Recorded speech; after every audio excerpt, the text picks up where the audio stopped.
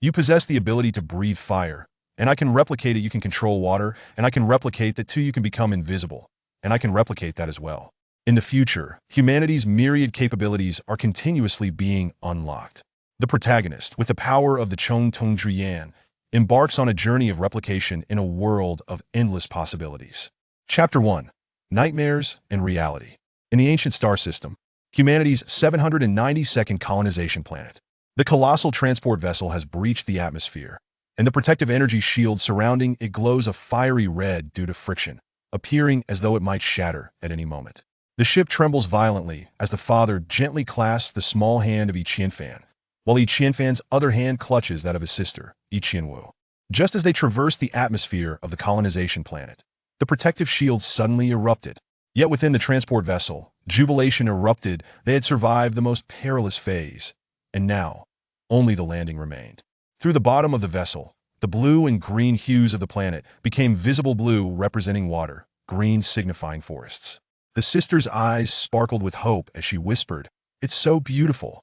The father pinched the sister's cheek affectionately, saying, "This will be our home from now on." As the transport vessel descended to within 200 meters of the ground, two attack airships suddenly appeared in the clouds, darting towards the transport vessel in an ominous arc. In quick succession, two blinding beams of white light flashed, and the engines of the transport vessel exploded with a thunderous roar. The enormous vessel swayed violently, plummeting towards the earth. 200 meters. How brief is the time of descent? Merely a matter of 10 seconds for reaction. The only thing the father could do was hold his children tightly, pressing them against him as if he could merge their beings with his own. He then stuffed a small object into Yi Qianfan's open mouth, murmuring, "You are extraordinary." Yi Qianfan felt a flash of red before darkness enveloped him, instinctively letting out a scream. Ah! Smack! A sharp slap landed on his face, and a woman's voice pierced through.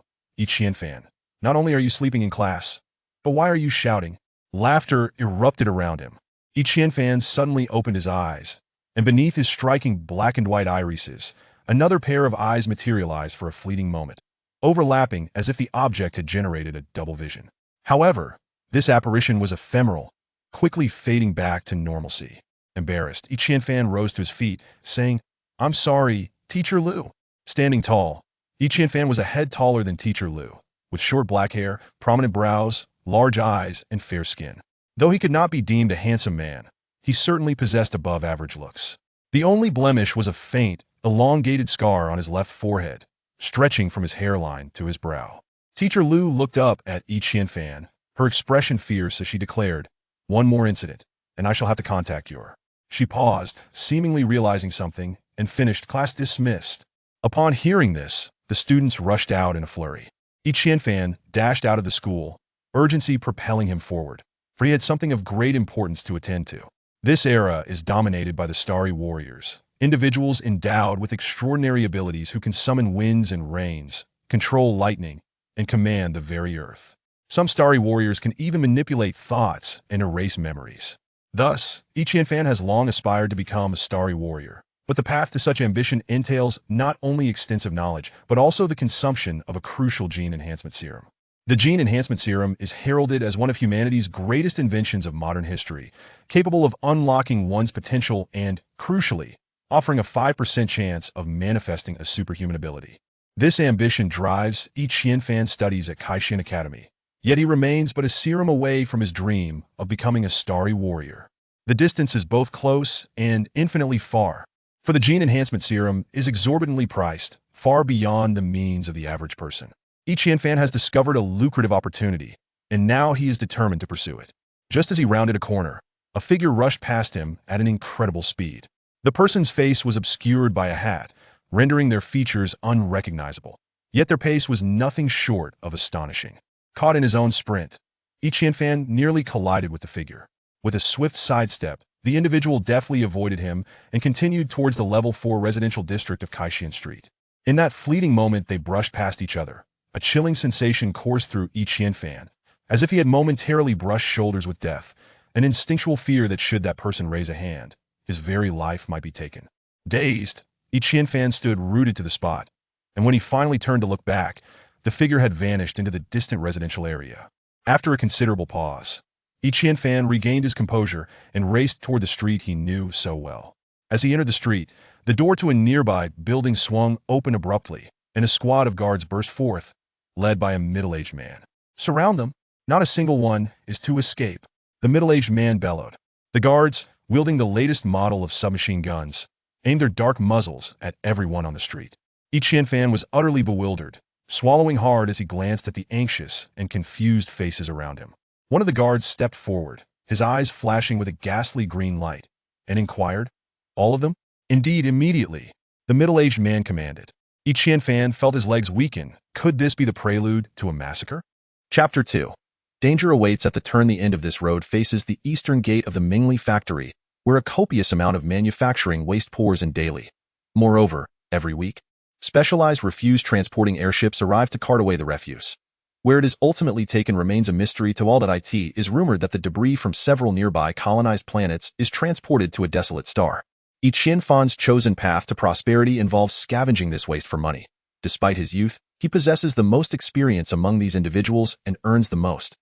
However, today has proven to be most unfortunate, as he has stumbled into a perilous situation, the reasons for which elude him. The profits he has made are still far from affording a vial of genetic serum, and now he might very well be risking his life. The man at the forefront of the crowd is named Aping, who usually tags along with Qian Fan for meals. The green-eyed guard is the first to approach him. Their eyes meet for just a fleeting second before Aping collapses to the ground. The guard declares, "He did not see anything. Continue," the middle-aged man commands. Outside, there are more than 20 individuals. Although they contemplate resistance, the dark muzzles of the guns aimed at them render them paralyzed with fear. In about a second, the guard swiftly approaches Qian Fan. Instinctively, Qian Fan steps back, unable to meet the gaze of the green-eyed adversary. He knows that the individual is a star warrior, and that those green eyes likely possess some form of power. He cannot fathom what fate awaits those who have been seen. Though Aping still breathes, he remains unconscious. The star warrior grips Qian Fan's arm and turns to him, saying, "Child, perhaps it would be best to let this go. It could result in injury to the brain. Continue," the middle-aged man coldly commands. The guard reluctantly uses one hand to hold Qian Fan while pressing down on his head with the other. Qian Fan struggles fiercely, but the guard's strength is overwhelming, rendering him unable to escape. A beam of green light pierces Qian Fan's eyes, staining them a ghastly green. One notices that at this moment, behind Qian Fan's retina, another eye has manifested, as if he is experiencing double vision. Their gaze lingers for what feels like an eternity, approximately 3 seconds, before Qian Fan's body goes limp and he collapses to the ground, losing consciousness. The guard's face lights up with excitement, and then his eyes roll back, returning to their original state. He exclaims, "This child has seen him." He ran towards the eastern district. The middle-aged man waves his hand and shouts, "Pursue." The guard inquires, "What about the others?"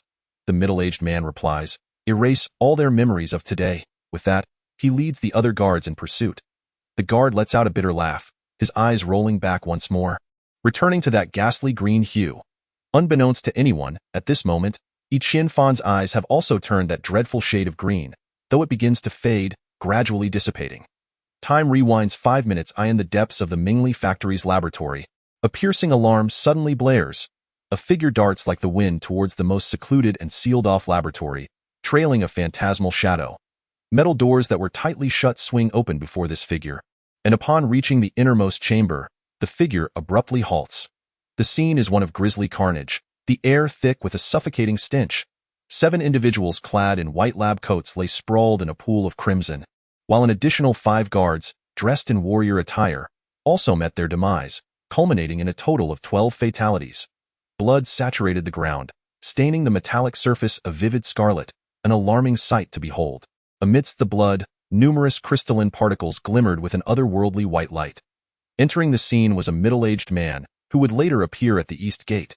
In his hand, he wielded a lepton sword, composed of lepton beams, impervious to all, and regarded as one of the most advanced weapons of the era. His gaze swept across the lifeless bodies, an inferno of rage igniting in his eyes. Moments later, a young man in his 20s rushed in, his large, youthful eyes betraying his naivety, his face a mask of terror as he shouted, "Professor Ren has also been killed." The middle-aged man staggered slightly, uttering, "Activate the surveillance system." The young man replied with a bitter smile, "He destroyed the central hub of this area. All data is gone." including the surveillance footage. The middle-aged man clenched his teeth and spat out 2 words, brutal. He continued, seal off the factory, prohibit any personnel from leaving. No one. After issuing the command, he resumed his meticulous examination of the room, sparing not even a bullet mark or crack. Finally, he stood before the corpse of a fallen guard, bowing his head in silence. Suddenly, he exclaimed, he escaped through the material recycling system from this room.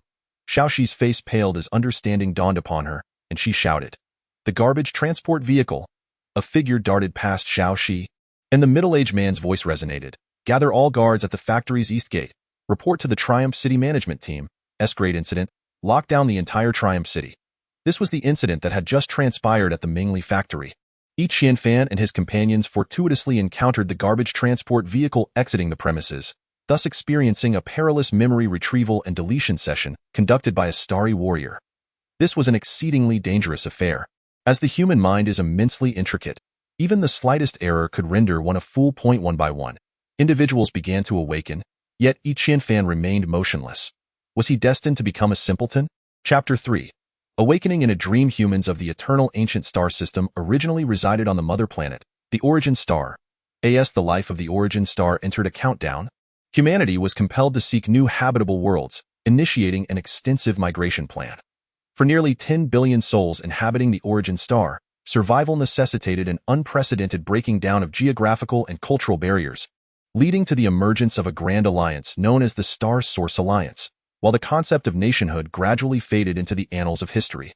Unity is strength. Humanity experienced an explosive, transformative leap in various technological domains, with the advent of faster-than-light spacecraft, quantum weaponry, and pure oxygen production equipment, turning the impossible into reality. Among these advancements, the development of genetic enhancement technology proved pivotal, giving rise to a cadre of starry warriors, significantly boosting humanity's military prowess. In the year 2042 of the eternal ancient calendar, the first batch of humans boarded super transport spacecraft, embarking on their journey to the first migration planet. A revolution that would determine the fate of all mankind was finally set in motion. In the year 2581 of the Gregorian calendar, the planet upon which Yi Qianfan resides is a colonized world. Presently, Yi Qianfan finds himself in a rather dire state, seemingly ensnared within a dreamlike realm. Everything around him is awash in shades of green, including the very garments he wears and the cap upon his head.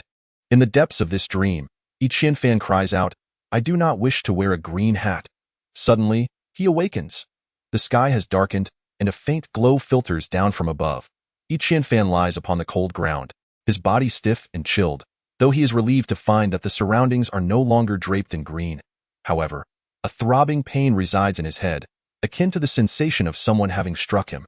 Not far off, 2 uniformed guards stand watch, one of whom, a burly figure, approaches him. The man's expression is inscrutable, and one of his hands is concealed behind his back. He barks, Hey, kid, why are you asleep here? A warrior, and quite possibly one of the celestial warriors. Yi Qianfan feels his heart racing, nearly leaping from his throat, for he recalls all that transpired earlier, meaning the guard's attempt to erase his memory was unsuccessful. Taking a deep breath, he murmurs, I don't know. My head hurts. He understands the necessity of concealing the truth. Yi Qianfan's back tightens, as he remains vigilant to the guard's every movement. The burly man exhales, scrutinizing Yi Qianfan for a moment before revealing his empty hand from behind his back, and then chastises, You can't sleep here. Get lost. Yi Qianfan responds with a quick "oh," hastily rising to his feet, striving to appear as normal as possible. Both guards fixate upon his every action, seemingly searching for any signs of trouble. Yi Qianfan ambles slowly towards the exit, exuding an air of weakness. In the distance, he overhears a conversation between the 2 guards. Everything all right? His head doesn't seem damaged, does it? There shouldn't be any after effects, right? What does that matter to us? But old 5 was too rough. Their voices gradually fade. Above the streets, a multi-tiered aerial transit system looms, with spacecraft and airships blotting out the sky and obscuring the light of the stars, casting an even darker pall over the streets below. Yi Qianfan's countenance is grim. Today has felt like a harrowing brush with death. The celestial warriors' abilities must inflict some harm upon humanity, yet they wield their powers without hesitation. It appears as though these individuals are not truly human, but rather experimental subjects. Never has he desired strength more fervently than at this moment. If only he were a celestial warrior himself, those guards would not dare to wield their powers against him. nor would they regard him with such disdain. Gene enhancement serums. I must obtain them and become part of the 5%, transforming into a celestial warrior. Yi Qianfan silently screams within, his expression contorted with determination. After lingering at the crossroads for a moment, he chooses not to return home, but instead turns towards the tertiary residential area. Lost in thought, Yi Qianfan meanders along Triumph Street, with a towering wall to his right, beyond which lies the Mengli Factory. The Mengli Factory is a renowned establishment, famed for its production of intelligent robots and colossal aerospace machinery. The intelligent robots produced can be primarily categorized into 3 types: combat robots, management robots, and service robots. The Mengli Factory consistently ranks among the forefront of technological advancements within the Grand Alliance. Yi Qianfan walked along the perimeter for approximately 3 kilometers, whereupon a square of perfect symmetry emerged before him. Upon reaching this point, he found himself at the very heart of the Mengli Factory. Behind the square stood a towering skyscraper, typically under stringent security. This was the very core of Mengli, the Mengli Technology Research and Development Center. As twilight descended, the RD Center was ablaze with light, an unusual occurrence as such illumination was seldom employed. From a distance, the silhouettes of hurried figures were discernible, all busily traversing the space. Yi Qianfan's mind was in disarray. Each time he recalled those emerald green eyes, a shiver ran down his spine. The events of the day played out in his mind like a film, inflicting upon him a profound agony. Without pausing, he pressed onward. Chapter 4. The sudden alarm outside of Triumph City lay a multitude of ferocious beasts, formidable in strength and highly aggressive. During the initial phases of city construction, numerous conflicts arose with these creatures, resulting in significant human casualties. Consequently, a protective crystalline barrier, known as the Cloud Wall, was established at the outermost perimeter of the city. Typically, 3 fixed entrances were positioned at the top of the Cloud Wall, designated for the entry of large airships into Triumph City. Yet, when a chilling alarm echoed through the air, all 3 entrances of the Cloud Wall unexpectedly sealed shut, even intercepting an airship attempting to depart the city. The airship emitted a piercing cry, yet the Cloud Wall remained unresponsive. With no alternative, the airship was compelled to gradually descend back into Triumph City. A kilometer away from the Cloud Wall lay a dense forest. Perched upon a branch were 2 beings, specifically, 1 human and 1 non-human creature. The human, a robust man in his 30s, exuded an aura of power indicative of a soldier rigorously trained. The creature bore a face resembling that of a pig. With wrinkled brown skin, it had short, stout legs and long arms, its physique remarkably robust. The middle-aged man lowered his binoculars, excitement radiating as he addressed the creature beside him. Pi Z, their S movement in Triumph City. Boss Chen must have succeeded. It was evident he was referring to the creature by its nickname. To his surprise, the creature known as Pi Z could also articulate speech, inquiring, Shua Tu, do you think Boss Chen can escape? The place is under lockdown, after all. Since Boss Chen sent word for us to wait here for 5 days, he must have a plan to break free. You must have faith in him. Shua Tu replied. Pi Z's expression was peculiar, a blend of joy and distress, as he glanced back towards the underbrush and remarked, let us hope no one discovers our clandestine presence. If we manage to rendezvous with Boss Chen, it would be our undoing. Are all members of the Kikexing so timid? Once we connect with Boss Chen, the subsequent matters will be beyond our concern. At this, Shua Tu playfully patted Pai Z's belly. The latter's expression turned somewhat somber. Adjacent to the Mengli Factory was the Qingdun Company, which belonged to the manufacturing sector. However, the items they manufacture are rather unique, all related to high-speed leptons and lepton weaponry. The power of lepton weapons is immense, and they are not possessions that just anyone can acquire. Currently, the primary supply direction is towards the Grand Alliance Action Team. Yi Qianfan strolled past the Light Shield Company and unwittingly arrived at the tertiary residential district. If the quaternary residential area can be likened to a slum, then the tertiary residential area can be considered a dwelling place for the white-collar class. Towering buildings stand in orderly fashion, equipped with various complete facilities, and the community is patrolled around the clock by intelligent robotic security. Moreover, the comings and goings are dominated by cloud sailing vehicles, with the occasional sighting of a Qingtian flying disc. Yi Qianfan lingered momentarily before making his way towards a prominent building in the tertiary district. He pressed the doorbell at the entrance. A large, plump face appeared on the video intercom, with squinty eyes and numerous freckles adorning his visage. After a brief glance at Yi Qianfan, he opened the iron gate of the unit. The door on the right-hand side of the first floor had already been ajar, and Yi Qianfan entered, clearly well acquainted with the homeowner, casually shutting the door behind him. Inside the room, the sounds of heavy metal percussion filled the air. accompanied by an electronically synthesized male voice fervently shouting. Qianfan felt a throbbing headache. Unable to tolerate the noise any longer, he promptly switched off the sound system upon entering. The hefty individual removed his oversized electronic helmet, expressing his dissatisfaction. "Brother, I've come all the way to the doorstep of a haunted house. Can't you at least let me listen to some music to muster my courage?"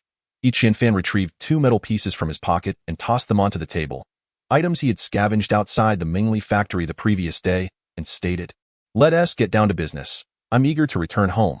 This rotund character was known as Lu Peng, nicknamed Fathead Fish. He operated his own trading platform online, and over the years, most of Qianfan's collected goods had been purchased by Fathead Fish. As for how Lu Peng sold Qianfan's items or at what price, Qianfan had never inquired. Lu Peng set down his electronic helmet, picked up the 2 metal pieces, and bit one of them with his teeth, then remarked, "For silver source coins, Lu Peng was meticulous in his dealings, never intentionally underpricing Qianfan's items. Given the years of trading, Qianfan had a fair estimate of the value of these 2 metal pieces." Nodding, he replied, "Deal. Is there anything else?" Lu Peng inquired. Qianfan shook his head, saying, "That's all for today." Lu Peng furrowed his brow and asked, "Fanzi, what's wrong? Is there something bothering you?" Qianfan hesitated momentarily before responding. "Nothing much," Lu Peng replied. "That doesn't seem right. Just 4 silver source coins? You wouldn't typically make a trip for that. It's not your style." Suddenly, Qianfan asked, "You have your ear to the ground? Nothing unusual happened at the Mingli factory today, did it?" Though Lu Peng was a notorious homebody who seldom ventured outside, he possessed considerable knowledge of cutting-edge technology in the online realm. Few were unaware of Fathead Fish, who had garnered a reputation in the hacker community, with some even paying him for information. After pondering for a moment, Lu Peng replied, "I haven't heard of anything unusual." And no sooner had he spoken than a piercing alarm resonated from outside. It was the signal of a citywide lockdown. Chapter 5. High-level incident, citywide lockdown. Lu Feng hurried back to his computer, swiftly launching several applications. After a moment of observation, he exclaimed, "You truly have the gift of prophecy. Something grave has occurred. The entire city is under lockdown. Even the clouds in the sky have been sealed off." Qianfan quickly inquired, "What has happened?" Lu Feng replied, "An S-level incident. I cannot penetrate the system. Just be cautious when entering and exiting. It is likely not a good sign. Fortunately, my home is relatively safe." Qianfan rolled his eyes and muttered, "Have you even stepped out of your house recently?" He turned to leave. Lu Feng grasped Qianfan's arm and asked, "What's the matter? Does the citywide alert make you think you can abandon your finances?" Qianfan smacked his forehead and produced his identity card.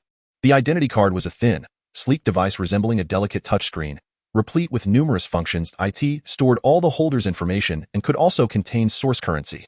Source currency was the sole medium of exchange at present, categorized into 3 types: gold source currency, silver source currency, and copper source currency. These currencies were not tangible. They were virtual currencies represented solely by an unforgeable string of numbers, facilitating secure and convenient transactions.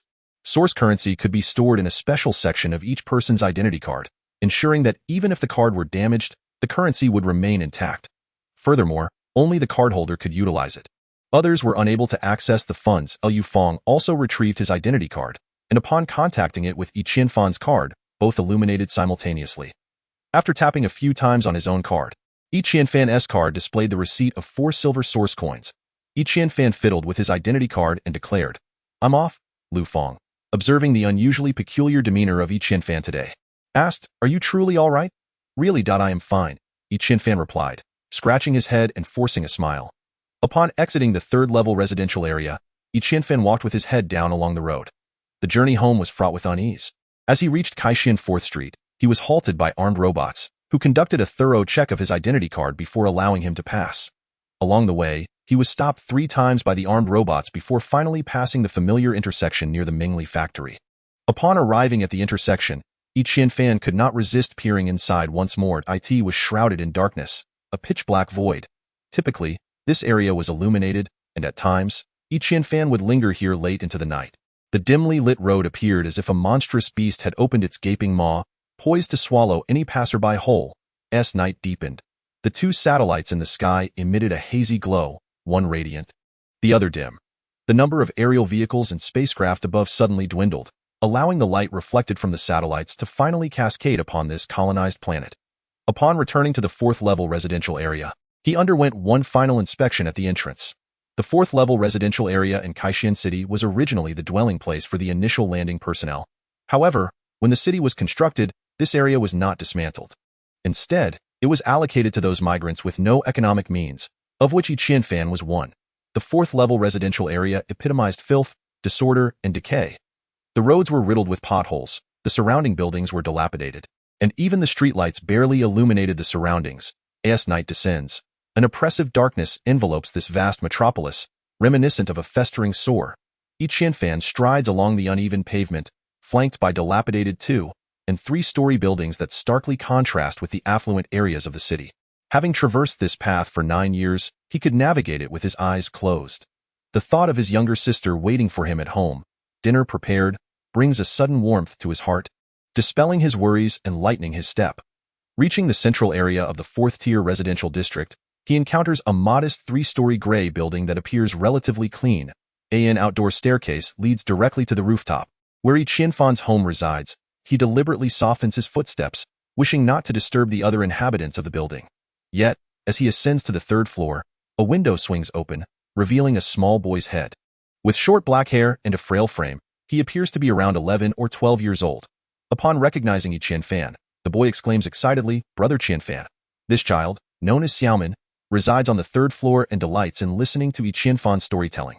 Qianfan raises a finger to his lips, signaling for silence, and gently asks, "Why are you still awake, Xiaomin?"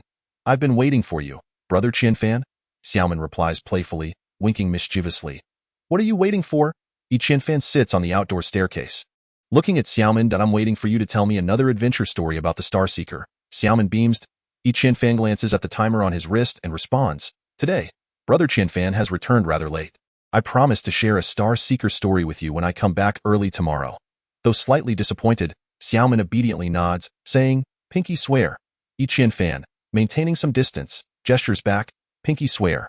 Rising to his feet, he prepares to continue his ascent. Chapter 6. An unexpected guest at home. Just as Qianfan is about to depart, Xiaomin suddenly interjects, "Oh, by the way, Brother Qianfan, while I was waiting for you, I saw a man in black clothing go upstairs. He must be looking for you." Qianfan's footsteps halt abruptly as he quietly inquires, "How long ago was that?" "About an hour ago, I think," Xiaomin recalls. Qianfan presses further. "What did he look like?" "It was too dark outside for me to see clearly, but I know he definitely wasn't to you, Brother Qianfan." Xiaomin responds thoughtfully, "You're very good, Xiaomin. Close the window tightly and go to bed quickly." Qianfan urges. Xiaomin sticks out his tongue playfully, retracts his head, and securely shuts the window. In an instant, Qianfan's expression darkens. Too many unsettling events have transpired today. Could someone be seeking trouble for him and his sister? He ascends the stairs cautiously.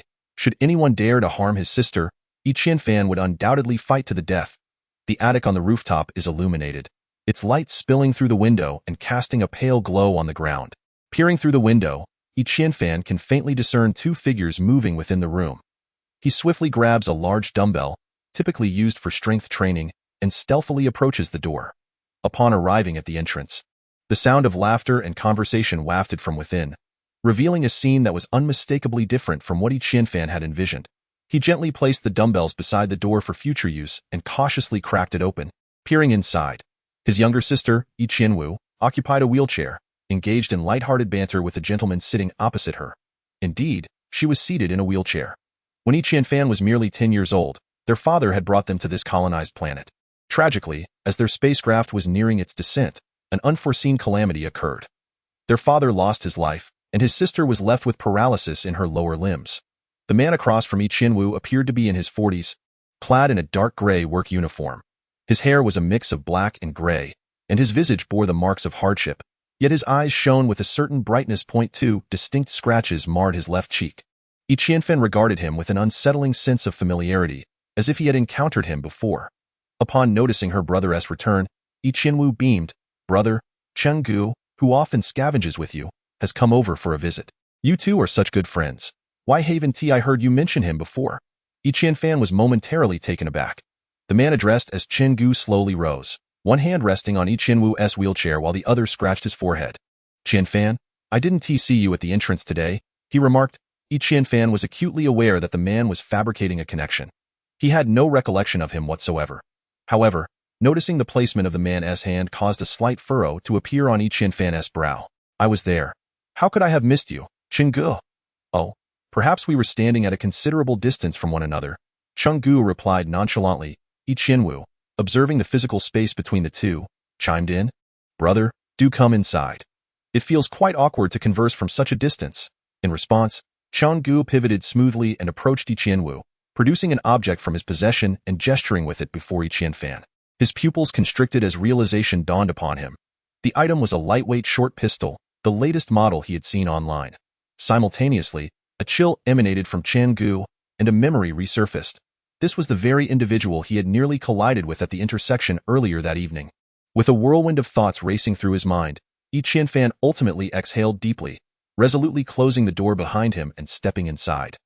Chen Ge, in turn, concealed the firearm and nudged Yi Qianwu forward a couple of paces, exclaiming, Your sister is truly a clever and well-behaved girl. Yi Qianfan positioned himself before Yi Qianwu's wheelchair and said, Allow me to push you.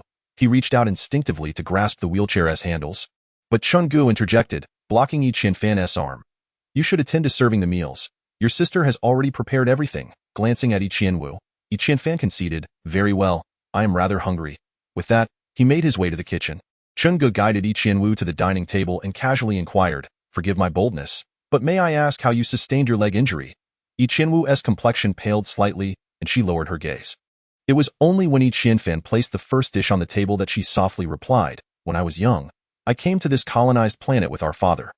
Unfortunately, during our descent, our spacecraft was ambushed by the Star Spear insurgents. The ship crashed, and I ended up like this.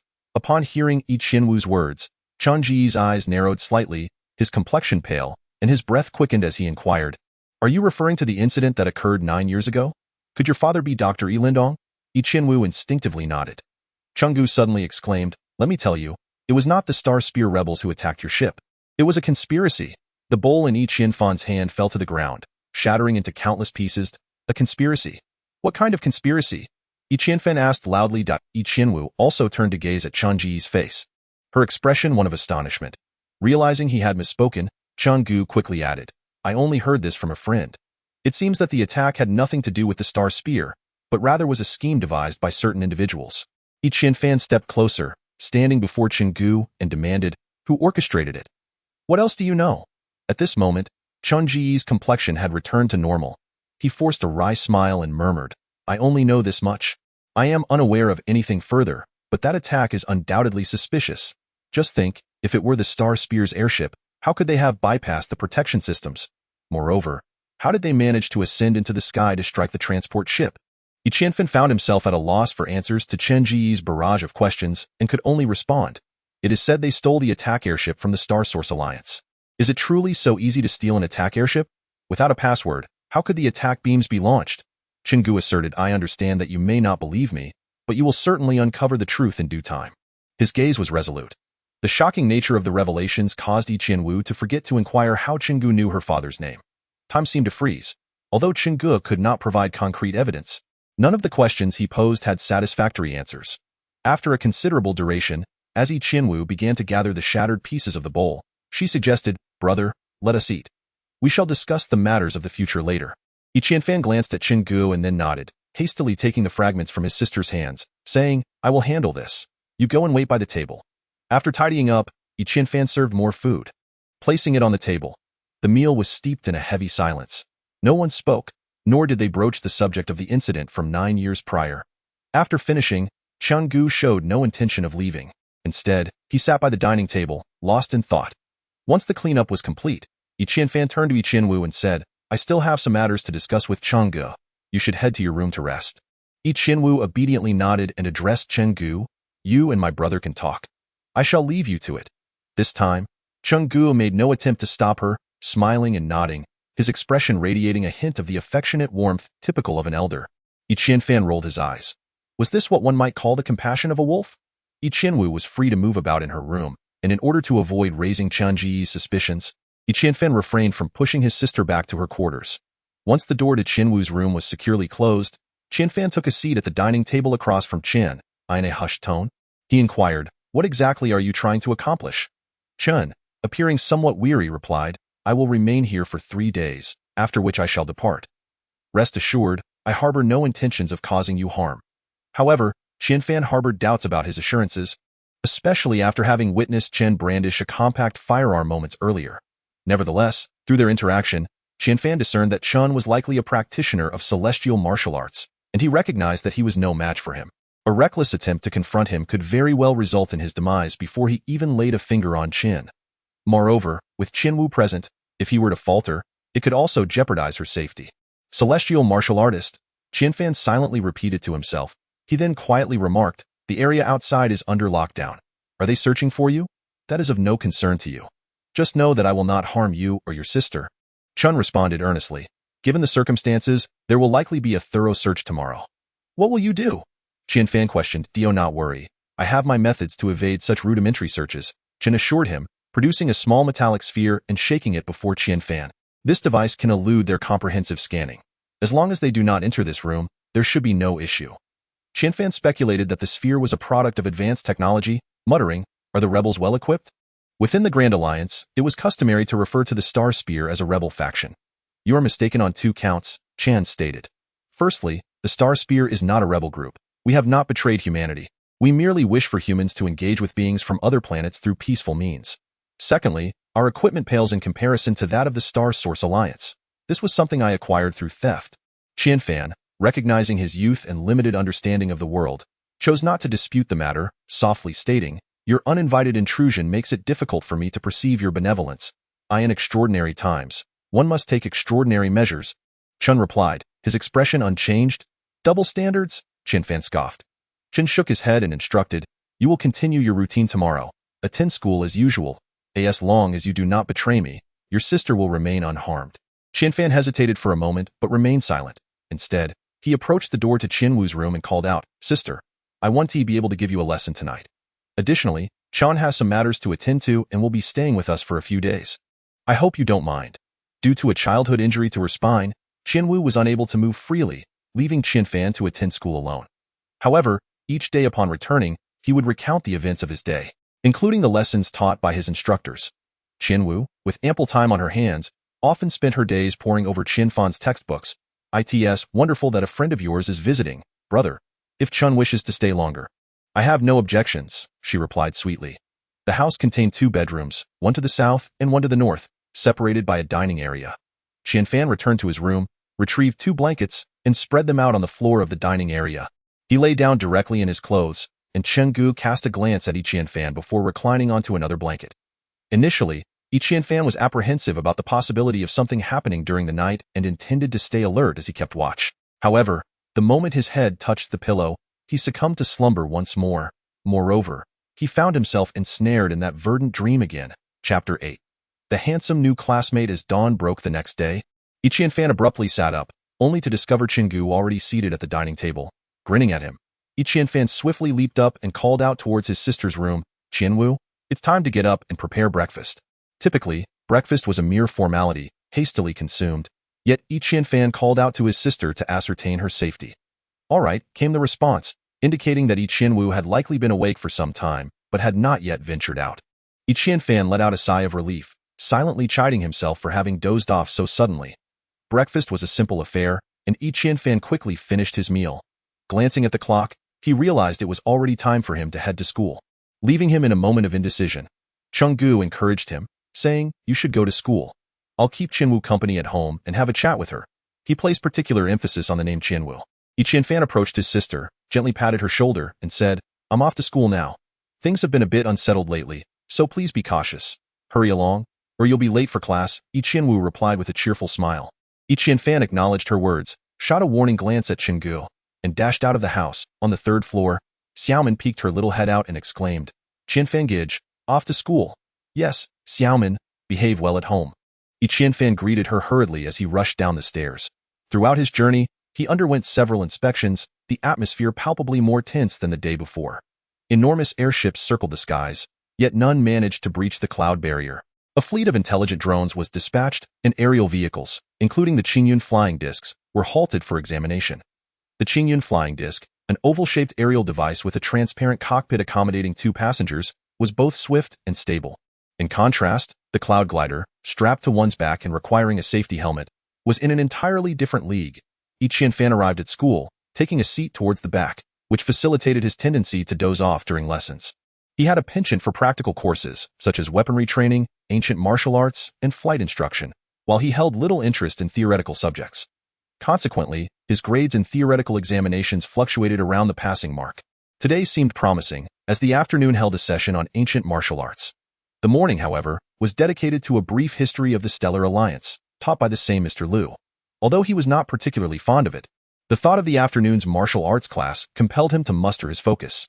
Although Qianfan briefly entertained the notion of reporting Chen Ge's actions to the city management team, the thought was swiftly dismissed. Despite Chen Ge's intimidating demeanor, he had not exhibited any overtly extreme behavior. Furthermore, as a starry sky warrior, any complications during a potential capture could spell disaster for both Qianfan and his sister. Especially after what Chen Ge had hinted at yesterday, the notion lingered in Qianfan's mind. Regardless of its veracity, he resolved to investigate the matter personally once he had gained strength. What if it turned out to be true? Qianfan found it difficult to fathom such a conclusion. Was it possible that he would be pitted against the entire Star Source Alliance? As he pondered these thoughts, a commotion arose at the entrance. It was not Teacher Liu who entered, but rather their homeroom teacher, Mr. Zhu Wu. The name Zhu Wu evokes the image of a robust giant, yet in reality, he was a frail old man, appearing to be in his 60s, with a face marked by a dense network of wrinkles and eyes that shone with an unusual brilliance, radiating a cold light. All the students held deep respect for Mr. Zhu, for he was not only their homeroom teacher but also an instructor, teaching the ancient martial arts. With a clap of his hands, he commanded the attention of the class and announced, "Listen up, everyone, in 3 short months, you will be entering your junior year of university. Once you reach your 3rd year, you will begin your internships. The positions for your internships have largely been determined. You will be assigned to the Triumph Level 4 action team to accompany them on missions." A low murmur of discussion swept through the crowd. Within the Star Source Alliance, action teams were categorized into 4 levels, from 1 to 4. Level 4 was the lowest tier, while Level 1 represented the elite. Said to comprise only Starry Sky Warriors, Mr. Zhu continued, "This opportunity has been painstakingly secured for you by the Academy. Should any of you ascend to the rank of Starry Sky Warrior, it is highly likely that you will be retained within the action team. Do you understand?" "Understood." The students responded in unison. Mr. Zhu went on, "We will discuss this matter in greater detail later. For now, I would like to introduce a new student, who is transferred from the 590th number migration star. Please give him a warm welcome." The applause that followed was tepid at best. Mr. Zhu waved his hand at the door, and a young man stepped inside. A collective gasp erupted from the female students. Standing at an impressive height of 6 feet 3 inches, he possessed a well-proportioned physique, fair skin, and long black hair casually tied back. With sharp eyebrows, large eyes, and thin lips, he perfectly embodied the image of a handsome young man. Clad in a white warrior's attire, he sported a deep blue belt around his waist, and most notably, he bore a long sword in a black sheath slung across his back. "Wow, he is incredibly handsome." The crowd exclaimed in a flurry of infatuated chatter. Qianfan's gaze drifted to the long sword on the newcomer's back, and he frowned slightly. Chapter 9. The classmate who carries a sword to school. Qianfan's frown was not born from jealousy of the young man's striking appearance. Rather, it stemmed from the explicit regulation at Triumph Academy. Weapons were strictly prohibited on school grounds. Yet, this young man not only brought a weapon but also went unchallenged by Mr. Zhu, which was rather peculiar. Mr. Zhu continued, "This student is named Jian Qi, 19 years old, and he is a Starry Sky Warrior. He has already surpassed all of you, so you must strive even harder." A collective intake of breath echoed through the room. The classification of a Starry Sky Warrior is a rigorous and intricate process, with the foremost requirement being exceptional ability. Those with subpar skills cannot attain such a status. Additionally, numerous other factors must be evaluated. And only after a lengthy assessment period, typically lasting over 6 months, can one be recognized as a Starry Sky Warrior. The optimal age for utilizing gene enhancement agents ranges from 18 to 25 years. Being either too young or too old may potentially inflict certain damages upon the body.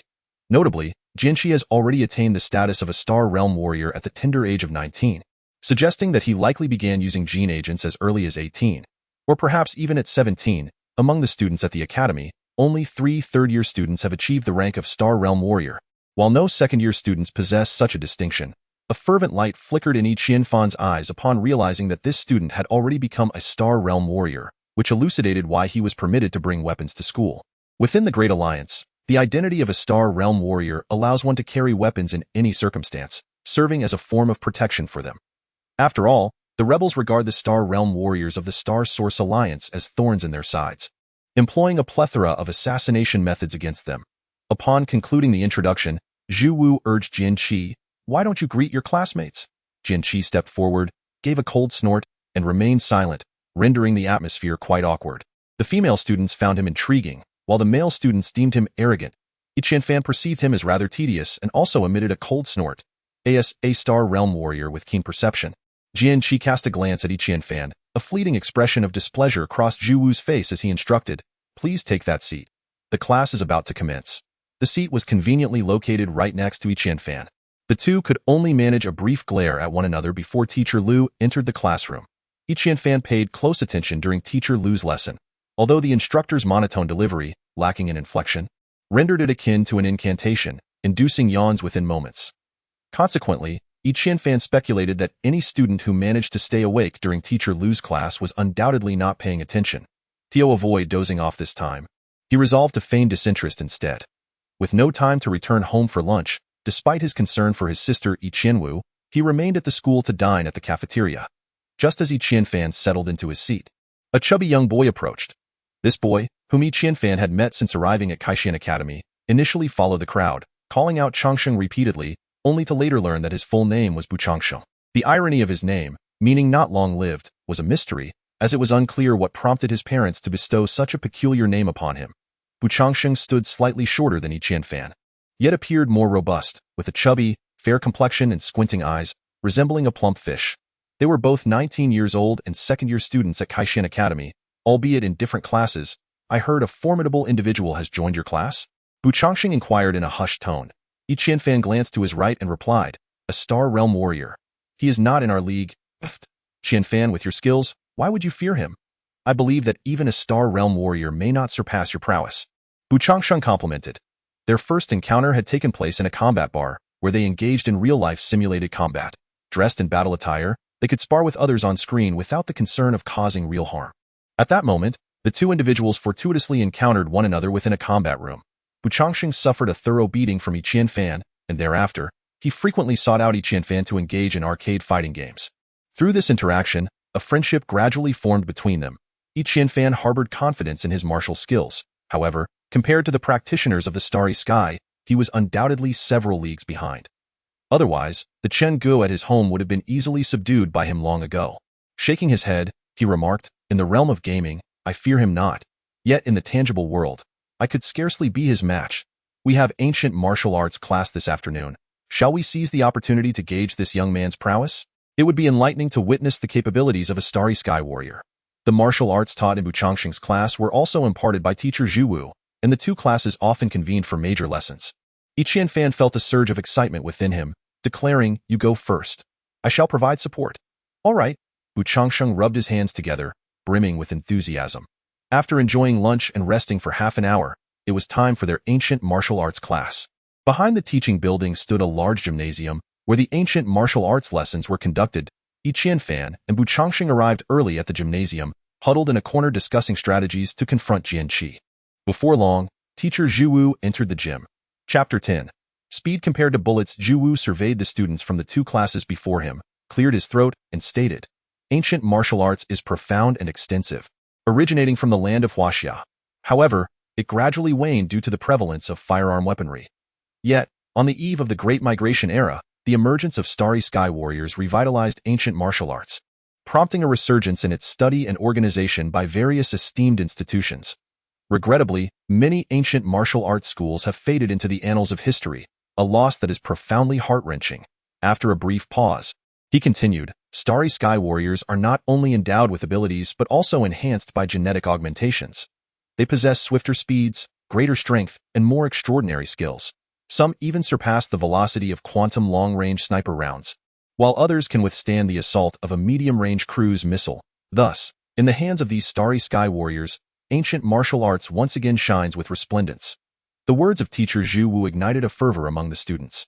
Once the tumultuous crowd settled, he proceeded, "Today, I shall teach you a set of light-footed techniques within ancient martial arts, known as cloud stepping. Before we commence, I wish to allow you to witness the true strength of a Starry Sky warrior." With that, he glanced at Jian Qi. They must have conferred prior, as Jian Qi stepped forward, positioning himself before all the students, at that moment. The female students from Bu Changxing's class finally took notice of the strikingly handsome young man. Gasping in astonishment, Jian Qi frowned and coldly addressed the crowd. Silence. Startled, the students hastily covered their mouths. Qian Fan, unable to tolerate the scene, called out from the crowd, "Are you going to bite people too?" Bu Changxing chimed in, "He must be hungry." Laughter erupted among the crowd. Jian Qi, though handsome, lacked the smoothness of Qian Fan in conversation, retorting angrily, "Are you looking for a fight? Just because you are a starry sky warrior, does that grant you the liberty to strike anyone?" Qian Fan replied unfazed, "Have I insulted you? What did I say that was derogatory? Are you admitting that my earlier words referred to you?" Qian Fan remarked, prompting a ripple of laughter among the students. Jian Qi's face turned crimson as he instinctively reached for the hilt of the sword at his back. Zhu Wu intentionally refrained from intervening with Qian Fan's jesting, waiting until the moment was ripe before stating, "We are all classmates here. It's inappropriate to resort to violence over a few playful words." Jian Qi, feeling that it would be rather improper to retaliate with a strike over mere banter, snorted dismissively and ceased to acknowledge Qian Fan.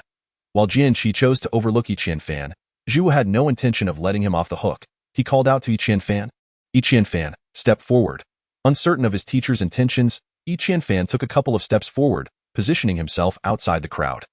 Zhu Wu instructed, "Go to the armory instructor and collect an AK-60 vintage submachine gun, along with a magazine of rubber bullets." The surrounding students were left bewildered, questioning the rationale behind acquiring an AK-60 when this was supposed to be a class in ancient martial arts. Qian Fan nodded eagerly and dashed outside, returning shortly with the AK-60 in his arms. This particular AK-60 was utilized during regular training sessions, loaded with rubber bullets. However, these rubber rounds should never be fired at a person, as a hit to a vital area could still prove fatal. Zhu Wu first inspected the magazine's contents before addressing the class. "Attention, everyone. In a moment, Qian Fan will demonstrate the AK-60 against Jian Qi, who will showcase what it means to possess the speed of a starry sky warrior." Upon hearing Zhu Wu's announcement, the students erupted into a frenzy, akin to a disturbed hornet's nest. This was a contest of speed against bullets, distinctly separate from a mere race against Qian Fan. Being struck would be a grave matter. With an initial velocity of 710 meters per second for the AK-60's bullets and a distance of 50 meters between the two, Jian Qi would have a mere 0.07 seconds to react, less than a tenth of a second. As university students, they quickly grasped the daunting challenge this posed. All flickered in the students' eyes, with some female classmates sparkling with admiration. Qian Fan, too, was taken aback, weighing the AK-60 in his hands and suddenly feeling its heft. Bu Changxing shouted from the crowd, "Go for it." His support was directed at Qian Fan, not Jian Qi. Initially, they had conspired to confront Jian Qi, but now the prospect of Qian Fan firing at Jian Qi surpassed their original scheme by leaps and bounds. This segment had evidently been prearranged. Upon witnessing Qian Fan return with the AK-60, Jian Qi snorted in derision before striding away, stopping approximately 40 meters distant to cast a scornful glance back at Qian Fan. Qian Fan raised the AK-60 and asked Zhu Wu, "Am I free to shoot?" With the magazine containing 30 rounds, a sudden barrage would be exceedingly difficult to evade. Zhu Wu glanced at Jian Qi, who replied, "Go ahead." No sooner had Jian Qi's words left his lips than Qian Fan lifted his hand and fired a shot. Qian Fan had a penchant for practical courses.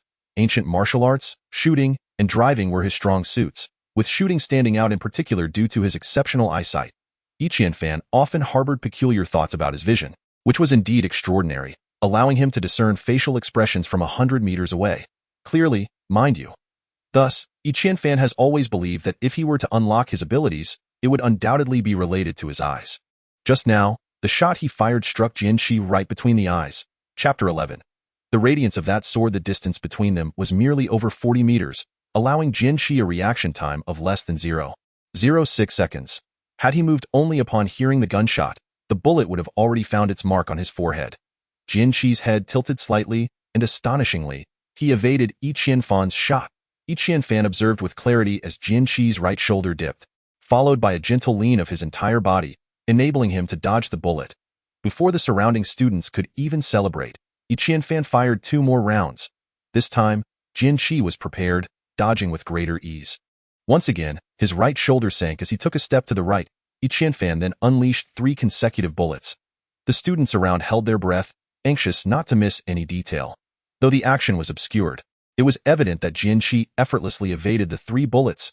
Qian Fan ceased firing, momentarily lost in thought. The students below presumed he had resigned himself, abandoning his assault, and many female students erupted into gasps and cheers. Zhu Wu shook his head with a hint of regret, just about to speak when he saw Yi Qianfan gesture for silence and raise his AK-60 once more. Jian Qi scoffed, declaring it futile. Yi Qianfan's eyes gleamed brightly as he replied, "I wish to test it with that."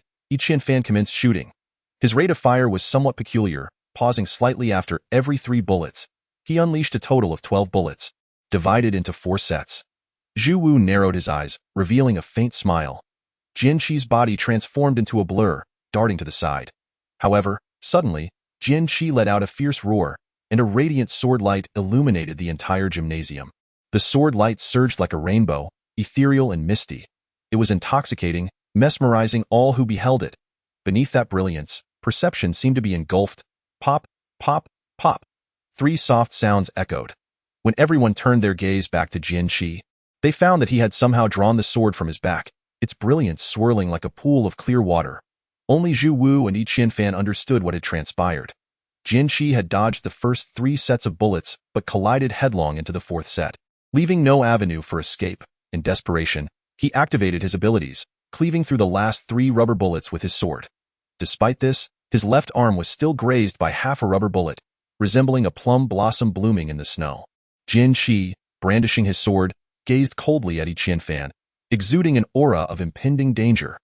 Had it not been for the murderous intent directed at him by the man in black yesterday, Yi Qianfan would have surely recoiled today. Looking at Jian Qi and stating, "If you seek to engage me in a deadly contest, I shall gladly oblige once I become a stellar martial artist." Unmoved, Jian Qi coldly inquired, "How did you accomplish that?" "That, I cannot disclose." Yi Qianfan whistled and strode towards the crowd with his AK-60 in hand. At that moment, applause erupted from the crowd, growing increasingly fervent. This ovation was not solely for Yi Qianfan.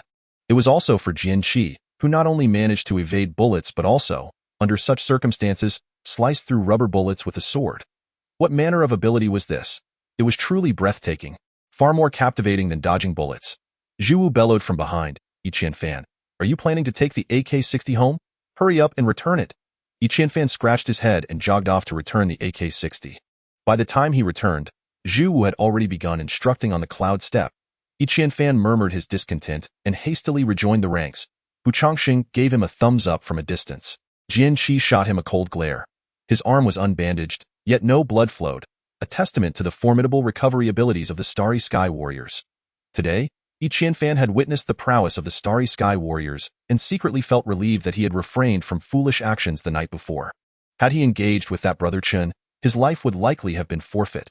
The cloud step was an exceptionally intricate technique, and it wasn't until evening dismissal that Yi Qianfan began to grasp its nuances. Zhu Wu glanced at the time and promptly declared the class over. Bu Changxing approached Yi Qianfan and inquired, "How did you manage that?" Yi Qianfan smirked and replied, "A blind cat stumbles upon a dead mouse." It was just luck. To accurately explain, the matter was quite complex, especially the last 3 shots, which were entirely guided by instinct, making it difficult to articulate. Bu Changxing appeared skeptical and whispered, "Brother, you didn't secretly consume a genetic enhancement serum, did you?" Yi Qianfan shot him a glare and retorted, "Brother, do I look like I have that kind of money?" Bu Changxing grinned and said, "You should have just let me marry your sister." "What's genetic enhancement?" "Spinal repair is a trivial matter." Having met Yi Qianwu once, he was utterly taken aback by her beauty, constantly insisting that Yi Qianfan should betroth his sister to him. He even claimed he would pay for Yi Qianwu's spinal repair, enabling her to stand again. "Get lost. No matter to whom I marry her off, it won't be to you, you fat fool." The cost of spinal repair surgery was exorbitantly high, often exceeding 10 times that of a vial of genetic serum. For anyone, it was a significant sum. Even if Bu Changxing's family could indeed afford such an expense, Yi Qianfan would never decide his sister's fate. Bu Changxing wore a look of lament and said, "Brother, is it because we are too familiar that you fail to see my merits?" "We are not that familiar at all," Yi Qianfan retorted with sarcasm. Chapter 12. The gift from Brother Chen. As Yi Qianfan was bantering with Bu Changxing, Jian Qi materialized beside them like a specter and asked again, "How did you accomplish that?" Yi Qianfan feigned surprise, responding, "Did you float over? Just assume I was lucky." Recently, Yi Qianfan had developed a slight aversion to the Starry Sky Warriors. Bu Changxing chuckled and said, "Indeed, he just told me the same thing." Now that class was dismissed. Although fighting was prohibited in the academy, they were dealing with Starry Sky Warriors. Should they disregard the rules? Neither of them would stand a chance. Ultimately, that last strike had been astonishing. I never believe in coincidences, Jian Qi stated coldly. But I do. Yi Qianfan rolled his eyes and turned to leave. Bu Changsheng, naturally unwilling to face Jian Qi alone, followed Yi Qianfan out of the gymnasium. Upon arriving at the entrance of the school, Bu Changsheng tugged at Yi Qianfan's arm and exclaimed, "Let's go, indulge in a few rounds." He was referring to the real-life combat simulator. Yi Qianfan shook his head and replied, "My sister has asked me to return home early." Although he felt a twinge of excitement, the fact that his sister was home alone with a stranger made him uneasy. Bu Changsheng whistled and said, "Then you should hurry back and treat my future sister-in-law better." Yi Qianfan was at a loss for words and retorted, "I should have shot you twice earlier." Bu Changsheng recoiled slightly and insisted, "I'm serious." Yi Qianfan shot him a disdainful glance and said, "Dream on with that." He turned and walked away. Bu Changsheng watched Yi Qianfan's retreating figure and muttered, "Am I truly unworthy of Qianwu?" On his way home, he was checked by armed robots 5 times before finally reaching the base of his building. Looking up at the sky, he could faintly discern drones circling above the residential area, indicating that the search efforts had intensified. What on earth had Brother Chen done? Ascending the stairs, he found that Xiaoman did not intercept him to tell stories today. Perhaps she was occupied with dinner. Upon reaching his front door, Yi Qianfan paused to listen and heard voices raised in argument within. He hastily opened the door. Yi Qianwu and Brother Chen were seated at the dining table, engaged in a heated debate, and even as Yi Qianfan entered, Yi Qianwu merely cast a fleeting glance in his direction. The development of quantum weapons has hit a bottleneck, which is why lepton weapons have been released. Why do you claim that quantum weapons were developed only after success in lepton research? Yi Qianwu's face flushed slightly. This is the inevitable outcome of monopoly. Weapon manufacturers only seek to maximize profits without regard for technological advancement. Were it not for the successful separation of leptons by private research institutions, the birth of lepton weapons might have been delayed by decades, Brother Chen patiently explained. Can you prove that? Yi Qianwu challenged, her faith in Brother Chen wavering, as it contradicted her understanding. Quantum weapons took approximately 14 years from research to production, and lepton weapons? Just 6 months. Do you find that normal? Brother Chen countered. Yi Qianwu's face turned beet red. Momentarily rendering her speechless, Qianfan quickly interjected, "Lepton weapons aren't without flaws. They can't be used in long-range applications." To his surprise, as soon as he spoke, both Brother Chen and Yi Qianwu chimed in unison. "Shut up." Yi Qianfan was taken aback, feeling utterly bewildered, and retreated to the kitchen to see what was for dinner. However, upon arrival, he was met with an empty counter. Had the two been arguing all day? Stealing a glance at the pair who had resumed their debate, Yi Qianfan resigned himself to washing his hands and starting to cook. Naturally, his culinary skills paled in comparison to Yi Qianwu's, yet the two seemed oblivious to the food, quickly falling back into their argument. At tea times, Yi Qianfan genuinely feared that Brother Chen might lose the debate to his sister and pull out the lepton pistol to silence her. Fortunately, throughout the exchange, it seemed that Yi Qianwu was the one struggling, for she was merely a homebody, and her breadth of knowledge could not compete with Brother Chen's. It was not until late that Yi Qianwu finally retreated to her room for rest. This was a side of his sister that Yi Qianfan had never witnessed before. Just moments ago, Chen Ge, who had spoken with sharp words, suddenly fell into silence. Sitting on the bed, he let out a deep sigh and remarked, "What a pity." "Who?" Yi Qianfan inquired from the side. "Of course, it's Qianwu. She might have inherited your father's genes, possessing her unique insights into matters. Currently, her only flaw is that her knowledge is rather limited." Chen Ge expressed with a tinge of regret. The greatest pain in Yi Qianfan's heart was the fear of being accused of not taking good care of his sister. His eyes reddened slightly as he was about to retort against Chen Ge. Chen Ge patted Yi Qianfan on the shoulder and said, "I understand. This is not your fault. Over the years, you have been juggling various ways to earn a living while also striving to learn and empower yourself. It has truly been a hardship for you." Yi Qianfan swallowed his words, remaining silent. He could almost hear his father's voice echoing in his ears. "You are extraordinary." Chen Ge then produced a small medal from his pocket and handed it to Yi Qianfan, stating, "This is a token from our star spear. Once you have gained sufficient strength, I hope you will take your sister to visit Lankaplanet.it is a research base for Star Spear, and she will surely adore it there." Chapter 13. Quiet departure. Yi Qianfan did not agree to go, nor did he refuse. He simply accepted the medal in silence. Glancing at it, he tucked it away in his pocket. For such an object could not be seen by others. If discovered, it might very well lead them to suspect him of being a traitor. Chen Ge smiled and nodded, saying, "Sleep now. You have had a long day." The moment Yi Qianfan's head touched the pillow, he fell into slumber. Once again, he found himself in that verdant dream, dancing with a green hat throughout the night. The next morning, Jian Qi awoke to an argument. Observing two individuals with flushed faces, he merely curled his lip in disdain. He made his way to the kitchen, where, once again, no food was prepared. After washing up and preparing a meal, he ate a little before heading off to school. He wondered if those two would eat. It seemed they could survive solely on their contentious debates. Outside, the inspections had become even more stringent, with large airships circling overhead, casting shadows over the sun's rays. The city's helipads were limited, and the usual hustle and bustle had turned into a congested standstill, trapping everyone within the city limits. The morning consisted of theoretical classes, while the afternoon was dedicated to firearms training. Throughout the morning, Jian Qi glared at Jian Qi, seemingly eager to find fault and challenge him to a fight. However, when it came time for firearms class, the boy had vanished. Did he not need to study firearms? After school, Bu Changsheng once again invited Jian Qi to engage in combat training, but he was met with another refusal. Observing Bu Changsheng's melancholic expression, Jian Qi hurriedly made his exit. Upon returning home, the cycle resumed. Arguments, sleep, and more arguments. Jian Qi suddenly realized he hardly recognized his sister anymore. She had transformed into a remarkably loquacious individual, engaging in debates with Chen Ge for 2 days without running out of things to say. Their conversations had soared from trivial matters to lofty cosmic themes, becoming ethereal and elusive. Jian Qi could grasp none of it, finding himself silently cooking, continuing to dwell in that green dream. On the third day, as anticipated, Brother Chen honored his promise. When Jian Qi returned home from school, only Qianwu remained. However, Qianwu was not in good spirits. She appeared to be lost in thought. Such a mood was seldom observed in the otherwise optimistic Qianwu. Jian Qi hurriedly took a seat beside her. With only an hour left until the final moment of the citywide alert, there was still no news of the individual in question. Reports indicated that the young man was a technician from the Mingli factory, named Fang Shi. The task of apprehending him fell to Lu Zheng, the security chief of the Mingli factory.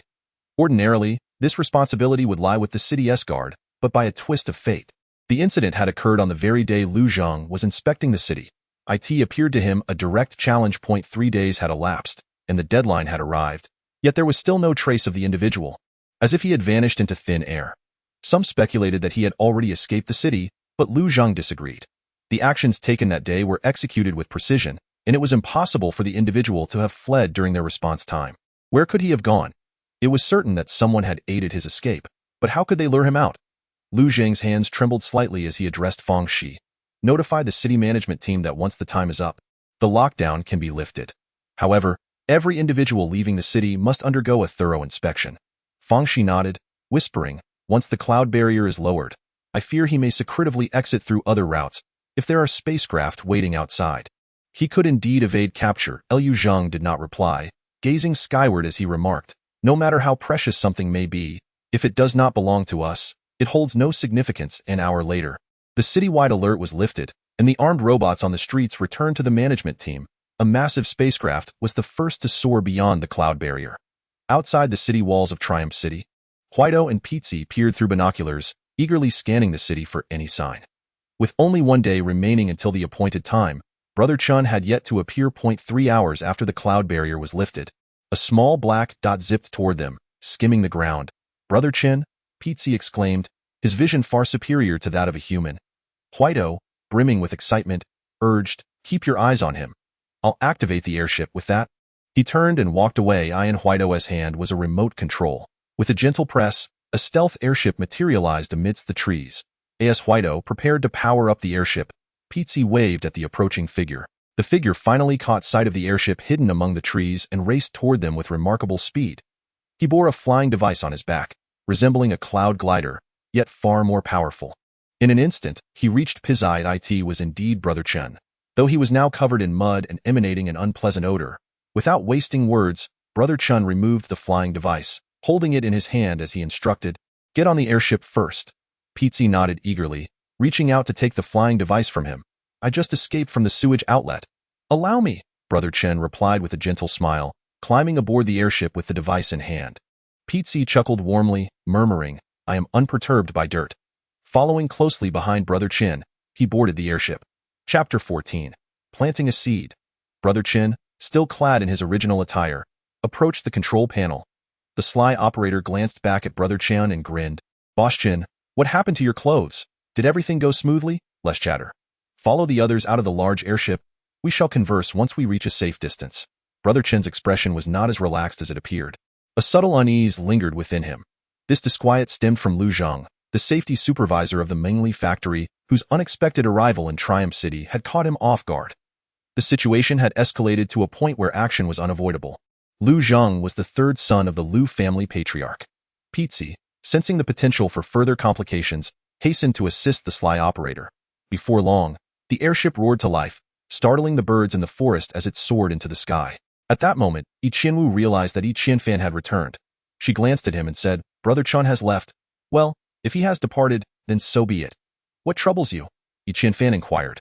"Brother, I wish to take a stroll outside." Yi Qianwu whispered. Yi Qianfan understood that her notion of outside extended beyond the confines of their home, even beyond Triumph City itself. He paused momentarily and replied, "Wait until I become a starry sky warrior. And then I shall take you out." Yi Qianwu, displaying her cleverness, deftly shifted the topic, stating, "Brother Chen is a rebel." The sentence was a declaration rather than a question. Yi Qianfan quickly responded, "Did he tell you that? I suspected it from the very first day. Among those who scavenged with us, there could be no one like him, and when you first encountered him, your expression was one of shock," Yi Qianwu remarked, her eyes glinting with mischief. Yi Qianfan ruffled his sister's hair and said, "So, for the next 2 days, you were intent on debating with him out of fear that we might take action?" Yi Qianwu smiled shyly and replied, "Not entirely. Although Brother Chen is a rebel, he possesses a wealth of knowledge from which I have learned much. Moreover, he gifted me this before departing." With that, she retrieved a dull object from her pocket. It was a sphere, resembling metal yet akin to stone, lacking any metallic luster and displaying a silvery gray hue. Yi Qianfan took it into his hands and examined it, discovering it to be unlike any material he had encountered before. Its texture was rough, yet it exuded an inexplicable allure. "What is this?" he asked, puzzled. Brother Chen claimed it to be a very special metal called holmium. Though not valuable, it is rather rare, Yi Qianwu explained. Yi Qianfan tossed the piece of metal back to his sister, saying, "Since it was given to you, you should keep it." He mused that something easily gifted was likely not of substantial worth.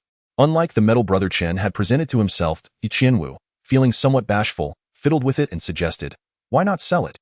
It could fetch some money, especially since Mingli has recently prohibited scavenging."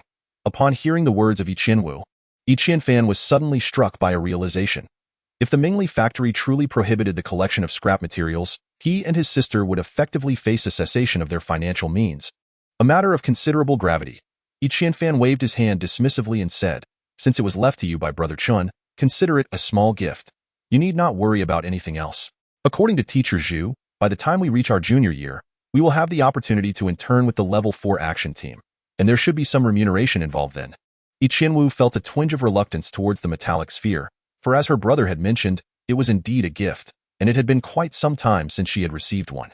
Casually placing the metal ball into her pocket, she told Yi Qianfan, "I will prepare dinner. These past few days have left me quite anxious." Seeing his sister revert to her obedient and sensible self, Yi Qianfan chuckled, "The meals I prepare are truly inedible. I share your sentiment," Yi Qianwu replied as she wheeled herself toward the kitchen. Seizing this moment, Yi Qianfan stepped outside to regale Xiaomin with the tale of a star-seeker. And only when his sister called for him did he bid farewell to Xiaomin that night, devoid of Brother Chen's presence. Yi Qianfan finally felt a sense of peace and was able to return to his own bed for sleep. However, the green dreams that had plagued him for several days returned as expected, and his aversion to the color green grew ever stronger. Yi Qianwu, clutching the metallic sphere, reflected on the conversations she had had with Brother Chen over the past 2 days. As if a grand door had swung open before her. What lay beyond it? What kind of place was the dragon card planet that Brother Chen had spoken of? A seed had quietly been planted in Yi Qianwu's heart, merely waiting for the day it would take root and blossom on such a night. While some slept soundly, lost in green dreams, others endured a sleepless night, grappling with the loss of something that may never be found again. A result that was indeed difficult to accept. The faint glow of starlight cascaded down from the heavens. A colossal transport spaceship soared into the depths of the cosmos, closely followed by a diminutive airship. The larger vessel remained oblivious to the identity of those aboard the small craft, having issued multiple warnings, yet the airship persisted in its pursuit. Once they had reached outer space, it could not remain in its wake indefinitely. The transport ship ignored it, focusing instead on increasing its speed. Hoping to shake off this pesky tail. Chapter 15. The impending danger navigating through the atmosphere is an exceedingly perilous endeavor, and for the small airship, danger encompasses not only the violent friction of escaping gravity, but also the defensive systems of Triumph City. However, exiting the planet is considerably easier than infiltrating it. Typically, if an unregistered airship is detected leaving, the defense systems refrain from taking any action. This occasion proved no different, as the defense systems did not launch tracking missiles. This realization allowed the two individuals and one creature aboard the airship to breathe a sigh of relief. Upon departing from the immigration star 792, they found themselves amidst the infinite expanse of the cosmos. With 3 temporal jumps, they could reach the nearest resupply point for the star's spear, at which point they would truly be safe. Yet, before they could celebrate, they were left utterly astonished by the scene that unfolded before them. Before them loomed a colossal battleship, suspended in the vastness of space, while countless small fighter jets swirled around it like bees around their hive, each jet serving as a diligent worker bee. The spectacle was so overwhelming that they momentarily found themselves at a loss for words. At that juncture, a cold voice emanated from the communicator. Surrender immediately, or face annihilation. I repeat, surrender immediately, or face annihilation. Repeat. Huitu swallowed hard and exclaimed, "It's the expedition-class ship. Chief Chen, what on earth have you taken from them?" Chief Chen's expression was grave as he barked, "Move. How can we move? We haven't reached jump speed. We'll be shot down." Peetsy's voice was laced with despair. "Forget that. Initiate an emergency jump," Chief Chen commanded. "We'll be caught in a time-space turbulence. There's less than a 1% chance of survival." Peetsy's complexion turned a deep shade of crimson, clearly distressed. "Remaining here guarantees 0 chance. Obey the orders," Chief Chen reprimanded. Huitu pushed the lever and pressed a blue button, declaring loudly, "Preparing for time-space jump. Accelerating now." Peetsy, with a drooping expression, reluctantly pressed another button and muttered, "Co-pilot drive complete." "Time-space jump," Chief Chen shouted. The small airship suddenly surged in a specific direction, approaching the speed of light within seconds. The act of time-space jumping is fraught with peril. Every instance demands the utmost caution. This phenomenon relies on variations in speed to align the airship to a specific frequency. When this frequency matches that of a fixed point in space, a spatial resonance occurs, enabling the traversal of time and space. This process imposes stringent requirements on velocity, jump distance, and the selection of inherent frequencies. A single misstep could plunge them into chaotic time-space turbulence, from which there would be no escape.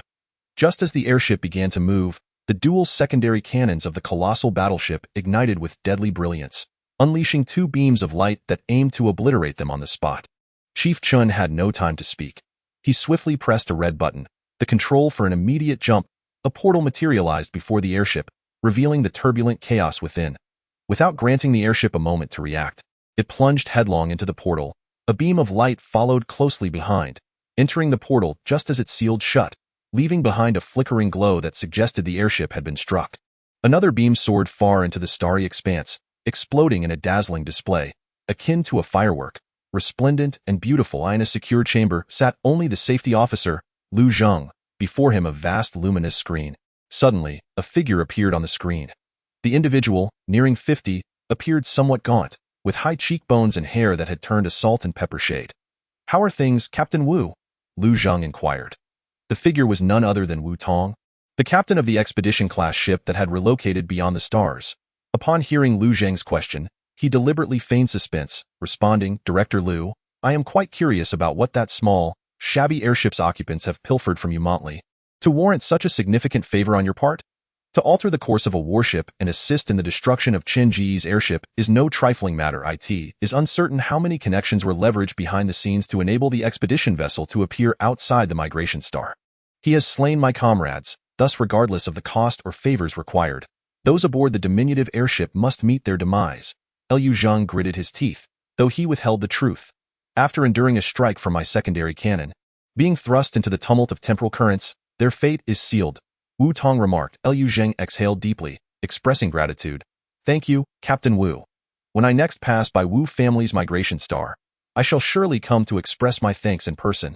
His words hinted that Wu Tong's family seemingly possessed their own migration star, a notion that seemed quite extraordinary. Wu Tong nodded in agreement, stating, "That can be arranged, but when the time comes for our family to propose next year, rest assured, the Lu family will undoubtedly cast their vote for you." "There is no need to revisit this matter," Lu Zhang asserted with conviction. Excellent, a straightforward accord. Until we meet again. Upon concluding the conversation, Wu Tong abruptly shut off the communication device, leaving Lu Zheng enveloped in a haze of white. Liu Zheng stared blankly at the screen for a while before wearily sinking into the adjacent chair. The incident at the Mengli factory had resulted in staggering losses. Not only were critical data compromised, but several core research personnel had also perished.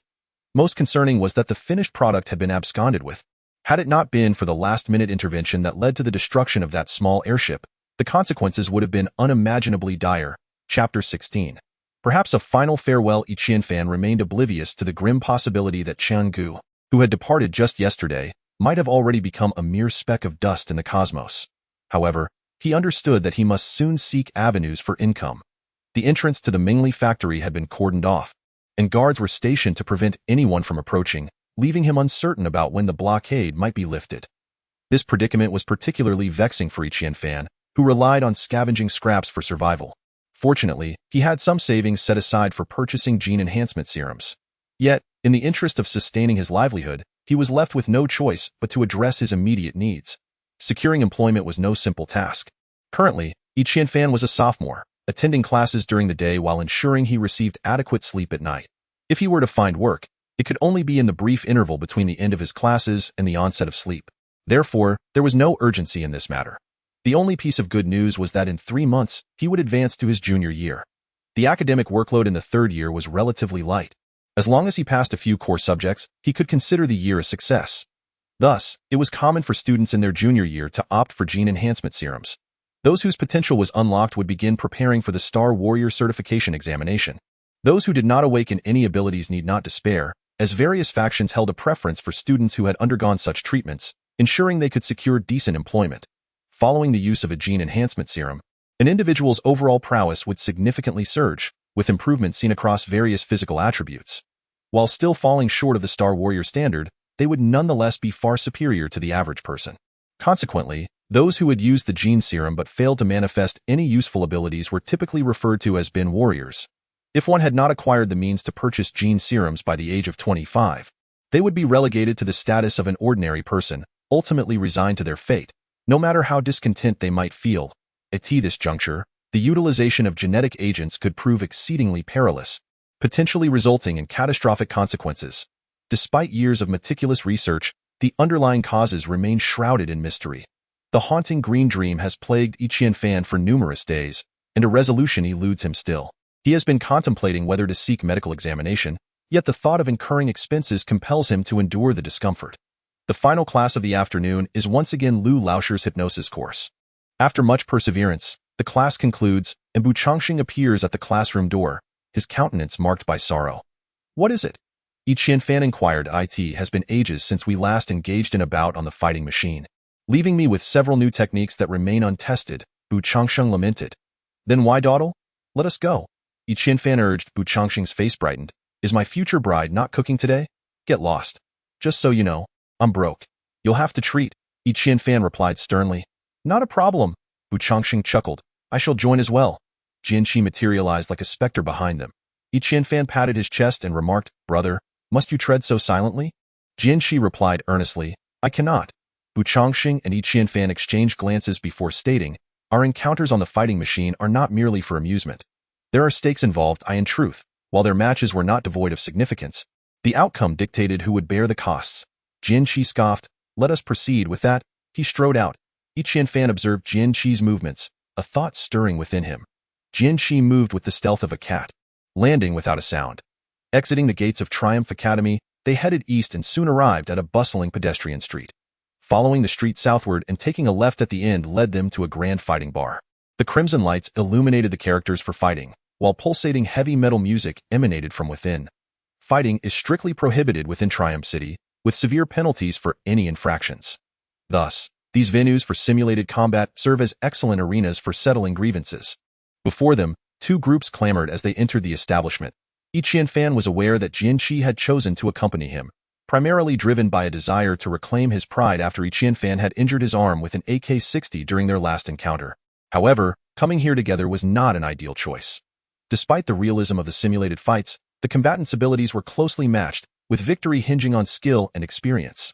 The advantages of a starry sky warrior would not be easily manifested in this context. Yet, Yi Qianfan could comprehend Jian Qi's intentions. He yearned to defeat him under equitable circumstances. Nevertheless, achieving victory here would indeed prove challenging. In his sparring matches with others, the rule of thumb has always been that the loser pays. To avoid incurring costs, one must strive not to lose. 3 years prior, Yi Qianfan had first encountered the fighting machine, and within a year, he had not had to pay for a match against anyone from the fighting bar.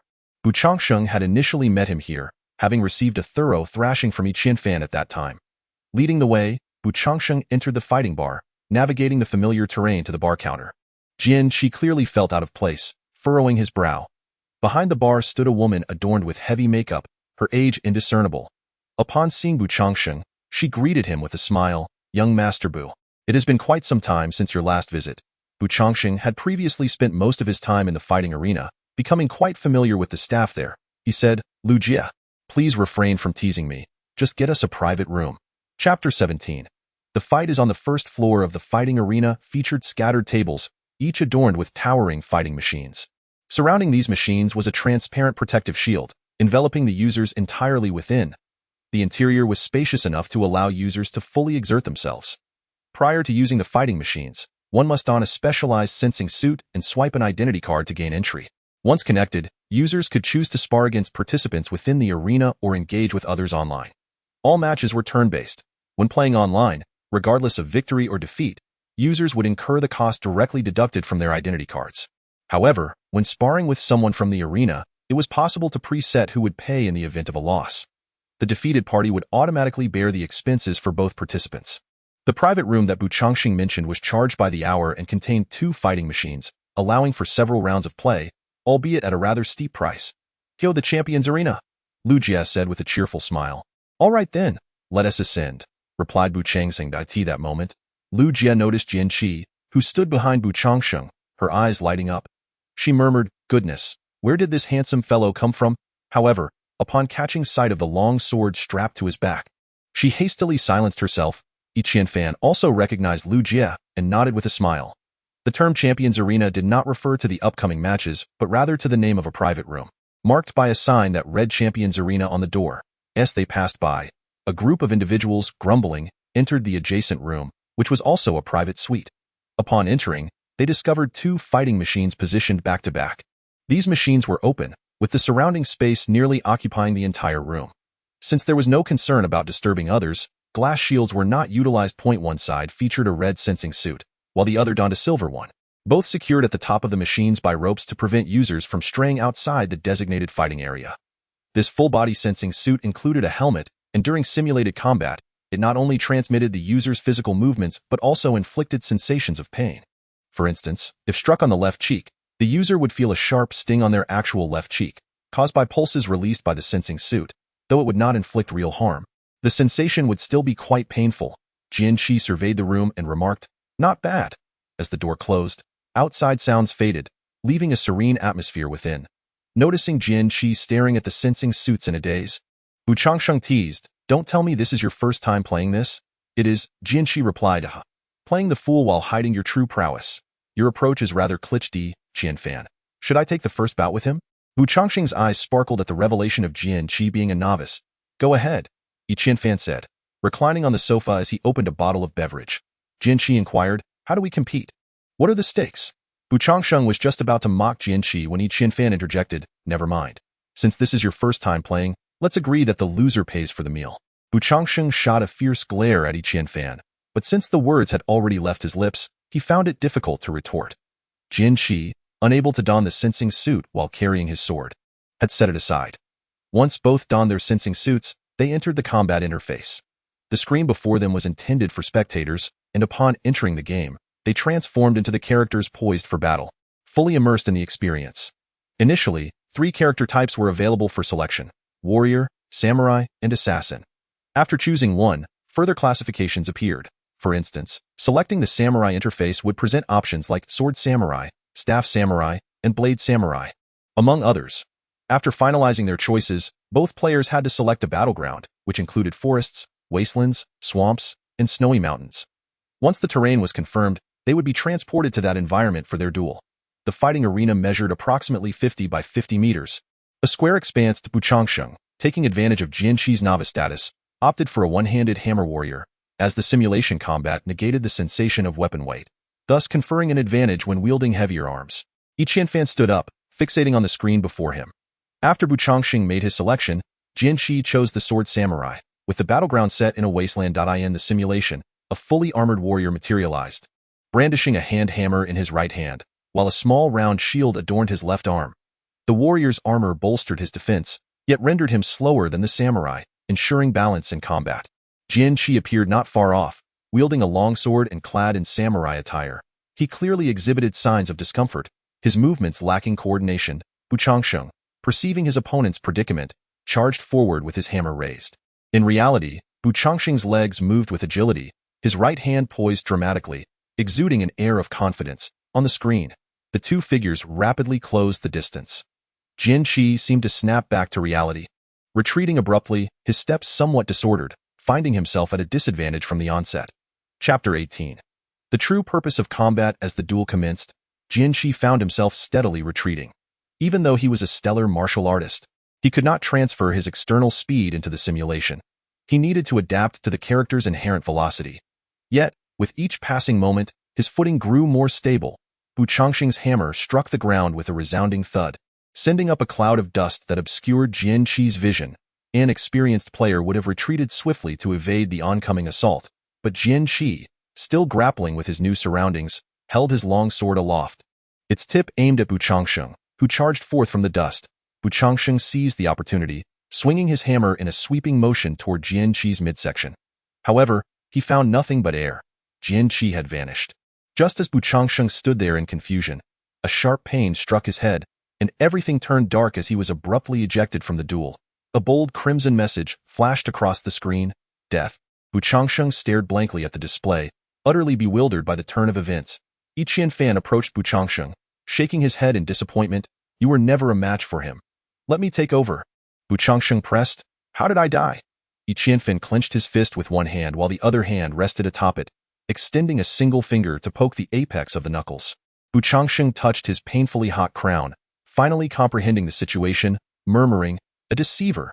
To execute such a complex maneuver on the first attempt? A cold voice emerged from Jian Qi. This truly is my first time. Could someone please assist me in untying the rope around my neck? Yi Qianfan hurried to the adjacent combat machine, discovering that Jian Qi's neck was indeed ensnared by several loops of rope.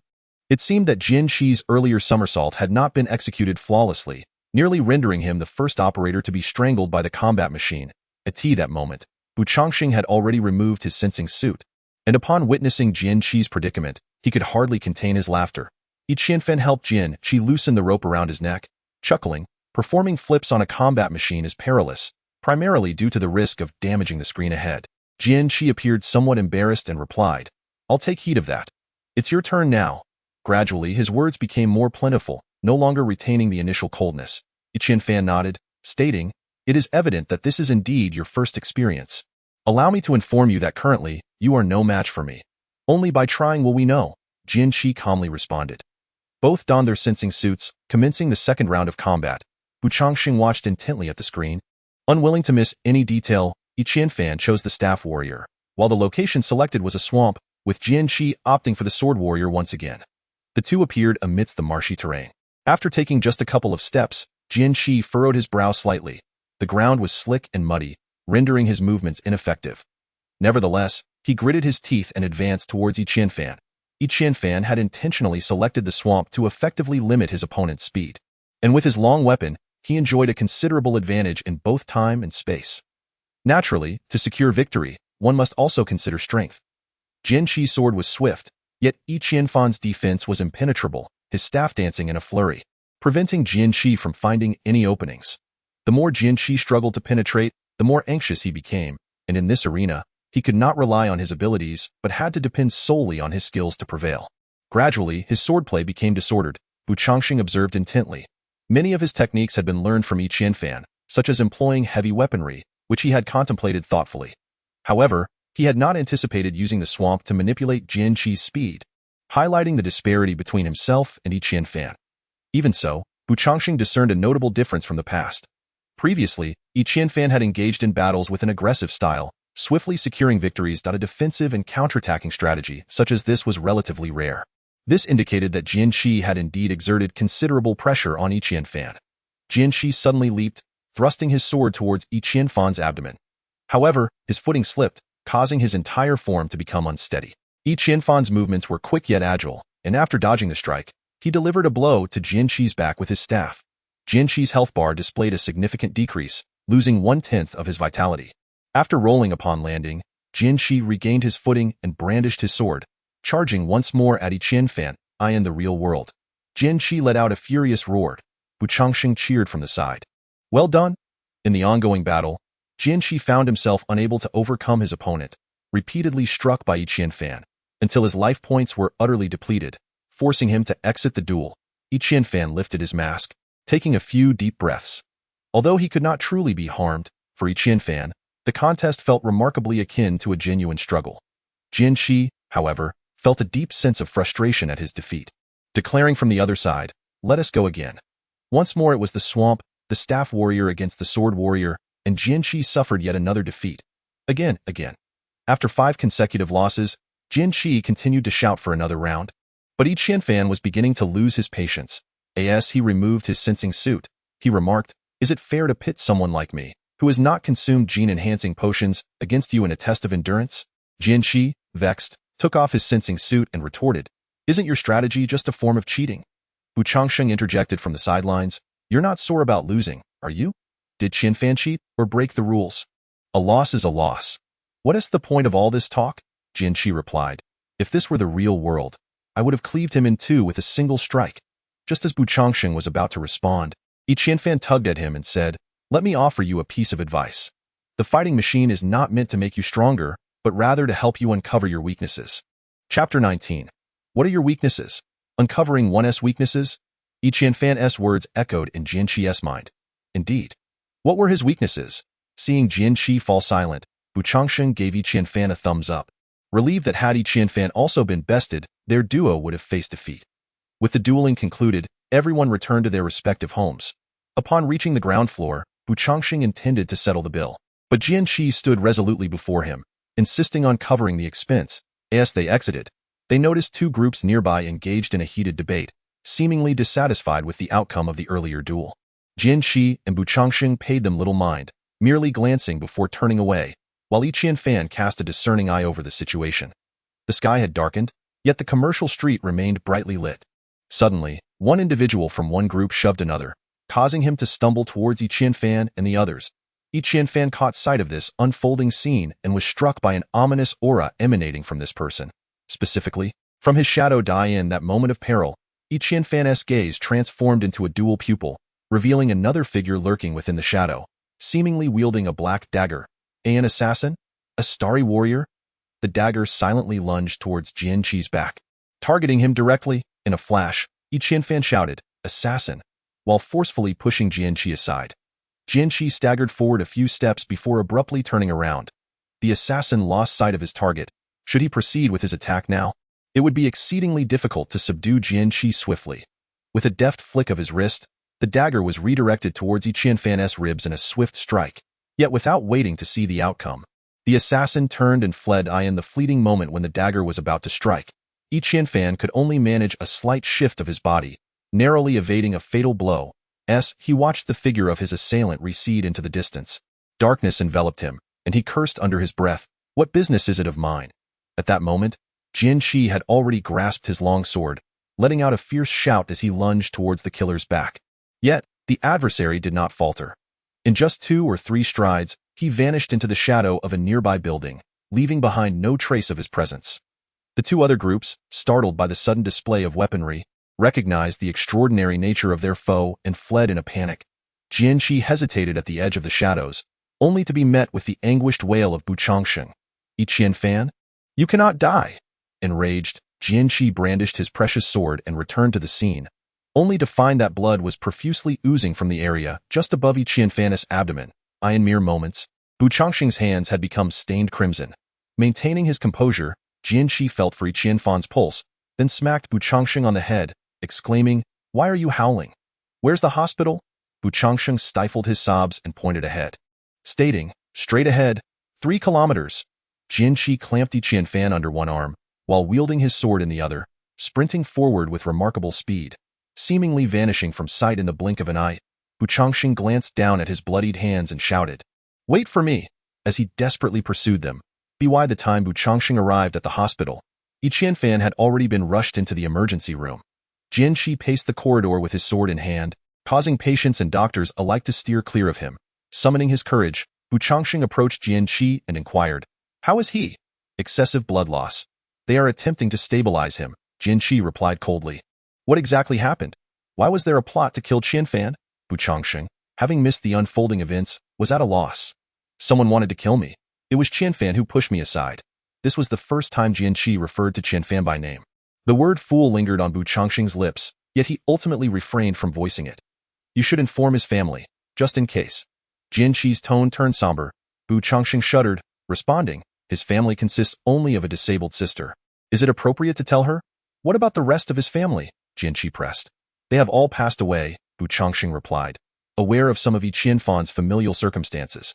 Jian Qi struck the wall with his fist in frustration, declaring, "This matter is far from over. What shall we do now?" Bu Changxing found himself without a plan. "You should wait at his home for news, but do not inform his sister just yet," Jian Qi instructed. "Very well." Bu Changxing hurriedly exited, wiping his eyes with the back of his hand, internally lamenting, "Qian Fan, you must not die. If you do, how will Qianwu survive? Though I am here, her heart will be shattered without you." Suddenly, Jian Qi's communicator buzzed urgently. He quickly answered. The image of an elderly man in dark attire materialized on the screen. "Young master, what has happened?" the old man inquired. "The Wu family has come to kill us," Jian Qi replied coldly. "What, are you unharmed?" The old man's face betrayed his anxiety. "If I were harmed, could I still be speaking with you? My friend has taken a knife for me and is currently undergoing emergency treatment." Jian Qi exclaimed furiously. "Thankfully, young master, what do you intend to do?" The old man visibly exhaled in relief. "Eliminate all the Wu family members." Jian Qi spat out a few words through clenched teeth. Chapter 20. The Unreliable Action Team. Young master, you are aware that this is an impossibility. I implore you to prioritize the interests of the family, the old man advised. Family interests. Once again, it is about family interests. They are intent on killing me, and yet I am being lectured on familial obligations. Jian Qi vehemently smashed the communicator to the ground, stamping on it several times.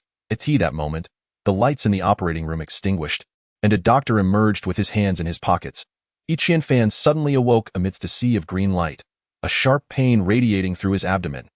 He noticed a figure seated before his bed, accompanied by 2 standing individuals.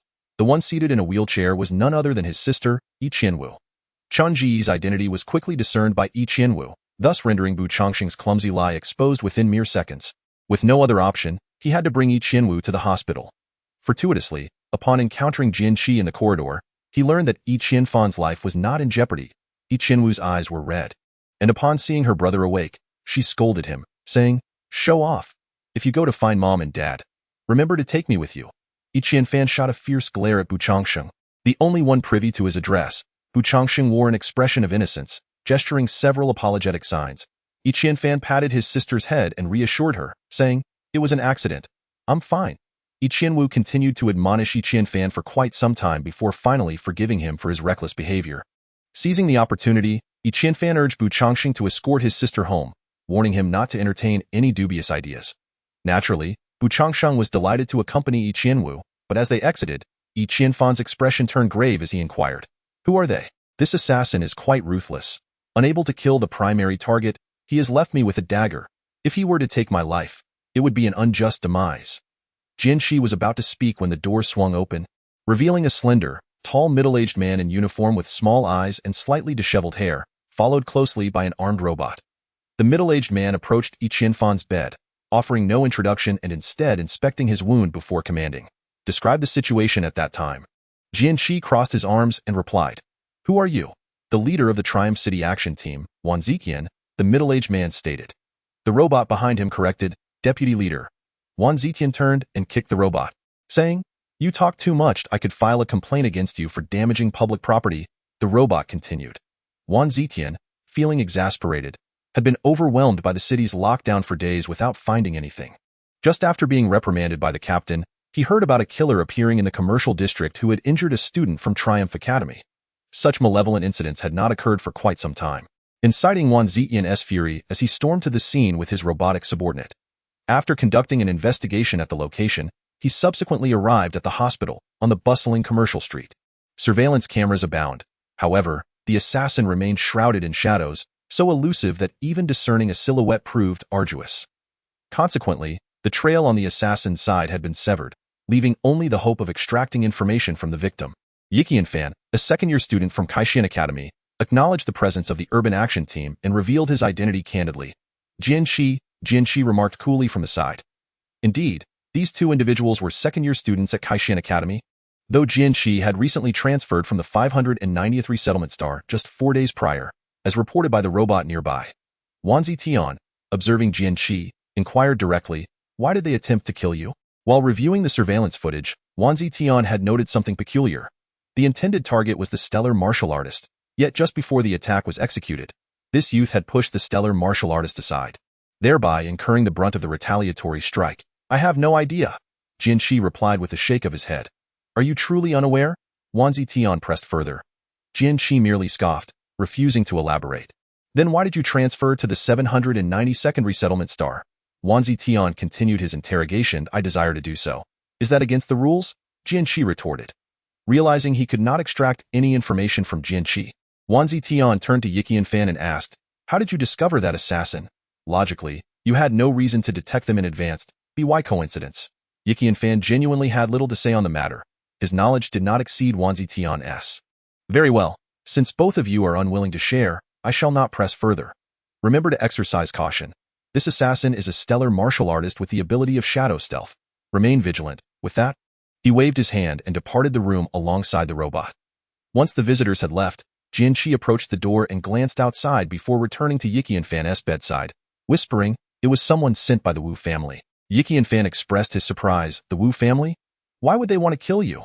Jian Qi chuckled darkly, "Because before transferring, I had severed both legs of that little brat from the Wu family. Even if they were reattached, he wouldn't walk properly." Jian Qi gasped in shock. Jian Qi's ruthlessness was evident, and it was no wonder he had been unable to remain in his previous resettlement star. "Who is that assassin?"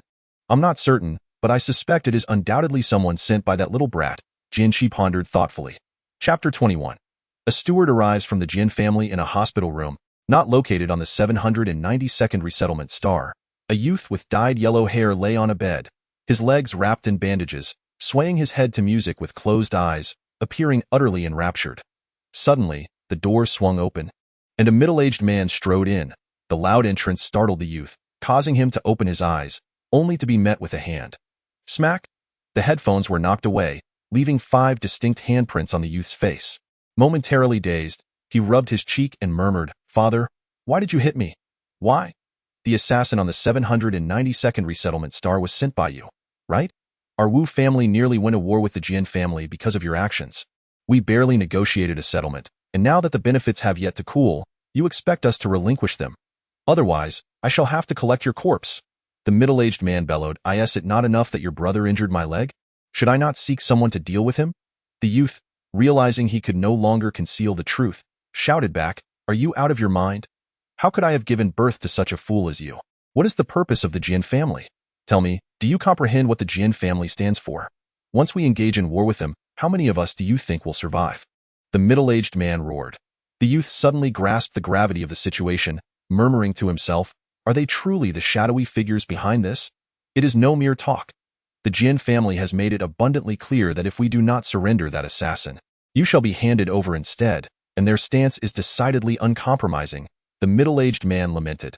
Seeing that his family was unwilling to shield him any longer, the youth felt a wave of fear wash over him. Is it really that serious? Is Lao Qi dead? Lao Qi is not dead, but he nearly killed one of his friends. Now, who exactly did you send? The middle-aged man fixed his gaze on the youth. "Ahua!" the youth mumbled, lowering his head. The middle-aged man nearly spat blood, clutching his chest. "We invested so much in Ahua, intending to deploy her at a crucial moment, and yet you have squandered her so carelessly?" With that, he raised his hand and struck the youth across the face. Tears streamed down the youth's cheeks as he wept. "You all claim Ahua is formidable, yet she could not even handle this trivial matter.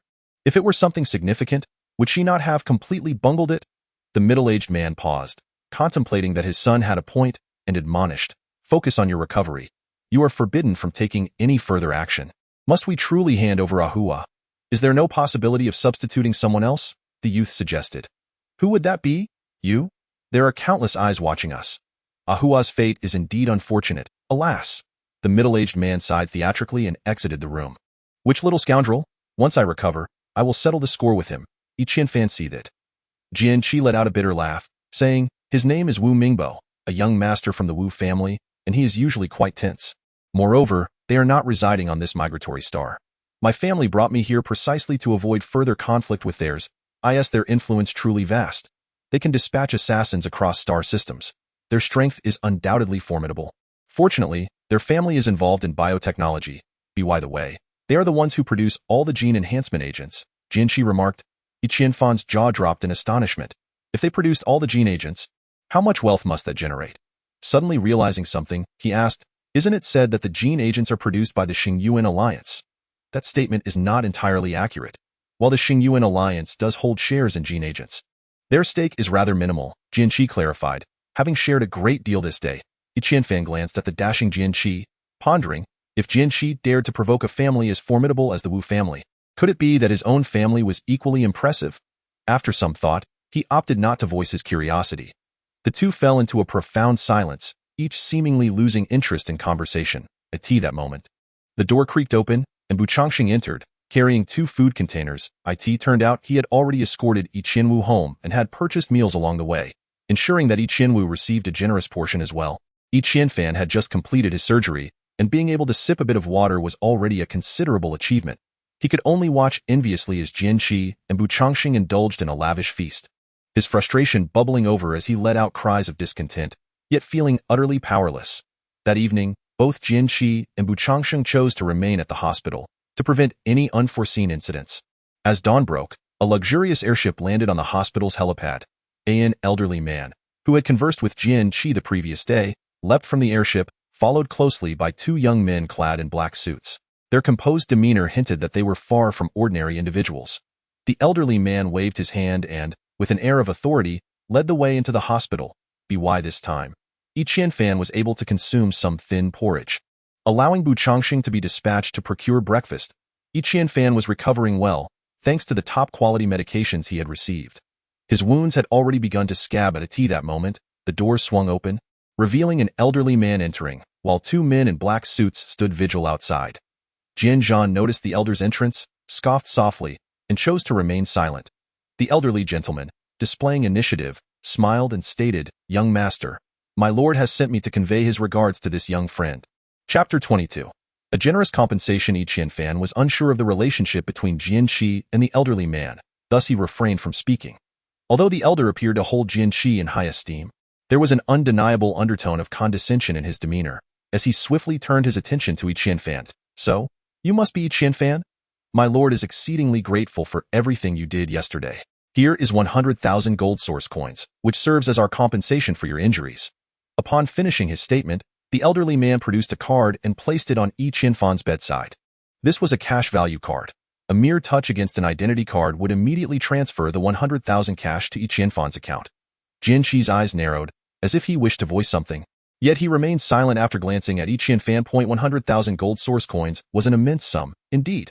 A single gene enhancement serum cost merely 50,000 gold source coins, which meant he could obtain 2 vials, one for himself and another for his sister. It seemed that the other party had conducted some investigation into him. The atmosphere in the room felt stifling, as the elder looked down upon Chen Fan, awaiting his response. Suddenly, Chen Fan broke into a smile and inquired, "To offer me such a substantial sum right away, it cannot solely pertain to yesterday's incident, can it? Besides, I acted out of my own volition and did not require your compensation." Jian Qi's eyes brightened at this.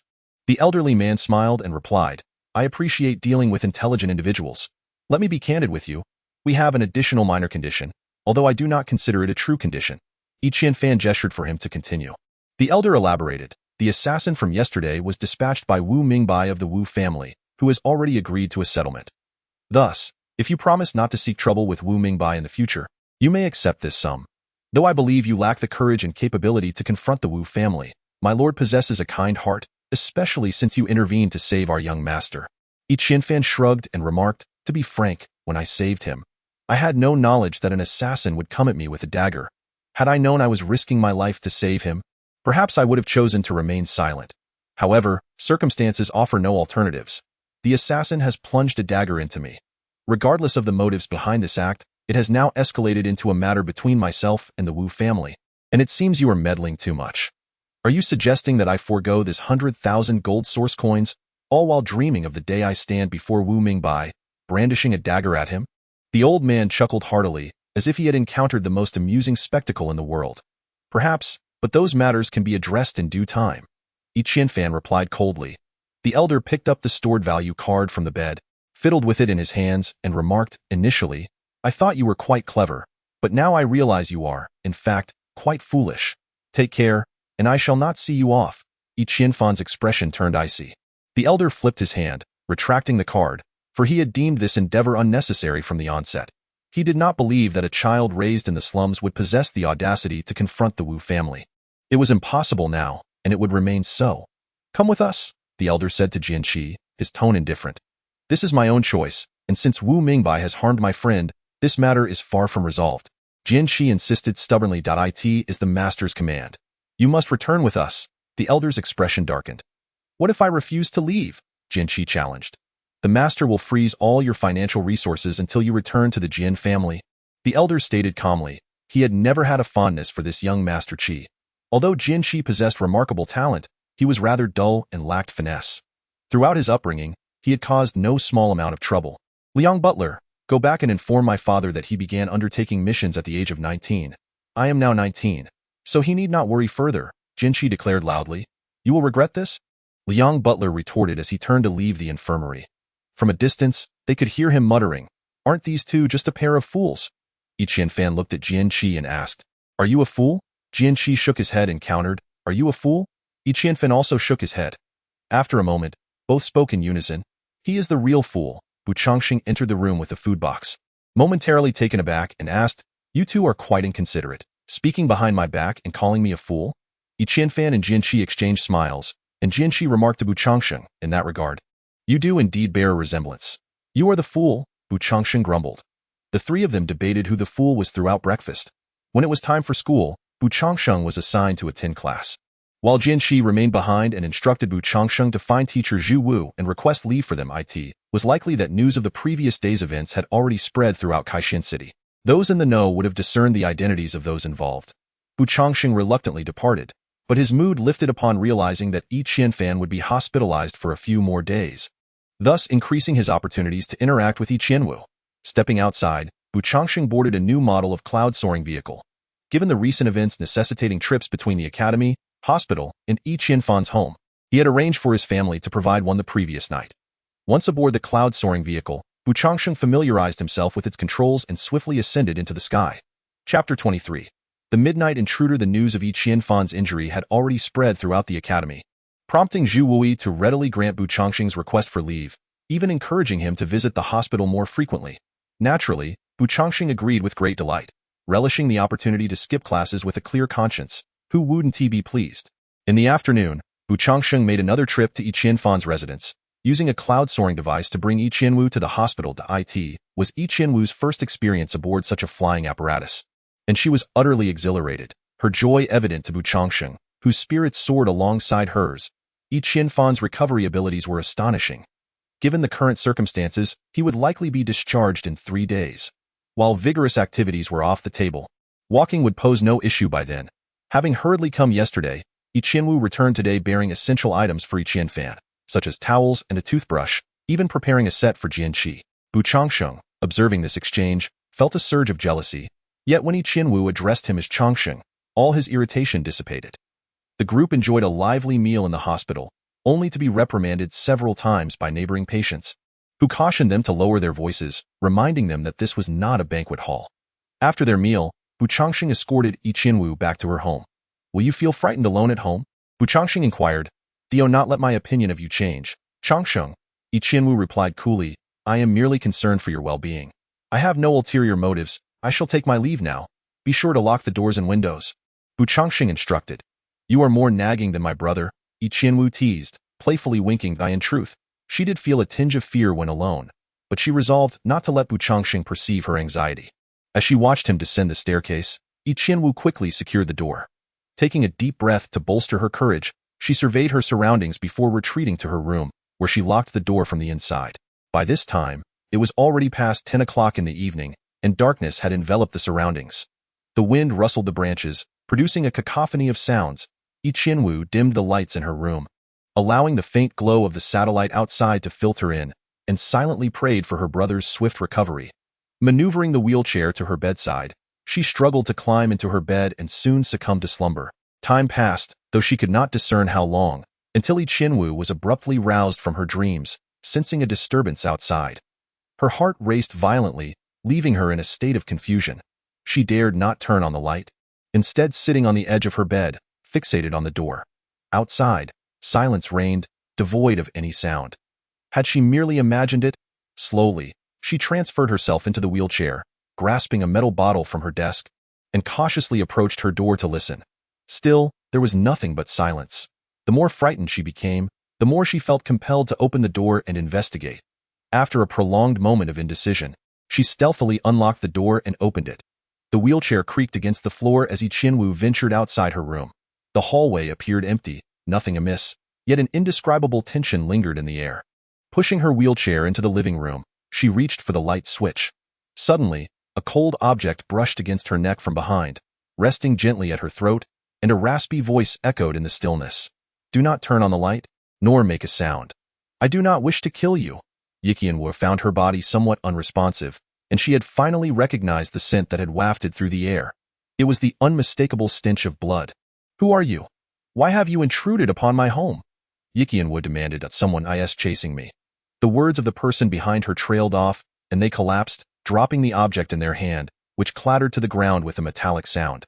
In a flurry of urgency, Yi Qianwu pushed forward a few times before turning her wheelchair to glance behind. In the dim light, she discerned the faint outline of a figure clad in black, their head concealed by a mask, with a black dagger lying on the ground, glinting ominously. "Who are you?" Yi Qianwu summoned her courage to call out. There was no reply. The individual appeared to have fainted. Yi Qianwu pushed her wheelchair forward and spotted a large pool of blood on the floor. Could it be the work of rebels? Her mind immediately flickered to Chen, who had visited a few days prior. Gaining a modicum of bravery, she leaned closer and noticed a strand of long hair peeking out from beneath the mask. Could it be a woman? As Yi Qianwu approached the head of the unconscious figure, she gently removed the mask, allowing long hair to cascade down. Indeed, it was a woman. Her face was gaunt, with a sharply defined chin, furrowed brows, and skin as pale as a sheet of paper. What should I do? Reporting to the management team in Kaixin City might seal her fate. Taking her to the hospital would yield no different results. To save her? But I have no medical knowledge. If only my brother were here. Yi Qianwu pressed her lips together, aware that a decision was imminent. After a brief moment, she resolutely slapped the armrest of her wheelchair and propelled herself in search of a medical kit. She was determined to save her, and she would do it herself. Whether or not the woman would survive depended solely on her fate. The most severe wound was on the woman's chest, a deep gash that had likely been inflicted head-on. The remaining wounds, a chaotic array on her back, numbered 6 or 7, clearly indicating that her pursuers had shown no mercy. Yi Qianwu's first course of action was to remove the blood-soaked garments from the woman. Chapter 24. The disappearance of key figures. 3 figures darted through the air above the 4th-level residential area, seemingly adept in a unique form of lightness in their movements, silent as shadows. As dawn began to break, the trio converged. One figure murmured, "She has used a secret technique to halt the flow of her blood.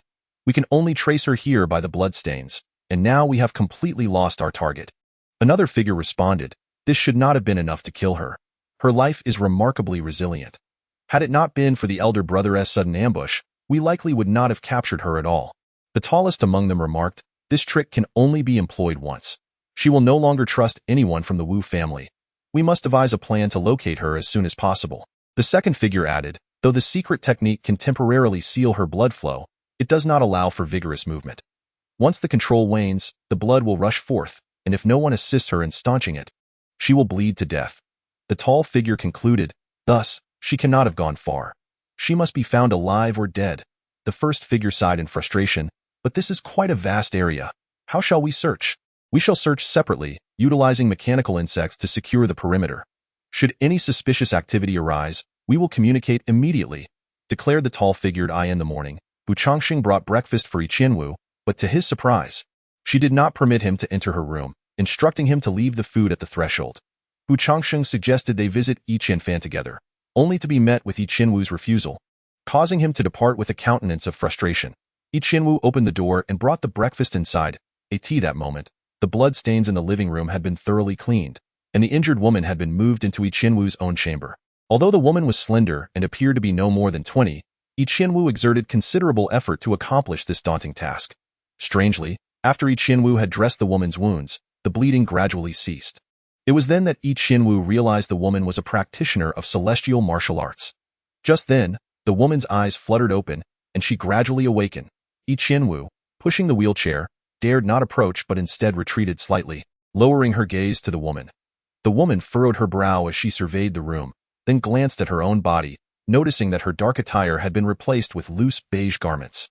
She quickly grasped what had transpired and, with parched lips, uttered 2 words. "Thank you." Yi Qianwu sighed with relief and inched closer, inquiring, "Do you know Brother Chen?" The woman shook her head, indicating she did not. "Are you a rebel?" Yi Qianwu continued to probe. The woman shook her head again. "Then how did you end up in my home?" Yi Qianwu asked. "By chance." The woman replied. Yi Qianwu rolled her eyes, exclaiming, "What a coincidence! Why do these troublesome matters always find their way to us siblings? Truly, it seems we are plagued by ill fortune. What shall we do next?" Yi Qianwu asked. The woman appeared somewhat embarrassed and whispered, "Someone is pursuing me, and their influence is formidable. Please keep this confidential. Once I recover, I will depart." Yi Qianwu replied, "My brother will be back in a couple of days. I must inform him." The woman urgently protested. "The fewer people who know about my situation, the better. Moreover, if your brother has seen me, it could endanger him as well." Yi Qianwu's eyes widened as she retorted. "So, by saving you, I have already invited danger upon myself?" After a moment of silence, the woman replied, "If they find this place, I will perish, and you will too." Yi Qianwu was taken aback and asked, "Who exactly are they?"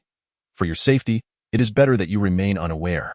The woman stated, "Rest assured, once I am healed, I will repay your kindness. I saved you not for your gratitude.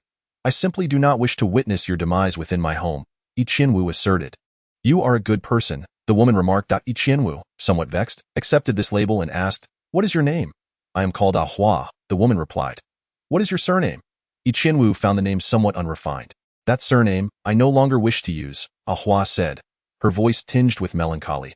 Upon noticing her despondent demeanor, Yi Qianwu refrained from inquiring further, stepping outside to bring in a bowl of lean meat porridge, which had been purchased by Bu Changxing earlier that morning. Although the Jian family's steward was somewhat bothersome, he nonetheless advanced Yi Qianfan's medical expenses before departing. Thus, the medications Yi Qianfan had been using over the past few days were provided free of charge. Initially, Bu Changxing was in high spirits, but since this morning, he had grown increasingly sullen. Despite Yi Qianfan's repeated inquiries, Bu Changxing remained tight-lipped about the cause. For 3 consecutive days, Yi Qianwu had not visited Yi Qianfan, which piqued his curiosity. He speculated that perhaps his sister felt uncomfortable imposing on Bu Changxing each time she came, a notion that might also explain Bu Changxing's discontent. That afternoon, after completing the discharge formalities, Yi Qianfan was finally able to leave the hospital, his spirits soaring. Bu Changxing, occupied with classes, could not accompany him. Jian Qi walked alongside Yi Qianfan as they exited the hospital gates and stepped onto the street. Jian Qi remarked, "It seems I have a minor favor to ask of you." Chapter 25. Do you think this is appropriate? You want to stay at my place? Yi Qianfan's head shook vigorously, akin to a rattling drum. "Fear not, what happened last time will not repeat itself as long as we refrain from provoking the Wu family. This matter is essentially behind us," Jian Qi murmured. "You mean I need not fear for my life?" "My question is, do we even know each other well enough?" Yi Qianfan queried. "Are we not familiar?" Jian Qi gazed at Yi Qianfan with innocent eyes. "I am quite impoverished. Raising a sister is already quite a burden." Yi Qianfan exclaimed. "Rest assured, I will pay rent while residing at your home," Jian Qi replied candidly. "Pay rent?" Yi Qianfan's eyes sparkled with intrigue, eager to discuss the rental terms, but Jian Qi swiftly changed the subject, saying, "However, I currently lack funds and will have to owe you for the time being." Yi Qianfan's expression immediately soured, resembling that of a bitter melon. "Brother, you hail from a prominent family. Surely you possess something of value? Perhaps this sword? This is my life," Jian Qi asserted with righteous fervor. "Is there nothing else?" Yi Qianfan asked, somewhat discontented. "There are some clothes." We might as well go retrieve them, Jian Qi stated. With no alternative at hand, Yi Qianfan shrugged and followed Jian Qi onward. The Kaishian Grand Hotel, a lavish suite awaited them. Yi Qianfan gazed at the opulent decor, feeling as though his first 19 years had been in vain. Do you reside here regularly? Yi Qianfan's hands trembled slightly. Indeed, came Jian Qi's unremarkable response as he packed clothing into a large suitcase. This is utterly excessive, Yi Qianfan lamented. Jian Qi shrugged indifferently. People only require a bed for sleep. The difference lies merely in size. I truly do not find this place to be particularly remarkable. As dusk approached, a figure arrived beneath Yi Qianfan's residence, making a distant gesture before proceeding to inspect each room from below. His method was rather straightforward. By creating a small hole in the window, a mechanical insect would fly into the room, transmitting images of the interior through its camera back to him. It was merely on the third floor that a slight predicament arose. Xiaoman stumbled upon mechanical insects and, astonishingly, dispatched them with a fly swatter, infuriating a shadowy figure that nearly leapt into the room to unleash a massacre. Only the attic on the top floor remained, and this figure stealthily ascended to the rooftop platform, intending to sneak into the attic. At that moment, a retreat signal was issued from a distance, indicating an unforeseen development. The figure deftly vaulted over the adjacent wall and beheld two youths carrying a large box as they made their way to the rooftop. Had they delayed for but 2 seconds longer, an encounter would have been inevitable. The figure's gaze fell upon the sword strapped to the back of one of the individuals, and with a slight narrowing of the eyes, the reason for its own retreat became clear. Yi Qianfan opened the door and exclaimed, "We have returned." Yi Qianwu hurriedly stepped outside, securing her door behind her, and smiled. "Brother, you are all right, I trust?" "Quite well, but he has matters to attend to," Yi Qianfan replied, gesturing toward the figure of Jian Qi. Jian Qi, being more loquacious than Yi Qianfan, noticed Yi Qianwu's hesitance and remarked, "Pardon the intrusion." "What do you mean?" Yi Qianwu momentarily failed to comprehend. Yi Qianfan clarified. "He has been cast out by his family and can only seek refuge here for the time being, and will be relying on our hospitality for meals. You must keep a record of this. He intends to repay us once he is financially stable." Yi Qianwu gasped in surprise. "You are also staying here?" Yi Qianfan caught the grammatical slip in her statement and inquired, "What do you mean by also? Who else is to reside in our home?" Yi Qianwu paused in confusion and quickly replied, "Hu Changsheng, that scoundrel. I perceive he has grown audacious, thinking to take advantage of my absence to move in. Just watch. I shall break his legs." Yi Qianfan exclaimed angrily. Yi Qianwu hastily intervened. "He is merely jesting. There is no need for alarm. We shall see," Yi Qianfan retorted. Yi Qianwu found herself at a loss for further words. Lowering her head in silence, Yi Qianfan assumed Yi Qianwu harbored objections, as the sudden arrival of a young man indeed posed numerous inconveniences, particularly given the fellow's striking appearance. "Fear not. I shall endeavor to minimize any disruption to your lives," Jian Qi assured. Yi Qianwu was just about to express that it was of no concern when a mechanical buzzing filled the air, and an electronic synthesized female voice resonated outside the attic.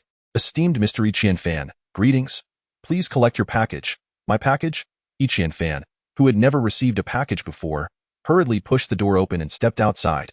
A large wooden box was suspended beneath a silver disc, appearing somewhat unbalanced, raising concerns that it might plummet at any moment. The disc was equipped with 4 propellers, generating strong gusts of wind. This silver disc was an intelligent robot specifically designed for delivery, complete with surveillance cameras and a biometric recognition system, ensuring that the wrong goods would never be delivered. My package? Yi Qianfan marveled, this being his inaugural experience with receiving a parcel. "Indeed, this is a package sent to you by Mr. Jian," the synthesized voice clarified. Upon hearing this, Jian Qi turned and retreated into the room, muttering, "Boring."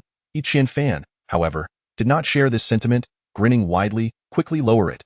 I am eager to see what treasures await." Chapter 26. A deluge of gifts. Jian Qi is so named because he is the 7th child in his family. It remains a mystery whether his parents were simply too lazy to choose a proper name, or if they adhered to the belief that names with auspicious meanings yield a favorable upbringing. As they named their children sequentially from Jian Yi to Jian Qi. The only one to escape this peculiar fate was Jian Qi's sister, who found the name Jian Ba rather unappealing and, upon gaining awareness, caused quite a stir to change her name. It was during this tumultuous episode that Jian Qi realized such a possibility existed. The items belonging to Jian Yi were all quite utilitarian, encompassing everything from pots and pans to toiletries, and all were from well-known brands, making the contents of this box quite valuable. Qianfan's face radiated with joy, while Yi Qianwu, who frequently ventured into the kitchen, also wore a smile. indicating that this gift had indeed struck a chord with Yi Qianfan. Although the gifts were ostensibly intended for Jian Qi, the recipient's name was listed as Yi Qianfan. If Jian Qi chose not to be difficult, these items effectively became Yi Qianfan's. Just as Yi Qianfan had finished bringing the items into the house, an electronic synthesized voice echoed from outside. Esteemed Mr. Yi Qianfan, greetings. Please receive your parcel. More? Yi Qianfan was unaware of how many siblings Jian Qi had and hurriedly dashed out of the room. From dusk until midnight, he received a total of 6 gifts, which were astonishingly diverse, with the final parcel intended for Yi Qianwu. Upon opening it, he discovered it was filled to the brim with luxury clothing and cosmetics, enough to last Yi Qianwu until she turned 40. The once cozy attic was now overflowing, leaving little room to maneuver. Among the gifts, the most practical was a somewhat worn oak bed sent by Jian San. Jian Qi had not requested any other items. Only this bed, which was the very one he had slept on at the Jian household. Why didn't your second brother send you a gift? Yi Qianfan inquired, a look of curiosity on his face, pondering whether there was some hidden rivalry among the affluent. He has left, Jian Qi replied, his tone tinged with melancholy. Where did he go? Yi Qianfan was momentarily taken aback. Jian Qi pointed skyward and explained. He did send me something. This bed was once a gift from him. This topic proved awkward to pursue further, prompting Yi Qianfan to urge Yi Qianwu to prepare dinner. Fortunately, the delivered items included many ingredients, and after a quick preparation, Yi Qianwu cooked 4 dishes. However, during the meal, Yi Qianwu announced that she was feeling unwell and would be having dinner in her room. Yi Qianfan assumed she was still adjusting to her new environment and did not press the matter. Yet, in the blink of an eye, Yi Qianwu had taken nearly 2 portions of food to her room. Was this truly merely a matter of discomfort? After finishing the meal, Yi Qianfan began to organize the gifts, feeling a sudden urge to list some of the items on a second-hand trading website, such as the holographic movie player, which, while impressive, seemed ill-suited for their cramped quarters. Ultimately, Jian Qi proposed a practical solution: to pack away the less essential items into boxes and place them outside the room, covering them with a waterproof tarp for later consideration. The gifts meant for Yi Qianwu were pushed to her doorstep, but she adamantly refused to allow Yi Qianfan entry into her room, leaving him no choice but to stack them outside. After much effort, Yi Qianfan, whose body had just begun to recover, collapsed onto the bed and quickly drifted into a verdant slumber, eyeing the stillness of the night. A conversation unfolded within Yi Qianwu's room. Your brother, the friend who helped Jian Qi block the dagger? I suppose so. Do you know Jian Qi? Not personally, but I've seen him. He is quite handsome. Indeed. And then, silence enveloped them. Outside, 3 shadowy figures darted about like headless flies. The inching rose as usual, and the temperature outside began to climb. Today marked Yi Qianfan's first day back at school after his injury. After finishing breakfast, he left the house with Jian Qi. Not long after the two departed, 3 figures gathered beneath Yi Qianfan's building. We've searched everywhere except for this house where Jian Qi resides, and found no clues, one figure remarked. There hasn't been a single disturbance. Not a mechanical insect has been attacked, another added. So, if Ahua hasn't already escaped, she must be hiding in this attic, the tall figure concluded. Old 7 from the Jian family spent a night inside. If Ahua were there, wouldn't there be a commotion? It's highly likely that she has been concealed by that young girl. They are completely unaware. Are the girl and Ahua in cahoots, more or less? When only one answer can resolve a problem, that answer, no matter how absurd, becomes the only viable solution, the tall figure murmured. What shall we do? Surround and eliminate. With a wave of his hand, the tall figure sprang into action. As he moved, a glint of cold light emerged from his waist. A soft sword that had been coiled around him was now drawn, its brilliance radiating. Inside the room, Ahua suddenly opened her eyes wide and exclaimed, "They've come for us. I'll lead them away." At that moment, Yi Qianwu was watering a potted plant and, upon hearing Ahua's words, dropped the watering can onto the floor. Chapter 27. A sword through the heart. Although Ahua bore severe injuries, she was, after all, a warrior of the starry sky, possessing remarkable recuperative abilities. After several days of rest, she had healed about 70%. Sensing the murderous intent approaching, she realized her position had been compromised and, fearing for Yi Qianwu's safety, dashed out of the attic. The assailants closed in from 3 directions, each wielding slender, soft swords. Ahua understood she was no match for the 3, and with a swift flick of her dark dagger, she plunged into a patch of shadows. There were many shadows around, yet it was daytime, and especially at this hour, with the yinqing shining directly, the areas of shade were minimal. Ahua navigated through the darkness, occasionally leaping out, her escape appearing somewhat frantic. Glancing back, She noted that only 2 figures had pursued her. Suddenly halting, she contemplated turning back, however. Upon facing these 2 figures, a wave of helplessness washed over her. Tears welled in her eyes as she murmured, "Qianwu, I promise I will avenge you." With that, she turned and continued her flight, a few tears cascading down her cheeks. Just as Qianwu pushed open the door to check if Ahua had managed to escape, a tall figure blocked her path at the threshold. The radiance of the flames was entirely obscured by the silhouette, rendering the stranger's face indiscernible. All that could be perceived was the towering stature and formidable strength of the figure, who wielded a shimmering soft sword in hand. U.as Qianwu uttered a single syllable. The figure moved. The soft sword pierced through Qianwu's left chest, penetrating the heart, its tip emerging from her back. Blood was contained within the soft sword, flowing out only sparingly, yet Qianwu's breaths grew increasingly labored. With a fierce shake of the hand, the figure cast Qianwu from her wheelchair, coldly snorting before turning away, as if the act were of little consequence. Qianwu's eyelids grew heavy, her breathing gradually ceasing. A sharp pang gripped Qianfan's heart, compelling him to cry out. Teacher Lu furrowed his brow at Qianfan, rebuking, "Qianfan, you've gained quite the ability. You can sleep without even resting your head on the desk?" Laughter erupted from the class. Qianfan pressed his hand to his chest, responding, "Teacher, I wasn't sleeping. My heart just ached for a moment." As if pierced by a needle, Jian Qi hurried to Qianfan's side, inquiring, "Are you all right?" His injury had only just healed. Any lingering aftereffects would be troublesome. "I feel much better now, just a bit of tightness in my chest." Qianfan replied, "Shall I escort you home?" Jian Qi offered, "No need. A brief rest will suffice." Qianfan insisted, "I've already fallen behind in my studies due to recent hospital stays. I must catch up to graduate on time." Seeing Qianfan's insistence on his well-being, Jian Qi refrained from further discussion, and the two resumed their class. Blood had pooled extensively on the ground, and Qianwu had ceased to breathe. No one was aware that this kind-hearted girl had perished here. Should fate allow, it would not be until Qianfan's return to the academy that he would encounter this heart-wrenching scene. The heart's rupture, coupled with Qianwu's position sprawled on the ground, expedited the outflow of blood. Soon, Qianwu's lifeblood would run dry. A peculiar sound resonated from the pocket of Qianwu's garment, as the metallic sphere gifted by Brother Chen rolled forth as if animated. The sphere rapidly became stained with Qianwu's blood, transforming into a small, macabre crimson orb. Subsequently, it appeared to activate, commencing the absorption of the surrounding blood, swelling in the process. All the blood gravitated towards this metallic sphere. Even the droplets embedded in the fabric of her clothes were not spared, as if a vacuum had been engaged, with the blood akin to dust in no time. The metallic sphere had burgeoned into a large orb, its hue now a deep crimson, resembling a blood cell. Time seemed to freeze in that moment. Qianwu's body was devoid of any blood, all of it having been absorbed by the metallic sphere. It resembled a predatory act amidst chaos. The blood orb underwent continuous transformation, first softening and thickening, ultimately coalescing into a mass of blood.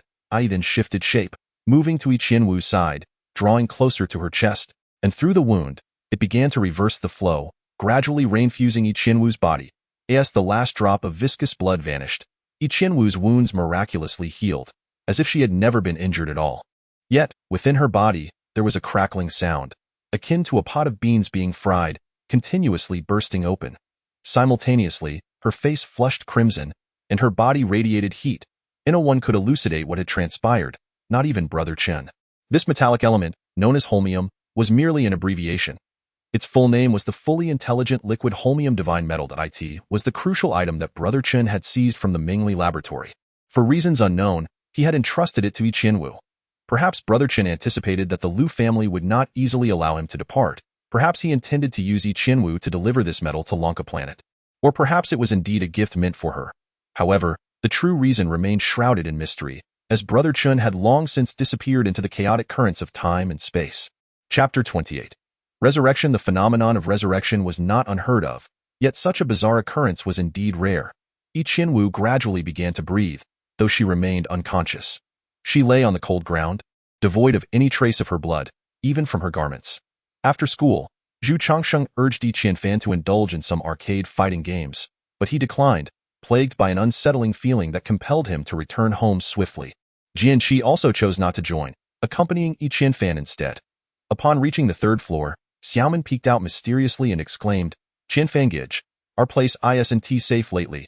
His words elicited laughter from Qianfan and Jian Qi, prompting Qianfan to inquire, "How do you know that?" Xiaomin extended her left hand, revealing a damaged mechanical insect clutched in her palm, whispering, "I killed this yesterday, and this morning I saw someone on the rooftop." Qianfan suddenly tensed, asking, "Who was it? Did you see clearly?" Xiaomin, slightly embarrassed, replied, "It flashed past right before my eyes, but I didn't get a good look." Exchanging glances with Jian Qi, Qianfan urged, "Xiaomin, be a good girl and hurry back to your room. I'll go check things out." After leaving Xiaomin's floor, Jian Qi drew his sword from his back. The attic door stood ajar, and when Qianfan called out, there was no response. Could something have happened to Qianwu?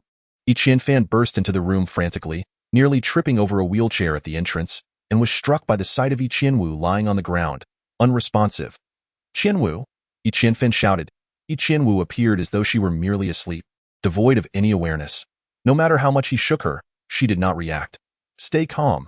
Perhaps she has been poisoned. We must get her to the hospital." Jian Qi searched each room, and upon entering Qianwu's chamber, he was taken aback that a set of bedding lay on the floor, indicating someone had rested there recently, and in one corner, he spotted a bloodstain. It seemed someone had been injured and had lain here. Qianfan cast a hurried glance, his mind filled with questions, yet saving her took precedence. He lifted Qianwu and rushed downstairs, with Jian Qi's expression darkening as he sheathed his sword and closely followed. He was utterly unprepared for the possibility that someone would take action against Qianwu. Had it not been stated that the other side had already acknowledged their mistake and expressed a willingness to cease hostilities? At present, the severity of Qianwu's injuries remained unknown, and all they could do was await the results of the examination. Within the hospital, many were familiar with Jian Qi, who bore a sword on his back. Though he had departed the previous day, he had inexplicably returned today. It seemed evident that his profession was fraught with peril. Qianfan hurriedly carried Qianwu to the entrance of the emergency room, urgently calling out to the doctors inside, "Please, help, quickly check on my sister." The doctor hastily rose and approached Qianwu, first checking her pulse before instructing, "Lay her down on the bed inside." Once Qianwu was comfortably positioned, the doctor conducted a brief examination and inquired, "Is there any known allergy?" "No." "Is there a family medical history?" "No." "Is there?" "Doctor, what is wrong with my sister?" Qianfan interjected, cutting off the doctor's questions. The doctor, somewhat displeased, responded, "At present, I cannot discern any issues. Further examinations are necessary. Then please expedite the examination." Qianfan urged impatiently, "I cannot proceed without clarity. Please cooperate," the doctor replied. "Fine, just hurry with your questions. I have completed my inquiries. Arrange for a full body scan, particularly of the brain," the doctor instructed a nearby nurse. "Yes, Dr. Yi. Family members, please push the stretcher and follow me," the nurse responded, revealing the doctor's surname. Qianfan pushed the stretcher, trailing behind the nurse to the examination room. Over an hour later, after all assessments were completed, Qianwu was placed in the observation room. Qianfan and Jian Qi returned to the emergency room, where they encountered Dr. Yi. He was absorbed in the information displayed on the screen, occasionally furrowing his brow. Upon seeing Qianfan and Jian Qi return, he gestured for them to take a seat and, after a moment's hesitation, announced, "I bear both good news and bad news." "Let us hear the good news," Qianfan exclaimed. "Aside from a fever, her body shows no other issues," Dr. Yi replied. "What about the bad news?" Qianfan pressed. "We do not know when she will awaken," Dr. Yi said, a faint blush rising to his cheeks. "What?" Qianfan's eyes narrowed, a new spark of concern igniting within him. At that moment, he suddenly noticed a figure in the shadow outside the window, a woman. Alarmingly, she was clad in Qianwu's attire, peering inside. "Who are you?" Qianfan shouted at the woman outside the window. The woman appeared momentarily startled. She turned and vanished before Qianfan's eyes. His outburst startled Dr. Yi, who turned to look but saw no one. Looking at Qianfan with confusion, he found that Qianfan had already opened the window, revealing nothing but emptiness outside. Jian Qi placed a reassuring hand on Qianfan's shoulder, saying, "Calm down. Perhaps Qianwu will awaken by tomorrow?" Dr. Yi quickly interjected, "This is a situation we have never encountered before. She merely has a slight fever, and all her bodily functions and organs appear to be normal." Qianfan suddenly leaped in front of Dr. Yi and demanded, "Are you capable of treating ailments? My sister has suffered from a spinal injury since childhood. How could she possibly be in perfect health?" Chapter 29. The miraculous recovery. Upon hearing Qianfan's words, Dr. Yi hastily examined the various test reports and images displayed on the LCD screen, scrutinizing them for a considerable time before expressing confusion. These data do not indicate any issues with the patient's spine. Yi Qianfan retorted vehemently, my sister has been confined to a wheelchair for 9 years. Could that possibly be a fabrication? Dr. Yi, taken aback, quickly responded, please hold on. We will verify this. If there are no discrepancies on our end, we shall arrange for an additional spinal imaging for the patient. With that, he hurriedly exited the room. Jian Qi, who stood nearby, remarked, do not be anxious. There must have been a mix-up with the images. Yi Qianfan nodded. Rubbing his face with his hands, in the past few days, a series of events had transpired. First, he was subjected to a memory examination by a celestial warrior. Then Chen Ge visited their home, followed by his own stabbing incident. And now his sister was also injured. One calamity after another left him feeling somewhat overwhelmed. Before long, Dr. Yi returned to the room, his expression grave as he inquired, have you confirmed that the patient has a spinal issue? Certainly, Yi Qianfan affirmed. Dr. Yi offered a wry smile and said, then please follow me. Dr. Yi led them into a sealed chamber, where several large screens awaited them. Pointing to one of the screens, he explained, your sister is currently undergoing an examination with the latest holographic feedback device. Her real-time data will be projected onto the screen, generating a three-dimensional model. Yi Qianfan questioned, what is the purpose of showing us this? Dr. Yi replied, since we have thoroughly reviewed all the images and found no errors, it is essential for you to see for yourself. This cannot be.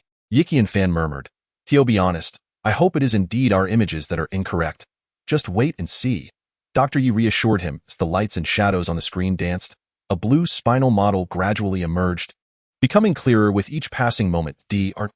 Yi pointed to the lower section of the spine and remarked, based on your description, your sister's injury should be in the lower part of the spine. However, take a closer look. Do you see any signs of damage there? Moreover, I have observed that her entire skeletal structure is even more robust than that of an average person. Although Yi Qianfan was not a doctor, he had reviewed his sister's images numerous times. What lay before him now was a nearly perfect spinal structure. How could this be? Had his sister's spine healed on its own? Yi Qianfan felt a buzzing in his head, and as he slightly faltered, he reached out to steady himself against Jian Qi. Jian Qi, being an observer, calmly stated, do not be alarmed. This is indeed good news. Once Qinwu awakens, she will be able to walk and even attend school. Regardless of how this transformation occurred, you can simply ask her when the time comes. Taking a deep breath to regain his composure, Yi Qianfan inquired, Dr. Yi, what is the next step in her treatment? She is to be kept under observation in the hospital, requiring daily supplementation of adequate nutrition, and for now, we can only await her awakening. And of course, family members are encouraged to remain by her side, reminiscing about past events and playing her favorite music, all of which may assist in her recovery, Dr. Yi advised. Very well, Yi Qianfan nodded in acknowledgement. Please proceed to the front desk to complete the hospitalization formalities and pay the deposit, Dr. Yi instructed. All right, I shall do so immediately, Yi Qianfan replied.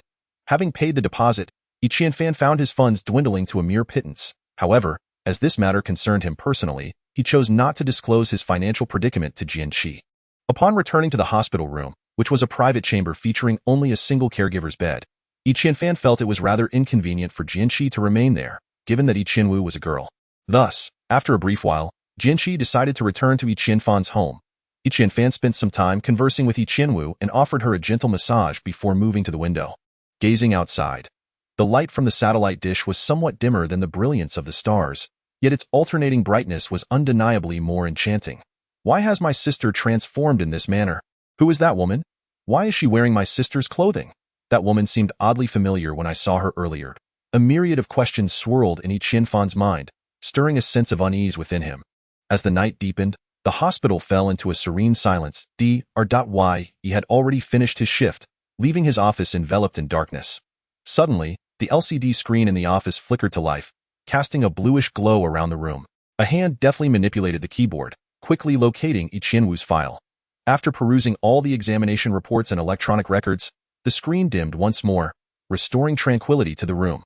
The darkness enveloped the space, devoid of any sound. After a prolonged silence, a voice of joyful astonishment pierced the stillness, followed by the gradual closing of the open window, returning everything to calm.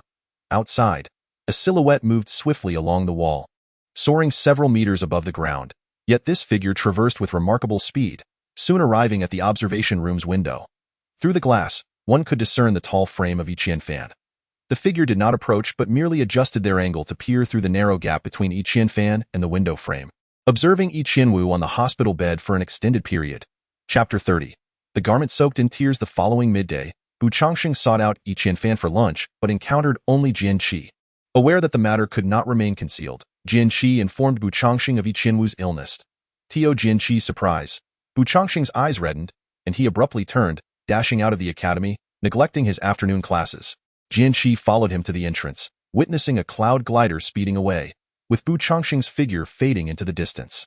Suddenly, the door to the observation room swung open, and Bu Changxing rushed in. Yi Qianfan, who had been talking to Yi Qianwu, quickly rose to his feet upon seeing Bu Changxing enter. Bu Changxing forcefully shoved Yi Qianfan, exclaiming, "Qianwu is hurt. Why was I not informed?" Yi Qianfan, taken aback, responded, "It was too late yesterday, so I thought, why should I notify you?" Bu Changxing pointed at Yi Qianfan and said, You no longer consider me a friend. Such a significant matter, and yet you chose not to inform me." Observing his agitation, Yi Qianfan could only respond, "Be quiet. You might disturb Qianwu's rest." This statement proved more effective than any other, prompting Bu Changxing to hastily close his mouth. He approached Yi Qianwu's bedside. Watching her lie there, tears streaming down his face, soon soaking his shirt, Yi Qianfan was momentarily taken aback. He stepped beside Bu Changxing and inquired, "Did I ever agree to betroth Qianwu to you?" "No," Bu Changxing cried. "Then why are you crying? Your tears are making me, her brother, feel uneasy, as though you are her true kin." Yi Qianfan shouted. Bu Changxing was momentarily stunned. He pointed a finger at Yi Qianfan and declared, "Just you wait with that." He turned and left the room. This left Yi Qianfan somewhat bewildered. What was the meaning of this commotion? After about a quarter of an hour, Bu Changxing returned with 2 nurses. "Are you certain you wish to transfer her to the intensive care unit?" One of the nurses was the same one who had accompanied Yi Qianwu for her examination the previous day, and seemed to be somewhat aware of the situation. "Enough of the chatter. Hurry up, look around. Is this place suitable for a patient?" Bu Changxing insisted. Very well. The 2 nurses approached to move Yi Qianwu's bed. Yi Qianfan quickly intervened, asking, "What is happening? Why has no one consulted my opinion?" The younger nurse replied, "Why should we seek your opinion? A family member pays to change the patient's room. Do we need to gather a consensus from all of you?"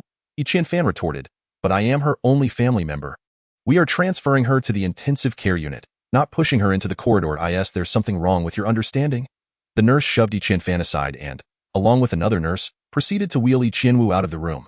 Bu Changxing, with his red-rimmed eyes, ignored Yi Qianfan and followed the nurses out. Left with no other choice, Yi Qianfan trailed behind them. They took the elevator up another 10 floors, arriving on the 25th floor. Upon exiting, a security guard stopped them, conducting a thorough check before granting them access. The corridor was spacious and tranquil.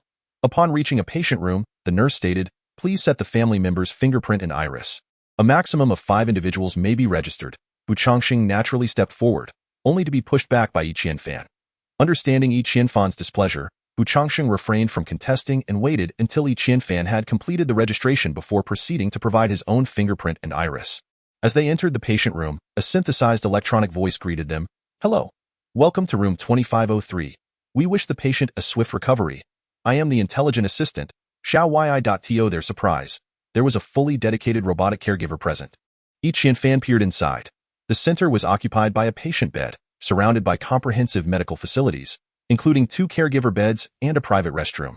This room was significantly superior to the previous one, and the cost would undoubtedly be astounding. Yi Qianfan realized that Bu Changxing had intentionally sought to provoke him by arranging for this new accommodation, likely fearing that his request for a room change would be denied. In the past, he gently patted Bu Changxing on the shoulder and said, "Thank you, my brother. Consider this money a loan. I shall return it to you later." Tears welled up in Bu Changxing's eyes as he replied, "There is no need for words. The priority is to awaken Qianwu as soon as possible. Everything else pales in comparison. Besides, I intend to marry Qianwu in the future. Spending this small sum for my future bride is of no consequence." "Just stop talking nonsense," he added. "Can't you express yourself properly?" Yi Qianfan playfully punched Bu Changxing. Bu Changxing swiftly shifted the topic, asking, "What exactly has transpired?" "Jian Qi did not clarify anything with me." At that moment, Jian Qi had left in haste, leaving no time for an explanation. Yi Qianfan recounted the events of yesterday, and upon hearing it, Bu Changxing's brow furrowed. He proposed, "Should we enlist my father's help to investigate this matter? If it is not too troublesome, it could be a viable solution." Yi Qianfan was somewhat familiar with the Bu family. They were engaged in the mining business and seemingly had connections to a prominent family, holding some influence in Kaixin City. "It's not a bother. My father will certainly take this matter to heart," Bu Changxing assured, patting his chest. "Thank you." Fan expressed gratitude not only for this, but also for the room change. If you treat me as a stranger, then you truly do not regard me as a friend. He continued, moreover, we cannot predict when Qianwu will awaken. You cannot stay by her side every day. With a robotic butler overseeing her, we can rest easier, Bu Chongqing concurred. Chapter 31. Please help me. Bu Chongqing was utterly astonished that Qianwu's spine had miraculously healed itself, which implied that if she were to awaken, she could bid farewell to her wheelchaired eye in his spare time. Bu Chongqing made a phone call to his father, requesting assistance in looking into Qianwu's situation. His father readily obliged. After school, Jian Qi also arrived at the hospital, staying for a brief period before returning to Qianfan's home. The Jian family's ancestral breathing technique did not require one to lie in bed. One could simply sit cross-legged to practice. After a night of meditation, not only did he feel invigorated, but it also contributed to the enhancement of his own strength. Furthermore, sitting in meditation sharpened one's perception of the surroundings, making one less vulnerable to surprise attacks. The night breeze was cool, and the outside was enveloped in silence. Jian Qi gradually opened his eyes, resting his hand on the sword hilt, and gazed into a corner, asking, do you truly believe the same method can assassinate me again? A petite silhouette emerged from the shadows, a bandage wrapped around her left arm, blood seeping through, indicating a recent injury. She bore no weapon and exuded no murderous intent. I am not here to kill you. Rather, I seek your assistance in ending a life. Her voice, though low, unmistakably belonged to a woman. Jian Qi chuckled softly and inquired, why? Because they attempted to kill Qianwu. The woman was none other than Ah Hua. Attempted to kill Qianwu? What do you mean by that? Jian Qi's eyes widened in disbelief. The root of the entire situation lay with himself. Had he not come to this resettlement star, the Wu family would not have followed. While he was uncertain why Qianwu was still alive, he was certain they had once tried to take her life, but their efforts had failed, which was the reason for her current state of unconsciousness. Hua inquired, who are they? Jian Qi pondered for a moment before asking, the 3 Shura of the Wu family. Hua replied. Their abilities? Jian Qi had indeed heard of the infamous 3 Shura. They were 3 brothers, all of whom were warriors of the starry sky. Thrust, Dark Spear, and Dark Puppet. Hua spoke of them with an air of familiarity. Are they all adept in dark system abilities? Jian Qi questioned. Indeed. The Wu family has a particular penchant for dark system capabilities. Hence they tend to recruit dark system warriors from the starry sky more readily, Hua explained. Why do you feel the need to eliminate them? Is it solely because they are pursuing you? Jian Qi queried. This matter is rather convoluted. Wu Mingbai sent Hua to assassinate Jian Qi, which ended in failure. To appease the wrath of the Jian family, he then dispatched the 3 Shura to capture Hua. During the attempt to apprehend Hua, Qianwu was also injured. Thus, what began as Hua's assassination of Jian Qi has now turned into Jian Qi aiding Hua in eliminating the 3 Shura. Hua's hands trembled slightly as she declared, they may take my life, but they must not harm Qianwu. Therefore, they all must perish. Jian Qi, sensing the sincerity in Hua's words, contemplated, even with my involvement, it would still be 2 against 3. Why do I feel as though you are leading me to my demise? Hua paused momentarily and responded, is it not worth the risk for the sake of a friend? It was evident that she truly regarded Qianwu as a friend. Jian Qi, taken aback, replied, I am open to taking risks, but not at the cost of needless sacrifice. In truth, if we include one more person, success is not out of reach. Who do you have in mind? Hua inquired. I too must ensure the safety of my friends.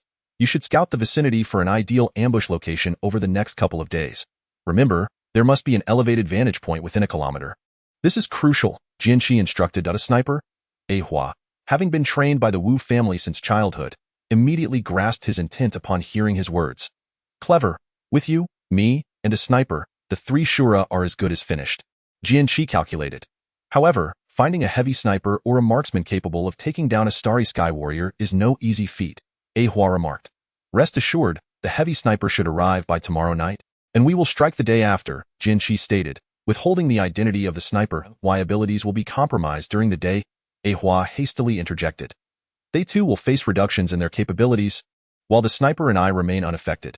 Therefore, your task is to restrain one of the Shura, Jian Qi clarified. If that is the case, I can manage, Hua affirmed. Then let us reconvene the details the morning after tomorrow. Jian Qi concluded. It's a deal. Hua's figure gradually faded into the shadows. After sitting in contemplation for a while, Jian Qi organized his thoughts and then rummaged through a box until he located a communicator. Upon activating it, a girl with an extravagant afro appeared on the screen, immediately exclaiming, Brother Qi, You finally remembered your dear sister. Is it because you're out of money? Jian Qi felt a headache coming on and replied. Even when short on funds, I wouldn't ask you for assistance. Just lend me the end of days. What do you need the end of days for? The girl inquired, her eyes wide with curiosity. To eliminate a few individuals, Jian Qi stated candidly. Since when did you take a liking to lurking in the shadows for ambushes? The girl appeared to be unconcerned about his intent to commit murder. Rather, her focus lay on his methodology.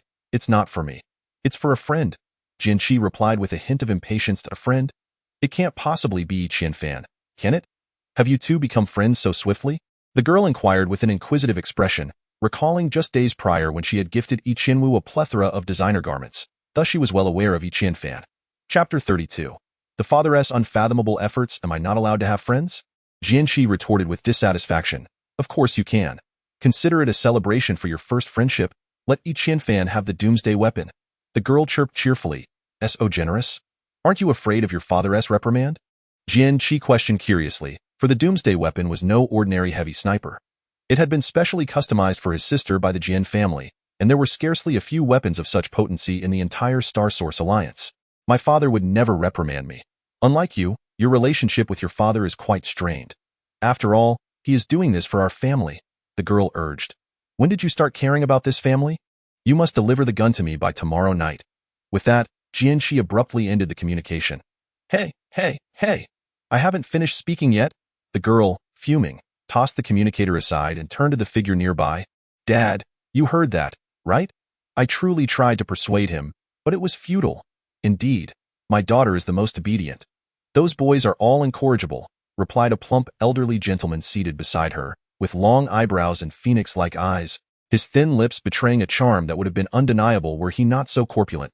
He was Jian Yuandao, the head of the Jian family. Dad, you've given away my doomsday weapon. You must compensate me adequately.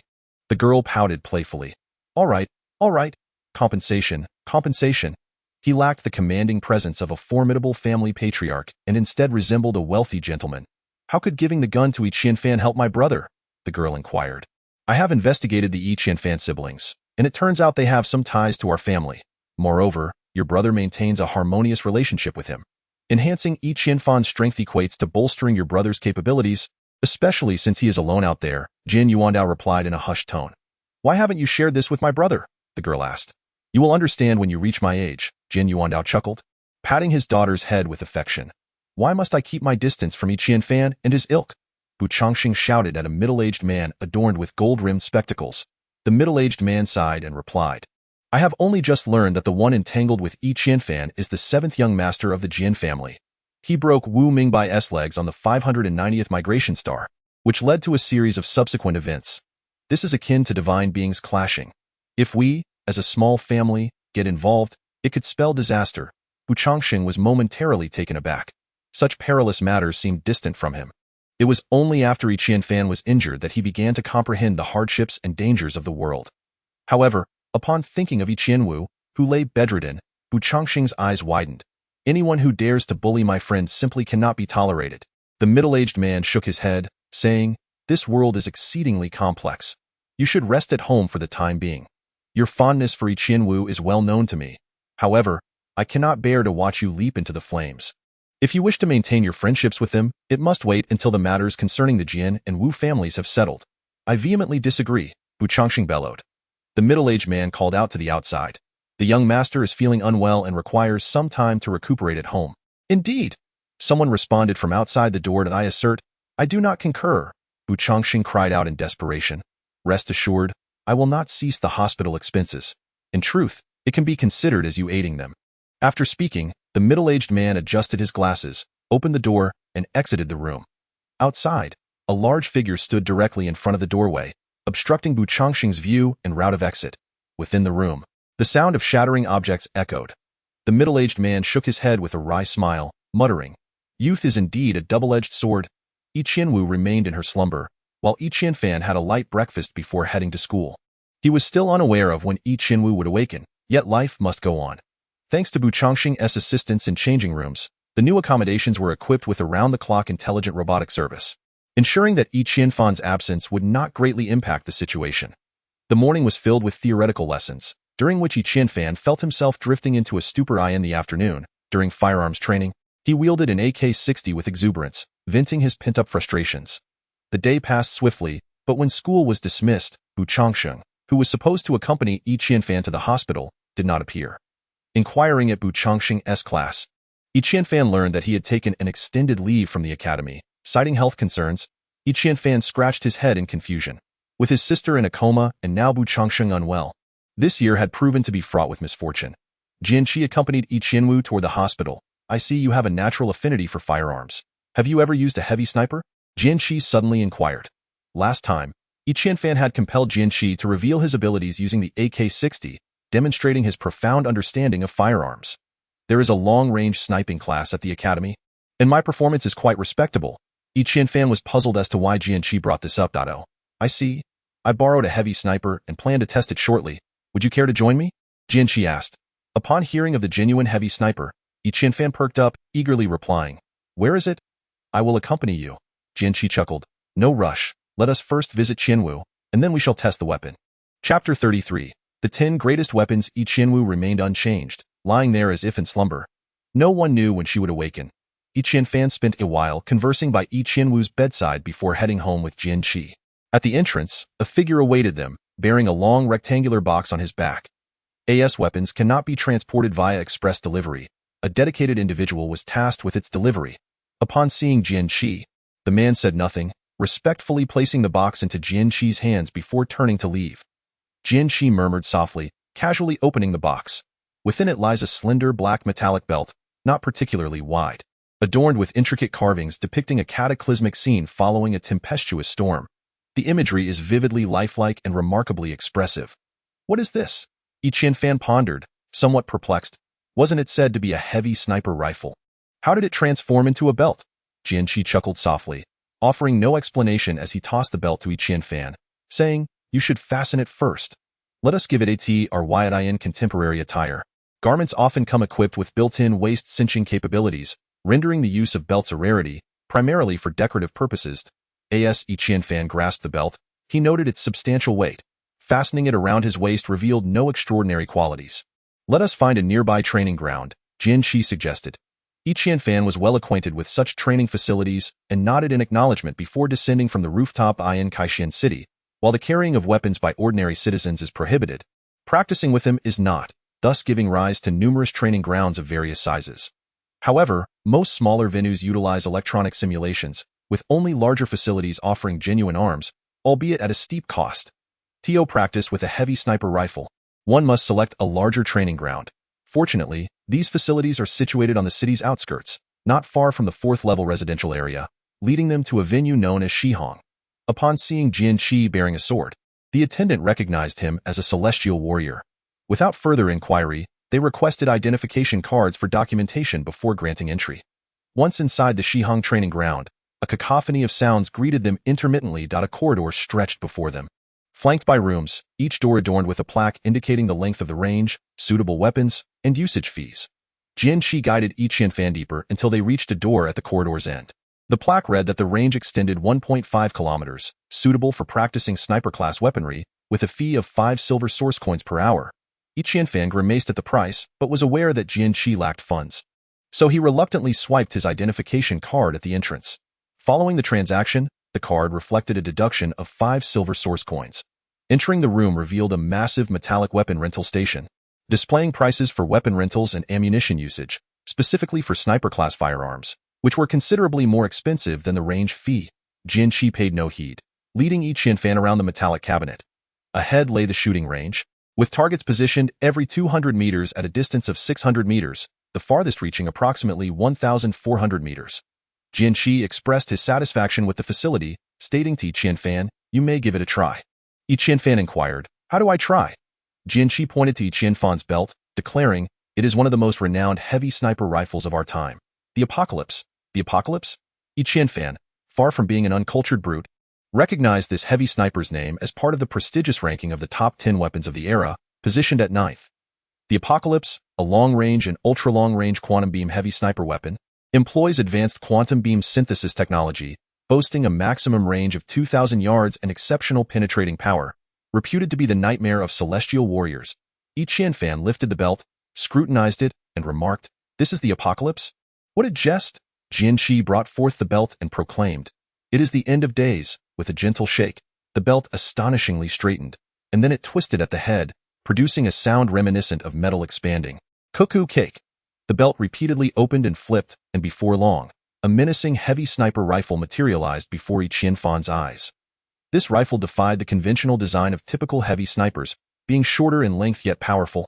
Its surface intricately engraved with vivid depictions of apocalyptic scenes, strikingly complete and profoundly impactful. A high-powered telescope was affixed atop, complemented by mechanical sighting lines beneath, designed for celestial warriors endowed with long-range sensory capabilities. Flanking the sides were two hollowed protrusions resembling diminutive wings, which emitted varied sounds when caressed by the wind. These devices served to measure wind speed, force, and direction, with a liquid crystal display at the base. The grip and support were distinctly antiquated, adorned with carvings intended to enhance friction. As Yi Qianfan held it, an overwhelming sensation surged through him, as if with this gun in hand, the world was at his command. Jian Qi elaborated, "The ammunition of the end of days consists of quantum light beams, capable of storing energy to unleash 100 beams in succession. Its energy storage is remarkably simple. As long as light illuminates its surface, it is perpetually charged. Thus, under normal circumstances, you need not worry about a shortage of beams." Yi Qianfan's hand trembled slightly as it rested upon the weapon, fully aware that this heavy sniper was akin to a treasure. Its value undoubtedly exorbitant, likely only lent to him for the time being. Chapter 34. The might of the end of days. How could a belt transform in such a manner? This transformation was not mentioned in the introduction of the end of days, presumably because the owner wished to keep this secret concealed. Jian Qi chuckled. This end of days employs a folding metal known as Qian, which inherently possesses folding characteristics. My sister ingeniously had it crafted into a belt. However, this hardly resembled a lady's belt, Yi Qianfan mused, though he refrained from voicing his thoughts. The affairs of the Jian family seemed rather intricate, and Jian Qi's relationship with his father appeared strained. Jian Qi continued, "You should give it a try. If you find it to your liking, it can remain with you for now." "Remain with me? What do you mean?" Yi Qianfan inquired, perplexed. "Since I have no fondness for heavy snipers, you might as well use it until you find a better weapon," Jian Qi replied. "Brother, are you truly comfortable leaving such a valuable item in my possession?" Yi Qianfan jested. "Of course, I trust you. Few dare to steal from the Jian family. Just give it a shot. If it suits you, we can discuss it further," Jian Qi urged. Jian Qi's assessment of Yi Qianfan's marksmanship was solely based on their previous practice at the academy. As for whether he possessed the talent of a sniper, Jian Qi remained uncertain. An exceptional sniper is the soul of a team, requiring not only superior calculation skills, but also an intimate understanding of the surrounding terrain, as well as a keen awareness of natural elements such as weather, humidity, and wind direction.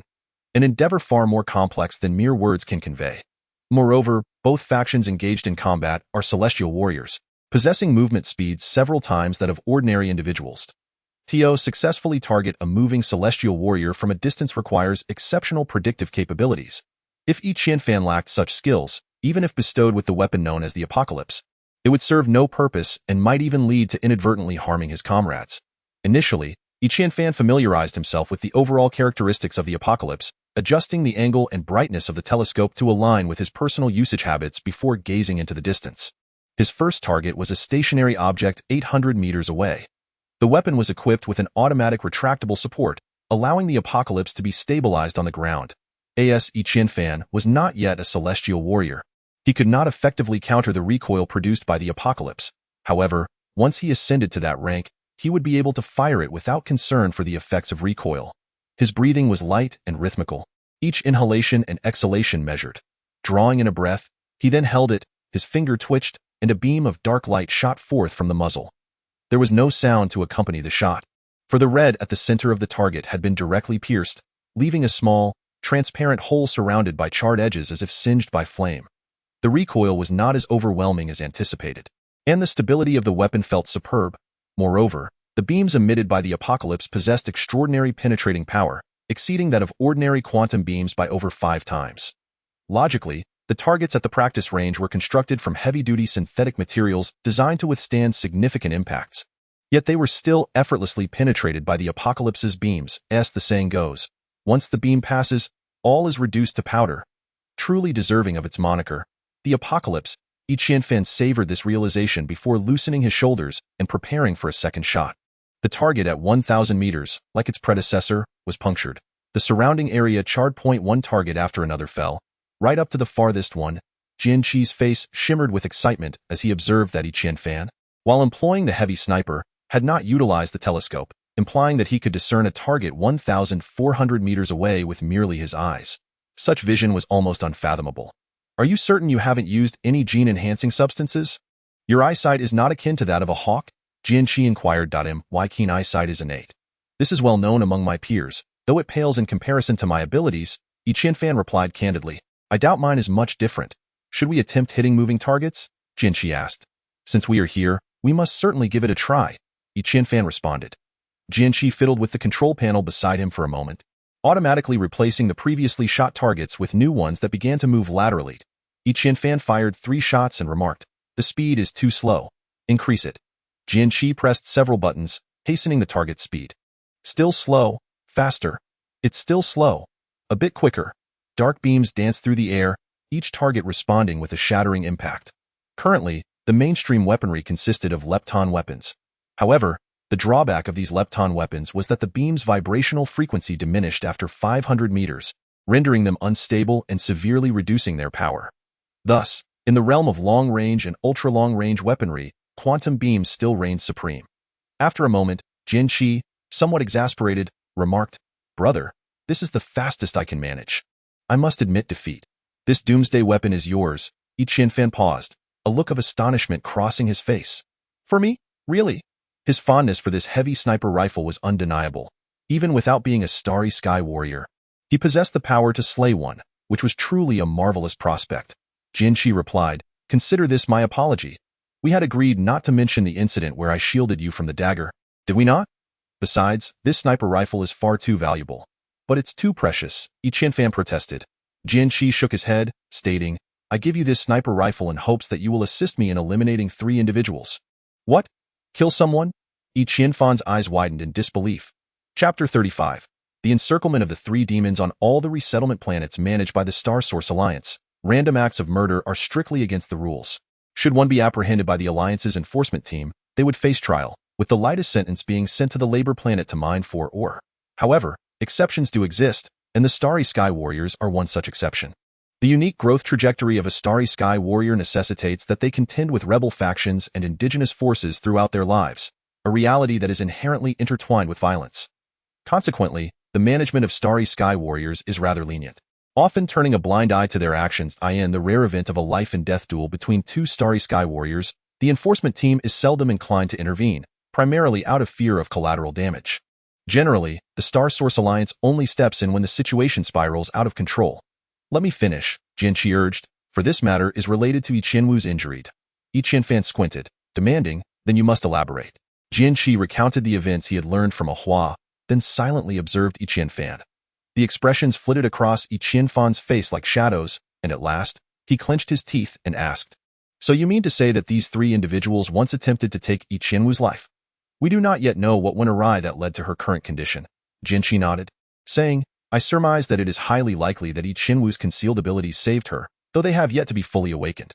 Are you suggesting that Chen Wu could become a Starry Sky Warrior? Chen Fan inquired. That is my speculation, but we will have to wait for Chen Wu to awaken to ascertain the truth, Jian Qi replied. Based on the surface circumstances, no one could fathom the true nature of Chen Wu's transformation, and even the metallic sphere that had been in her pocket was missing, a detail Chen Fan had overlooked entirely.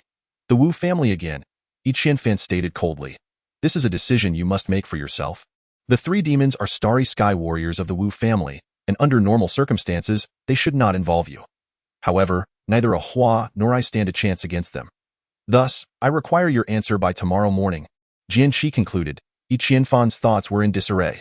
Following Jian Qi's method, he spun the doomsday weapon's rear, transforming it into a metallic belt. He handed the belt to Jian Qi, who merely pushed it aside without accepting it. Chen Fan fastened the belt around his waist and departed the training ground alongside Jian. On that night, Jian Qi sat in meditation upon his solid wooden bed, while Chen Fan tossed and turned, managing to catch but a fleeting moment of sleep only with the break of dawn. A soft knock echoed from outside the door. Chen Fan abruptly opened his eyes and leapt from the bed. Beside him, Jian Qi stirred awake and regarded Chen Fan with curiosity. Chen Fan chuckled and declared, Whoever dares to bully my sister should be prepared for death.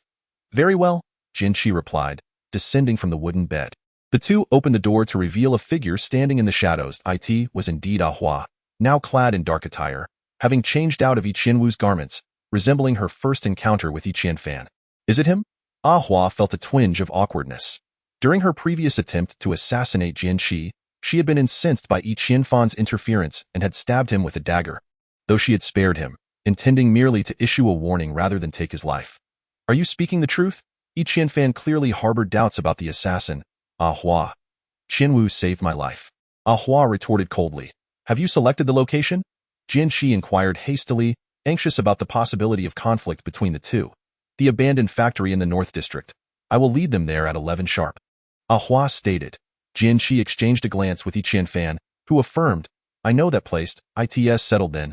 Ah Hua asserted. The three Shura were relentlessly pursuing her, and this was her sole opportunity to evade them. It's settled, Yi Qianfan echoed. Once Ah Hua disappeared into the distance, Yi Qianfan remarked, that location used to be a storage area for the Mengli factory a few years ago.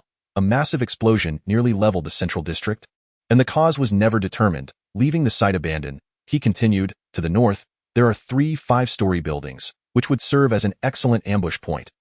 The crux lies in your decisive strike. Otherwise, we truly cannot withstand the onslaught of the 3 of them. Jian Qi stated solemnly. Rest assured, I can manage, Yi Qianfan replied, a statement directed at both Jian Qi and himself. The two shared a brief breakfast, tidied up, and then descended together, heading straight for the northern abandoned factory. The factory's walls had crumbled, overgrown with wild grass, and in the center lay a large pit, surrounded by scattered rubble. The ground behind was relatively flat, marking the ambush site chosen by Ah Hua. They meticulously surveyed the surroundings once more. Jian Qi remained on the flat ground while Yi Qianfan turned towards the buildings at the back. The 3 5-story structures loomed at the northernmost edge, less than a kilometer from the spot selected by Ah Hua. If one were to ascend to the rooftops, the expansive view would be ideal for sniping. Yi Qianfan chose the leftmost building, where the parapet was relatively intact, allowing for effective concealment behind the walls. The building lay in a state of disrepair, with the staircase leading up being incomplete. Yi Qianfan cautiously made his way to the top floor, finding an optimal spot for ambush before sitting down to await the impending confrontation. With the clock nearing 11, there remained nearly an hour to prepare, affording ample time. Chapter 36. The reappearance of the dual pupils. As time gradually passed, the appointed hour with Ah Hua drew ever closer. Yi Qianfan retrieved the weapon known as the End of Days, transforming it into the formidable guise of a heavy sniper rifle. He meticulously set it up at a gap, camouflaging it with surrounding branches. As he began to assess the wind direction and speed using the device mounted on the rifle, the clock struck 11 in the distance, for figures sped towards them. The foremost silhouette was petite and delicate, undoubtedly Ah Hua. The figures following were taller, presumably the 3 warriors of the Wu family, known as the Azuras. Jian Qi also spotted the approaching individuals, drawing his sword from behind and regarding them with a frigid gaze. Ah Hua halted abruptly near Jian Qi, turning to fix her stare on the 3 pursuers. The tallest among them, the leader of the 3 Azuras, was responsible for the death of Yi Qianwu. Yet, he remained oblivious to the fact that the girl had not perished but had rather fallen into a mysterious state of unconsciousness. With a subtle motion of his hand, the 2nd and 3rd Azuras spread out to encircle Jian Qi and Ah Hua from 3 directions. 7th of the Jian family? Are you not aware that the person beside you is precisely the one your family seeks? Are you truly intent on aiding us in capturing her? The leader of the Azuras chuckled, his eyes scanning the surroundings to gain a comprehensive understanding of the environment. The 3 remained completely unperturbed, having witnessed grander spectacles, and did not regard the alliance of Jian Qi and Ah Hua with any seriousness. Jian Qi recognized this as a tangled affair and coldly remarked, I seek you because you have slain my friend's sister. Prior to their arrival, it had been agreed that the news of Yi Qianwu being alive must not reach them. Should the ambush fail, it would pose new dangers for her. Who? Are you referring to that disabled girl? The leader feigned ignorance. You know full well what you have done, Jian Qi retorted coldly, a mere ordinary person. Dead or alive, what necessity is there for you to sacrifice another life? The leader swung his soft sword viciously. A killer must always be killed. A glint of cold light flashed in Jian Qi's eyes as he swung his sword towards the adversary.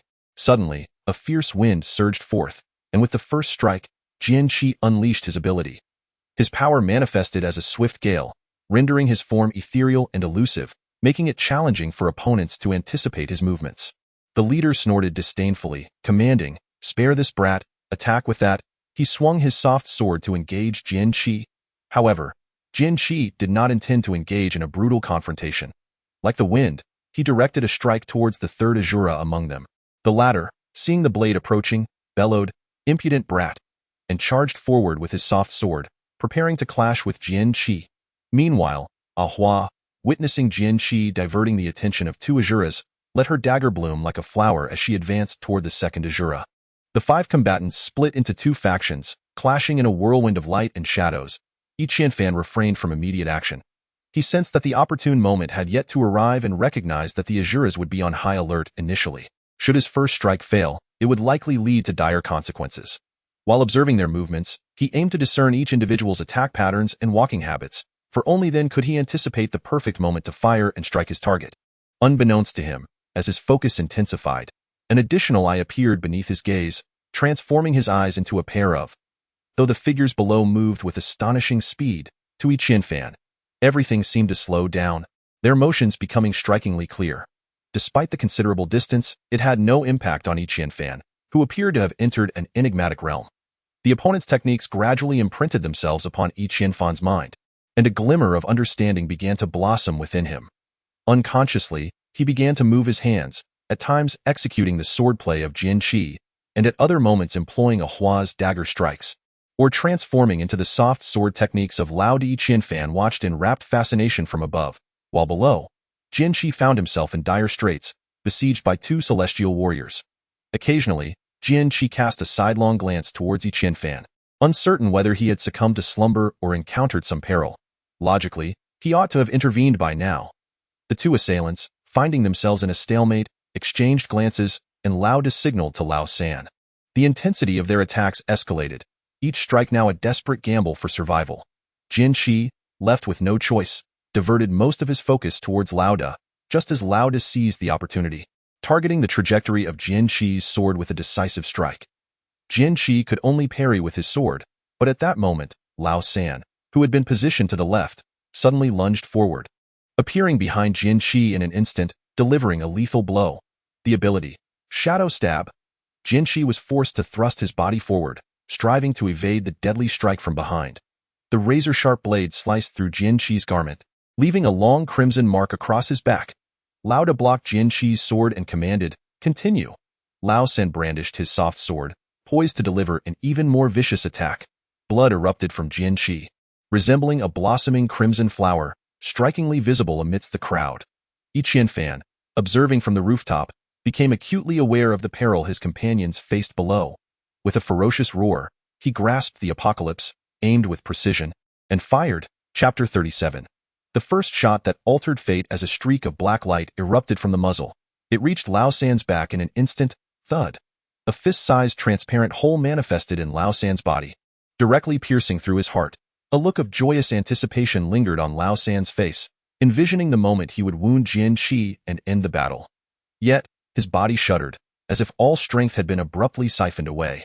And then darkness enveloped him. His class sniper, Lao Da roared. The nearest building lay nearly a kilometer away. To strike a target with such precision from that distance was no feat of an ordinary marksman, but rather the work of an S-class sniper, likely of celestial warrior caliber. Damn it, they're playing dirty. Retreat. Upon witnessing Lao San's demise, Lao Er initially intended to fight desperately. However, upon hearing Lao Da's command to retreat, he raised his hand, launching a black spear towards Ah Hua before fleeing. Ability, Dark Spear. This impeded Ah Hua's pursuit. Unfortunately, after just a few steps, he was overtaken by a black light, tumbling to the ground. Facing inevitable doom, Lao Da, having initiated his escape earlier, dared not glance back at Lao Er's downfall, continuing to flee in a serpentine manner. Meanwhile, Qianfan on the rooftop remained calm, steadily aiming the apocalypse at the fleeing adversaries. Just as Lao Da's body twisted in one direction, he pulled the trigger. A dark flash darted past, and in an instant, the leader, who had been running, was struck down. Qianfan's confidence swelled as he stood to launch his attack, the recoil propelling him several steps backward. After securing the apocalyptic weapon, Qianfan hurried downstairs, only to discover that Jian Qi and Ah Hua were standing beside the last person, their expressions far from favorable. Qianfan inquired, "What happened?" Jian Qi offered a bitter smile and replied, "The leader of the Azura has fled." "How is that possible? I hit him just now," Qianfan exclaimed, finally taking note of the lifeless body on the ground, which was not a genuine person but a figure composed of a swirling mass of black mist, gradually dissipating. "What is going on?" Yi Qianfan asked. "Shadow puppet. That is the leader's ability," Ah Hua interjected. "What shall we do?" Yi Qianfan realized that the escape of an enemy would inevitably lead to a series of complications. Jian Qi shot Yi Qianfan a glare and said, "Buddy, couldn't you have fired your weapon a bit sooner? My back is still stinging." Yi Qianfan felt a twinge of embarrassment and replied, "It was my first time." Jian Qi rolled his eyes and remarked, "I will notify my family to see if we can mitigate this situation." Fortunately, he does not know who fired the shot at them. "You must exercise caution when using the apocalyptic weapon in the future," Yi Qianfan grimaced.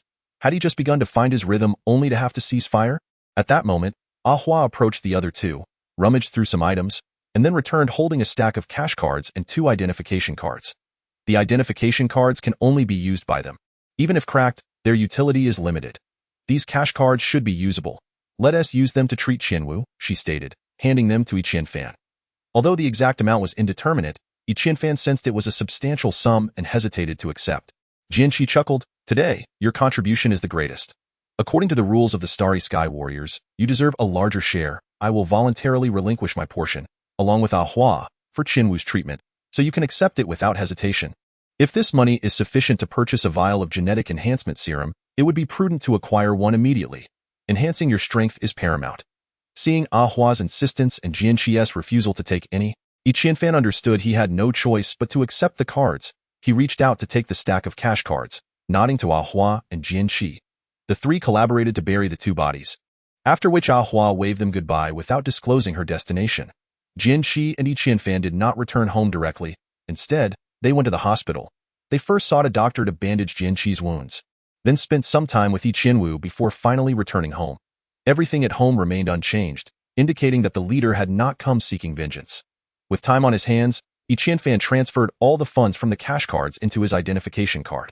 To his astonishment, the total amounted to a staggering 120,000 Jinyuan coins, the largest sum he had ever possessed. He shared the amount with Jian Qi, who seemed rather indifferent, continuing his meditation. Yi Qianfan asked, "What do you think they brought such a large number of cash cards for?" "They are essentially engaged in the sordid tasks for the Wu family, entering and exiting various establishments while fearing the traces they might leave behind. Therefore, wherever cash cards are accepted, they refrain from utilizing their personal identity cards," Jian Qi elucidated. Yi Qianfan grasped the crux of the matter, smacking his forehead and exclaiming, "I should have just kept a few cards. How foolish of me!" Jian Qi did not even lift his eyelids as he retorted, "Your foolishness has been a long-standing issue. Then you are even more foolish than I," Yi Qianfan quipped in jest. Jian Qi, uninterested in engaging in a war of words, feigned ignorance and continued his meditation. Having recently acquired a substantial fortune, Yi Qianfan felt a surge of excitement that kept him awake. He inquired, "Do you think I truly need to purchase the gene enhancement serum right away?" Addressing the matter at hand, Jian Qi ceased his meditation, opened his eyes, and regarded Yi Qianfan, stating, "In truth, with your sniping prowess, you could already carve out a niche for yourself here, but that is still far from sufficient. Only by becoming formidable can you better safeguard your family and friends. The pain of losing loved ones is something I never wish to endure again." Chapter 38. The pursuit of strength to avoid losing loved ones. Yi Qianfan understood that he was referring to his second elder brother, and he too had experienced the departure of a family member. Comprehending the depth of that anguish, "I actually wanted to wait until I turned 20 before using the gene serum," Yi Qianfan confessed. "You are mistaken. The earlier you use the gene serum, the more beneficial it will be for your future growth. If you can use it at 18, do not wait until 19, understood?" Jian Qi advised. "Why?" Yi Qianfan pondered, a sense of unease creeping in. In fact, utilizing the gene serum just after turning 18 can more readily awaken one's abilities. Though this information has not widely circulated, Jian Qi explained, "It only your illustrious family that is privy to this knowledge." Yi Qianfan quickly deduced the reason. Jian Qi remained silent, tacitly acknowledging the truth. After a moment of contemplation, Yi Qianfan resolved, "Then I shall purchase the gene enhancement serum tomorrow and see if I can unlock my abilities." Jian Qi scrutinized Yi Qianfan's eyes and remarked, "I could wager that it pertains to your eyes. Often, a distinctive trait as an ordinary person can transform into an awakened ability. In a wager, I suspect it is indeed the eyes." Yi Qianfan chuckled, before lying down on his bed. Yet sleep eluded him as he reflected on the events of the day. It seemed he had retained some of Jian Qi, Ah Hua, and the 3 Azurist techniques, albeit somewhat hazily. Given the right amount of time, he believed he could master a portion of them. What was happening? This was an unprecedented occurrence. Jian Qi gradually closed his eyes. Perhaps tomorrow would dawn as a fortuitous day. In the early morning, Yin Xing emerged quite early, basking in the warm rays of sunlight that enveloped him in a cozy embrace. Yi Qianfan stretched his arms wide, feeling an overwhelming urge to shout at the sky. For today was a pivotal day that would determine his future. Once he unlocked his abilities, he could apply for the assessment of a stargazer warrior, and should he truly become one, the vastness of his future would expand dramatically. Even if one cannot unlock their abilities, they can still become a true martial artist. It seems that I possess an extraordinary talent for ranged attacks. The two of us have already skipped school for a whole day yesterday. Although today is a crucial day, we must first request leave from the academy. Teacher Zhuwu gazes at the two before him and reprimands, skipping school. What manner of behavior is this, Yi Qianfan? What has happened to you? You were never one to skip classes before. Ever since this Jian Qi arrived, you have either been injured or absent from school. Do you even care about graduating from university anymore? Yi Qianfan hurriedly explains, Teacher, the situation is rather special. I worked to earn money yesterday, and today I need to purchase a genetic potion. Zhuwu momentarily struggles to process this, pausing before responding. You mean to say you earned enough money in just one day to buy a genetic potion? Did you rob the finance building of the management team? Yi Qianfan quickly shakes his head, insisting, the reality is a bit more complicated. In any case, I have enough money now, and I wish to take leave today to buy the genetic potion. For the students of Triumph Academy, the most important matter is the consumption of genetic potions, so generally, a few days' delay in this regard does not warrant a reprimand from the teacher. That's good news. You may go, Zhuwu replies, pleased. If one of his students were to become a starry martial artist, it would reflect favorably upon him and potentially earn him a reward upon their graduation. Having left the school, the two make their way along the street towards Triumph Street, where there lies a vast commercial center with 3 floors dedicated to the sale of genetic enhancement potions. This establishment is owned by the Wu family, which is rather ironic, as they are effectively using the Wu family's funds to purchase their goods. The commercial center is named the Great Star Dream Commercial Center, with 90% of its inventory related to starry martial artists. Here, one can even procure the latest Lepton weaponry by virtue of their identity as a starry martial artist. This commercial center belongs to the Star Source Alliance, and nearly every colonized star boasts such a venue. It is Jian Qi's first visit to this place, and upon discovering its similarities to the one on their original planet, he quickly loses interest in sightseeing and accompanies Yi Qianfan as they take the escalator to the 3rd floor. The Wu family has a penchant for the dark arts, hence their choice of black decor materials. The section selling genetic enhancement potions appears rather ominous, entirely draped in dark tones. 4 guards stand at the entrance, blocking the path of Yi Qianfan and Jian Qi. One of them states, this is a place for selling genetic enhancement potions. No visitors allowed. If you are not purchasing a potion, please leave. Yi Qianfan, already harboring a negative impression of the Wu family, retorts, what business do you think we have here if we are not buying a potion? Step aside. The guard furrows his brow slightly. A vial of genetic potion comes at a hefty price, and it is customary for older family members to accompany buyers. Upon catching sight of Jian Qi, the guard's demeanor softens, and he warmly invites, esteemed guests, please come in. Once inside, you will be attended to. Yi Qianfan strides forward, thinking to himself, the feeling of having money is quite different. Jian Qi chuckles wryly, pondering, I think you might be getting a bit carried away. Chapter 39. Unforeseen circumstances. Esteemed guests, greetings. I am your dedicated attendant, Xiao Lu, and I sincerely hope you find my service to your satisfaction. A woman approached, clad in professional attire, her figure commendable, and a polished smile gracing her face. Yi Qianfan cast a brief glance, confirming she was not an automated assistant before stating, I am here to purchase gene enhancement serums. Xiao Lu smiled warmly and replied, excellent. Thank you for your patronage. I shall promptly arrange a private room for you. To procure gene enhancement serums here, one must consume them on the premises.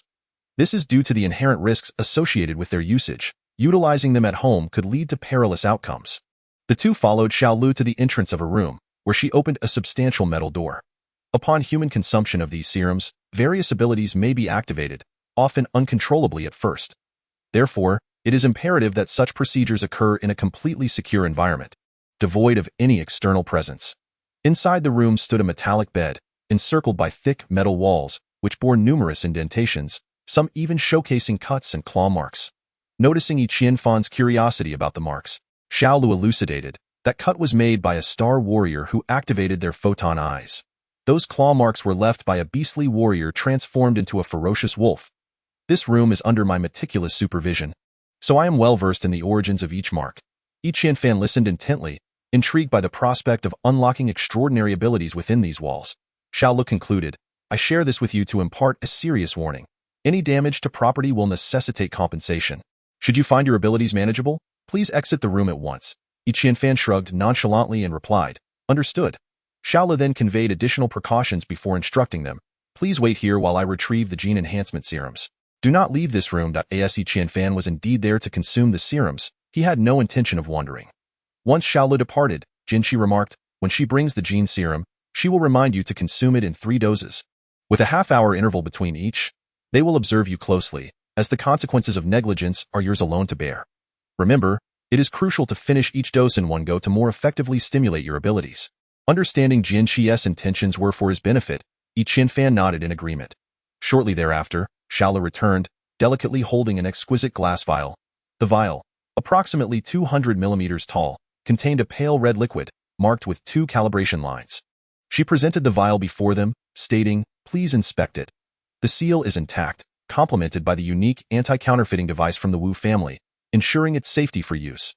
This vial, resembling mere water, commanded a staggering price of 50,000 gold source coins, a considerable sum. Indeed, warranting thorough examination.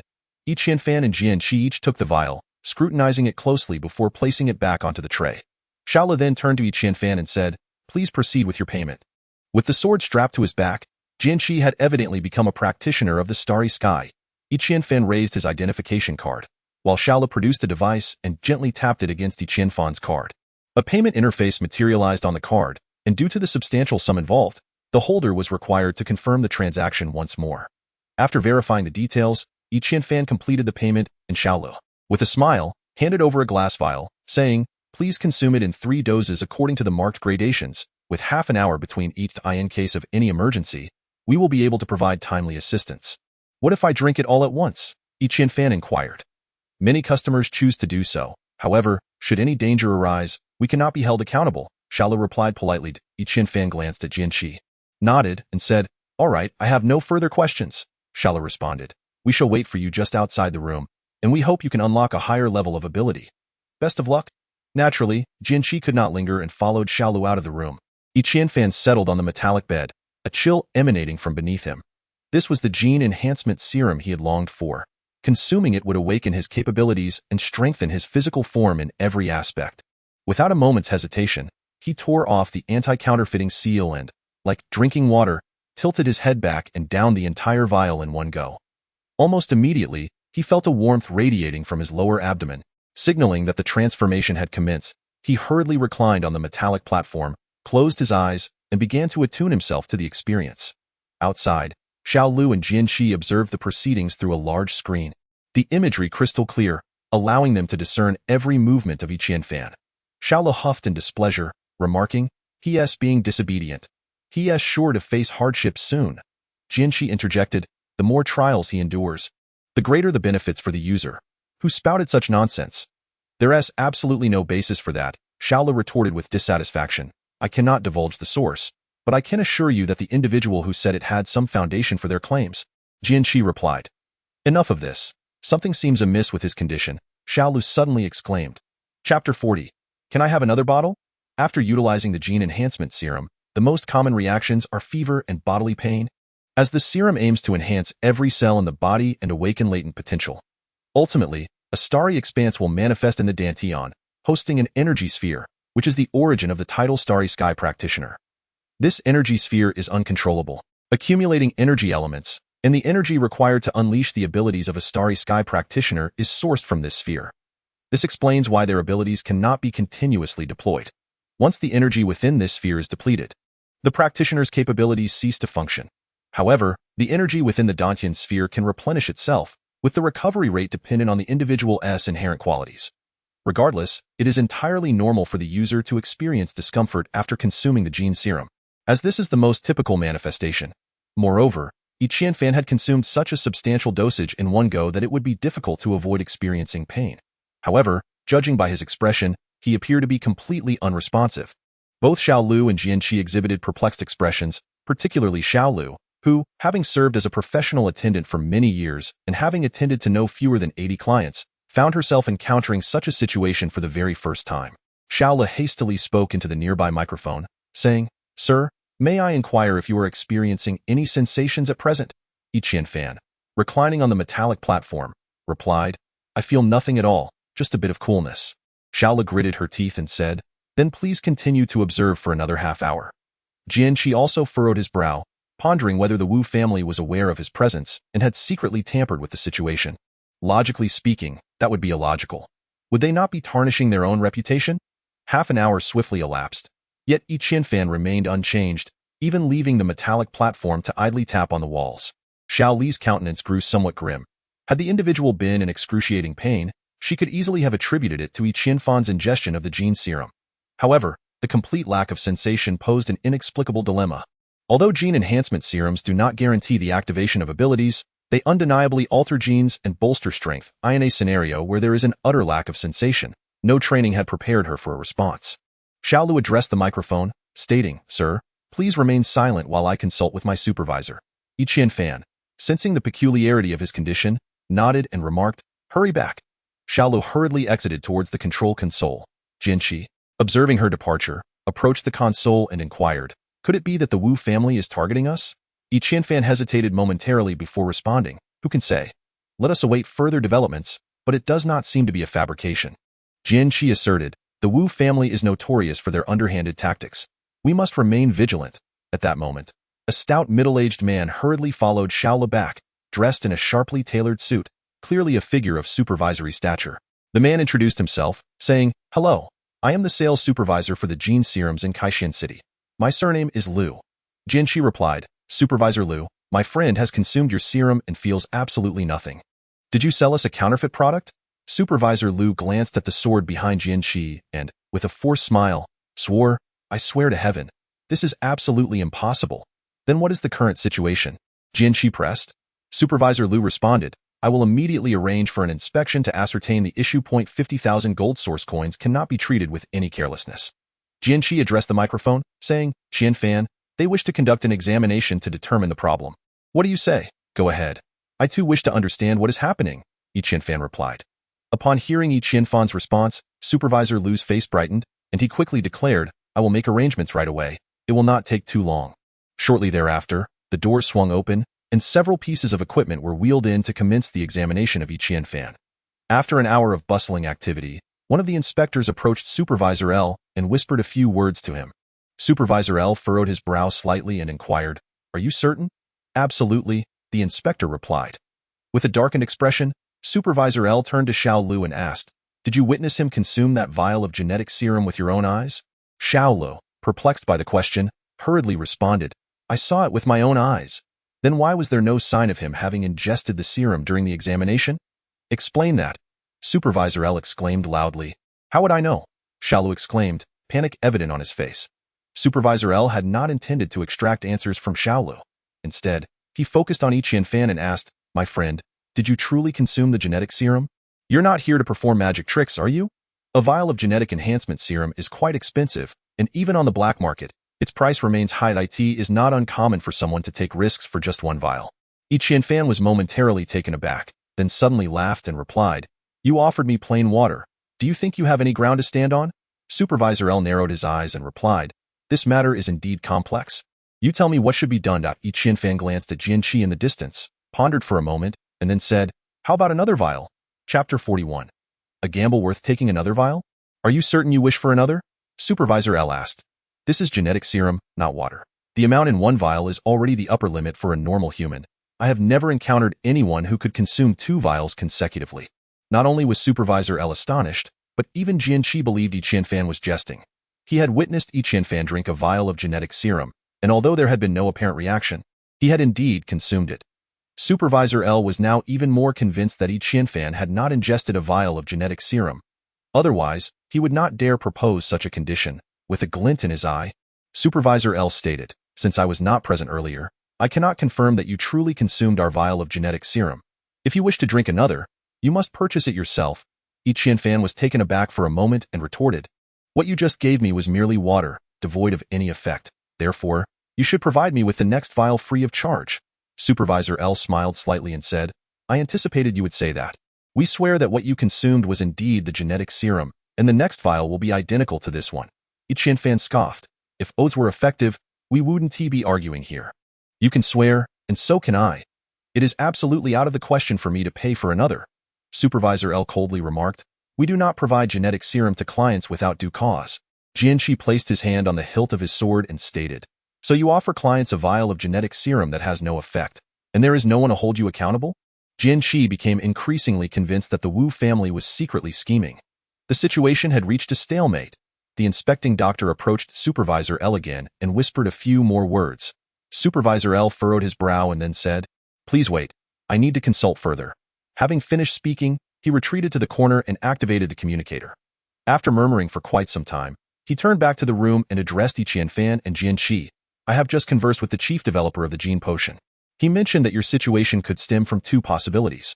1. Your constitution is unique, rendering you a rare and ineffective warrior, in which case the gene potion would have no effect on you, no matter how much you consume. The other possibility is that your constitution is indeed special, requiring a greater quantity of gene potion to awaken your genetic activity. At this juncture, Supervisor L paused momentarily before continuing. The chief developer suggested that you may consume a second bottle, or even countless bottles of the gene potion. If you manage to activate your genetic activity within a certain quantity, you would only need to pay for 2 bottles. Should you remain unable to activate your genetic activity, it would confirm that you are indeed that rare ineffective warrior. However, do not lose heart. If this is the case, you would not be responsible for the cost of the gene potion, and the fee for the first bottle would be refunded. If you are willing, he could also offer you a well-paying job. Yet, prior to consuming the gene potion, you must sign a written agreement, indicating that your choice is voluntary, and we shall bear no responsibility. Jian Qi stepped forward and declared, his gene potion is suspect. He intends to use you as a test subject, and you must not consent to this. Upon hearing his words, Supervisor L and the others did not refute him. It was evident that Qianfan was being treated as a mere experiment to ascertain how many bottles of gene potion would be effective for his body. If the second bottle proved beneficial, it would imply that the first bottle might not have been consumed, thus necessitating Qianfan to pay for both bottles, leaving the Wu family unscathed. Conversely, if the second bottle yielded no results, the chief developer would remain curious about whether Qianfan was indeed an ineffective warrior or a uniquely gifted individual. For them, the loss of some gene potions was entirely acceptable, in any scenario. The Wu family emerged unscathed, truly a masterful calculation. Becoming a starry sky warrior had been Qianfan's lifelong dream, a goal he had diligently pursued over the years. He never anticipated encountering such a situation now. Yet he was resolute in his determination. His sister lay in a coma, and the circumstances surrounding his father's death were shrouded in mystery, all of which required the intervention of a capable starry sky warrior. A glimmer of determination flashed in Qianfan's eyes as he proclaimed, bring it on. Prepare more gene enhancement potions for me, Jian Qi retorted angrily. No. In my view, Qianfan is a prodigy of long-range sniping. Even if he is not a starry sky warrior, he can still shine brilliantly, and there is no need to risk everything at this moment. Qianfan's expression grew serious as he asserted, if anything were to happen to me, you and Bu Changxing must take care of my sister. This is something I must do. Seeing that his persuasion had fallen on deaf ears, Jian Qi could only let out a deep sigh, regretting his decision to accompany Qianfan here. With the mandate from above, Supervisor L became unfazed and instructed Xiaolu, fetch a box of gene potions. Just say I require them. A box of gene potions contains 15 bottles. And no one believed that Qianfan could consume them all unless he were indeed the legendary ineffective warrior. Xiaolu nodded eagerly and hurried off to procure the gene potions. Before long, Xiaolu arrived at the scene, carrying a box of genetic agents, and at that moment, the written agreement was also finalized. Qianfan glanced over it briefly and affixed his signature. This grand gamble had taken effect. As he surveyed the array of genetic enhancement potions, a surge of boldness welled up within him.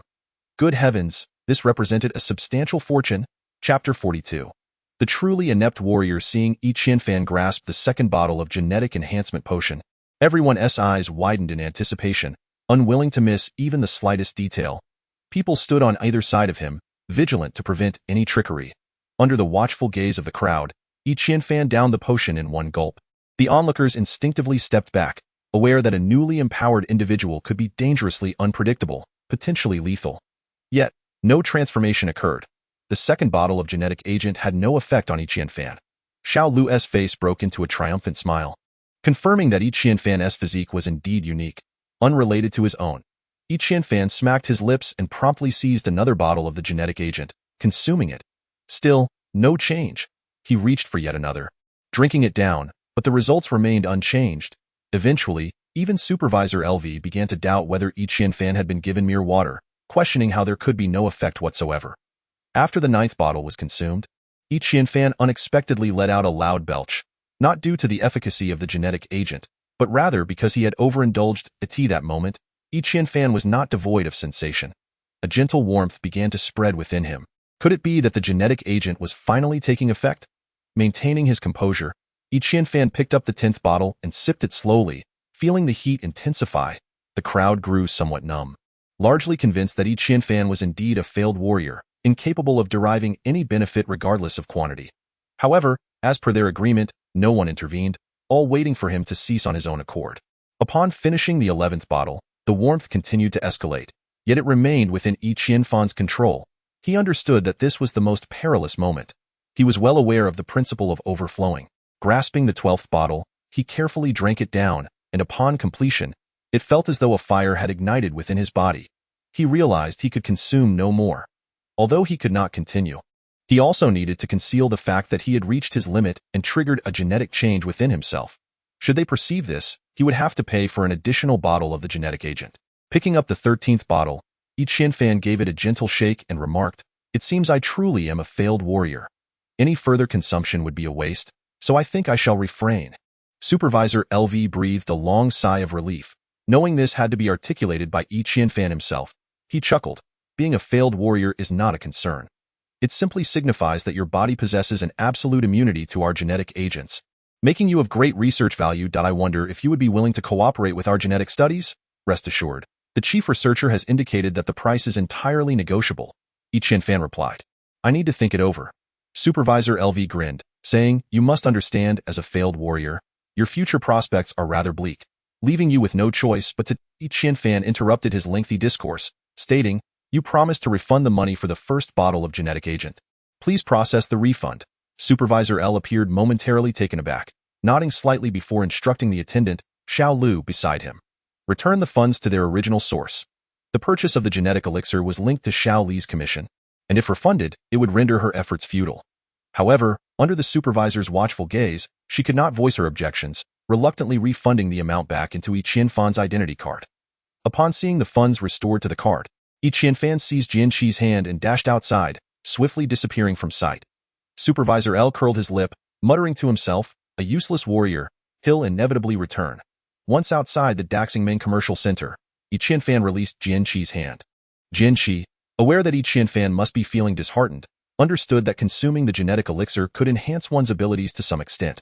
However, it was unheard of for a warrior like Yi Qianfan to experience such benefits. Yi Qianfan remained silent, his brow furrowed as he hastened his pace. Jian Qi could only follow quietly behind, hoping to persuade him once he had calmed down, as they ascended onto Kaishian's 2nd Street. Yi Qianfan stumbled, nearly collapsing onto the roadside. Jian Qi rushed forward to steady him, only to discover something amiss. His arm was alarmingly hot to the touch, and his face had turned a fiery crimson, as if it might ignite. Startled, Jian Qi inquired, "What's wrong with you?" I think I might have overindulged. Quickly, take me home." Yi Qianfan's body went limp, collapsing onto the ground. Despite Jian Qi's extensive experiences, he had never encountered a situation like this before.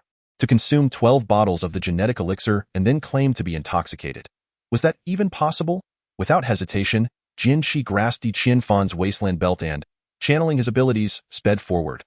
The road became a blur as he zipped through the crowd, a fleeting shadow in the bustling throng.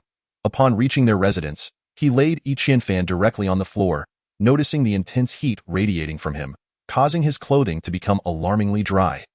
Jian Qi first loosened Yi Qianfan's belt, placing it aside, then propped his head up with a pillow, feeling quite at a loss as he gazed at his flushed face. He hurriedly entered the house, retrieving the communicator, and after a moment's hesitation, dialed a number. The person on the other end answered swiftly, opting against a video call. A commanding voice resonated. "Xiao Qi, have you come to a realization?" "Father, I need to consult you about something." Jian Qi paused before continuing. The other side fell silent for a while before responding. "Speak. What is it?" I do not have time for debate. My friend Qian Fan just consumed 12 bottles of the genetic elixir, and now he is burning up. What should I do? Jian Qi relayed 12 bottles. Are you joking? Even Jian Yuandao, with his vast experience, was taken aback by such a figure. I witnessed it with my own eyes. This is no fabrication, Jian Qi insisted. Wait a moment. I will inquire immediately, Jian Yuandao replied before disconnecting the call. Jian Qi shook his head, murmuring, I truly have no idea what to do. After a while, Jian Yuandao's communicator buzzed back, yet it was still devoid of a video call. Had he consumed 12 bottles in one go, or had he steadily sipped them one after another, taking considerable time to finish? This detail was pivotal. The latter, Jian Qi responded. If it were indeed the latter scenario, it would imply that his abilities were exceptionally potent, necessitating a substantial quantity of genetic serums for stimulation. Historically, there had been instances where individuals required 5 bottles of genetic enhancement serum to activate their capabilities. Though such occurrences were exceedingly rare, none had been reported for quantities exceeding 10. He was likely in the process of reinforcing his genes and awakening his abilities. Your only task is to keep watch over him.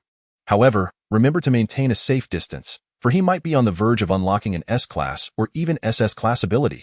Jian Yuandao earnestly cautioned at S-class. Must it be so exaggerated? Jian Qi inquired with astonishment. Abilities are indeed categorized by levels, typically divided into 5 tiers. S, A, B, C, and D, with an additional SS tier above S, which is of legendary status, emerging only once in a century. The classification of abilities does not necessarily serve as a measure of strength. It pertains solely to the ability itself.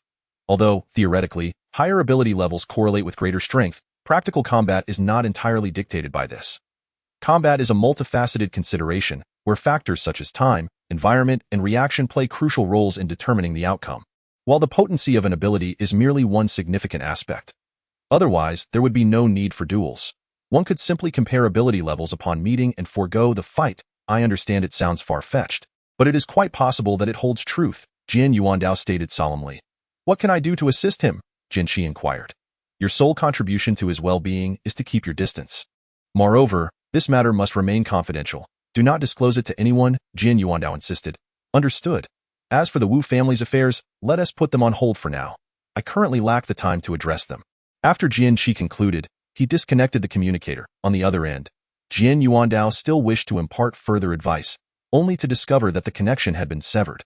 Enraged, he muttered a curse at the impudent boy, then paused and remarked, Yet, the young lad possesses commendable character. He encountered an extraordinary individual upon his departure, and their relationship seems quite favorable. Jian Qi circled around Qian Fan a few times before ultimately deciding to bring him into the room. He first extracted his wooden bed, for while anything else could be damaged, this bed was indispensable.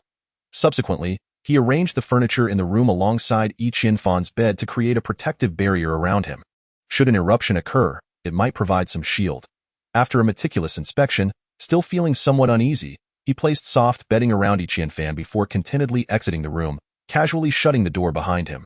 Qian Fan lay on the floor, his clothing crumpled and his face flushed a deep crimson, akin to that of a boiled shrimp, his body trembling at a specific frequency. Within Qian Fan's perception, there was naught but pain. It appeared that the excessive consumption of genetic enhancement serums had precipitated unforeseen changes within his body. He found himself in a realm devoid of light, a pitch-black expanse where he seemed to float endlessly. The solitary sensation being that of agonizing pain. He was uncertain how much longer he would drift, or if he would be forever ensnared in this realm. The pain coursing through him had begun to wane, yet the fear within Qian Fan's heart grew increasingly profound. What if, once the sensation of pain dissipated entirely, he were to succumb to this world, much like Qianwu, unable to awaken? As the agony receded, his thoughts also dulled, the surrounding darkness deepening, and time flowed silently away. A certain moment, a small white dot suddenly emerged, relentlessly squeezed and repelled by the encroaching darkness. When this reached the brink of suppression, it exploded, illuminating the entire world in an instant. Qian Fan abruptly opened his eyes, a beam of fiery light piercing directly into them, while a green glimmer flickered within his gaze. This must be his room. He shot up, only to realize that his body emitted a series of cracking sounds, as fragments of black, hardened shells fell away from him, releasing an unusual odor. Qian Fan was momentarily taken aback, perplexed by this bizarre situation. Just then, the door creaked open, revealing Jian Qi, who, upon seeing Qian Fan sitting dazed on the floor, hastily covered his nose and exclaimed, Qian Fan, you've finally awakened. Hurry and wash up. It reeks. Chapter 44. A trivial ability. As Qian Fan gradually regained his senses, memories of that day flooded back. It seemed he had fainted on the street after consuming too much of the genetic potion, and Jian Qi must have brought him back. Had he truly awakened his abilities? With that thought, he quickly assessed his powers, and his eyes transformed into a ghastly green hue, lending him an unsettling appearance. The introduction to this ability naturally materialized in his mind. The Eye of Memory, which allowed him to glimpse another's memories from the past day after locking eyes for 3 seconds, and even erase those memories. Qian Fan was momentarily stunned.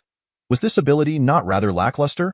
It bore an uncanny resemblance to that of the guard from the Mingli factory, especially with its grotesque green shade.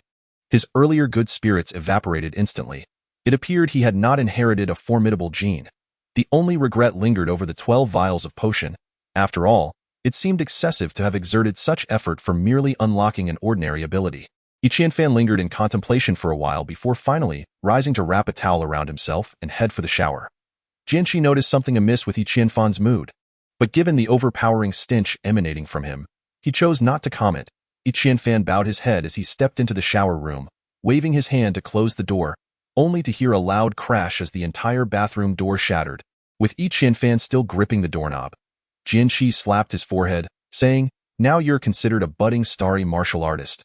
You must learn to control your strength." Qian Fan looked innocent, retorting, "But I didn't use that much force." "Lightly, more lightly.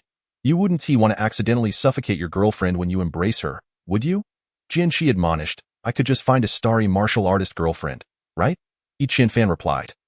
Jian Qi rolled his eyes dramatically and urged, "Hurry up and take a shower."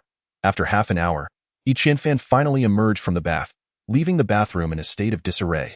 The bathtub was shattered, the shower head bent, and the floor marked with several deep footprints. Jian Qi tossed him a set of clothes, saying, "We are of similar height. You should wear my clothes for now, as yours are no longer suitable." As Qian Fan held the garments, he noticed the exceptional resilience of the fabric, wondering what material it was made from. While putting them on, he lamented, "When will I ever adapt to my current physique?" "You need to enhance your training. You'll adjust in a few days," Jian Qi replied. "By the way, what is your ability?" "I expected a grand explosion, but it seems I prepared in vain." Qian Fan grimaced. "Don't mention it. It's a rather lackluster ability, the Eye of Memory." Jian Qi appeared somewhat incredulous. "Is that the ability to view and erase memories? My father mentioned you might awaken an S-level or even SS-level power, yet here we are with something so trivial." Qian Fan's eyes turned a ghastly green as he looked at Jian Qi and quipped, "Do you want me to erase some of your memories?" Jian Qi quickly turned away, fuming. "If you dare erase my memories, I will end you." He then instinctively grasped the hilt of his sword. Qian Fan retracted his ability, saying, "It requires eye contact for 3 seconds to be effective. You needn't be so cautious." Generally, individuals are reluctant to divulge details about their abilities, yet the bond between Qian Fan and Jian Qi had grown profound enough that sharing such information seemed inconsequential. Jian Qi reassured him, "Well, at least it's an ability related to vision. This should greatly aid you in wielding a heavy sniper. As long as you maintain distance from your opponents, you can eliminate numerous star warriors. There's no need for despondency. If you were to become the king of heavy snipers, countless factions would seek to recruit you." Qian Fan pondered Jian Qi's words, finding them quite reasonable, and the earlier discontent dissipated. Nodding, he remarked, "Teacher Zhu once said that simply awakening an ability to become a star warrior places one at the pinnacle of humanity. There are no useless abilities, only inept individuals, and everything relies on one's own efforts." Jian Qi agreed verbally, but inwardly mused, "No matter how hard you strive, a formidable ability is something you cannot match. When has fate ever been fair?" During the remaining time, Qian Fan refrained from attending school, choosing instead to acclimate to the changes in his body. On the 3rd day, upon Jian Qi's return from school, he found Qian Fan sitting in the middle of the room, lost in thought. "What's wrong?" Jian Qi inquired. "I can finally control my body properly," Qian Fan replied, his tone subdued. "That's splendid news," Jian Qi said, somewhat perplexed. "But look at this room. It's utterly ruined. If Qianwu wakes up, how will we manage to stay here?" Qian Fan expressed his frustration. This room held countless memories of him and Qianwu, yet due to his recent carelessness, many items had been irrevocably erased, never to return to their former state. Jian Qi rose to survey the chaos surrounding them, noting the utter devastation. The only intact piece was his wooden bed, which he had repeatedly instructed Qian Fan to avoid stepping within 3 paces, thus preserving its condition. Upon concluding their viewing of the swordsmanship, Jian Qi reflected somberly, the you of today is no longer the you of yesterday. What must be relinquished should indeed be let go. Those beautiful memories ought to remain sealed within the confines of your mind. Ultimately, you are destined to depart from this place, to leave Triumph City, to bid farewell to this colonized planet, and perhaps one day, you shall even forsake this galaxy. Our lives, in truth, are perpetually on the move. Chapter 45. What must be sacrificed in Triumph City. The price of a luxury residence is exorbitant. However, this pales in comparison to the outrageous service and security fees. Within the premier residential district, one finds clusters of villas, the abode of the city's true affluent. Not only are they safeguarded by intelligent robotic sentinels, but they are also defended by elite teams of celestial martial artists. The villas their command prices soaring into the hundreds of thousands of gold source coins, a sum far beyond the means of Qianfan and Jian Qi. Thus, after much deliberation, the two turned their attention to the secondary residential area. Their decision to relocate stemmed not only from Qianfan's chaotic management of their current abode, but also from considerations of safety. After all, a celestial martial artist had been observing them with predatory intent, backed by a formidable family. Once they closed the door behind them, they departed their home. Due to personal reasons, Qianfan had not visited Qianwu for several days. So they first made their way to the hospital, where they spent the afternoon in the company of Qianwu. As ever, Qianwu lay with her eyes shut, appearing as though she were in a deep slumber. Qianfan recounted the recent events of his life and conversed with the doctor about his sister's condition before he and Jian Qi exited the hospital. Recently, Bu Changsheng had not made an appearance, seemingly having evaporated from existence. The secondary residential area consisted of towering edifices, each unit equipped with a substantial docking platform, capable of accommodating 2 Qingyun flying discs. As they approached the entrance of the residential district, they were intercepted by 2 intelligent robots. Qianfan explained their purpose, and shortly thereafter, an individual emerged from within. He bore a cloud-high flying device on his back and, upon landing, removed his helmet. The man, appearing to be under 30, exuded vitality and spoke with clarity. Greetings. My surname is Li.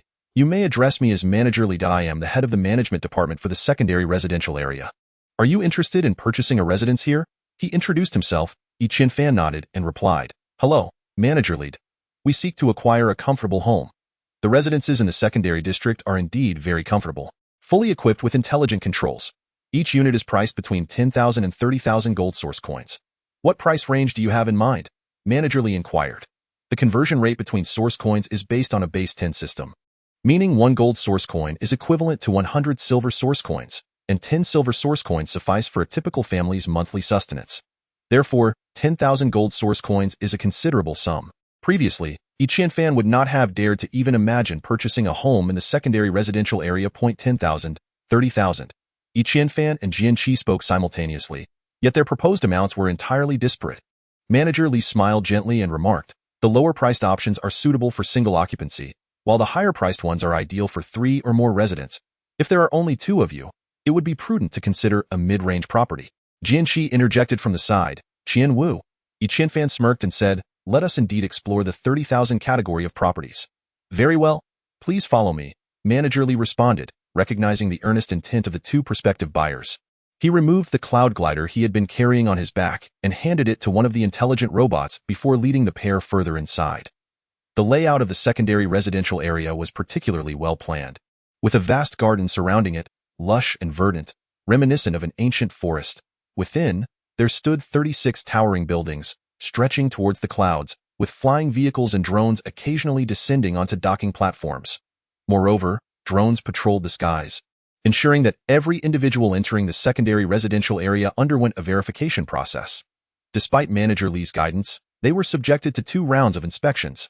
Manager Li explained, once you reside here, we will embed a verification protocol within your identity cards. As long as you possess your identity cards, you will not be disturbed by anyone or any robots while entering or exiting the secondary residential area. Today's interruptions were merely due to your lack of prior authentication. Qianfan nodded in understanding. Lacking flying apparatuses, they proceeded on foot to the first floor before taking an elevator upwards. Manager Li escorted them directly to the 55th floor. As the elevator came to a halt, the 2 followed him out. This level featured a single entrance door, which Manager Li unlocked with his identity card. The room had been elegantly furnished, predominantly in silvery tones and fully equipped with smart technology. Every appliance was seamlessly integrated into the space, creating a harmonious environment with the sole drawback being the absence of furniture.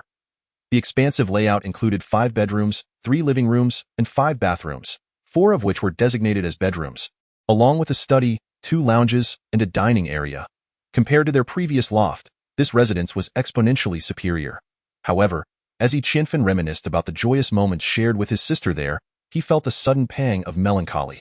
Jian Qi patted him on the shoulder and reassured. Once Qianwu awakens, she will surely adore this place. Qianfen nodded, contemplating that if Qianwu could awaken swiftly, everything would be perfect. He was now eligible to partake in the Starry Sky Warrior assessments, and Qianwu would be able to walk, thus enabling her to attend the academy and even utilize gene-enhancing serums. The future promised to be ever more radiant. Chapter 46. The beginning of a life of comfort. Manager Li was pleasantly surprised by the swiftness with which the two proceeded with their payment. They appeared to be little more than 2 adolescents. Although one was a Starry Sky Warrior, his features still bore an air of youth. The only point of contention arose from the additional 5,000 gold source coins, which constituted the management fee for the secondary residential area, collected over a span of 50 years, translating to less than 10 gold source coins monthly. Manager Li deemed this quite reasonable, while Qianfen found it excessively steep. Ultimately, it took Jian Qi considerable persuasion to convince Qianfen before they finalized the payment. Manager Li received the full payment and promptly handed over all necessary documents to Qianfen. He also loaded a security protocol onto their identity cards, which would automatically update each month. Before departing, Manager Li cautioned Qianfen and Jian Qi that should they wish to purchase a cloud-soaring aircraft, they must return to have specific authentication procedures installed. Now that Qianfen had come into wealth, acquiring a cloud-soaring aircraft was an absolute necessity. The latest model was priced at just over 2,000 gold source coins, a sum that posed no burden to Qianfen whatsoever. The pair tidied up their room briefly, allocated their respective sleeping quarters, and then descended via the elevator. The garden outside was immense. It took them nearly 20 minutes to traverse the secondary residential area. Their next destination was the sales outlet for cloud-soaring aircraft.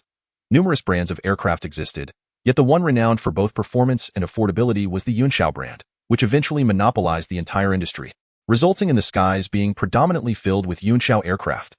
The sales location for these aircraft was situated in the Daxingming Commercial Center, specifically on the first floor, facilitating trial flights. Qianfen had piloted a Yunxiao aircraft during his time at the academy. Thus, he possessed a fair understanding of its capabilities. After surveying the options, he selected the latest model. Jian Qi, indifferent, opted for a Yunxiao aircraft of the same model as Qianfen's, albeit in a different color. The distinction between a cloud-soaring aircraft and a Qingyun flying disc could be likened to that of a motorcycle versus a car. Young individuals favored the aircraft for its exhilaratingly wild ignition and distinctive charm. However, the price disparity was considerable, nearly tenfold, making the Qingyun flying disc the preferred choice among successful individuals. This type of aircraft had undergone countless refinements over generations, resulting in a compact and exquisite design, as well as enhanced speed. The two authenticated their identity cards on their respective aircraft and donned their gear, soaring into the skies. The exhilarating sensation of velocity thrilled Qianfen, prompting him to set the speed to its maximum. Racing through the designated altitude with fervor, Jian Qi, being young as well, was determined not to lag behind and closely pursued from behind. Like floating clouds and swift winds, it was only when Qianfen received a warning about the dwindling power of his aircraft that he descended, unwittingly returning to his old residence. Jian Qi landed behind him, patting his shoulder and stating, "Let us tidy up and take what we need." After speaking, he removed his aircraft, taking both his and Qianfen's to recharge. Qianfen acknowledged him with a nod and slowly walked into the room. Although it was in disarray, resembling a site of robbery, Qianfen still felt a deeper sense of familiarity within these walls. Under Jian Qi's urging, Qianfen began to organize the items he intended to take. Regardless of what Qianfen chose to carry, Jian Qi insisted that his wooden bed must be transported. He personally dismantled the bed and packed it into a large wooden box. After spending considerable time sorting through his belongings, Qianfen discovered that there were scarcely a few items he could take, including Qianwu's possessions, which collectively filled just one large box. Including the items Jian Qi's sister had sent over recently, they amassed a total of 6 wooden boxes. Qianfen selected a few delightful toys from among them and, upon arriving downstairs, gifted them to the young boy Xiaomin on the 3rd floor. Upon hearing that Qianfen was about to move away, Xiaomin felt a twinge of reluctance, ultimately breaking into tears. Qianfen had no choice but to promise him that he would return to visit regularly, which brought a smile back to Xiaomin's face. After Qianfen ascended the stairs, he discovered that Jian Qi had just switched off the communicator. Addressing Yi Qianfan with gravity, he stated, Shura has rejected the reconciliation terms proposed by our family and has now declared his departure from the Wu family. No one knows his whereabouts. And what of Ahua? Yi Qianfan inquired. While my family has chosen not to pursue Ahua any further, the Wu family continues to place a bounty on her head, citing her betrayal of the Wu family. Jian Qi replied.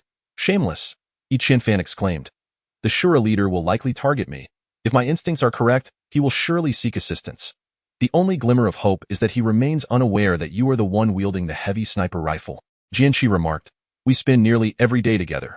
If he were to kill you, he would undoubtedly consider me as well. Yi Qianfan shook his head. Indeed, you must exercise caution, Jian Qi advised. Is it against regulations for me to carry a weapon now?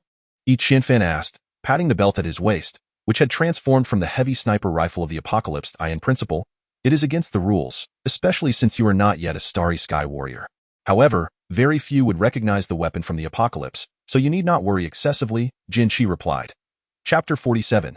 Close combat weapons. Upon hearing Jian Qi's words, Yi Qianfan shook his head and remarked, what I actually intended to discuss was other types of weapons, such as the light sword.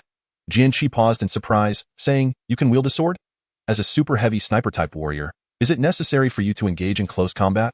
For you, maintaining distance is the key. Yi Qianfan was not entirely in agreement with this assertion, stating, at times, battles occur unexpectedly, leaving no room for choice. You have a point, but what of your ancient martial arts? Jian Qi inquired. Yi Qianfan, feeling somewhat embarrassed to mention that he had stealthily learned quite a bit of swordsmanship during his last encounter, replied vaguely, it's acceptable. Currently, you are not a starry sky warrior, so carrying weapons is a taboo. If you wish to carry weapons swiftly, I recommend applying for the Starry Sky Warrior assessment. Once you pass, not only will you be permitted to carry weapons, but you will also be able to join a Star Seeker team, Jian Qi urged. Yi Qianfan nodded, saying, it seems I have no other option for now. Jian Qi continued, even if you wish to carry weapons in the future, it would be wise to avoid the light sword and opt for more primitive weaponry. Yi Qianfan frowned and asked, why is that? I observe that light weapons are currently quite popular and are standard equipment for the Star Source Alliance's action teams. Be it light or quantum, they are all composed of beams. While it poses no issue to create beam bullets, when fashioned into close-range weapons, they share a common flaw. They can be affected by external forces. The once popular quantum sword was immensely favored by many warriors due to its indestructibility. However, it ultimately fell victim to the invention of a shockwave disruptor, which caused the quantum sword's beams to dissipate if it came within half a meter of the user's body. This individual relied on that piece of equipment to eliminate nearly 100 Starry Sky warriors. Jian Qi paused momentarily as he spoke.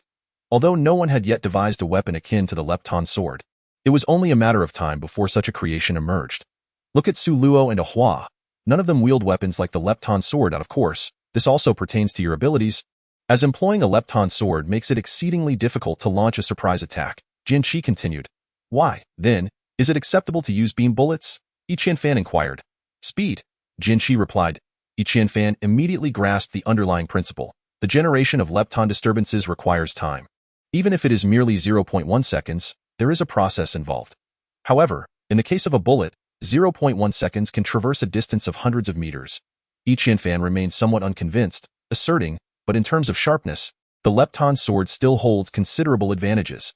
Jian Qi drew forth the sword from his back, its brilliance cutting through the air, exuding an icy aura as he proclaimed, this sword, Fufeng, can withstand even the sharpest lepton blade without sustaining a scratch. Yi Qianfan rolled his eyes and remarked, that sword must not come cheap, right? Jian Qi chuckled awkwardly, sheathing the sword without disclosing its worth. Yi Qianfan lamented, the two soft swords from those Shura should have been quite valuable. Had I known, I wouldn't have buried them with the corpses. Weapons of the deceased are deemed inauspicious. Moreover, their soft swords are of inferior quality.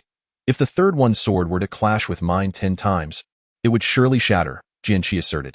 Yi Qianfan gave a disdainful look and retorted, so it's auspicious to use a dead person's money? Jian Qi laughed. I haven't used it.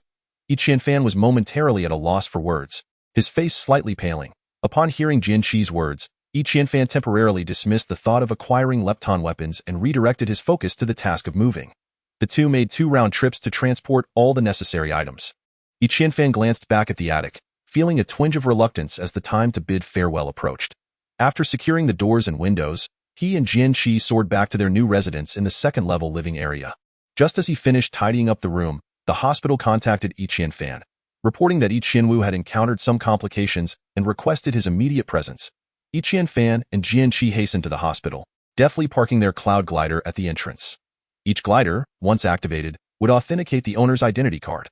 Upon successful verification, only the owner could operate it, thus alleviating concerns of loss.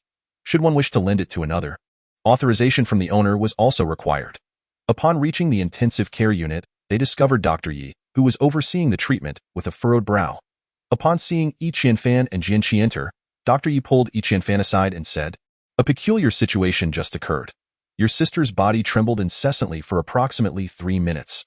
Ordinarily, this would suggest an impending awakening, yet after the trembling, she reverted to her previous state." Yi Qianfan, feeling anxious, asked, "Do you have any effective methods?" Dr. responded, "In such cases, we can stimulate the brain stem cells to assist her awakening. However, as you know, the human brain is an incredibly mysterious entity. If the stimulation is improper, it may lead to irreversible damage. Thus, under normal circumstances, we do not recommend that family members pursue this course of action." Yi Qianfan glanced at Yi Qianwu, who lay upon the hospital bed, shaking his head as he spoke. "I firmly believe she will awaken on her own. It is best to refrain from resorting to such methods." Chapter 48. The frenzied Master Xiao. By the time they departed, dusk had already begun to settle. The two of them emerged from the hospital and donned their cloud-soaring apparatus. Just as they were about to take flight, Yi Qianfan cast his gaze towards a particular direction, but all he beheld was a pitch-black corner, devoid of anything discernible. Lost in contemplation, he thought little of it and flew back home with Jian Qi. As soon as Yi Qianfan and Jian Qi ascended into the sky, two figures emerged from the very corner Yi Qianfan had scrutinized, one tall and imposing, the other diminutive. "Master Xiao, do you think that brat has caught wind of us?" inquired the smaller man. The one addressed as Master Xiao was indeed the leader of the 3 Shura who had fled that day. The 3 Shura of the Wu family bore the surname Xiao, and those familiar with them often referred to them by their rank. "Impossible. That boy is an unparalleled waste of a martial artist. This is the first time I have heard such a title attributed to him. Therefore, the Wu family is particularly concerned about his well-being. Our objective this time is not solely Jian Qi, but also him," Master Xiao replied in a low tone. "Then what are we doing here?" "Our immediate task is to capture his sister," Master Xiao declared coldly. "His sister? What concern is she to us?" the smaller man questioned, puzzled. "She is no ordinary person. I have only just uncovered that this Yi Qianfan's sister was once killed by me. Yet now she lies alive and well in the hospital. Quite astonishing, isn't it?" Master Xiao murmured. This isn't a jest, is it?" "Resurrection?" the smaller man asked, incredulous. "I am equally bewildered by the circumstances, but this matter regarding his sister must not leak out, especially not to the Wu family in time. She may fetch an even higher price, as long as we can bring Yi Qianfan to the Wu family. A substantial bounty awaits us, enough to indulge in a carefree existence for the remainder of our lives. As for his sister, we can negotiate with multiple buyers at our leisure." "Heh," Master Xiao asserted. A glimmer of greed flashed in the smaller man's eyes as he whispered, "What about the Jian family brat? The Wu family has forbidden me from touching him, yet he has had my 2 brothers killed. Thus, this vendetta must be avenged. Once we capture him, you need not concern yourselves with his fate. I shall handle it alone," Master Xiao growled fiercely. The smaller man recoiled slightly, saying, "The Jian family is not to be trifled with. If you were to slay one of their kin, your lifespan would likely be curtailed." Master Xiao, his expression contorted with malice, barked, "That is my prerogative. When will He Zi and the others arrive?" The smaller man, known as Electric Mouse, his true name unknown, was an old acquaintance of Master Xiao. A starry sky warrior, he often collaborated with others on ventures devoid of risk, mingling with a band of outlaws. "In 2 days," Electric Mouse replied. "Then we shall act the night after tomorrow. Our first move will be to abduct Yi Qianwu from the hospital, then compel Jian Qi and Yi Qianfan to our designated location. That moment, we will strike swiftly, leaving no room for even the super sniper he hired last time to make a move." The formidable leader Xiao spoke. "How shall we proceed?" "We shall heed your commands." The Electric Mouse, beaming with delight, replied, "Let us speak plainly. All possessions of these 3 individuals must belong to me, for they have pilfered the cash card from my brother," Xiao coldly retorted. The Electric Mouse scoffed, fully aware that the sword belonging to that young man from the Jian family was worth a fortune. Did Xiao truly consider others to be fools? After a moment of contemplation, he added, "Let it be an additional 20,000 gold source coins." "Agreed," Xiao said with alacrity. The two engaged in a brief murmur before turning to enter the adjacent alley. Yi Qianfan and his companions remained oblivious to the fact that Xiao had already set his plans in motion, with his first target being none other than Yi Qianwu. Upon returning to their new home, they tidied up briefly before retiring to their respective rooms. Yi Qianfan lay on the floor, tossing and turning, closing his eyes to perceive the starry expanse that had recently emerged at the location of his dantian. It was dim, seemingly shrouded in layers of mist. Within the celestial void, a ghastly green planet rotated slowly, a planet that possessed the ability to grant him the power of the memory eye. In his perception, its size remained indeterminate, as there were no reference points nearby. Ever since he acquired the memory eye ability, he had not dreamt of that green vision again, and his dreams had returned to normalcy. Yi Qianfan was not entirely satisfied with this ability. After all, he had consumed 12 vials of gene enhancement serum. If he did not harbor any expectations, it would surely feel deceptive. The chasm between dreams and reality was ever present.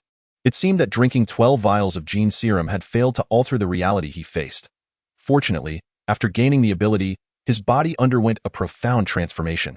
His strength increased, his speed heightened, and even his flexibility improved significantly, to the point that it could be described as a complete metamorphosis.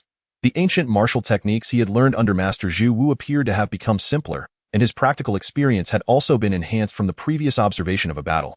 It felt as though two small figures were engaged in combat within his mind, executing various techniques, soaring and diving. Gradually, Yi Qianfan slipped into a deep slumber. Chapter 49. How is my ability? In the morning, the two arrived at the academy, fortuitously encountering Master Zhu Wu. How did it go? Zhu Wu inquired eagerly. I triggered my ability, but it is merely the memory eye, Yi Qianfan replied, somewhat regretfully. Zhu Wu breathed a sigh of relief, stating, that is commendable. To trigger an ability is to have the opportunity to become a starry sky warrior. Keep up the good work. However, this ability is rather low tier, Yi Qianfan stammered. Zhu Wu chuckled, do not be too greedy. The chances of triggering an ability are scarce, hence each ability possesses its unique function. As long as it is an ability, it has its place in the world. For instance, your memory eye, if utilized for reconnaissance or interrogation, can yield unpredictable results. Upon hearing this, Yi Qianfan immediately recalled that day at the Mengli factory entrance, when the starry sky warrior used the memory eye to sift through his own memories, feeling a sense of discomfort. Yet, he could not voice this to his teacher, merely nodding in understanding. Zhu Wu encouraged him further and urged them to hurry off to class. It has been quite a while since I last heard teacher Lu's melodious voice, and Yi Qianfan finds himself rather nostalgic. Unconsciously, he became entranced by the sound and ultimately dozed off. During the lunch break, it was Jian Qi who roused him from his slumber. Yi Qianfan wiped away the drool and joined Jian Qi for lunch. As they reached the entrance of the cafeteria, they spotted Bu Changsheng rushing towards them with great urgency. How is Qianwu? Bu Changsheng inquired as soon as they met. Yi Qianfan glanced at him and replied, Qianwu remains the same. Where have you been lately? Bu Changsheng appeared somewhat embarrassed and explained, I've been at home consuming gene-enhancing potions, so I haven't been around these past few days. He refrained from mentioning that his father disapproved of his association with Yi Qianfan. Yi Qianfan was momentarily taken aback before hurriedly asking, so, how did it go? Have you gained any abilities? Needless to say, had I not triggered a particularly formidable ability, my father would have kept me confined for a few more days. Bu Changsheng inadvertently let slip.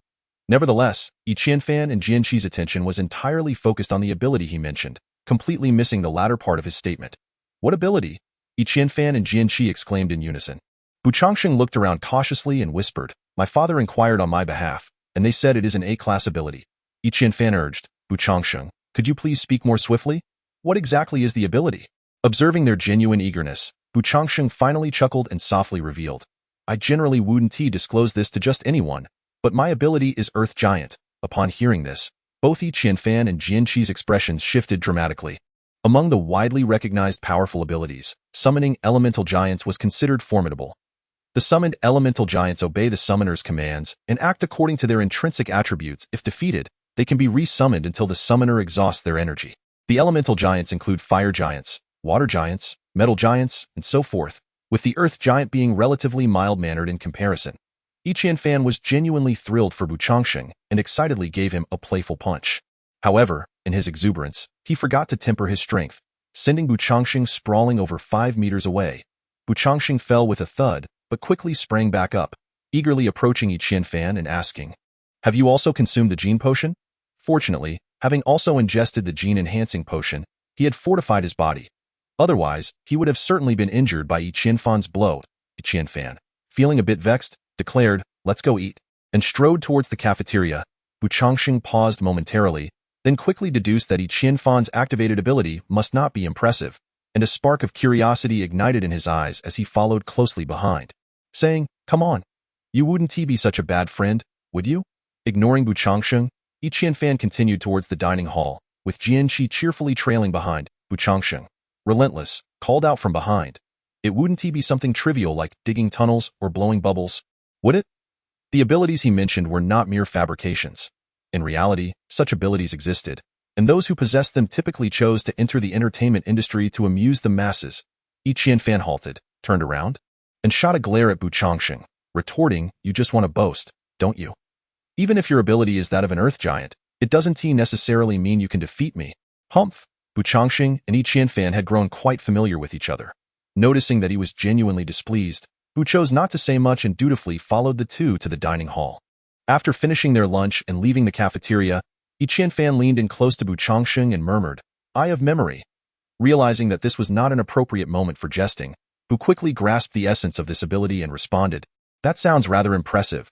Just imagine, if you could capture a spy from the rebellious faction, a mere glance might reveal the mastermind behind it all. It's simply astounding." Yi Qianfan patted Bu Changxing on the shoulder and remarked, "Please, spare me your encouragement. Just thinking about your ability makes me frustrated. Deal me a favor and vanish from my sight." "All right then, I shall make my exit," Bu replied. "By the way, I've recently started using a gene serum, and my family has been quite strict with me. I won't be visiting Qianwu after school, so could you kindly whisper a word in her ear for me?" Bu Changxing inquired. "Get lost?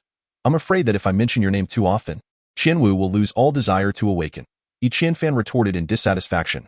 Bu Changxing laughed heartily as he dashed away, clearly in good spirits. Chapter 50. Midnight assault. In the afternoon, after school, Yi Qianfan and Jian Qi first visited his sister, then enjoyed a meal before returning to their new home. However, as they were leaving the hospital, he once again sensed a rather unfriendly gaze upon him. Despite searching for a while, he could not locate the source and ultimately dismissed it as a figment of his imagination. His home had acquired some new furniture, all purchased online by Yi Qianfan.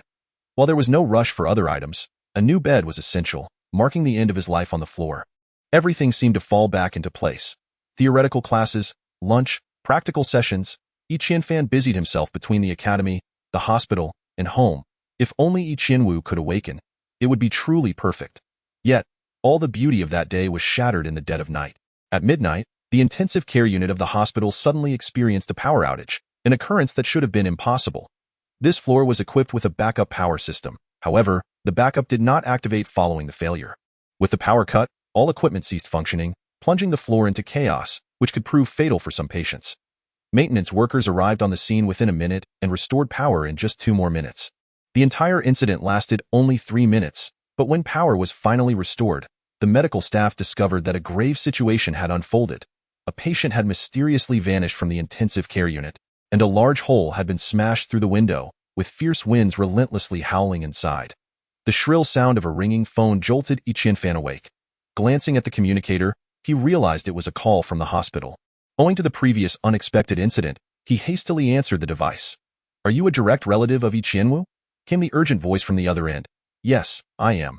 What has happened to my sister?"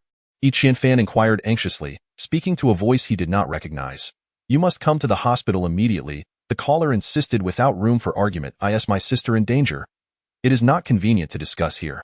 Please come at once." With that, the line went dead. Yi Qianfan hastily rose to his feet, donned his attire, and upon opening the door, discovered Jian Qi standing in the living room, his eyes glimmering in the dim light. "Qianwu is in trouble," Yi Qianfan exclaimed. "I will accompany you. Exercise caution along the way," Jian Qi replied. "Do you mean that Shura from the Wu family?" Yi Qianfan, though somewhat inexperienced, was not lacking in intellect. "Caution is never unwarranted," Jian Qi remarked. The two equipped themselves with their flying apparatus and soared towards the hospital, one behind the other. Their journey was devoid of any peril, and they arrived at the hospital unscathed. However, upon their arrival, they noticed 2 exclusive airships of the Triumph City Action Team stationed at the entrance, with 3 armed robots meticulously inspecting each individual exiting the hospital. A throng of people surrounded the area, all eager to enter the hospital. A foreboding sense gripped Yi Qianfan. With no time to remove his flying apparatus, he forcefully navigated through the crowd. An armed robot obstructed his path, its energy weapon aimed directly at him. Individuals entering the hospital must wait outside. Please present identification for any other circumstances, a mechanical voice announced disdainfully. I have urgent matters. Chen Fan's eyes widened. He had no proof of identification, only a communication number from the hospital. The robot, unfazed by his urgency, reiterated its previous statement. Just as Chen Fan was about to force his way through, a flying vessel descended. As the door opened, Wang Zitian, the vice captain of the 4th Action Team, leaped out, accompanied by a steadfast robot. The guarding robot promptly saluted. Wang Zitian appeared to possess some knowledge of the situation inside. He glanced at Chen Fan and inquired, "What a coincidence, we meet again. Qianwu is your sister, correct?" Chen Fan recognized the individual and replied, "Yes, she is my sister." "What has happened?" Wang Zitian did not respond to Chen Fan's question. Instead, he instructed the guarding robot, "Allow them to accompany me." With that, he strode inside. Chen Fan and Jian Qi hurriedly followed Wang Zitian. The elevator ascended directly to the 25th floor. As Wang Zitian exited the elevator, he advised Chen Fan, "You must maintain a calm demeanor. Your sister is missing, but she is likely not deceased." Chen Fan staggered momentarily, and Jian Qi steadied him from the side. Wang Zitian stepped out of the elevator, seemingly indifferent to Chen Fan's reaction. The corridor was on high alert, with numerous doctors and nurses stationed at the far end, overseen by several armed robots. As Wang Zitian proceeded, he remarked, "I have just received news. The adversary likely comprises no fewer than 2 star-level martial artists. One has disabled the electricity on this floor, while the other has forcibly removed Qianwu from her room. Due to the power outage, many alarm systems have become inoperative. The hospital cannot bear full responsibility for this incident." Chen Fan's mind was in turmoil as he followed Wang Zitian towards Qianwu's room, remaining silent. Jian Qi's eyes shone with a sharp intensity as he surveyed the surroundings. The door to Qianwu's hospital room was ajar, revealing both robots and humans conducting inspections within. A middle-aged man, noticing Wang Zitian's entrance, hurried to his side and exclaimed, "Old Wang, you're here." The adversary appears to be quite experienced. No traces have been left at the scene. Chapter 51. Request for a meeting. Chen Fan's heart was already in turmoil, but upon discovering that Qianwu had indeed vanished, he found an unexpected calmness. His eyes swept across the room, unwilling to overlook any detail. The door to the room was intact, indicating that the intruder had not forced entry. However, the head of the robotic butler lay severed, suggesting it had been cleaved by a sword. A section of the closed window had been shattered, which should have triggered the alarm. The sheets from his sister's bed were missing, presumably used to wrap her. Chen Fan quickly pieced together a coherent sequence in his mind.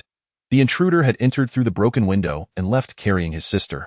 Every movement seemed to play out in his imagination, even deducing the few steps the intruder had taken. "What's wrong?" Jian Qi nudged Chen Fan. Snapping out of his reverie, Chen Fan exclaimed, "Why didn't the alarm sound?" At that moment, Wang Zitian returned from his inspection, stating, "Of course, it's because there was a power outage. It lasted a total of 3 minutes. How was the power cut?" Chen Fan recalled the deductions he had made. The power failure was pivotal. God knows, the machinery is intact, and the backup power didn't activate. It just went out suddenly and then returned. However, we believe it was the ability of a stargazing warrior that caused it. Wang Zitian remarked. "Ability?" Jian Qi interjected. "What kind of ability?"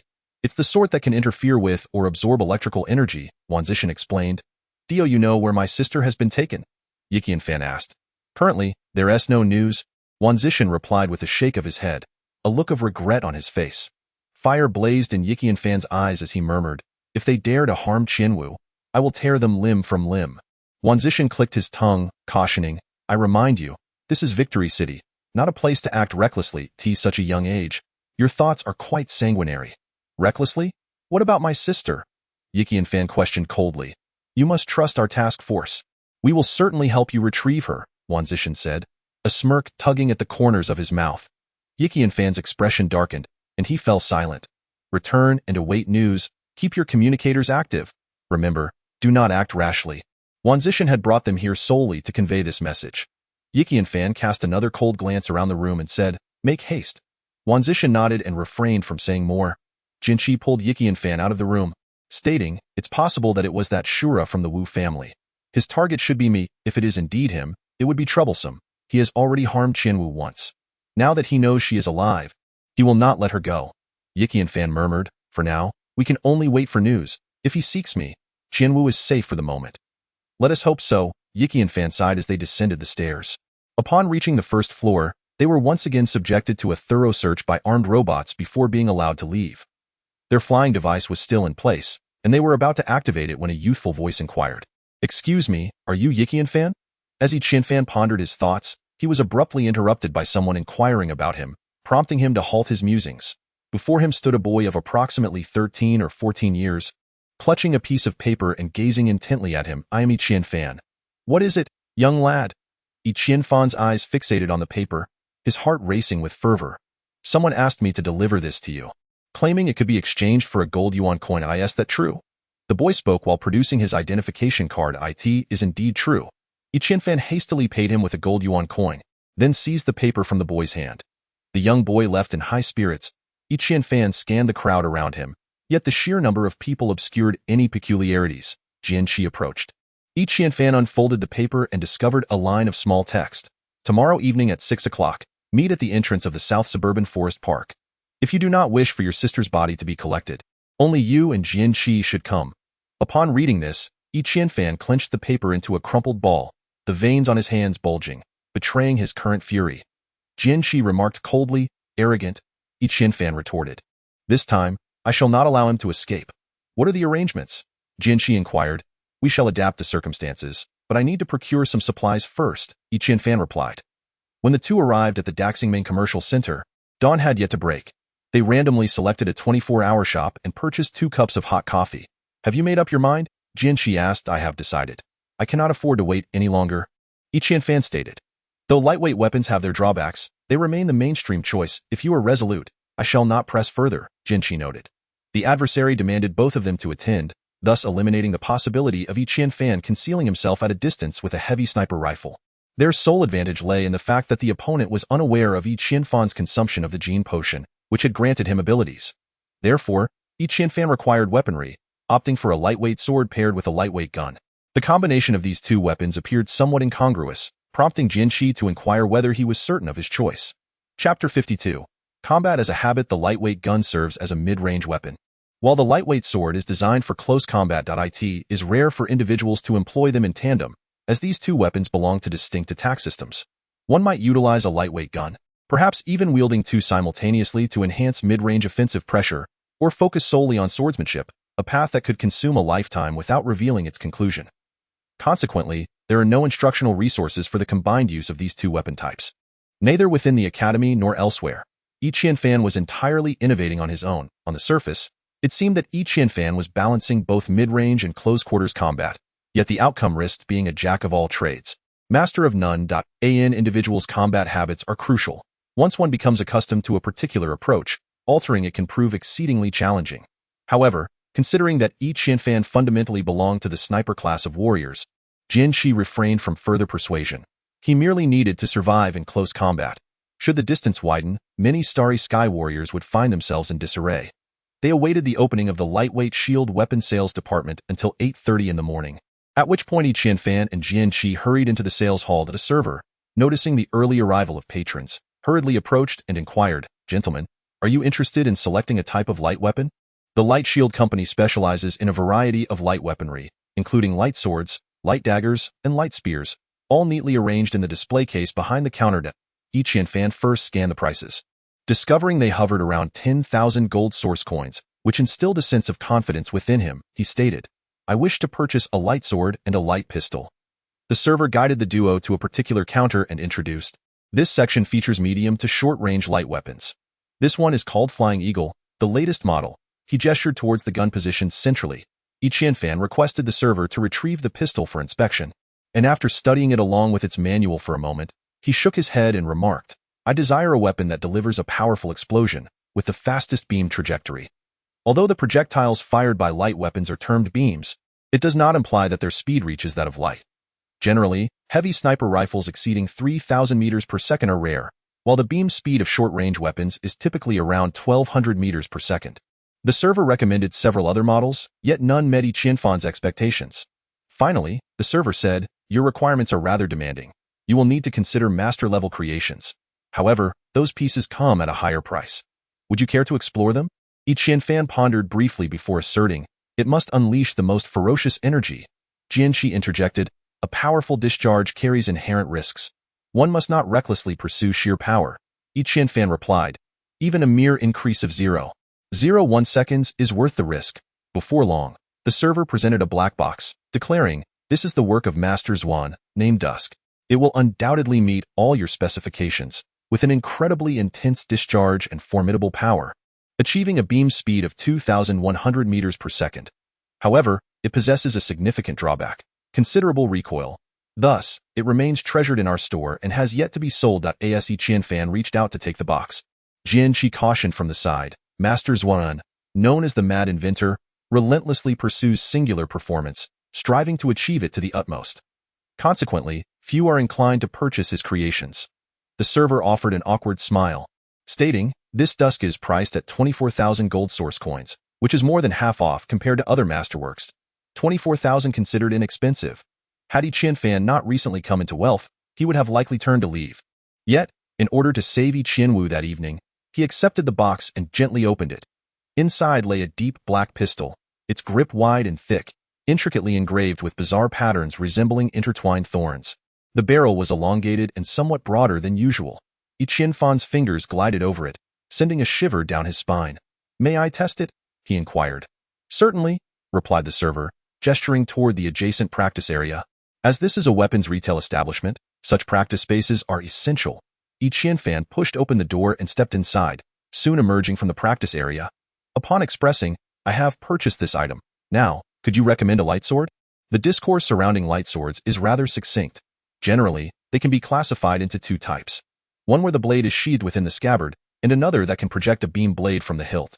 The latter variety is somewhat pricier, yet offers greater convenience and portability, which is why Yi Qianfan opted for the second type. However, when it came time to settle the purchase, a dilemma arose. Yi Qianfan, not being a starry sky warrior, lacked the authority to procure light weapons. Ultimately, it was Jian Qi who intervened, utilizing his identity card to acquire both weapons. Of course, Yi Qianfan had to recharge Jian Qi's identity card beforehand to finalize the transaction. The attendant accompanied them to the exit, courteously reminding them, non-starry sky warriors are prohibited from carrying weapons. This admonition was clearly directed at Yi Qianfan, as he discerned that it was he who sought to purchase these arms, rather than the starry sky warrior beside him, who bore a sword. Qianfan feigned a nod, and soon thereafter, he and Jian Qi vanished from sight. Chapter 53. Arriving at the forest's edge, Yi Qianfan felt uncertain about the evening's undertaking, and Jian Qi shared a similar sentiment. Given that their adversaries dared to brazenly invite them, it was evident that they were thoroughly prepared, rendering the situation akin to a den of dragons and tigers. Regardless of the peril, they were compelled to proceed, for their foes had seized upon their vulnerability. After departing from the light shield weaponry shop, the duo visited a specialized store for weapon accessories, where they procured a unified leather strap to carry their weapons. The hilt of the light sword rested under his left armpit, while the dusk pistol was secured under his right, all concealed beneath a black outer garment. Without meticulous inspection, it would indeed be challenging to discern any abnormalities. Yi Qianfan gazed into the mirror, a sinister smile creeping upon his lips, hoping to deliver a modicum of surprise to those desperate souls that night. Jian Qi, though somewhat apprehensive, recalled what Ah Hua had once remarked. Life cannot be controlled in every aspect. Sometimes, it demands a measure of courage. Had Ah Hua been present, perhaps the odds would have been more favorable. Regrettably, since the last incident, her whereabouts remained unknown. There existed another option: to notify the operational team in Triumph City. However, this would entail significant risk, as alerting them might send their enemies into a frenzy, potentially rendering Yi Qianwu lost forever. Thus, Yi Qianfan was reluctant to pursue this course of action. The day's lessons had been utterly mundane. At 18 midday, Bu Changxing approached them once more, inviting them to lunch. During the meal, Yi Qianfan hesitated several times, but ultimately refrained from disclosing Yi Qianwu's capture to Bu Changxing.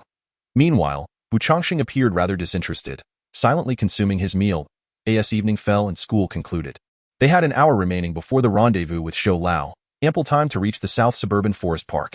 Exiting the academy's gates, Yi Qianfan addressed Jian Qi, "You need not accompany me." "I must go," Jian Qi insisted. "I've considered it. It will be perilous," Yi Qianfan cautioned. "The more dangerous it is, the more I must go."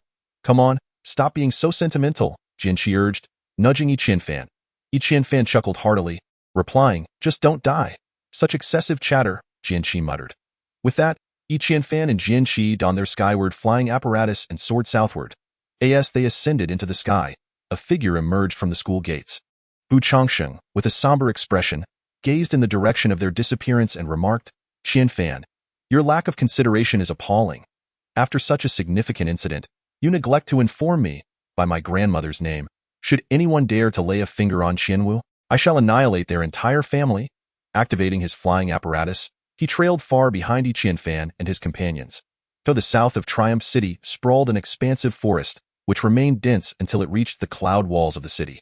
This forest had originally existed on this migratory planet, and later, as humanity constructed cities, it was encompassed within, transforming into a recreational haven. However, with the proliferation of various experiential games, contemporary society has grown increasingly disinclined to wander through nature, leading the area to gradually descend into desolation, resembling an authentic primordial forest.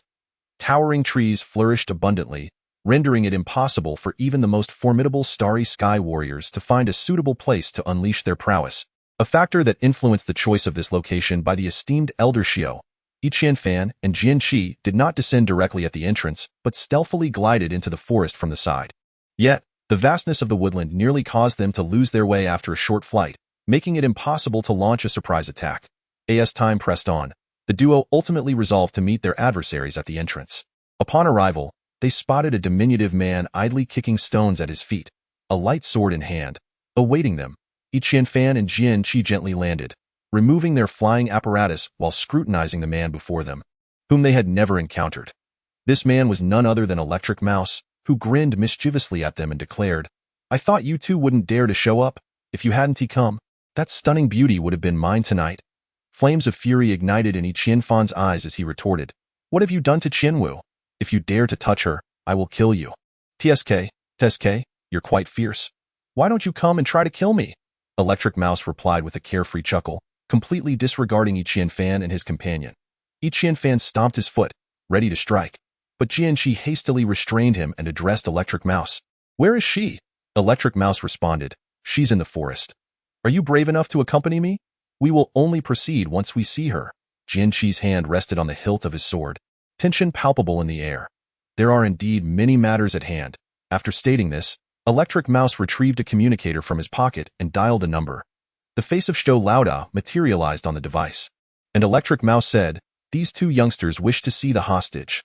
With a cold snort, Shou Laoda directed the communicator towards his side. There, Qianwu was bound to a towering tree, her head bowed, seemingly accompanied by another figure. Qian Fan seethed, "What have you done to my sister? She is my golden source coin. How could I possibly harm her?" Shou Laoda guffawed. "Wait for me," Qian Fan managed to hiss through clenched teeth. "I've been waiting for you for quite some time," Shou Laoda retorted before abruptly terminating the call. Electric Mouse glanced at the two and said, "If you're not afraid of death, then follow me." With that, he led the way deeper into the forest. Chapter 54. The final battle in the forest. The Electric Mouse darted away with the agility reminiscent of an actual rodent. Had it not been for its deliberate wait for Qian Fan and his companion, it would have likely vanished from sight long ago. Under the guidance of the Electric Mouse, the forest around them grew increasingly dense, indicating that they had meticulously prepared for this encounter. After leading Qian Fan and his companion through the woods for nearly half an hour, they arrived at the base of a hill, where the Electric Mouse pointed upwards and declared, "Your sister is atop that mountain." Noting the Electric Mouse's reluctance to ascend, Qian Fan inquired, "Are we to climb it ourselves? Are you expecting me to carry you up?" The Electric Mouse retorted sarcastically. Qian Fan exchanged a glance with Jian Qi, who unsheathed the foofing sword from his back, while Qian Fan produced his own Qingzi sword from within his garments. Observing the vigilant expressions on their faces, the Electric Mouse grinned, revealing his teeth, and whistled, signaling that they could proceed. Qian Fan took the lead, with Jian Qi closely following. As they ascended the slope, the trees became sparser, likely due to the insufficient rainfall in the area. The underbrush was thinly scattered, revealing patches of earthy yellow ground. The incline was not particularly steep, and soon they reached the summit. Atop the hill, they found Qianwu bound to a large tree, the ropes cruelly constricting her skin, suggesting that she had been tied with considerable force. Beside her stood a tall, lean man, brandishing a glistening dagger, casting disdainful glances at Qian Fan and Jian Qi. Not far from the tree stood Shou Laoda and a towering figure, a man nearly 2 meters and 3 centimeters tall, with a face marked by layers of flesh. His eyes resembled two brass bells, and his broad shoulders and muscular build gave him an imposing presence as he wielded a heavy iron club that appeared quite menacing, likely weighing over 200 pounds. Xiao Laoda fixed his gaze on Qianfan and Jian Qi, a fierce glint flickering in his eyes, particularly as he focused intently on Jian Qi. You, boy, do not think that being from the Jian family grants you the liberty to act recklessly. Today shall be your last, he warned. Jian Qi brandished his foofing sword defiantly, retorting, if you hadn't fled last time, you would have long since become a corpse. If you have the guts, face me one-on-one and release them both. Release them? Do not delude yourself. One is a rare useless warrior, and the other possesses the ability to resurrect. You have any idea of their worth? Xiao Laoda replied coldly. It dawned on Qianfan that they were not merely targeting Jian Qi. They were indeed scheming against both him and his sister. Shaking his Qingzi sword, he declared, today, I shall fight you all. Xiao Laoda erupted into laughter, taunting, you, a useless warrior, are of no consequence. Brothers, let us work together to subdue Jian Qi first. No problem, came a shrill voice from behind Qianfan and Jian Qi, as the electric mouse emerged from the thicket, severing their escape route. Xiao Laoda inquired, what is the situation? There are no allies. Just the two of them. They truly have some audacity. The electric mouse sneered. It turned out that he had not failed to follow but had instead been assessing whether Qianfan and Jian Qi had brought any reinforcements. The towering man bellowed, enough with the chatter. Let us capture them and be done with it. As he swung his club menacingly toward Jian Qi, the electric mouse and the formidable fixer simultaneously launched their assault, advancing upon Jian Qi with fervor, intent on subduing him in the briefest of moments. Beneath the tree, the individual fixated on Qian Wu remained stationary, idly twirling a dagger, seemingly amused by the spectacle. Everyone on the opposing side mistakenly believed that Qianfan merely wielded a lightweight sword to feign intimidation. Capturing Jian Qi would render him an easy target. The towering figure's club struck first, prompting Jian Qi to evade, unwilling to parry with his own treasured blade. The club crashed onto the ground, producing a thunderous sound that left a substantial crater in its wake. Just as the giant was about to retract his weapon, he suddenly perceived a flicker of light from the side. Years of combat experience alerted him to the fact that someone had taken a shot at him. With a slight movement, a beam grazed his cheek, leaving a streak of blood in its wake. The giant swiftly turned, only to discover that Qianfan was brandishing a lightweight handgun in his right hand. Enraged, the giant bellowed and abandoned Jian Qi to charge at Qianfan with the intent to deliver a lethal blow. Fixer, startled by the giant's advance, shouted, "Do not kill! Leave one alive!" The giant, with a cruel grin, retorted, "Even if he wishes to die, I shall not permit it." With that, he swung his club in a sweeping motion. Qianfan, lacking sufficient combat experience, found himself at a disadvantage. The powerful recoil from the earlier shot left his arms somewhat numb. As the club swung towards him, he instinctively attempted to block with his lightweight sword. Bang! The sword was astonishingly knocked aside by the club, leaving only a faint mark on its surface. The overwhelming force sent Qianfan sprawling backwards for more than 10 paces, halting only upon crashing into a large tree. The lightweight sword embedded itself into the trunk, resonating with a hum. The giant, taken aback, exclaimed, "This brat has been enhanced. What a worthless martial artist!" With that, he swung his club and pursued. Upon hearing the giant's words, Fixer paused momentarily before commanding, "If he has indeed been enhanced, then he must not be killed. We must keep him alive." The giant acquiesced, and his club struck the tree against which Qianfan leaned, splintering bark in all directions without an ounce of restraint. Chapter 55. Reinforcements arrive. Qianfan was relentlessly forced into retreat by the giant, but managed to draw his lightweight sword in the process, though he dared not clash with the giant's club again. His left hand's dusk firearm was momentarily unusable, leaving him with no choice but to retreat down the slope. Seeing the giant's fervor, Fixer urged, "Quickly subdue this brat before the night grows long and troubles ensue." The soft sword in his grasp danced gracefully, aimed at Jian Qi. The electric mouse's lightweight sword also quickened its pace, hoping to swiftly bring Jian Qi down in their haste. Jian Qi felt a mounting urgency. Qianfan, having just activated his abilities, was no match for these stellar warriors, and against the giant, he would likely prove no more than an easy target. His predicament was dire indeed. At this moment, the flame star was gradually sinking, with Pan Ying and Hao Guang illuminating the sky. The lanky man had the task of guarding the girl, yet his attention was entirely captivated by the fierce battle before him. Unbeknownst to him, something sinister lurked in the shadows not far behind, slowly coalescing into a viscous form. Changxing stealthily followed Yi Qianfan and Jian Qi into the forest, only to lose sight of them after a few twists and turns.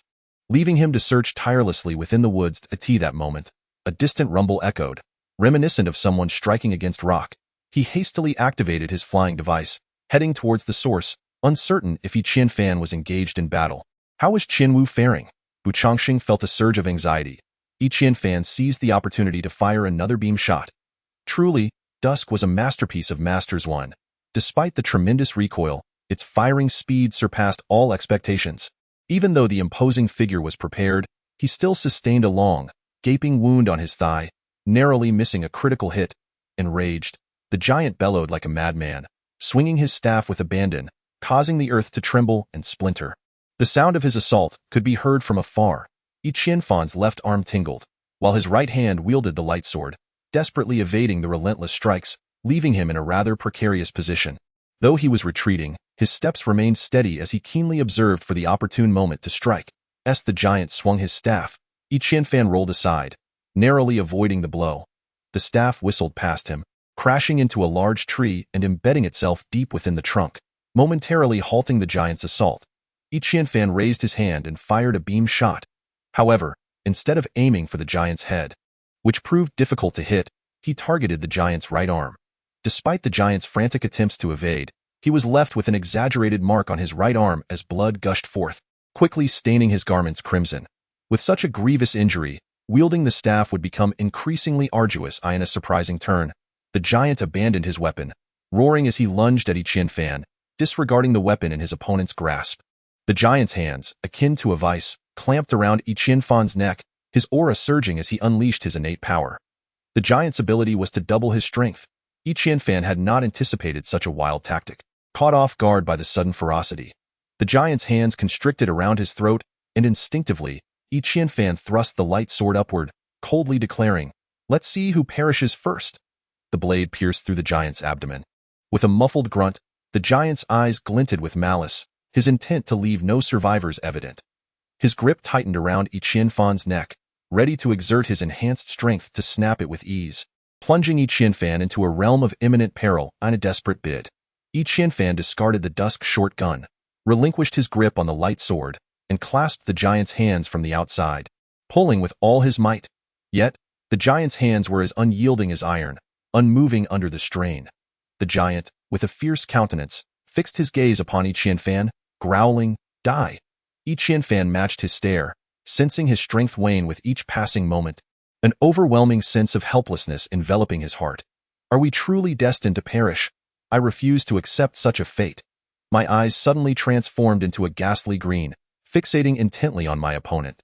The startling shift in Yi Qianfan's demeanor startled the towering figure, augmenting his strength significantly. As Yi Qianfan rolled his eyes, the sickly green vanished without a trace. Do you still wish to inflict harm upon me? Eye of memory? Awaken to reality. The giant man declared coldly to At this moment, Yi Qianfan found himself at a loss for words, his gaze stubbornly locked onto his adversary's eyes, exhibiting no hint of submission. Just then, an eye suddenly emerged within the depths of Yi Qianfan's gaze, transforming his eyes into a pair of. The giant witnessed the entire metamorphosis, yet felt no threat or assault, momentarily stunned for a few seconds. Just as he contemplated exerting lethal force against his foe, he sensed an unsettling tremor in the starry sky of his dantian. This was the very foundation of his power-doubling ability. Why was such a phenomenon occurring? Could this be the handiwork of this young man? Chapter 56. The emergence of the slender, tall man guarding Qinwu suddenly felt a breeze caress his ear. Gentle yet distinctly unnatural, imbued with warmth. Who goes there? The man swiftly turned, only to find no one behind him. In that instant, he felt an itch in his throat, swiftly followed by a searing pain. Upon touching it, his fingers were drenched in blood. Unbeknownst to him, someone had severed his throat. To be precise, as he turned, it was as if he had collided with a blade's edge. Though he desperately attempted to staunch the flow of blood, the severed artery left him with little time to spare. Regret washed over him for having involved himself in this affair. Although he had long accepted the possibility of being slain, he had not anticipated it would come so swiftly. He felt he had not yet fulfilled his time on this earth. Gurgling sounds escaped his lips as he struggled to speak, but no words emerged, and he collapsed. Chen Ge, Electric Mouse bellowed, raising his hand to unleash a surge of electricity, revealing a petite figure in its radiant glow. It was Ahua, Boss Shio shouted. Abandoning Sword 7, Electric Mouse charged towards Ahua with the light sword in hand. The giant, known as Haizi, and the man named Chen were both his companions.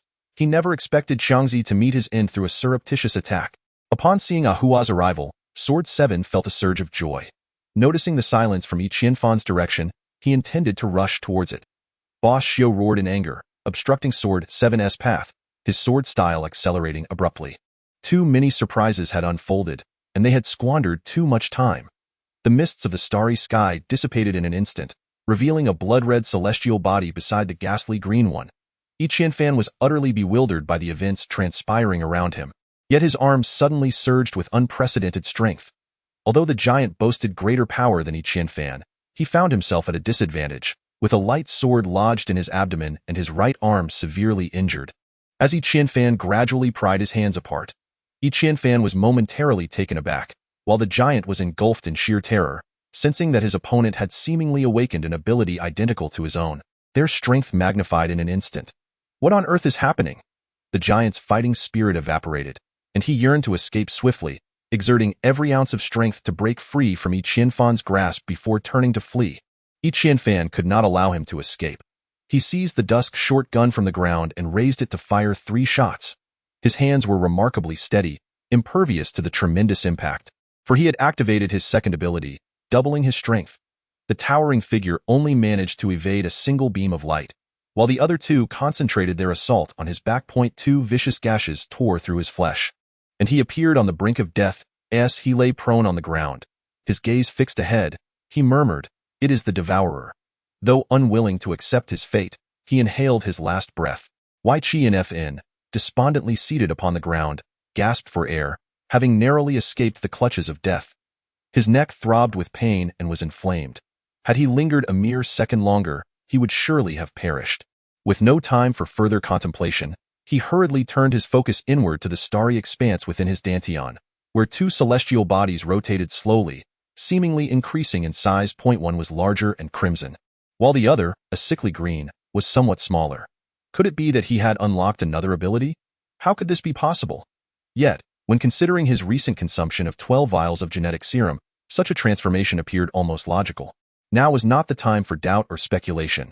Qianfan retrieved his light sword, hoisting the twilight, and rushed up the hillside. The battle at the summit had reached a fever pitch, with several sword marks already marring Xiaod's form, all inflicted by Jian Qi. Meanwhile, Ahua's techniques seemed to be countered by the electric mouse's abilities, which intermittently unleashed bolts of lightning, illuminating the surroundings and rendering Ahua's shadowy stealth utterly ineffective. Xiaod cast anxious glances down the slope, primarily fearful that Hiz had slain Qianfan, resulting in a financial loss. At that moment, he spotted someone racing up from below. The light sword stood out starkly in the dim surroundings. It was not Hiz, but where was Hiz? Xiaod found the world to be utterly insane. Hiz had gone to capture Qianfan, and yet here was Qianfan returning. This was a scenario he had never envisioned, yet it unfolded right before his eyes. Xiaod realized that all was lost for him today, and Qianfan would not let him off the hook. Enveloped by a shroud of black mist, he abruptly activated his ability. Xiaod's power was that of the shadow puppet. Upon activation, he could summon a shadow puppet at a designated location. If his own condition became precarious, he could activate his ability again to instantaneously swap places with the shadow puppet, enabling a calm escape. Just as he initiated his ability, Qianfan's beam of light arrived before him. 2 beams pierced through the black mist, soaring into the distance, while another one seemingly veered off course, likely striking Xiaod directly.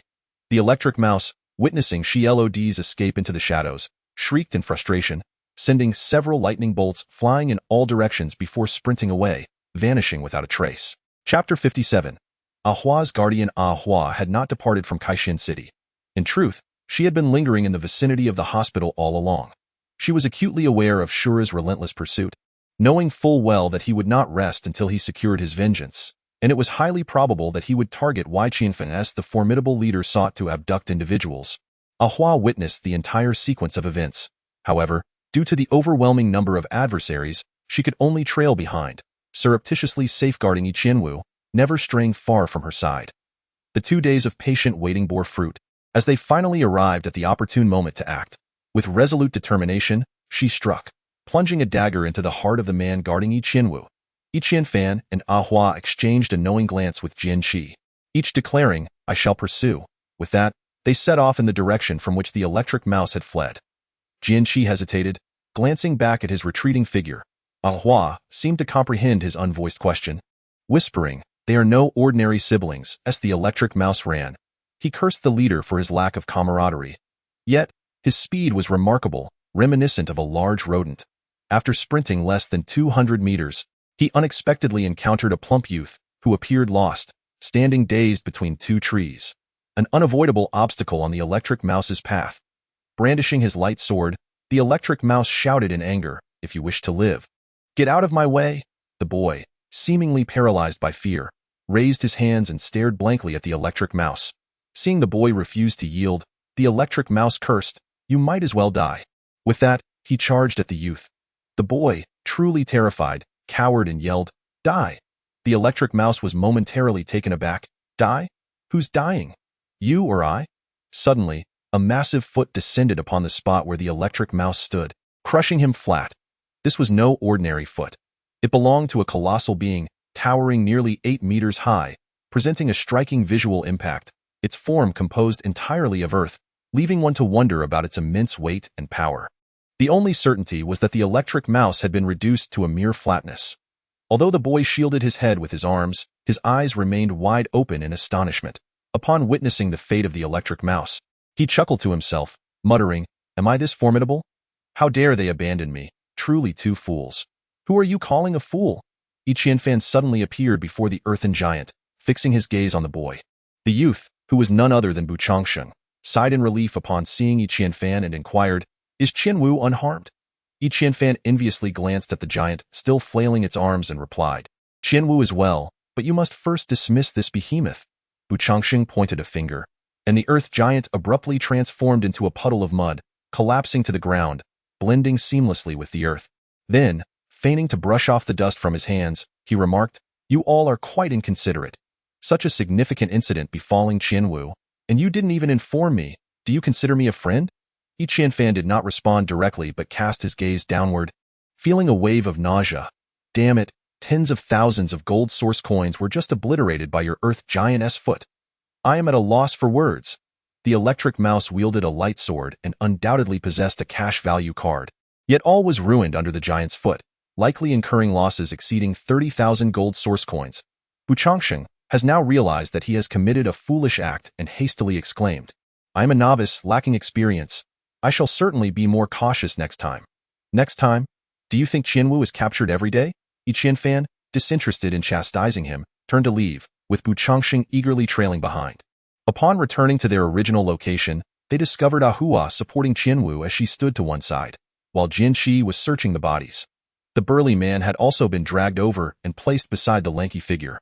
Yi Qianfan and Bu Changsheng carefully examined Yi Qianwu, finding her seemingly asleep, with not a single scratch upon her. Jian Qi had just finished searching the two individuals on the ground, discovering they possessed only a meager total of 5 cash cards. Jian Qi glanced at Bu Changsheng and inquired, "What brings you here? Why can't I come?"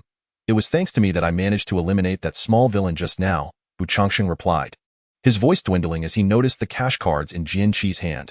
The person had been crushed by the earth giant he summoned, leaving nothing behind. Yi Qianfan explained. Jian Qi nodded and handed the cash cards to Yi Qianfan, who hurriedly declined. Jian Qi retorted, "Do you think I give them to you every time? Look at the total amount. We shall split it 5 ways. This is the rule among the Starry Sky Warriors." Feeling somewhat embarrassed, Yi Qianfan accepted the 5 cash cards and inputted them into his identity card. The total amount was quite substantial, nearing 100,000 gold source coins. Yi Qianfan suggested, "Let us divide it into 4 portions instead." Bu Changsheng protested, "Why shouldn't I receive a share?" Yi Qianfan raised an eyebrow and replied, "I meant to say that Qianwu's portion should be excluded." To his surprise, Bu Changsheng grew even more dissatisfied, asserting, "Why should Qianwu be left out? Her task was the most perilous." Jian Qi interjected, 5 portions. Ah Hua added, "Indeed, it should be divided into 5 shares." Yi Qianfan felt a twinge of gratitude, yet since everyone had voiced their opinions, he decided that further discussion would seem overly sentimental. The money was divided into 5 equal shares, with an additional 10,000 gold source coins allocated to Bu Changsheng. Chapter 58. A joyous reunion at home. Bu Changsheng, noticing that Yi Qianfan had given him an extra 10,000 gold source coins, inquired in confusion, "Qianfan, what does this mean?" Yi Qianfan replied, "I mentioned in the hospital that I should cover Qinwu's hospital expenses. The money you spent is merely a loan to me, and I will repay you as soon as I am able." Bu Changsheng's face flushed crimson as he responded, "Do we really need to be so precise between us?" Just as Yi Qianfan was about to speak, Jian Qi patted Bu Changsheng on the shoulder, stating, "A deal is a deal." He then produced his identity card and transferred 10,000 gold source coins to Yi Qianfan. "What does this mean?" Yi Qianfan asked. "There are still costs for the cloud-soaring vehicle, lodging, and meals. There will be plenty of days ahead. If you find yourself short on funds, feel free to ask me again." "My memory isn't particularly sharp," Jian Qi shrugged. Yi Qianfan rolled his eyes in response. Bu Changsheng chimed in, "This is great. This is perfect." The group worked together to bury the three individuals, with the burial of the electric rat being relatively straightforward. At this hour, darkness had completely enveloped the surroundings. Yi Qianfan declared, "Let us all return home. We can discuss matters later." Although Ahua wished to depart immediately, she pondered for a moment and ultimately decided to follow Yi Qianfan and the others out of the forest. Upon reaching the outside, Yi Qianfan and Jian Qi donned their flying devices, with Yi Qianfan naturally carrying Yi Qianwu. While Ahua hesitated slightly. It was only when Jian Qi extended a hand that Ahua boarded Jian Qi's flying apparatus. Positioned near Jian Qi, Ahua shrouded her face entirely with a black cloth. Bu Changsheng, possessing his own flying device, trailed behind them. They flew back to the secondary residential district, where Bu Changsheng shouted from the rear, "When did you all move to a new home?" Yi Qianfan replied, "Just a few days ago." Bu Changsheng wore a look of lament, reproaching them for not informing him of their relocation. Upon entering the secondary residential district, they were intercepted by drones. However, since Yi Qianfan and Jian Qi were the property owners here, they merely recorded their details and allowed them passage. Upon arriving at Yi Qianfan's new residence, Bu Changsheng marveled repeatedly, inspecting every nook and cranny. Ahua felt somewhat out of place and sought refuge in a dimly lit corner. Yi Qianfan first escorted Yi Qianwu to the room he had prepared for her, then returned to the living room, addressing Ahua, "If you have nowhere else to go, you may stay here. This is my and Qianwu's new home. Since you were able to reside in our old house, you are welcome here as well." Ahua hesitated. Bu Changsheng rushed over, suggesting, "How about I move in too?" "You have plenty of rooms," Yi Qianfan replied. "I'm afraid it's already at full capacity." Including Ahua, "We have exactly 4 bedrooms." Bu Changsheng, eager to ingratiate himself, remarked, "I usually prefer staying in a study." Jian Qi interjected, somewhat irked, "That's not my preference." Ahua said, "Perhaps I should just leave. I wouldn't want to impose." Yi Qianfan shot a glare at Bu Changsheng, as Ahua's situation was unique. She was alone in Kaixin City and had risked her life twice to assist Yi Qianwu, demonstrating her deep bond with her. He quickly added, "This unexpected incident has served as a wake-up call for us. Therefore, I have decided to settle Qianwu in this new home, and during the day, I would appreciate your assistance in caring for her." "That's not a burden at all, but what about Qianwu's nutrition?" Ahua inquired. "I plan to purchase a nebulized nutrition device and a set of simple monitoring equipment for Qianwu. I previously discussed this matter with Dr. Yi, who believes there is no fundamental difference between being in a hospital and at home. The key is having someone to care for her. However, during the day, we will be attending school, so we may need your help," Yi Qianfan explained. Ahua understood that Yi Qianfan was essentially ensuring her own safety. If she remained within this secondary residential district, her whereabouts would remain concealed from the outside world, making it difficult for the Wu family to locate her. Even if news were to leak, any potential actions against her would be mitigated by the buffer of the secondary residential district, especially with Jian Qi and Yi Qianfan residing here. After contemplating for a moment, Ahua replied, "Very well. I too hope Qianwu awakens swiftly." The crowd conversed for a while longer within the confines of the room, and Yi Qianfan escorted Bu Changsheng out, earnestly reminding him to keep today's events strictly confidential. Upon returning to the room, Yi Qianfan promptly procured the necessary instruments online. Although these devices were commonly utilized by patients, they were not inexpensive, amounting to a total of 20,000 gold source coins. As Yi Qianfan had opted for expedited delivery, the packages began to arrive at their docking platform just as dawn broke.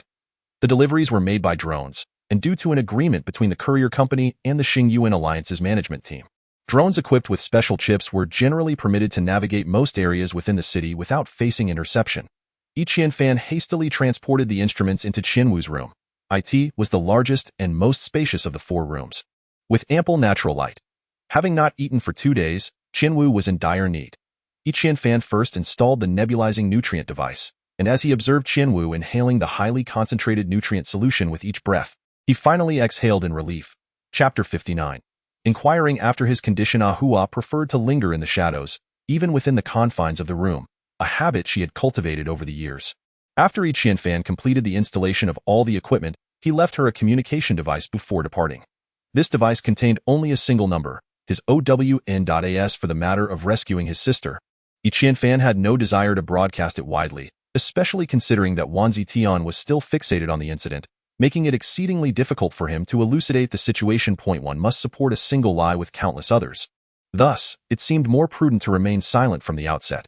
He would set this matter aside for the time being, addressing it when the moment arose, though everyone had agreed to maintain a consistent narrative regarding it. The smart refrigerator was already brimming with food, and the study was filled with a variety of books. Although Yi Qianfan was unaware of Ahua's preferences, he endeavored to create a warm and inviting home environment, anticipating all necessary arrangements in advance. After breakfast, he departed the new residence alongside Jian Qi. While the day's schedule was quite packed, Yi Qianfan's mind was preoccupied with a singular inquiry. What exactly had transpired with him? Last night, he had been astounded as he gazed at the starry sky within his dantian.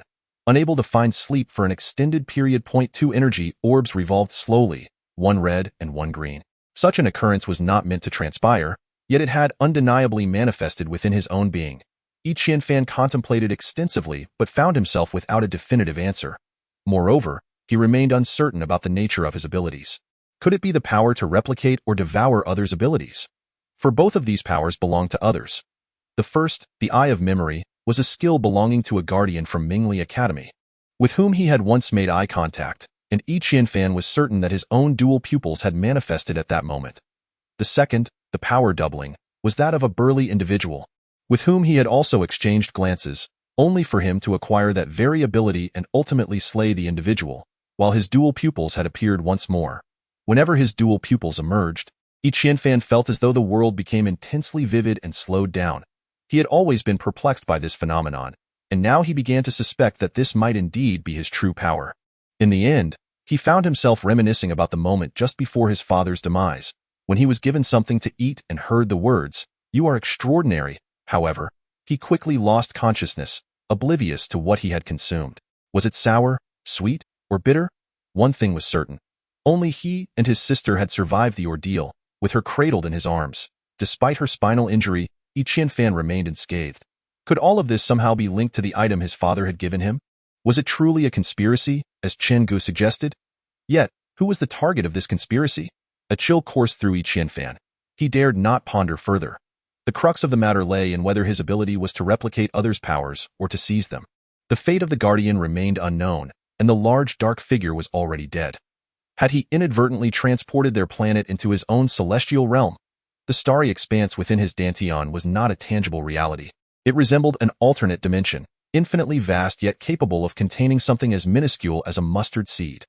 Opinions varied widely regarding the nature of the celestial bodies within. If one were to dissect a star warrior's dantian, even the most advanced scientific instruments would yield no results. Without the dantian, the starry realm would vanish. Would the planet still exist then? Ultimately, one theory gained traction, albeit unprovable. The energy sphere was but a projection, a conduit linking humanity's most enigmatic consciousness to this world. Though uncontrollable, it was usable, perhaps best regarded as a divine gift to humankind. But why did his own celestial realm harbor two spheres? Could there be more? How many could exist? A wave of excitement surged through Yi Qianfan. In truth, the simplest way to resolve this matter would be to lock eyes with Jian Qi or Bu Chongxing for just a few seconds, or even Ahua would suffice. Yet, Yi Qianfan found himself unable to do so. The question returned to its origin. Was it replication or appropriation? Yi Qianfan dared not take that risk. If only he could locate the guardian from the Mingli factory. Perhaps the truth would be unveiled. But how could he search when he did not even know the other party's name? Throughout the morning, Yi Qianfan remained in a daze, his mind a tumultuous mess. By noon, the frustration became unbearable, and he informed Jian Qi before leaving the classroom, skipping lunch altogether. He seldom visited teacher Zhu Wu's office, but the peculiarities of his situation compelled him to seek counsel. Although he did not intend to disclose everything, he hoped to gain some insight from his teacher. After lingering at the office door for some time, Yi Qianfan finally mustered the courage to knock. A voice from within called out, "Come in." Yi Qianfan pushed the door open. Upon seeing him, Zhu Wu smiled and said, "Ah, Qianfan. What brings you here? Are you inquiring about the examination for Star Warriors? Qianfan, unsure of how to initiate the conversation, seized the opportunity to respond, yes, I am currently preparing for it and would like to hear your thoughts, teacher. Chapter 60. The teacher's advice. Zhu Wu gestured towards the chair in front of his desk and said, please, take a seat. I have something to discuss with you. Qianfan hurriedly sat down, adopting a posture of attentive listening. Zhu Wu continued, the Starry Sky Warrior Assessment is the most rigorous evaluation imposed by the Star Source Alliance on its warriors, divided into 4 distinct parts. However, prior to commencing these 4 sections, you must submit an application in advance, which requires approval from the Academy before you can begin the assessment. Noticing Qianfan's keen interest, Zhu Wu elaborated, the first assessment evaluates your ability level, which you should be familiar with. It is categorized into 5 tiers. Any capability falling below these 5 tiers renders it impossible for you to become a Starry Sky Warrior. This juncture is both the most challenging and simplest. Either you meet the criteria or you do not. It is fair and transparent. The second assessment is a written examination, serving as a measure of the knowledge you've acquired at the Academy. The third assessment involves practical combat, where you will face a real-world test with randomly assigned challenges. Many individuals find themselves stymied here, and some have even perished during this evaluation. The fourth assessment is an interview, conducted by 3 seasoned Starry Sky Warriors who will evaluate you. Zhu Wu's explanation resonated with Qianfan, who nodded frequently, already somewhat acquainted with these processes. After pondering for a moment, he inquired, teacher, do you think my Eye of Memory can pass the first assessment? Zhu Wu chuckled and replied, I actually looked into this ability for you. It is classified as a D-level capability. While it may not be particularly high in rank, it is certainly sufficient to pass the first assessment. Grateful, Qianfan expressed, thank you, teacher. Zhu Wu responded, what is there to thank for? No need to be so formal with your teacher. Even if you face setbacks in the upcoming assessments, you will have the opportunity to retake them. I am confident that you will become a Starry Sky Warrior. Qianfan nodded in agreement, then shifted the topic, asking, teacher, do you think it's possible for someone to possess 2 planets in their own starry sky? Zhu Wu chuckled and said, the world is full of peculiarities. Such occurrences have indeed been reported. However, it is said that the other planet of that individual was a dead star, devoid of any capabilities. Thus, the vast majority of people only possess 1 planet and 1 ability. Qianfan queried, is there a possibility of developing a potion that would allow a person to have 2 or even more abilities? Zhu Wu replied sternly, do not entertain such misguided thoughts. Consider the impossibility of this scenario. Imagine if you had a fire planet and a water planet in your starry sky, positioned closely together. What do you think would happen? Boom! Qianfan stuck out his tongue, relieved that his starry sky did not contain both a water planet and a fire planet. He continued, teacher, have you ever heard of the energy devourers? Zhu Wu's eyes widened in shock as he exclaimed, such matters must not be spoken of lightly. Energy devourers have long since vanished from the Star Source Alliance, and indeed, from the entire universe. Seeing Zhu Wu's agitation, Qianfan quickly reassured him, I merely heard others mention it and wanted to inquire. Realizing he had overreacted, Zhu Wu steadied his emotions and said, energy devourers are a group of lunatics. They are, in fact, true warriors, yet they are unwilling to resign themselves to a life devoid of power. Thus, they have chosen to sponsor a cadre of scientists for research. Ultimately, they devised a cruel method to transfer the abilities of celestial warriors through alternative means, essentially appropriating the energy orbs of these celestial warriors for their own use. To put it plainly, they aim to integrate the energy orbs of the celestial warriors into their own realms. Qianfan felt a chill creeping up his spine and continued to inquire. What fate awaits those celestial warriors devoid of energy orbs? What else can they do but perish? Zhu Wu replied with a hint of sorrow. Qianfan clenched his teeth, remaining silent. After a moment, he spoke to Zhu Wu, teacher, I have classes this afternoon, so I shall not trouble you any longer. Farewell. This child departs as swiftly as he arrives. Remember, should you encounter an energy devourer, evade them as far as possible. Zhu Wu cautioned. Qianfan's face paled slightly as he nodded and exited Zhu Wu's chamber. In a dim, damp room, a figure lay prostrate. This individual was tall, with disheveled hair, a thin blanket covered him, and a blood-stained blotch marred the side of the blanket. This person was Xiao Laoda. Although he had activated his powers at the time, Qianfan's strike was swift, and just as his body had begun to fade, he was struck by Qianfan's bullet. The shot was severe, entering through his left rib and grazing the spine. Logically, such a hit would likely prove fatal. Fortunately, he possessed a highly potent healing serum, which saved his life. However, he did not manage to escape far before collapsing, succumbing to unconsciousness. When he awoke, it was already midday the following day, with the sun blazing overhead and waves of heat enveloping him. His injuries remained grave, showing no signs of improvement. Thankfully, the bleeding had ceased. After much hesitation, Shou finally activated his communicator to contact someone he knew. Ultimately, it was this person who brought him to this location, of which Shou was unaware, but he sensed that it was exceedingly clandestine. The sound of a door opening signaled the return of that individual, yet Shou countenance bore no signs of joy. Rather, it was tinged with unease. Chapter 61. The tiger falls from grace. An elderly man entered, stooped and frail, with a face etched in deep wrinkles. He walked unsteadily, evoking fears that a mere gust of wind might sweep him away. The old man tossed a set of keys onto the table and cast a cold glance at Shou, stating, "Your injuries are severe. Full recovery will certainly take no less than 6 months. You understand that 6 months of expenses will not be trivial." He was not deceiving Shou. His words held a measure of truth. Shou replied, "No matter the cost, it must be accounted for." The old man declared, 100,000. I guarantee your safety for this half year." Shou nodded, saying, "Once I recover, I shall certainly repay you." "Now," the old man pressed further. Shou scoffed, "Do you truly believe I would pay you now? I might as well choose death." The old man's squinting eyes opened a fraction, glinting with cold light, and he declared, 50,000. That is my bottom line. There is no room for negotiation. Shou responded, "Very well, I shall pay." The elderly man wore a smile upon his face, yet it appeared more sorrowful than a frown. He retrieved an identification card from his bosom and handed it over. The card belonging to the formidable Shou made contact with the other, causing both cards to illuminate simultaneously. Gritting his teeth against the pain, Shou manipulated the card, declaring, "All set."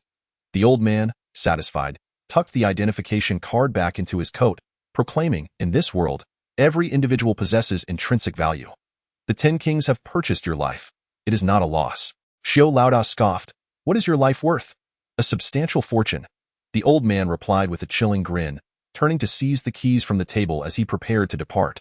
Shou insisted, "You must ensure my recovery, for I have matters of utmost importance to attend to. When have I ever failed to uphold my promises?"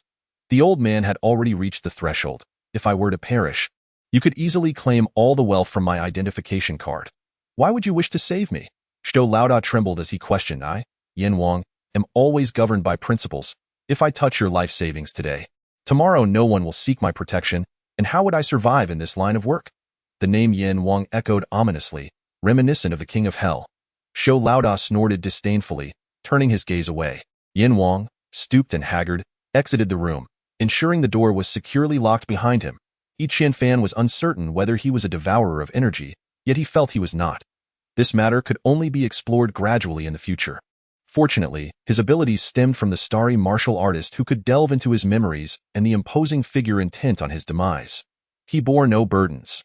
The afternoon was reserved for a piloting class, where he would operate drones in a simulator room. This control was akin to playing video games, yet it felt far more immersive. Qianfan lacked enthusiasm and sat idly by, lost in thought. When school ended, Bu Changxing sought them out and immediately remarked, "Qianfan, I have procured a splendid item to gift to Qinwu." Qianfan replied, "She is in a coma. How will she know about your gift?" Bu Changxing explained, "Though she lies unconscious, I believe she is aware of the events transpiring around her. She simply has not awakened yet, perhaps because her body has not fully recuperated." Qianfan, though skeptical of Bu Changxing's assertions, refrained from arguing further and inquired, "What is it?" "You should encounter it upon returning to your new home," Bu Changxing said mysteriously. The trio arrived at the school gates, donned their sky gliders, and soared towards the secondary residential district. True to their expectations, as soon as they arrived home, a delivery arrived. It was a colossal metallic box, seemingly heavy. Affixed to the box was an electronic keypad lock. Without the purchaser's access, the box remained sealed. Bu Changxing activated the lock on the platform, revealing a metallic cylindrical object within, nearly a meter in diameter, its surface impeccably smooth. Qianfan had no inkling of what it was, and even Jian Qi, after a considerable gaze, could not decipher its nature. Bu Changxing chuckled, patting the metallic exterior. "You all have no idea what this is, do you?" From the shadows, Ah Hua's voice emerged, the first-generation all-functional guardian robot. Bu Changxing exclaimed in astonishment, "Did you know? I have heard it mentioned by others. This is a groundbreaking product that Mingli Company is about to launch. It is a revolutionary smart robot that integrates services, management, and protection, famously dubbed the robotic nanny.it, is equipped with built-in weaponry, which is why the Xingyuan Alliance's management team has prohibited its mass production. Ahua continued, originally, I was the most elite assassin nurtured by the Wu family since childhood. Unexpectedly, a single mission failure rendered me a sacrificial pawn. However, this does not imply that my abilities and knowledge are lacking. I merely fell victim to the extraordinary vision of Yi Qianfan. Had it not been for Yi Qianfan discovering me in the shadows, Jian Qi might have perished long ago. Bu Changxing gave a thumbs up and remarked, however, the built-in weaponry in my robot has been dismantled. Otherwise, it would not be allowed for sale on the official website. I managed to acquire one through a contact. Yi Qianfan ran his hand over the smooth metallic surface and inquired, how does it work? Bu Changxing twisted the top of the cylindrical device. And suddenly a click resonated from within, followed by the emergence of a small cylinder at its center. This cylinder was composed of two closed layers, each containing a thin metal sheet. From the larger cylinder emerged an electronic synthesized voice. Please place the genetic identifiers of Master 1 and Master 2 on the metal sheets. Master 1 is the primary control unit, and his commands take precedence over all others. Master 2 is the auxiliary control unit, and when Master 1 is unable to issue commands, Master 2 shall do so on his behalf. The so-called genetic identifiers were quite simple. A strand of hair, a drop of blood, or a saliva sample could suffice. Since this robot was a gift for Yi Qianwu, it was only natural that Master 1's genetic identifier would be from Yi Qianwu. As for Master 2, Bu Changxing naturally volunteered, only to be collectively dismissed by everyone. Bu Changxing, feeling discontented, cast a resentful glance at Yi Qianfan. Ultimately, Yi Qianfan decided that the genetic identifier for Master 2 would be Ahua's.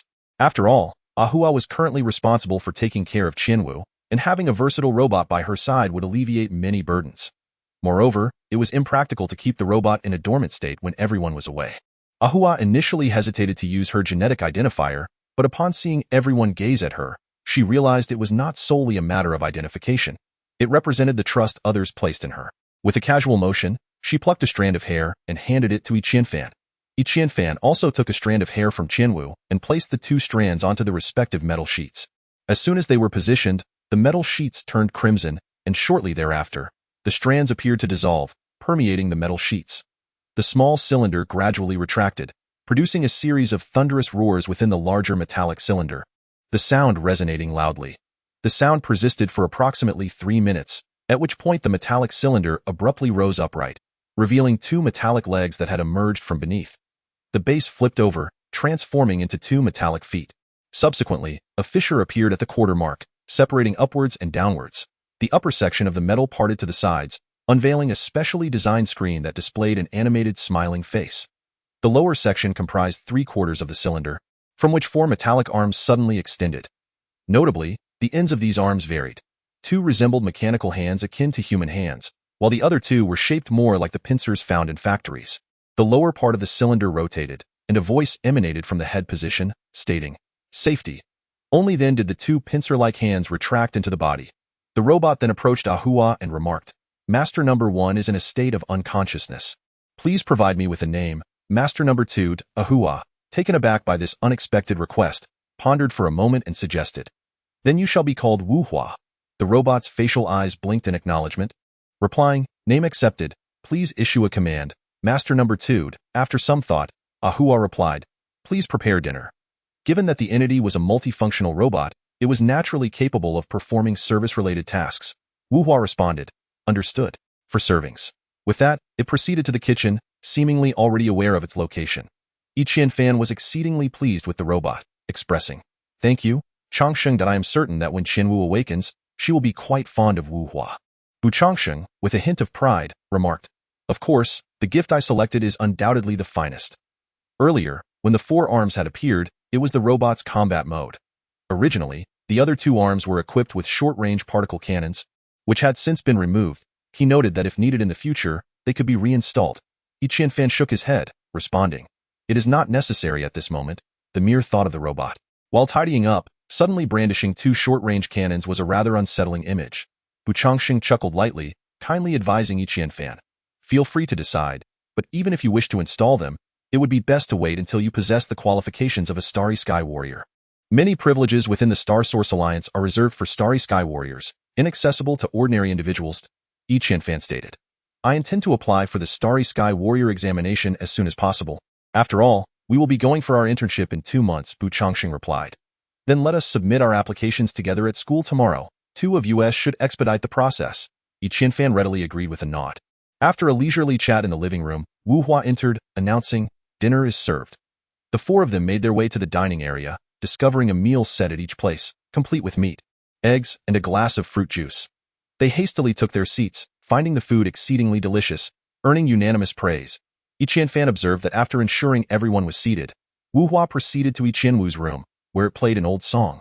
The very tune that Yi Qianwu cherished most. At this moment, Yi Qianfan cast a grateful glance at Bu Changsheng. Bu Changsheng smiled at him, an unspoken understanding lingering in the air. Just as the last person set down their bowl and chopsticks, Wu Hua reappeared in the dining hall, cheerfully proclaiming, "Enjoy your meal." With that, she began to clear the dishes from the table. Bu Changsheng took his leave, and Yi Qianfan accompanied him to the entrance of the residential area. Chapter 63. The arrival of unwelcome guests. The following morning, an urgent ringing of the doorbell echoed from the entrance. Wu Hua approached the door but refrained from opening it, instead standing quietly in place. Yi Qianfan emerged from his bedroom, puzzled by the early visit. Could it be the management from the secondary residential district? As he passed by Wu Hua, she informed him, outside is Wang Zitian, the deputy captain of the 4th operations team from Triumph City. Accompanied by an armed intelligent robot. It has likely already connected to the room's intelligent management system. Yi Qianfan said to Wu Hua, "You may go. You have no business here." Although Yi Qianfan was not the owner, Wu Hua, being an intelligent robot, possessed her own understanding and judgment of many matters. Therefore, upon his suggestion, she returned to the kitchen to continue preparing breakfast. Jian Qi, having overheard Wu Hua's words, leaned against the doorframe of his room and cautioned, "Be careful." Yi Qianfan acknowledged with a grunt and opened the door. Indeed, it was Wang Zitian standing at the threshold, accompanied by the upright robot. Wang Zitian's eyes scanned the interior briefly before he directly inquired, "Is Yi Qianwu back?" Understanding the futility of concealment, Yi Qianfan replied, "Yes, she was returned." The consensus among them was to refrain from disclosing the true circumstances. Wang Zitian smirked and remarked, "Returned? The kidnappers were so kind-hearted, going to such lengths to abduct someone only to release them afterward." Yi Qianfan explained, "The implication is that they had apprehended the wrong person. Upon discovering I am merely a poor boy, they decided to let her go." Naturally, Wang Zitian found this hard to believe, yet lacking alternatives, he pressed, "Will you not invite me in for a moment? I heard from Manager Li that you purchased this house. Seems you've struck it rich." "It is indeed my purchase. Is there a problem with that?" Jian Qi interjected from behind Yi Qianfan. With Yi Qianfan positioned between them, Wang Zitian, upon hearing Jian Qi's words, naturally stepped into the room. The robot behind him stated, "Without the other party's permission, one cannot enter another's private space." Wang Zitian ignored his ever-present robot companion and bypassed Yi Qianfan to stand before Jian Qi, asking, "Why are all the formalities handled by Yi Qianfan? Our relationship is good. Using his name poses no violation, does it?" Jian Qi responded. Wang Zitian surveyed the surroundings and commented, "You two youngsters, why purchase such an expensive house? Was your previous residence not satisfactory? No need for your concern." Yi Qianfan, leaving the door ajar, turned back to say, "I need to see Yi Qianwu."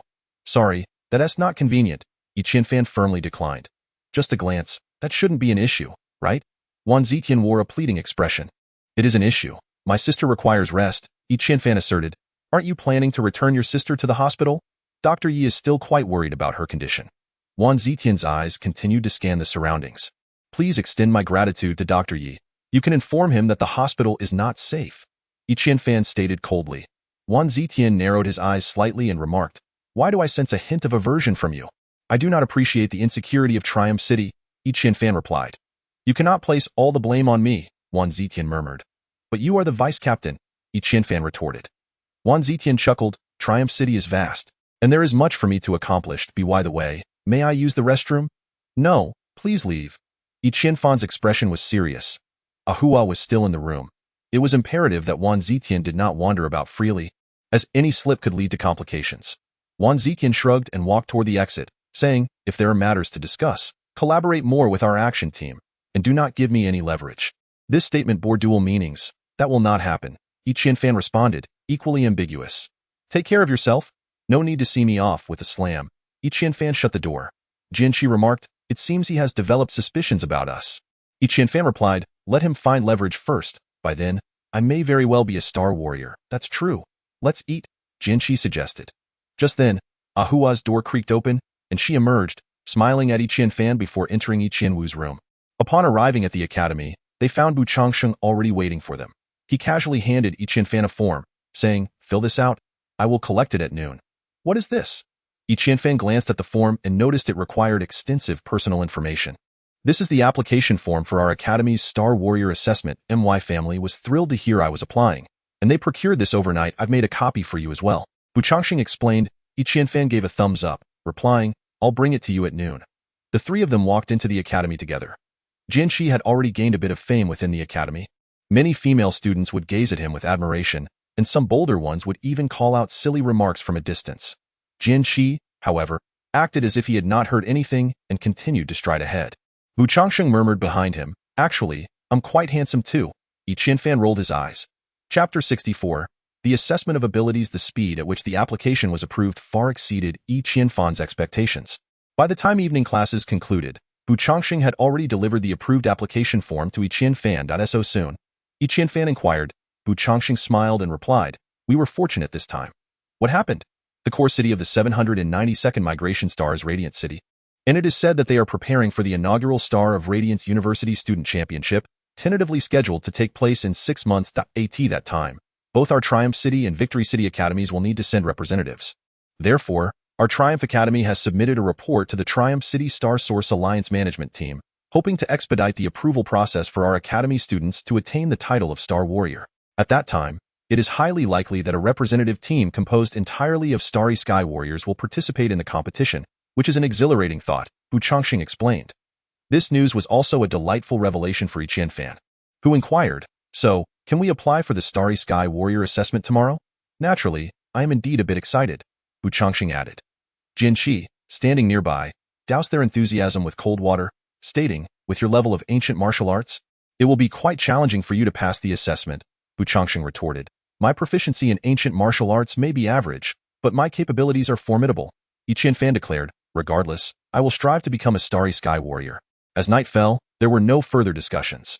The following morning, Jian Qi had classes to attend and needed to assist Yi Qianfan and Bu Changsheng in requesting a leave of absence, so he left shortly after breakfast. Yi Qianfan changed into a new outfit and left his Dusk and Qingzi swords at home before stepping out. The venue for the Starry Sky Warrior assessment was located at the Star Source Alliance Management Team in the city's core district.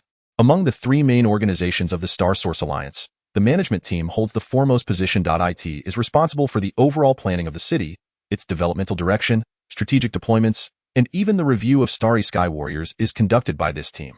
Nestled between Kaishian 2nd Street and Kaishian 3rd Street stands the office building of the Star Source Alliance. These three iconic structures are adorned with silver glass exteriors, resembling three swords piercing towards the heavens, their true heights obscured from below. The trio of unique buildings comprises the administrative team's office, the management team's office, and the action team's office, all of which are under strict surveillance.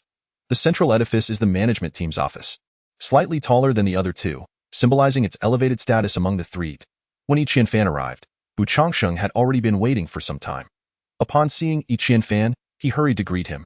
"Why did you take so long? I hardly slept a wink last night out of excitement," Bu Changsheng exclaimed dramatically. "What are you so excited about? With your hulking assistant, I expect you will merely go through the motions. There's no doubt you will pass the first hurdle," Yi Qianfan retorted with dissatisfaction. Bu Changsheng beamed. "You noticed that, did you? Let us go. Stop being so self-absorbed. We still need to return to the academy after this," Yi Qianfan replied. The two walked towards the towering building, chatting and laughing, only to be halted by a group of guards. A middle-aged man clad in a uniform approached and inquired, "This is a secure area. No loud noise is permitted." "What brings you here?" Bu Changsheng quickly replied. "We are here to apply for the Starry Sky Warrior assessment." A flicker of envy crossed the middle-aged man's face as he asked, "Do you have proof from the academy?"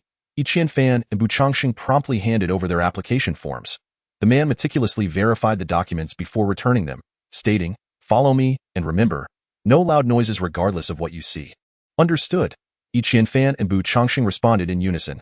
"Keep close," the middle-aged man instructed before leading them towards the management team's building. Yi Qianfan and Bu Changsheng hurriedly followed behind. They had initially believed that after being inspected by the guard, their path to the assessment would be smooth sailing. Little did they know, they were subjected to yet another inspection by a contingent of 4 guards, one of which consisted of armed robots. After enduring layers of scrutiny, the middle-aged individual finally managed to escort the two into the administrative building. Upon entering the edifice, They were greeted by a spacious hall bustling with activity, as numerous individuals attended to their affairs. The middle-aged man led them to a comprehensive service desk before turning and departing the hall. At the service desk sat a young woman clad in a uniform, her appearance strikingly youthful and attractive. Though her demeanor was somewhat aloof, she inquired, "May I ask how I might assist you?" "We have come to participate in the assessment for the Starry Sky Warriors," exclaimed Bu Changsheng, his face alight with joy. The woman replied, "Please provide me with your application forms. I need to input your information." The two had no objections and promptly handed over their forms. The woman received the two applications, meticulously verifying them before requesting, "Please present your identity cards." This was a critical assessment for the Starry Sky Warriors, leaving no room for oversight, which explained the woman's meticulousness. After examining their identity cards and confirming their likeness, she began to input their information. The two could only remain patient and wait in place. Chapter 65. Assessment of rank. After a considerable wait, the woman returned their identity cards but retained the application forms provided by the academy, issuing each of them a new card. The card bore a simple design, featuring their names, identity card numbers, and 4 small boxes representing the results of the 4 assessments. She then instructed, "Please proceed to the 3rd floor." Assessment room. Qian Fan and Bu Changsheng each took their respective cards and ascended to the 3rd floor via the elevator. Upon exiting the elevator, they encountered another service desk manned by a woman who bore an uncanny resemblance to the one downstairs. It was at this moment that the two realized she was, in fact, a humanoid service robot. The woman smiled at them and said, "Qian Fan, please proceed to assessment room 25, Bu Changsheng, to assessment room 4. She gestured towards the adjacent corridor. Flanking this corridor were a series of independent rooms, both large and small, each marked with a room number, but all sealed with metal doors, obscuring the interior from view. Bu Changsheng whistled as he made his way to assessment room 4, his number being relatively early, allowing him to easily spot the room from the service desk. Qian Fan, clutching his card, ventured further down the corridor, which was eerily silent, devoid of sounds from within the rooms. As Bu Changsheng entered his room, Qian Fan glanced inside and noted the expansive space, equipped with various apparatuses, where an elderly man donned in a white robe smiled at Bu Changsheng. The door closed automatically, and Qian Fan continued onward. Upon reaching the end of the corridor, he arrived at assessment room 25, which had a door significantly smaller than that of room 4. Qian Fan paused at the entrance to listen before gently pushing the door open. Inside was an exceedingly small room, barely large enough to accommodate a sofa. Reclining on the sofa was a young woman in her 20s, her strikingly bright red short hair immediately drawing attention. Her skin was fair and her beauty striking.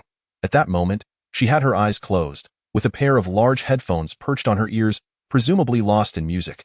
Apart from this individual, there was no one else present. Qian Fan remarked, "Hello, I'm here to assess your ability level." After saying this, he stood in silence for quite some time. Yet the other person paid him no heed. Qian Fan repeated his words. But after a while, he still received no response. Gradually, he approached the sofa, only to suddenly hear a faint snore. Qian Fan raised an eyebrow. Could it be that this woman had fallen asleep? He was nearly incensed to the point of contorting his features and gently lifted one of her headphones, bellowing into her ear, "Hello." The woman's reaction was exceedingly swift. She abruptly opened her eyes and instinctively threw a punch. Qian Fan was utterly unprepared for her to strike, and by the time he attempted to evade, it was too late.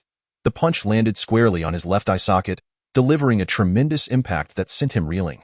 His body crashed against the metallic wall and slid down to the ground. Qian Fan felt a buzzing in his head, as if thousands of ducks were squabbling within. Immediately after delivering the blow, the woman realized she had struck the wrong person. She hastily jumped off the sofa and pulled Qian Fan up from the floor, her gaze falling upon his darkening eye sockets as she exclaimed, "It was a reflex! A reflex!" Still dazed, Qian Fan could barely comprehend her words, clutching his head in bewilderment. The woman, aware of the severity of her punch, quickly placed him onto the sofa, shaking him repeatedly. "Are you all right? You can't be that weak." At that moment, Qian Fan felt somewhat better. Although his ears continued to buzz, he could at least discern her words. He glared at her, retorting, "I had no warning whatsoever. You should take a punch from me." Seeing that Qian Fan could still retort, the woman straightened herself, declaring, "You flew backward like a bean sprout from just one punch. Do you really consider yourself resilient?" Qian Fan pointed at her, "You struck me, and you have the audacity to argue?" With a chuckle, the woman replied, "I hit you. Who witnessed it?" Qian Fan sprang to his feet from the sofa, towering over her and shouted, "So, the injury on my eye was self-inflicted?" "Quite possibly," she retorted with a mischievous grin. Fuming, Yi Qianfan declared, I will file a complaint against you. The woman shrugged nonchalantly. Go ahead. You do well to have me expelled from here. Who enjoys this wretched job anyway? Just don't say I didn't warn you. If I leave, no one will be here to assess your type of abilities. By the time the management team finds a new teacher, your children might be as old as you are. She audaciously vented her grievances. Yi Qianfan blinked his injured eye. Though it ached, in comparison to the evaluation of a starry warrior, it was not insufferable. Tentatively, he inquired, Is what you said true? To deceive you? May the heavens strike me down, she proclaimed with bravado. That sounds like a threat. I could add another charge against you, Yi Qianfan asserted. Being threatened by me is your privilege? She replied, refusing to back down. Yi Qianfan pondered for a moment before stating, My name is Yi Qianfan, here to undergo an ability assessment. In an instant, Yi Qianfan transformed from a state of exuberance to that of a compliant participant. The woman smiled and remarked, Clever of you. Now, tell me, what is your psychic ability? Chapter 66. The bumpy assessment abilities are categorized into various systems, such as earth, water, lightning, and so forth, while those impacting the nervous system and memory are collectively classified under the psychic system. The memory eye, capable of reviewing and erasing memories, naturally influences the brain and thus falls under the psychic category. Humanity's classification of these abilities primarily serves to facilitate more systematic study and learning. However, for starry martial artists possessing these powers, such classifications often hold little practical significance, and some abilities may not even fit within any defined categories. Noticing the woman lounging casually on the sofa, Yi Qianfan stepped forward and declared, Memory eye. The woman curled her lips, retorting, An utterly mediocre ability. Why the arrogance? Yi Qianfan replied, Abilities are not defined by superiority or inferiority. Such hierarchies are imposed by humanity itself. This sentiment was originally expressed by teacher Zhu Wu. Amused, the woman responded, Your ability is but a drop of water, while mine is an entire ocean. Pray tell, how would we engage in battle? Yi Qianfan confidently asserted. I could eliminate you from a distance. The woman glanced down at Yi Qianfan's belt and said, How do you know I couldn't snipe you from an even greater distance? Yi Qianfan fell silent. The woman continued, Those words are merely a ruse employed by your academy to deceive you naive students. Possessing a formidable ability may indeed facilitate survival on the battlefield, but remember, living is always of utmost importance. While Yi Qianfan acknowledged the validity of her words, he remained reticent. The woman urged, Come now, let me assess the strength of your memory eye. If it proves too weak, you might not even attain a D-. A D- is a rank that falls half a level below D. Yi Qianfan glanced around and inquired, How do we test the strength? The woman pointed to her strikingly beautiful eyes and said, Gaze into my eyes and unleash your ability. That will allow me to provide your assessment. Yi Qianfan felt a surge of alarm. Although he could invoke the memory eye, he struggled to control the dual pupils. What if he inadvertently caused harm to this woman? A look of unease crossed his face. The woman laughed heartily. Oh, you little shy one. Do you think I'm here to eat you? Yi Qianfan found it increasingly difficult to tolerate her arrogance. But the secrets he harbored remained unspeakable. He finally declared, I will review your memories from the past day. The woman laughed even louder. If you truly manage to see my memories, I shall grant you an A-level assessment. Yi Qianfan hesitated. Perhaps not. You may assign me any assessment level you wish. The woman's expression suddenly turned serious. Young man, do you wish for me to assist you in cheating? Yi Qianfan hurriedly shook his head. No, I fear I might harm you. The woman's eyes were fixed intently on Yi Qianfan as she inquired, Isn't your ability the eye of memory? This woman was no ordinary individual. Her intellect was exceptionally sharp. Yi Qianfan was taken aback internally, yet maintained a facade of calmness as he replied, How could that be? I am indeed the eye of memory. If you truly possessed the eye of memory, you wouldn't be able to harm me. Come forth, the woman commanded. Yi Qianfan rubbed his hands together, pondering whether he could escape from Triumph City if he were to seize her energy sphere. He glanced around, feeling a sense of despair, fearing he might not even be able to exit this room. Stop dilly-dallying. Are you even a man? The woman chided. Gritting his teeth, Yi Qianfan took a step forward and said, Then I shall utilize my ability? Come on, what a procrastinator. The woman replied nonchalantly. In an instant, Yi Qianfan's eyes transformed into a ghastly green as he gazed into hers. At that moment, the woman also became serious, her irises suddenly shifting to a silvery hue, revealing that she too was employing her abilities. A blinding white light filled Yi Qianfan's vision, causing him discomfort. The woman smiled triumphantly, realizing that it was not Yi Qianfan who was utilizing his power against her. but rather how long his eye of memory could endure under her influence. Qian Fan struggled to hold on, and just then, another eye emerged within him, and in the blink of an eye, his eyes transformed into a dual pupil. However, due to the overwhelming green hue in his gaze, this change went unnoticed. The woman, still basking in her arrogance, suddenly sensed a disturbance in her Danteon's starry sky. Her abilities had been breached, leaving her in shock. As seasoned warrior, she knew there was no room for hesitation at this moment. She swiftly swung her right fist and struck Qian Fan's right eye socket, successfully sending him flying once more. In this brief encounter, Qian Fan had completely developed dark circles under his eyes, resembling a panda. This time, the woman did not approach to assist him but coldly observed him instead. The room fell into a heavy silence, broken only by Qian Fan's labored breathing. After the emergence of his dual pupil, the eye of memory appeared to have been enhanced, allowing him to glimpse a fragment of the woman's memory from the previous day. Could it be that his dual pupil also possessed the ability to amplify powers? Qian Fan righted himself, first turning inward to examine his Danteon. Perhaps due to the brevity of their eye contact, no third energy sphere had manifested. Two spheres, one red and one green, spun quietly. Captain Song, have you gone a bit too far? Qian Fan discovered that others referred to this woman as such in that memory. Chapter 67. Breaking through barriers. The woman's eyes narrowed, her expression turning exceedingly grave as she regarded Qian Fan. Let us reacquaint ourselves. My name is Song Shan. I am Qian Fan. Is this truly the Eye of Memory? When an ability is activated, there is always an introduction regarding it. Indeed, Qian Fan was aware that the emergence of his dual pupil had forced her to abruptly terminate his Eye of Memory. Yet this was a matter he could never disclose. Don't jest with me. Do you expect me to believe this is a D-grade Eye of Memory? Song Shan remarked. If you do not believe me, there is nothing more I can do. Qian Fan replied with an air of indifference. When did you awaken your abilities? Song Shan inquired. A few days ago, Qian Fan responded. Was it at the Great Star Dream Gene Potion Sales Center? Song Shan pressed further.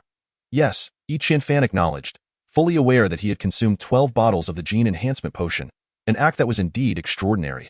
However, he knew that this was something he could not conceal, and if the Wu family discovered that he had awakened his powers, they would surely seek him out. After pacing for a moment, Song Shan glanced at Qian Fan, ran her fingers through her short hair, and remarked, You have passed your first assessment. With that, she inscribed a few notes on Qian Fan's card before handing it to him. As the door behind Qian Fan slowly opened, an undeniable sense of guilt compelled him to refrain from confronting her about the reason for her earlier strike. Without even glancing at the card, he turned to leave the room. Suddenly, Song Shan cautioned, Do not speak of what you have seen, at least not today. Otherwise, you will bear the consequences.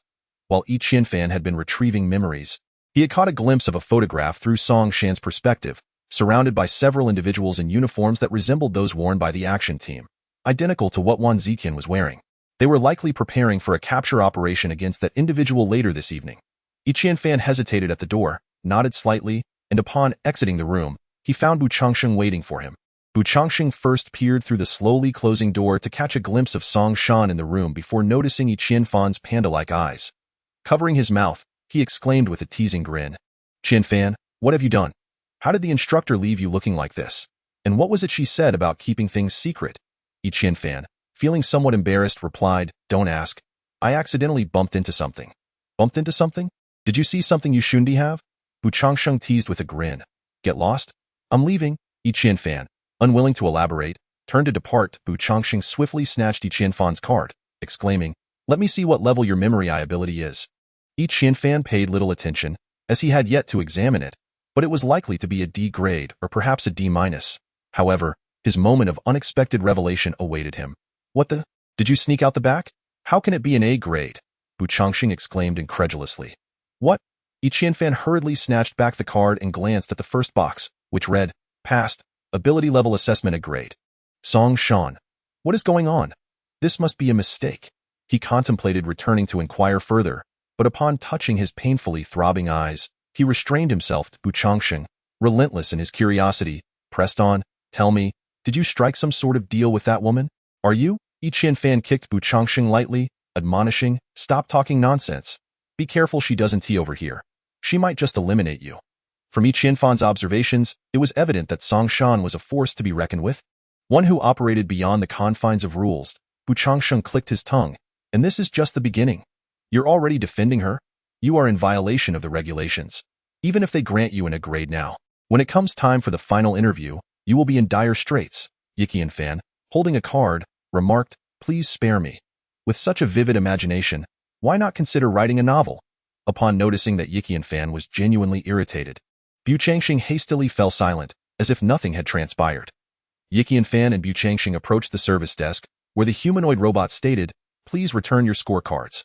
The two handed their cards to the robot, who scanned them with her eyes before declaring, "Please return in 1 month for the second assessment." Bu Changxing inquired, "Is there any issue with our cards?" "Of course not," the robot replied. "Will the assessment take place here?" Bu Changxing pressed on. "You may proceed directly to the 4th floor at that time. The second examination will have many participants," the robot responded.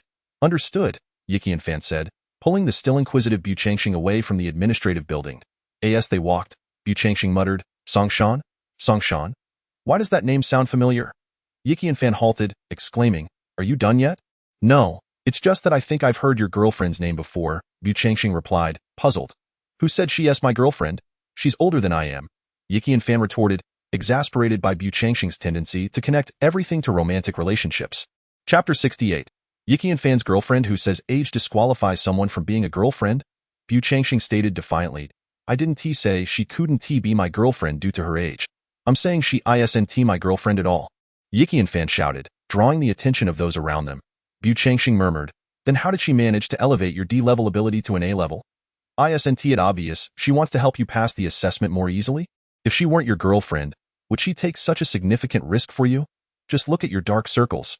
That is proof. That was her doing." "All right," Yiqian Fan blurted out in his agitation. "See, you've admitted it. Just a moment ago, you claimed it was your own doing," Bu Changxing pointed out. "Fine. I concede it was her doing, but what does that have to do with whether she is my girlfriend?" Yiqian Fan argued. "Hitting is affection and scolding is love. Are you unaware of this?" Bu Changxing replied. "Get lost?" Yiqian Fan, utterly defeated by Bu Changxing, chose to ignore him, quickly donning his flight apparatus and soaring in a specific direction. By the time Bu Changxing had suited up, Yiqian Fan had disappeared from sight, leaving him frowning. Could he be going on a date? Yiqian Fan's mind was indeed in turmoil, not because of any girlfriend-related matters, but due to the day's perilous events. Had Songshan not forcibly propelled him away, he couldn't fathom what might have ensued. Perhaps Songshan would lose her abilities, reverting to a mere martial artist or an ordinary person, a fate Yiqian Fan wished to avoid witnessing. After all, this girl, despite her fierce demeanor, had not committed any wrongdoing warranting such a harsh punishment. Moreover, why had Songshan altered a D-level ability to an A level? This enigma perplexed Yiqian Fan. From any perspective, her actions seemed unjustifiable. Yet, events unfolded in such a manner. If, as Bu Changxing suggested, the other party harbored feelings for oneself, it would be more melodramatic than the most cliched romance plot. An absolute impossibility if so. What could possibly motivate Songshan to act in such a way? What could her intentions be? Could it be that, with the enhancement of the dual pupils, she truly elevated a D-grade ability to an A grade? Currently, this stands as the only plausible explanation. Regrettably, the dual pupils are beyond her control. Otherwise, she could ascertain whether her power could be doubled, thus significantly augmenting her strength. Lost in thought, she unwittingly soared into the 3rd zone. Remembering it had been quite some time since she last encountered the rotund fish, Lu Feng, Yiqian Fan made a direct descent towards the 3rd zone. The security in this area was far less stringent than that of the 2nd zone, and considering Yiqian Fan had visited countless times before, she easily reached the building where the rotund fish resided and pressed the doorbell. After a considerable wait, a large, round face finally appeared on the video intercom. Upon seeing Yiqian Fan, Lu Feng beamed, saying, "Brother, it's been ages since you last visited. What have you been up to lately?" Yiqian Fan shot him a sidelong glance and replied, "Can't we discuss this inside?" "Just a moment," Lu Feng responded before hanging up the intercom. After a while, just as Yiqian Fan was beginning to grow impatient, the unit door was suddenly thrust open, and a man emerged. This individual was quite burly, with a dark complexion, wearing a cap, his hands resting casually in his jacket pockets. Brushing past Yiqian Fan with a nonchalant air, Qian Fan's body abruptly felt as though it were frozen in place, at which point Lu Feng's voice crackled through the intercom. "Apologies, I was tied up for a moment." "You may come in now." Yiqian Fan hesitated briefly, then responded through the intercom, "Lu Feng, I've suddenly got an urgent matter to attend to. I'll come by another day." With that, she followed closely behind the man who had just exited. Making her way out of the residential area, Lu Feng's round face wore an expression of confusion as he scratched his head, murmuring, What's up with everyone today? Chen Fan trailed cautiously, mindful not to maintain too close a distance. Just moments ago, as the man brushed past her, a piece of information had flashed in her mind. Miao Long, male, 35 years old, ability. Fireball technique. He had previously incinerated 4 Star Source Alliance martial artists and harmed 75 ordinary civilians, making him a level 1 wanted criminal of the Star Source Alliance. This individual is exceedingly dangerous, skilled in reconnaissance and counter-reconnaissance, inherently suspicious, and possesses brutal methods. Tomorrow at 4 p.m., he is scheduled to appear at the intersection of Kaishian 3rd Street and Pingshe Road, at which time an apprehension will take place, with life and death being of no consequence. This memory did not belong to Chen Fan but rather to Song Shan, and Miao Long was the very man who had just brushed past her. His presence here likely pertained to Lu Fong. There was no time to ascertain what business he had with Lu Fong. Chen Fan chose to stealthily follow him. This man was extremely dangerous, having slain so many civilians. Chen Fan could not simply allow him to escape. At this moment, her mind was consumed not with thoughts of her own safety, but rather with how she might capture Miao Long. Although the information indicated he would appear at that location in the afternoon, what if the intel was inaccurate? Would he then safely evade capture, potentially leading to more victims at his hands? Yiqian Fan possessed exceptional eyesight, trailing Miao Long from a considerable distance. This individual exhibited an acute sense of vigilance, frequently meandering in one spot to ascertain whether anyone was pursuing him. Although Yiqian Fan lacked substantial experience, his ample distance from Miao Long spared him from being detected. Thus FAR.AS time gradually approached 4 o'clock. Chapter 69. Exposed target. Miao Long proceeded along Kaishian 3rd Street towards Pingshe Road, prompting Yiqian Fan to halt his steps. The captain, Song Shan, was likely stationed with her team near the entrance of Pingshe Road. His presence there could jeopardize their plans. However, Miao Long abruptly ceased his advance 200 meters from Pingshe Road and began to retrace his steps. Lacking any notable tracking experience, Yiqian Fan found himself momentarily dazed by Miao Long's sudden change of course. Failing to depart from this location could lead to an inevitable face-to-face encounter with him. With Miao Long's formidable reconnaissance skills, it would be nearly impossible for him to remain undetected after having spotted Yiqian Fan twice in such a short span. After a brief hesitation of 2 seconds, Yiqian Fan pushed open the door of a nearby CAF and stepped inside. This nostalgic CAF, adorned in a style reminiscent of decades past, was not heavily populated, with nearly 20 patrons scattered within. As Yiqian Fan intended to observe Miao Long's movements through the glass door, he was startled to see Miao Long approaching the very CAF he had entered. Rolling his eyes, Yiqian Fan retreated deeper into the CAF, seeking refuge in a booth. Miao Long entered shortly thereafter, selecting a seat with great consideration, positioned such that the interior was concealed from the view of the outside. His face aligned with the entrance while his back rested against the wall. Yiqian Fan dared only a furtive glance before averting his gaze, feigning interest in the menu. Moments later, a woman's voice emerged beside him. "Sir, what type of coffee would you like? Our nostalgic classic series is sure to evoke the essence of your childhood." Finding the voice somewhat familiar, Yiqian Fan looked up to discover a red-haired waitress clad in a uniform, chewing on a piece of fresh candy, none other than Captain Song Shan herself. Both were momentarily taken aback, and Song Shan quickly approached Yiqian Fan. Pretending to examine the menu in his hands, she lowered her voice and admonished, "Kid, are you trying to get yourself killed?"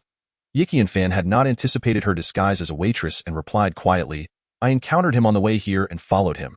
Song Shan instructed, "My subordinates are setting up outside. You'd best behave yourself. This is not an ideal place for a capture." "Well, I merely intended to observe the spectacle."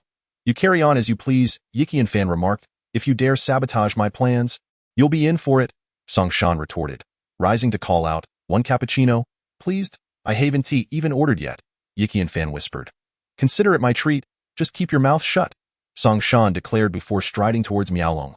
As she gradually approached him, she inquired, "Excuse me, sir, what would you like to drink?"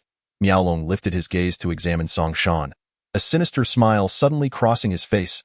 "Your footsteps are quite distinctive.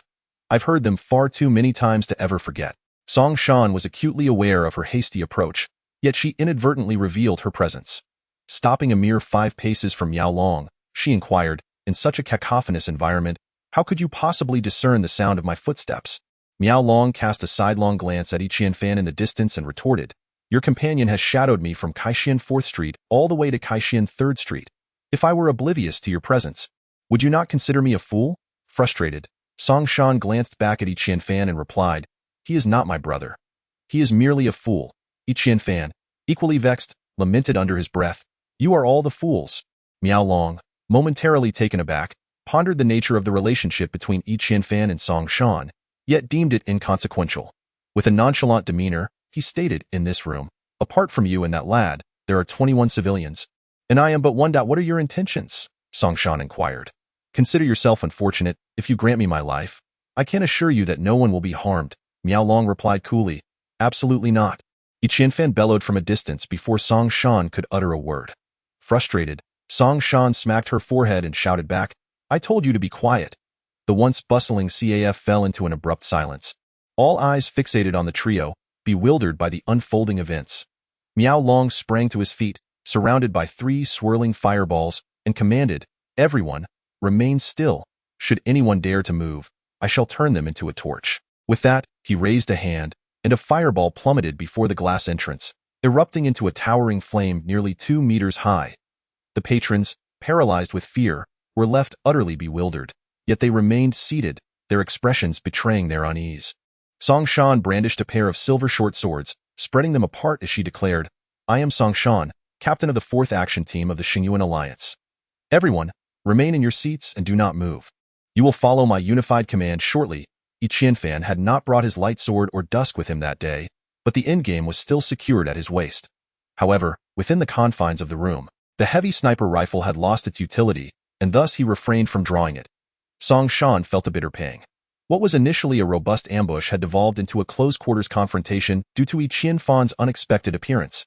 Inadvertently granting Miao Long an abundance of hostages, she felt an overwhelming urge to kick Qian Fan. As the flames erupted at the entrance, alarms blared outside, and in mere moments, the action team surrounded the area, effectively sealing it off.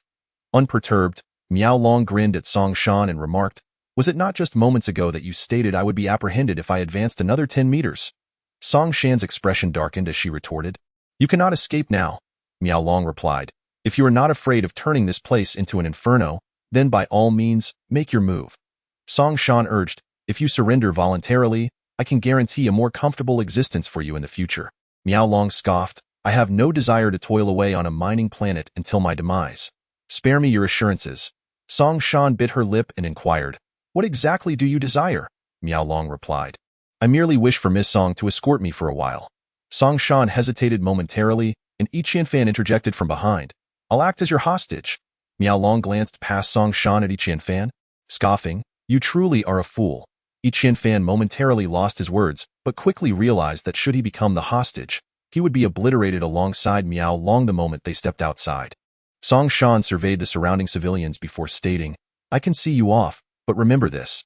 I will personally capture you. Miao Long chuckled. If making threats were effective, I would have perished countless times by now. Raising her hand, Song Shan drove a pair of short swords into the surface of a table, taking 2 steps forward and declaring, Let us proceed. You haven't forgotten to wear the handcuffs from the Xingyuan Alliance, have you? Kindly put them on. Furthermore, your abilities hold little sway over me, and I trust you are aware of that, so do not force my hand to kill you. I have no desire to offend the Song family. The fireball beside Miao Long flared up intensely. Song Shan shrugged and remarked, Coward. With that, she retrieved a metallic tube from her waist, giving it a gentle shake, causing 2 luminous rings to materialize at either end. She placed her hands within the rings, which tightened abruptly. Miao Long leapt lightly behind her, pressing his body against her back, vigilantly gazing outward. After a moment, he raised a hand and shattered a nearby window, shouting out, Your Captain Song is in my grasp. If you wish for her survival, retreat. And snipers, put your weapons away. Through the window, the commotion outside was evident, and after 5 minutes, the surrounding team members began to withdraw. Miao Long, wary, wrapped one arm around Song Shan's waist and suddenly leaped outside. Just as they exited the CAF, Song Shan turned her head and shot a fierce glare at Qian Fan, mentally cursing his ancestors one by one. Miao Long's attention was entirely focused on the outside, oblivious to Song Shan's subtle gesture. Even if he noticed, he would be unable to comprehend the tangled grievances between her and Qian Fan. As Miao Long landed, encircling Song Shan with his embrace, he too felt a surge of tension. Though she appeared to be his hostage, she was, in reality, a ticking time bomb. Should she sustain any injury, be it accidental or self-inflicted, everyone connected to him could face dire consequences. Fire erupted from within Miao Long once more, 3 fireballs encircling them. He proclaimed loudly, "Rest assured, as long as Captain Song accompanies me, I will not harm her." Countless firearms were aimed at Miao Long. Should combat ensue, he would be reduced to ashes in an instant, along with Song Shan in front of him. The voice from the crowd called out, "Let him go." The crowd parted in unison, creating a pathway. Miao Long cautiously led Song Shan forward, careful not to stray too far. Any misstep could lead to irrevocable disaster. Song Shan, feeling rather embarrassed in Miao Long's embrace, occasionally rolled her eyes, acutely aware of her current predicament. The reason for such a passive predicament lies with that disobedient little rascal, Qian Fan. Once I manage to extricate myself from this situation, I shall surely teach him a lesson. Although Song Shan was lost in her thoughts, she harbored no intention of resisting. There must be something about Miao Long that gives him the audacity to stroll so brazenly down the street. As Miao Long led Song Shan away from the encirclement, the attention of all present was fixated solely on the two of them. The patrons of the CAF surged out in a panic, fleeing the scene. Today's experience would undoubtedly linger in their memories far longer than the taste of nostalgic coffee. Among the crowd, a lithe figure darted toward the nearest skyscraper. This building stood nearly 150 meters tall, and since Qian Fan was not equipped with a flying apparatus, he had no choice but to ascend to the rooftop via the elevator. Fortunately, at this hour, the lift was relatively unoccupied, and he reached the top floor in approximately 2 minutes.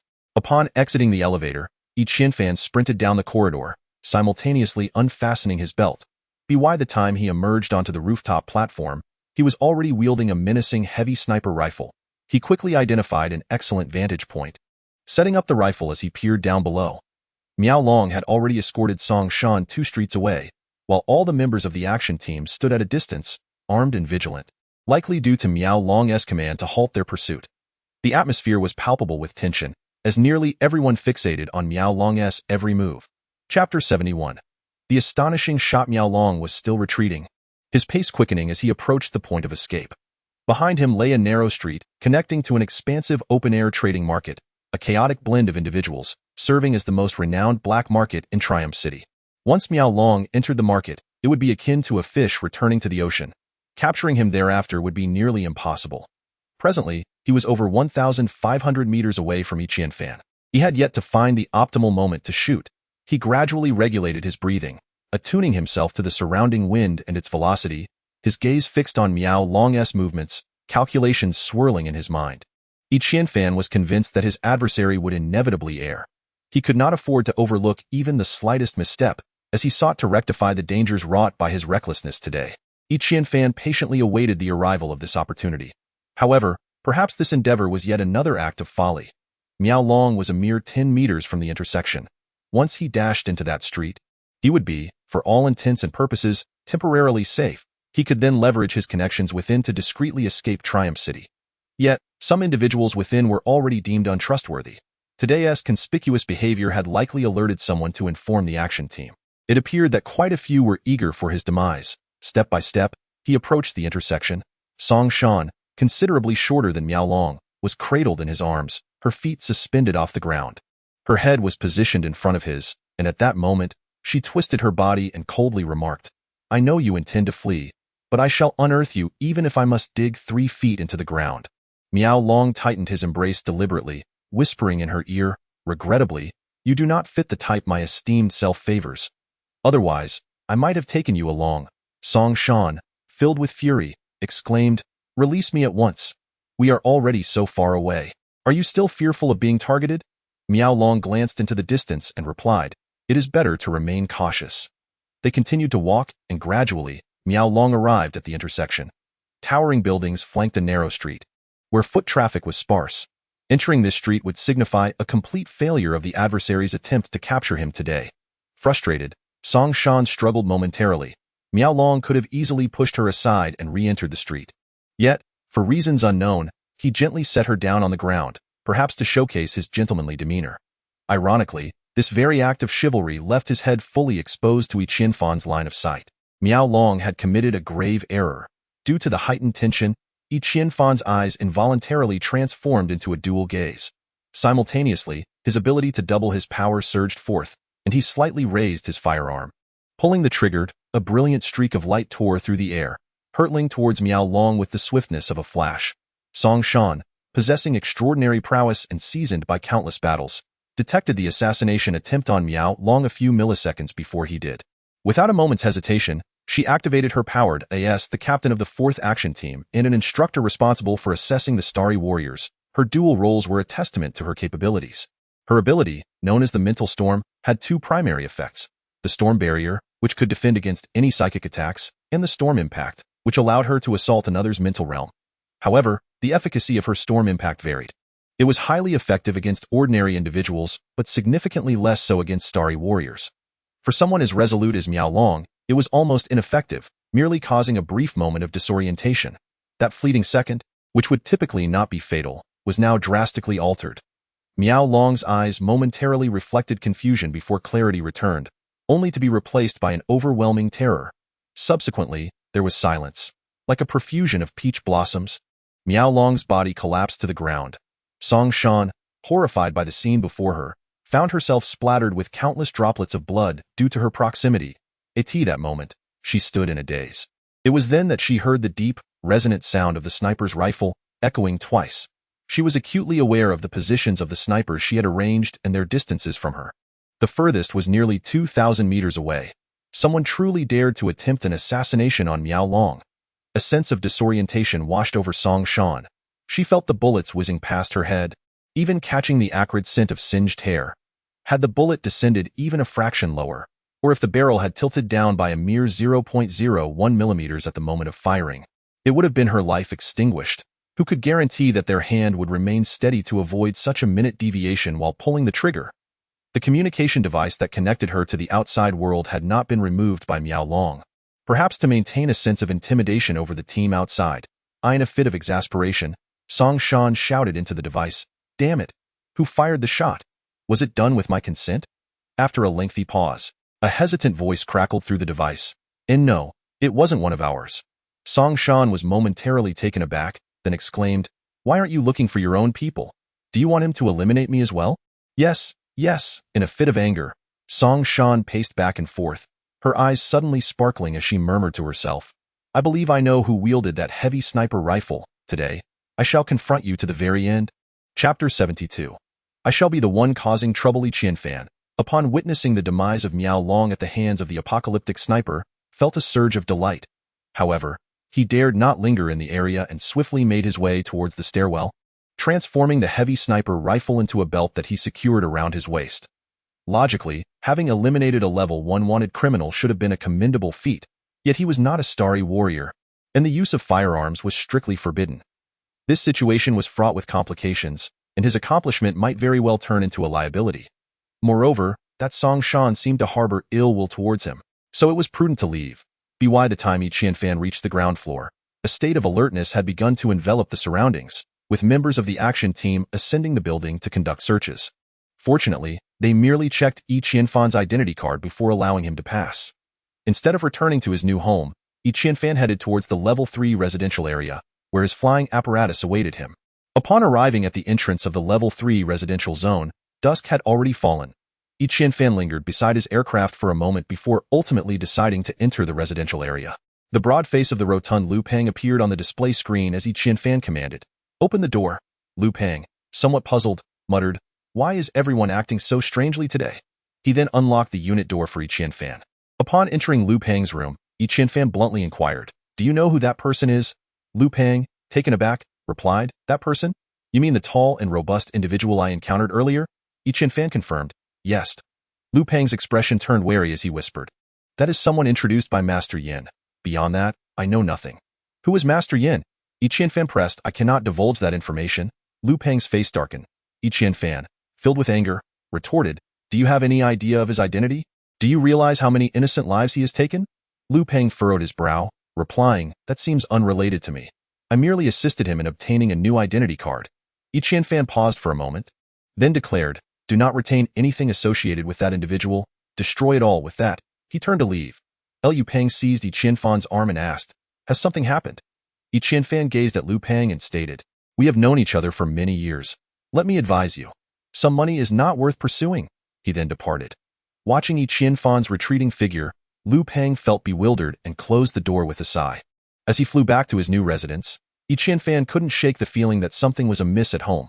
Logically, Jian Qi and the others should be present. It shouldn't be this quiet. He removed his flying apparatus at the docking platform and pushed open the sliding door connecting to the living room, announcing, "I'm back." To his surprise, he was met with a flash of red.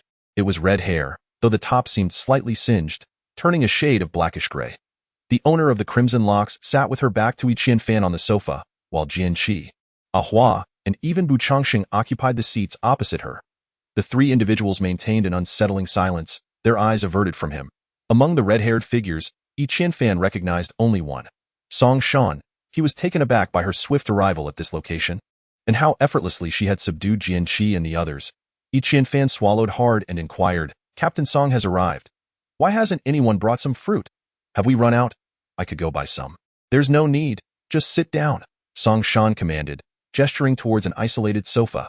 Qianfan glanced at Jian Qi, who seemed to ignore him completely, bowing his head like a well-behaved child. Only Bu Changxing discreetly shot him a glance, though it was unclear what he intended to convey. Reluctantly, Qianfan took a seat, curious about what Song Shan would say next. Song Shan squinted at Qianfan for a considerable time before suddenly asking, "How can you be so certain that from 1,500 meters away, you could shoot and explode Miao Long's head instead of mine?" The other three visibly tensed, as if the wrong answer to Qianfan's question would unleash a tempest. "My marksmanship is exceptional," Qianfan replied confidently. "How exceptional? High enough to rival several stories. I am asking how much confidence you possess." Song Shan's voice escalated sharply. Jian Qi hastily interjected, "Sister Song, please calm down. He is just a child. Don't let him get to you." With a disdainful huff, Song Shan retorted, "We will address your matters later. Tio dare send someone during the apocalypse, you certainly possess audacity." She then turned to Qianfan and demanded, "Now, tell me, what is your level of certainty? If I claim to have 100% certainty, would you believe me?" Qianfan replied, "I do not believe you." Song Shan shouted, "Then what significance does it hold for me to say it?" Qianfan responded nonchalantly, "Very well, let me ask you, as a student from an academy, why do you flaunt a heavy sniper in public? Who granted you such authority?" Song Shan interrogated. Qianfan recognized her intent to provoke and fell silent with a scoff. "Moreover, I warned you not to meddle in others' affairs. Why did you follow that individual?" Song Shan continued her questioning. Still, Qianfan remained mute. Frustrated by his silence, Song Shan suddenly slammed a handcuff onto the table, declaring, "If you do not provide a clear explanation, I will take you back to the action team today." Unable to contain himself any longer, Qianfan sprang to his feet, pointing an accusatory finger at Song Shan and retorted, "If it weren't for me, would that person have escaped? Did I injure you? You are merely being unreasonable." Song Shan rose as well, locking eyes with Qianfan. "You nearly killed me today. Am I not entitled to be unreasonable?" Chapter 73. "I actually have a backup plan." Qianfan glared at Song Shan. "So what do you intend to do?" Seeing the standoff, Jian Qi hurriedly interposed himself. "We are all friends here. Let us remain calm." Song Shan shot a look at Jian Qi. "While it's true that I am close friends with your sister, that does not make us friends. Do not flatter yourself." Jian Qi, sensing her anger, chose silence, casting Qianfan a look of helplessness. At that moment, Bu Changxing kept his head down, not daring to meet Song Shan's gaze. Song Shan circled in place twice, lost in thought. A mischievous smile danced upon her lips as she pointed a finger at Qianfan, declaring, "You, young man, better wait for me with that." She turned and stormed out, slamming the door behind her. Jian Qi, witnessing Song Shan's abrupt departure, let out a sigh of relief and remarked to Qianfan, "You're something else. I must give you credit for daring to offend even her." Qianfan, oblivious to Song Shan's background, inquired, "What makes her so special?" At this moment, Bu Changxing sprang to his feet, exclaiming loudly, "She is the infamous Red Devil of violence." There was a year when a gang of robbers attacked a merchant ship, but when they encountered the guards' resistance, they slaughtered everyone. Upon hearing of this, Song Shan, who had just turned 18, single-handedly pursued the robbers to the desolate planet they occupied. It was truly a scene of carnage, with bodies strewn everywhere and rivers of blood flowing. It is said that over 300 robbers inhabited that planet, all of whom she dispatched. Would you not call that ruthless? Ahua interjected.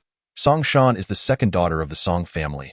Displeased with her family's arranged marriage, she joined the Star Source Alliance in a fit of rage. Due to her exceptional abilities, she quickly ascended to the position of captain of the 4th Squad in Triumph City, a testament to her own efforts, independent of her family's influence. Even if you had not targeted that wanted criminal today, Sister Song would not have allowed him to escape unscathed. Jian Qi added. Qianfan shrugged and replied, I did not perceive her as particularly formidable today. She merely coordinated decently at the moment I struck. Jian Qi scoffed. Sister Song just mentioned that when you fired your shot, without her assistance, you would have had at most a 40% chance of eliminating the target. She was primarily upset with your reckless behavior. The adversary was utterly vicious, and later, a miniature quantum bomb was discovered on him. Had he detonated it before his demise, the consequences would have been dire. Qianfan glanced at Bu Changxing and Ahua, asking, do you share the same sentiment? Bu Changxing shook his head, replying, I wasn't present, so I cannot comment. Ahua said, I believe you are not a reckless individual, so your actions must have had a reason. Qianfan nodded with a smile, saying, the situation was such that whether he evaded or did not evade, he was doomed, for I had actually fired 2 rounds. The first shot had already struck him, prompting me to adjust the angle of the second shot towards the sky. Since Song Shan did not utter Miaolong's name, Qianfan refrained from mentioning it as well. Jian Qi gasped in disbelief, saying, that is impossible. No one can consecutively unleash the end times. The recoil is immense, and one must take a moment to readjust before firing again. I've never heard of anyone being able to fire consecutively in such a manner. Qianfan chose not to elaborate further, as he could not disclose the nature of his power to double his abilities. At that moment, he had experienced a second sight, as if Miaolong were within arm's reach. Indeed, activating his power to double his strength allowed him to fire 2 shots, albeit with an interval of approximately 2 seconds between them to ascertain Miaolong's direction of movement. Consequently, the first shot resulted in a fatal headshot, leaving the second shot to miss its target. Through this assassination, Qianfan came to realize that the dual pupils only enhance the eye of memory, offering no benefit to power amplification whatsoever. This is likely related to the fact that the eye of memory activates abilities through sight. Jian Qi found this hard to believe, yet Bu Changxing and Ahua regarded it as quite normal. Bu Changxing harbored a blind confidence in Qianfan, a confidence born from years of rigorous training on the combat machine. Meanwhile, Ahua had always perceived that both Qianfan and Qianwu were extraordinary individuals. Thus, any occurrence involving them seemed perfectly reasonable.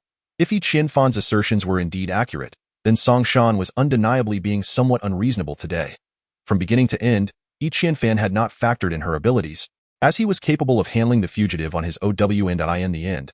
Jian Qi was unable to extract any additional useful information, yet one thing was certain. Qianfan could indeed unleash the End of Days repeatedly now, which was quite an extraordinary feat. The infamous reputation of the End of Days over the years was largely tied to its user, Jian Qi's sister. However, Jian Qi had never heard his sister mention that she could execute consecutive strikes with the End of Days. This was not merely related to power. It also involved factors such as foresight and tactile sensitivity, representing a manifestation of comprehensive strength. Bu Changxing had intended to stay overnight at the new residence, ostensibly to engage in a deep conversation about life with Qianfan, but after dinner, he was promptly shown the door. As he flew outside, he grumbled about their lack of camaraderie for not preparing a room for him. Qianfan feigned ignorance, allowing Bu Changxing to ramble on as he escorted him out of the living area. Chapter 74. Early summons. Regardless of how Miaolong met his demise, life must go on. Early the next morning, Qianfan and Jian Qi headed to the academy together. It had been quite some time since Qianfan attended a class taught by teacher Liu. So merely half an hour into the lesson, he succumbed to slumber. In his dreams, he became a radiant hero, saving the entire universe. Just as he was about to ascend to the pinnacle of his life, donning the crown that belonged to him, the earth trembled, and someone shook him awake. Qianfan blinked his bleary eyes open to find Jian Qi shaking his arm. Teacher Zhu Wu is here, Jian Qi exclaimed. Qianfan quickly sat up straight. Wiping away the drool from the corner of his mouth, on the podium stood not only teacher Liu but also teacher Zhu Wu, both wearing expressions of stern seriousness. Classmates, we have only 2 months left until our internships, so we must cherish the time we have before us, teacher Zhu Wu announced. Today, I bring you good news. One of our classmates has been selected as a reserve member of the Star Source Alliance action team without needing to go through an internship. Please join me in applauding. A wave of enthusiastic applause erupted from the audience, as many had hoped to secure a place in the action team through their internships. To think that someone could bypass the internship process entirely and become a reserve member was astonishing. Such fortunate occurrences had been scarce for some time. It was unclear whether this student had stumbled upon extraordinary luck or had leveraged a powerful family background. This student is... Teacher Zhu Wu deliberately paused for effect. Several individuals glanced surreptitiously at Jian Qi, well aware of his substantial background. If such good fortune were to befall anyone, it would likely land on him. Jian Qi, however, held a differing opinion. given that his family had explicitly stated they would not interfere in his future affairs. It was evident that another party was behind this matter. That party was none other than his classmate, Qianfan. Zhu Wu declared loudly. The surrounding students were momentarily taken aback before erupting into a more fervent applause. Yet, no trace of a smile could be discerned on Qianfan's face. Rather, it bore a bitter expression. He understood that he was not merely fortunate, but rather, he was headed for disaster. It was obvious that this was the handiwork of Song Shan. If he truly fell into her clutches, wouldn't it be a matter of life and death? Could he possibly refuse? Qianfan suddenly inquired. A collective gasp echoed around him. What? Was he losing his mind? Zhu Wu was equally taken aback and responded, No. You need to step outside with me? Reluctantly, Qianfan followed Zhu Wu out of the classroom, the buzz of discussion trailing behind them. Are you out of your mind? This is an opportunity that others dream of, and yet you wish to decline. Have you not fully awakened? Or is there something amiss in your head? Zhu Wu questioned loudly, fully aware that this matter was undeniably tied to his various benefits. If the students he taught were recruited into the action team ahead of schedule, it would at least prove his excellence as an instructor, thereby elevating his status within Kaishan Academy. Qianfan did not anticipate Zhu Wu's fervent reaction and explained. I have a conflict with someone in the action team. She likely intends to target me, which is why I was summoned.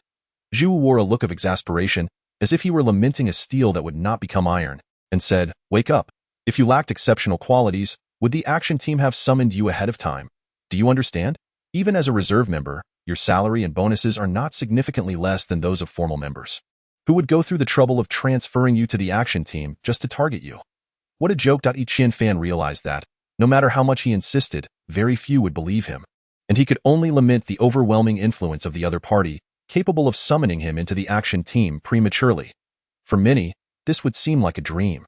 Seeing Qianfan remain silent, Zhu Wu continued, Come, you are going with me. The dean wishes to meet you personally. With no alternative, Qianfan accompanied Zhu Wu to meet the dean. The dean was a bald-headed old man, quite talkative. Yet his words were laced with subtle inquiries, probing whether Qianfan had any remarkable connections within the Star Source Alliance. Eventually, realizing that Qianfan genuinely had nothing to say, the dean offered some encouraging words and instructed Zhu Wu to escort Qianfan out of his office. Qianfan then followed Zhu Wu to his office, where a formal letter lay on his desk. It detailed the summons directed at him, instructing him to report that afternoon. Zhu Wu handed the letter to Qianfan and remarked, In principle, you are still a student of Kaishan Academy. Only upon passing the Academy's assessment next year will you officially graduate. However, do not worry. Although you will not be attending classes here, your attendance will be counted as full, and our academy can guarantee your successful graduation. Qianfan glanced at the letter, which clearly stated that he was to report to the 4th Action Team at 1 o'clock that afternoon. A prospect that likely meant stepping directly into a perilous situation. Qianfan forced a smile, folded the letter neatly, and tucked it into his pocket. He then bowed to Zhu Wu and said, Thank you, Teacher Zhu, for your guidance over these past 2 years. Zhu Wu gently patted Qianfan on the shoulder and remarked, You speak too highly of me. It is your own diligence that deserves recognition. Qianfan replied, Then I shall take my leave. In a few days, I will return to the academy to see you. Go forth, like the great rock soaring high. May you carve out a sky that belongs solely to you. Zhu Wu encouraged him. Chapter 75. Trouble approaches. As Qianfan exited Zhu Wu's office, a sense of unease lingered in his heart. Observing the bustling campus, he couldn't help but feel a twinge of sentimentality. Hoping he wouldn't fall victim to Song Shan's whims. In the distance, Jian Qi and Bu Changxing approached, signifying that it was time for lunch. Within the cafeteria, numerous classmates bid farewell to Qianfan, making it seem less like he was reporting to the action team and more like he was heading to the front lines to confront rebels. Jian Qi stood by, offering words of comfort. Sister Song is quite decent. Just be cautious. Bu Changxing, hesitant to mention the relationship between Qianfan and Song Shan, busied himself with serving Qianfan food, as if fearing he might never eat again. After lunch, Qianfan was set to report to the 4th Action Team, waving goodbye to Jian Qi and Bu Changxing. Bu Changxing's eyes glistened with moisture as he whispered, Will he be able to return alive? Jian Qi responded with a meaningful tone, Perhaps. Upon reaching the school gate, Qianfan encountered the imposing figure of Supervisor Liu from the Wu family's gene drug sales department, accompanied by a robust young man. Supervisor Liu's eyes lit up upon spotting Qianfan, and he hurriedly blocked his path, exclaiming, What a coincidence! We were just looking for you. Due to the sudden disappearance of their leader, the Wu family had to suspend their plans concerning Qianfan. However, They recently received intelligence that Yi Qianfan had applied to the management team in Kaixin City to assess his potential as a starry sky warrior. This news struck like a bolt from the blue. How could one deemed a failed warrior suddenly awaken their abilities? The Wu family immediately pondered what level of capability could be unlocked by 12 vials of gene enhancement serum. Thus, they dispatched Supervisor Liu to Kaixin Academy to gather information and, if possible, meet Yi Qianfan. I hear you have awakened your abilities. What are they? Supervisor Liu wasted no time, getting straight to the point. The Eye of Memory. Yi Qianfan felt no need to play coy and directly revealed his ability. What kind of ability is the Eye of Memory? Supervisor Liu searched through his knowledge of top-tier abilities, but couldn't he recall what the Eye of Memory entailed. The young man beside him interjected, "It's a D-level ability." Supervisor Liu slapped his forehead in realization, then questioned, "You consumed 12 vials of gene enhancement serum, and this is the ability you awakened. Is that for real?" Yi Qianfan replied with a cold smile. "Do I have any reason to deceive you?" Supervisor Liu's eyes darted as he said, "Now that you have awakened your ability, shouldn't we settle our accounts?" "What accounts?" Yi Qianfan narrowed his eyes. "As per our agreement. If you drank the gene serum and awakened an ability, you owe us the equivalent of 2 vials of gene enhancement serum. Hand it over." Supervisor Liu smiled. "I cannot provide that," Yi Qianfan replied nonchalantly. "Having no money is of no concern," stated Supervisor Liu. "Our chief developer has indicated that as long as you agree to collaborate with the Wu family, the cost of 2 vials of the genetic serum can be waived. I apologize, but I fail to comprehend how my ability activation pertains to you." "Why are you demanding money from me?" Yi Qianfan replied, his expression one of utter bewilderment. Supervisor Liu paused, then asked, "Are you pretending to be confused? Some time ago, you utilized our genetic serum at the Daxingmane Commercial Center. Have you truly forgotten?" "I have not forgotten," Yi Qianfan retorted. "Then why do you assert that it has no relevance to us? Are you attempting to evade your debt?" Supervisor Liu pressed urgently. "What I mean to say is, while I did indeed use the genetic serum, it was utterly ineffective for me at the time. As you all witnessed, as for the events that transpired after I departed from your establishment, they seem to bear no connection to you, do they?" Yi Qianfan countered. The series of events involving the Wu family's assassination of Jian Qi, the killing of Ah Hua, and the capture of Yi Qianwu were etched firmly in Yi Qianfan's mind. Though he currently lacked the strength to exact revenge, it did not imply he could be easily manipulated. Therefore, he was resolute in acknowledging the matter of the genetic serum. Supervisor Liu found himself momentarily speechless. Indeed, Yi Qianfan had shown no reaction at the time, which had led to his departure. However, the crux of the matter was that upon returning home, he had activated his abilities and was now undergoing the assessment of the stargazing warriors, which could suggest that the genetic serum had indeed been effective. Supervisor Liu stepped forward, asserting, "I care not for your evasions. You are coming with us to the Wu family right now." Yi Qianfan cast a glance at him, replying, "Are you out of your mind? Do you truly believe you can brazenly abduct me?" A young man behind Supervisor Liu advanced a step, but Liu raised his hand, stating, "Kid, do not mistake my leniency for weakness. Come with me now, and we may yet maintain a cordial relationship. What occurs later, however, remains uncertain." "Are you threatening me?" Yi Qianfan inquired. "I am merely helping you recognize the gravity of the situation." Supervisor Liu responded coldly, "I am positively terrified. How about this?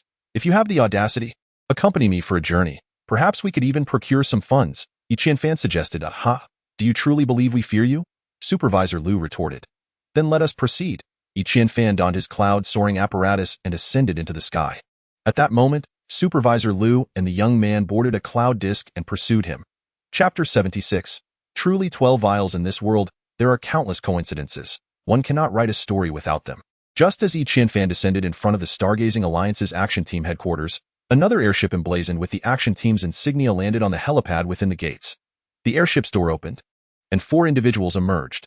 Leading the group was Song Shan, dressed in casual attire with striking red hair, accompanied by a demure woman wearing gold-rimmed glasses and possessing fair skin. Behind Song Shan stood 2 burly men, their muscles bulging under their uniforms, exuding an aura of ironclad resolve. As soon as Song Shan alighted from the airship, she spotted Yi Qianfan outside the gates, flashing him an odd smile and gesturing for him to approach. Yi Qianfan remained rooted to the spot, pointing at the recently landed cloud disk behind him, making a gesture that indicated he was unable to move. Song Shan furrowed her brows slightly, hesitating for a moment before leading the 3 individuals behind her outside. Upon exiting the Qingyun flying disc, Supervisor L and the young man exchanged puzzled glances, uncertain of Yi Qianfan's intentions in bringing them here. Supervisor L inquired, "This is the Action Team building. What business do you have in bringing us here?" Of course, it's to give you money, Fan replied. Did you notice that woman? All my money is with her. You can request it from her. Supervisor L followed Fan's gesture and peered inside, his body involuntarily trembling as he swallowed hard. Kid, are you joking with us? Do you think I don't recognize her? When she arrives, I shall see how you explain yourself. Supervisor L, being a manager of the Wu family, was not easily intimidated by Fan's words. Song Shan, who always seemed to be chewing on something, appeared rather informal at first glance. Approaching the three individuals, she looked at Fan and asked, "What's the situation?" Fan replied, "The debt collectors have tracked him down here." Song Shan raised an eyebrow, turning to Supervisor L and repeating, "What's the situation?" Her tone mirrored her earlier inquiry to Fan but was laced with a hint of menace. Realizing they were indeed acquainted, Supervisor L smirked subtly but felt compelled to speak up. He consumed a gene-enhancing potion at one of our Wu family establishments but refused to pay, which is why we sought him out. Song Shan frowned and directed her gaze at Fan, questioning, "What's the situation?" implying her disbelief that he could consume their product without compensation. Fan explained, "They gave me a counterfeit potion. It was completely ineffective, which is why I didn't pay. Moreover, they acknowledged it at the time, only to renege later and pursue me." Supervisor L jumped in disbelief, exclaiming, "Ineffective? How did you activate your abilities then? Did you conjure them in a dream?" Song Shan and the three individuals behind her looked expectantly at Fan for an explanation. The young man appeared quite affable, not someone likely to indulge in a free meal. Fan stated, "Captain Song, please adjudicate. I consumed a total of 12 bottles of gene-enhancing potions at their shop, and there was no reaction whatsoever. However, after a long sleep at home, I activated my abilities. Who can definitively link my ability activation to their gene potions?" Song Shan raised a hand to halt Supervisor L's rebuttal, then asked Fan, "How many did you say?" 12 bottles. Fan replied, "12 bottles." Song Shan exclaimed in astonishment. The three individuals behind her echoed in unison, 12 bottles? Did he really consume 12 bottles? This time, Song Shan directed her inquiry at Supervisor L. "Indeed, this matter cannot be fabricated, as there are multiple witnesses to attest to it. You desire 600,000 gold source coins." Song Shan's eyes narrowed. Generally, an individual would struggle to tolerate even one bottle of gene potion, and it was unheard of for someone to consume 12 without adverse effects. It appeared, in every regard, that Fan had ingested ineffective gene potions. "We only seek 100,000 gold source coins," Supervisor L asserted. "Why?" Song Shan probed. "Logically, given the exorbitant price of gene potions, one should pay for each bottle consumed. How could Fan have ingested 12 without compensation? It is not akin to drinking plain water. At first, his consumption yielded no effects, which prompted us to have him drink the remaining doses." Just as Supervisor L was about to elaborate, he was interrupted by Song Shan. "Did he also experience no effects after finishing the 12 bottles?" Song Shan inquired. "Initially, there were no effects, however, he later." Supervisor L's words were once again cut short. Song Shan turned to the woman behind her and asked, "Have you recorded everything?" It was unclear when it had begun, but the woman behind her, clutching a black notebook, was diligently taking notes.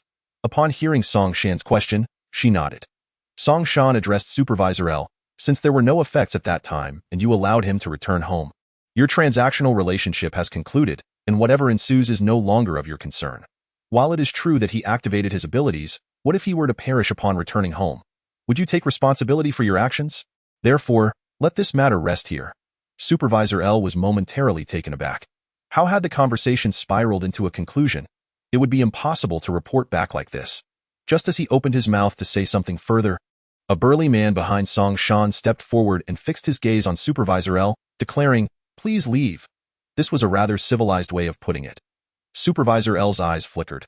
He realized he had encountered formidable opposition this time and left in a dejected manner with the young man. The previously domineering burly man turned around and asked Fan, "Hey, did you really drink 12 bottles?" Chapter 77. A topic of discussion, the question of whether he had consumed 12 bottles of the genetic serum sparked a fervent debate among them.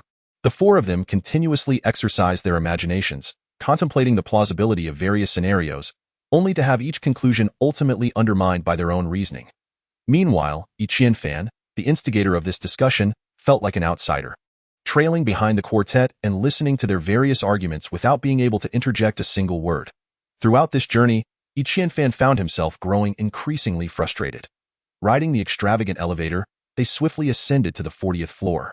There were not many people on this level, yet numerous rooms were present. The attendant behind the service desk was the same humanoid robot they had encountered previously, her smile warm and inviting. It was now revealed that her name was Jian Qi. The four were to part ways on this floor, presumably to arrive at the most logical explanation. They concluded that the first 11 bottles were all counterfeit. With only the final bottle being genuine point, one could only wonder how the Wu family would react upon learning of such a deduction. Perhaps it would bring them to tears. Xiao Shi, please assist him with the relevant procedures, and once completed, bring him to my office, Song Shan commanded before briskly departing. Xiao Shi, the woman beside her, was clad in professional attire and exuded the aura of a secretary. She politely introduced herself. My name is Ding Xiao Shi, but you may call me Xiao Shi. The two burly men behind her also introduced themselves. I am called De Xia, and I am called Luobo. They both chuckled heartily, not waiting for Yi Qianfan's response before turning away. Xiao Shi remarked, they enjoy joking around, and in time, you'll come to understand that. Now, let us proceed with the paperwork. Yi Qianfan had no objections and followed closely behind Ding Xiaoxi. As they walked, Ding Xiaoxi explained, the action team building comprises 50 floors in total. The first 9 floors are designated as public areas, which you, as a reserve member, are free to access. From the 10th floor onward, each 10 floors constitute an activity zone for a specific action team. Our designated area spans from the 40th to the 49th floors, encompassing offices, conference rooms, lounges, dining halls, and more. You must remember that you belong to the 4th action team. Entry into the zones of other teams is strictly prohibited. Yi Qianfan nodded in understanding. Ding Xiaoxi continued, the 50th floor is reserved for the captain's office and is classified as a highly regulated area. If you attempt to ascend covertly, you will be treated as a traitor and eliminated. This is a point you must firmly engrave in your memory. Their conversation led them to the 2nd floor, which housed the archives for all action team members. A middle-aged woman, the head of the archives, greeted them. Sister Lu, this is our specially recruited reserve member from the 4th action team, Ding Xiaoxi introduced. Sister Lu scrutinized Yi Qianfan and then glanced at the official letter he provided, muttering, nothing particularly special. Why would Song Shan waste a slot like this? Ding Xiaoxi forced a polite smile, refraining from offering any explanation. Sister Lu operated the display screen before her for a moment, subsequently implanting a specific program into Yi Qianfan's identity card, then stated, all set. Please escort him to the logistics department. Ding Xiaoxi nodded and led Yi Qianfan to the 3rd floor. Upon exiting the elevator, they were confronted by a formidable metal wall, which featured only a small window, obscuring the view of what lay beyond. Ding Xiaoxi presented Yi Qianfan's identity card at the window and procured 4 sets of uniforms, an arm vest, a handcuff bracelet, a lightweight firearm, and a specialized badge. She handed these items to Yi Qianfan, saying, you must wear the uniform along with the badge. The badge symbolizes your identity.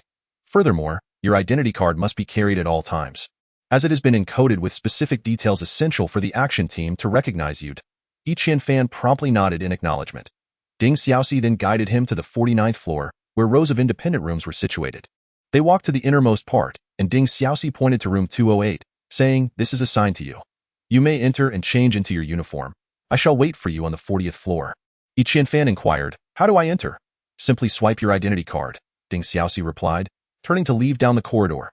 Yi Qianfan swiped his identity card at the door and stepped inside.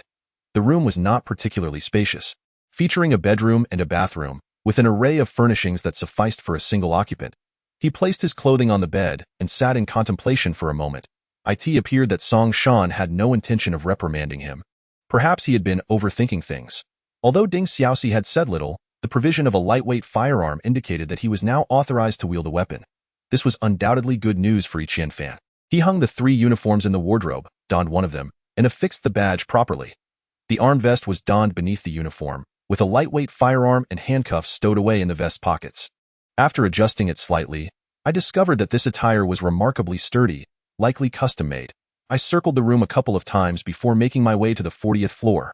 Upon spotting Yi Qianfan, clad in uniform, Ding Xiaoxi's eyes lit up. Yi Qianfan was already handsome, and the uniform accentuated a rugged, ironclad aura. Today, everyone was speculating about Yi Qianfan's background, yet Ding Xiaoxi, who knew Song Shan exceedingly well, believed that Song Shan must have taken a liking to Yi Qianfan. But what was it about him that stood out? Was it his appearance?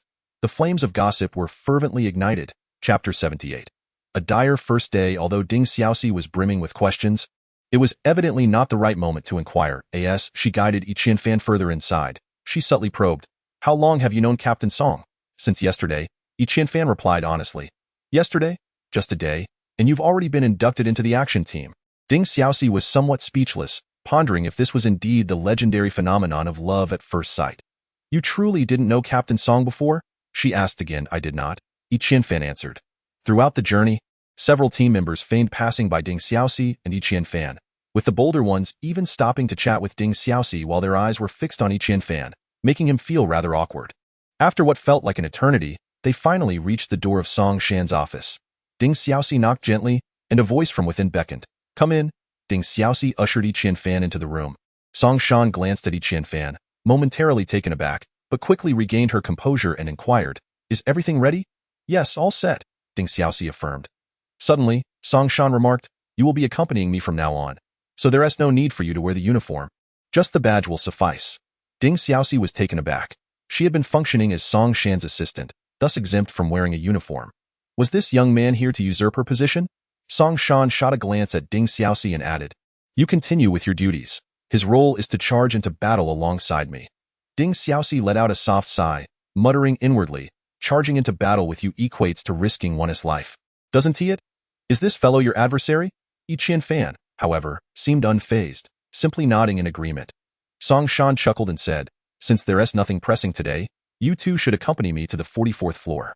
Ding Xiaoxi's face paled as she exclaimed, Captain, are you certain you want to go to the 44th floor? Can I opt out? With a sharp glare, Song Shan retorted, I didn't say I needed your company. You can just watch from the side, and if necessary, call for a rescue airship or something. Ding Xiaoxi's face brightened, casting a peculiar smile at Yi Qianfan. The three of them entered the elevator together, where whispers followed them. Look, he has headed to the 44th floor on his first day. Doesn't he seem very old? What could he have done to offend Captain Song? Yi Qianfan furrowed his brow slightly in the elevator. It was evident that the 44th floor was no ordinary place.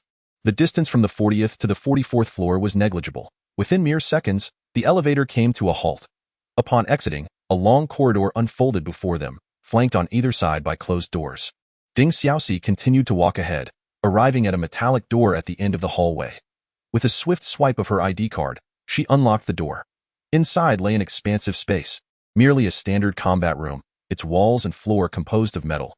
Song Shan, flexing her wrists, stepped inside and turned back to Yi Qianfan, saying, Aren't you always filled with indignation? Shall we engage in a spar? Yi Qianfan touched the area around his naughty puffed eye socket and replied, Ancient martial arts?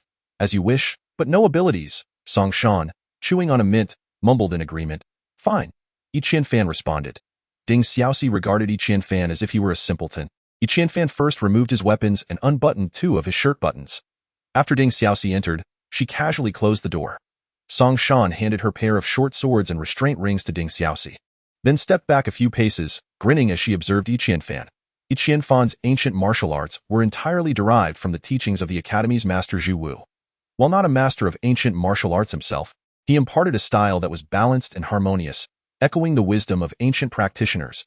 Yi Qianfan clasped his fists together and said, Please. Ding Xiaoxi covered her face. Song Shan did not bow or offer pleasantries. Instead, she launched a punch directly at Yi Qianfan's head. Her movement was swift and elusive, akin to a specter, and before Yi Qianfan could comprehend the situation, he was struck in the eye. A boom. Yi Qianfan was sent flying, crashing violently against the metallic wall. After a considerable pause, he finally rose, seething, You launched a sneak attack, kid, when you're fighting. Where's the room for etiquette? Song Shan chuckled, noting that one of Yi Qianfan's eyes had transformed into a blackened bruise reminiscent of the previous day. Again, Yi Qianfan declared. Ding Xiaoxi once more covered her face. Boom. Yi Qianfan was hurled back once more again. Boom. Ding Xiaoxi continued to shield her face. Within the entire 4th action team, scarcely anyone could withstand 3 moves against Song Shan. Those who entered the combat room with her invariably found themselves on the receiving end of a one-sided thrashing, the severity of which depended entirely on Song Shan's mood. Today, her spirits were evidently high, yet her hands remained relentless against Yi Qianfan, who soon bore the appearance of a battered pig. Even with his remarkable recovery speed, it was likely that traces of the ordeal would linger into the following day. Despite being continuously beaten, Yi Qianfan managed to rise each time, confidently uttering again, as if he were not the one being struck. With each resurgence, a glimmer of determination sparked in Yi Qianfan's eyes, seemingly in pursuit of a flaw in Song Shan's technique. Yet, each attempt still resulted in him being sent flying. Song Shan's movements were peculiar. Though she charged forward, it created an illusion of retreat, a disorienting sensation that left one feeling nauseous and sluggish in response. Yet, Qian Fan's eyes shone brighter with each exchange, the duality of his pupils becoming increasingly evident. Chapter 79. Bruised and battered, Qian Fan had lost count of how many times he had been sent flying. His body grew wearier, and his movements lagged behind his thoughts. Once again struck down by Song Shan, he remained on the ground for an extended period without rising. When Song Shan ceased her assault, she inquired, "How long has it been?" 55 minutes, a new record. Ding Xiaoxi grinned in response. "Had you not intervened yesterday, I still would have had a 50% chance of defeating Miao Long. Reflect on why I have been able to endure this. We are leaving with that." She took Ding Xiaoxi and exited the room. Qian Fan's entire face was swollen, his speech somewhat unclear. "Damn it, you claim a 50% chance, whereas I had 100. You wouldn't believe me even if I told you." Yet, by this time, Song Shan had already departed. Qian Fan remained on the cold floor for a considerable while before slowly sitting up. The area around his eyes was completely swollen, leaving only a narrow slit through which everything outside appeared as if viewed through a wide screen. Although Qian Fan felt frustrated, he harbored no resentment towards Song Shan. Inferior skills warranted no anger. Here he faced mere beatings, while outside, he could very well face death. Song Shan's movements were not only peculiar but her punches also elusive, a testament to the advanced nature of her ancient martial arts training. If only he could practice the footwork and techniques she employed under the scrutiny of his own heavy gaze, he might learn something substantial, though he grasped only the surface for now. Even that minimal understanding proved immensely beneficial to Qian Fan. Despite suffering a rather harsh beating, he found clarity in his thoughts. After all, Qian Fan was a warrior who had consumed 12 bottles of potions. Just half an hour later, he regained enough strength to stand, retrieve his belongings from the ground, open the door, and make his way to the elevator. Thus, he stumbled back to his room, barely managing to remove his clothing before collapsing onto the bed in a deep slumber. In his dreams, he was haunted by the ghostly footwork and incoming fists of Song Shan. In Song Shan's room, Ding Xiaoxi reported in a hushed tone, "He's returned to his room. He seems a bit pitiful. Do you think he might leave the action team tomorrow?" Song Shan, having enjoyed her bout today, flexed her wrist and chuckled lightly. "Once he has joined the team, no. Once he is in the action squad. He is bound to it. If he dares to leave without my consent, I shall break his legs." Ding Xiaoxi recoiled slightly. Previously, Captain Song only displayed her ruthless side to enemies. When did she begin treating her own people with such ferocity? He quietly asked, "That gunshot yesterday, was it really? This matter is known to both of us. Do not mention it to anyone else, or the next to practice with me shall be you," Song Shan warned with a piercing gaze. "Understood," Ding Xiaoxi quickly replied. "Keep an eye on Qian Fan's words and actions. If anything seems amiss, report it to me without delay," Song Shan instructed. "Understood." It was unclear what Ding Xiaoxi comprehended, but after uttering those words, he was promptly dismissed from her office. Qian Fan awoke the following morning. Reaching up to touch his face, he discovered that the swelling had largely subsided, and aside from some lingering soreness, he seemed to have returned to normality. After taking a hot shower in the bathroom, he felt invigorated. He donned his tactical vest beneath his clothing, putting on his own attire outside, as Song Shan had advised him the previous day that he need not wear a uniform while accompanying her. After everything was tidied up, I realized that my communicator had no signal here. It must have been blocked by the equipment. I wondered if Jian Qi and the others had been worried about my absence yesterday. Qian Fan hurriedly exited the room. At that moment, many individuals were gradually emerging from their own quarters, all members of the 4th Action Team. Upon seeing Qian Fan leave his room, several of them whispered among themselves. Preoccupied with the urgency of contacting Jian Qi, Qian Fan paid them little mind and hastened towards the elevator. A figure suddenly obstructed his path, inquiring, "Newcomer, where do you think you're headed?" Qian Fan looked up to find it was the team member named Luobua, whom he had met the day before. However, Luobua's expression appeared quite amiable, and he explained, "You should go to the 40th floor. There is a dedicated external line there, but it's not yet working hours, so there won't be anyone there if you go now. You might as well head downstairs for a meal first. We typically work here for 5 days, only getting weekends to return home. And even then, we must take turns on duty." These details had not been relayed to Qian Fan by Ding Xiaoxi. Hearing Luobua's words, he finally understood that leaving the action team headquarters was not permitted lightly. The cafeteria was located on the 48th floor, just beneath the lounge, so there was no need to take the elevator. Qian Fan followed Luobua down the stairs to the cafeteria. Upon arrival, he was astonished to discover the sheer number of people in the 4th Action Team. Looking around, Nearly 200 individuals were dining, creating a truly magnificent sight. The cafeteria operated on a buffet system, with a long table laden with a variety of dishes and fruits, a veritable feast for the eyes.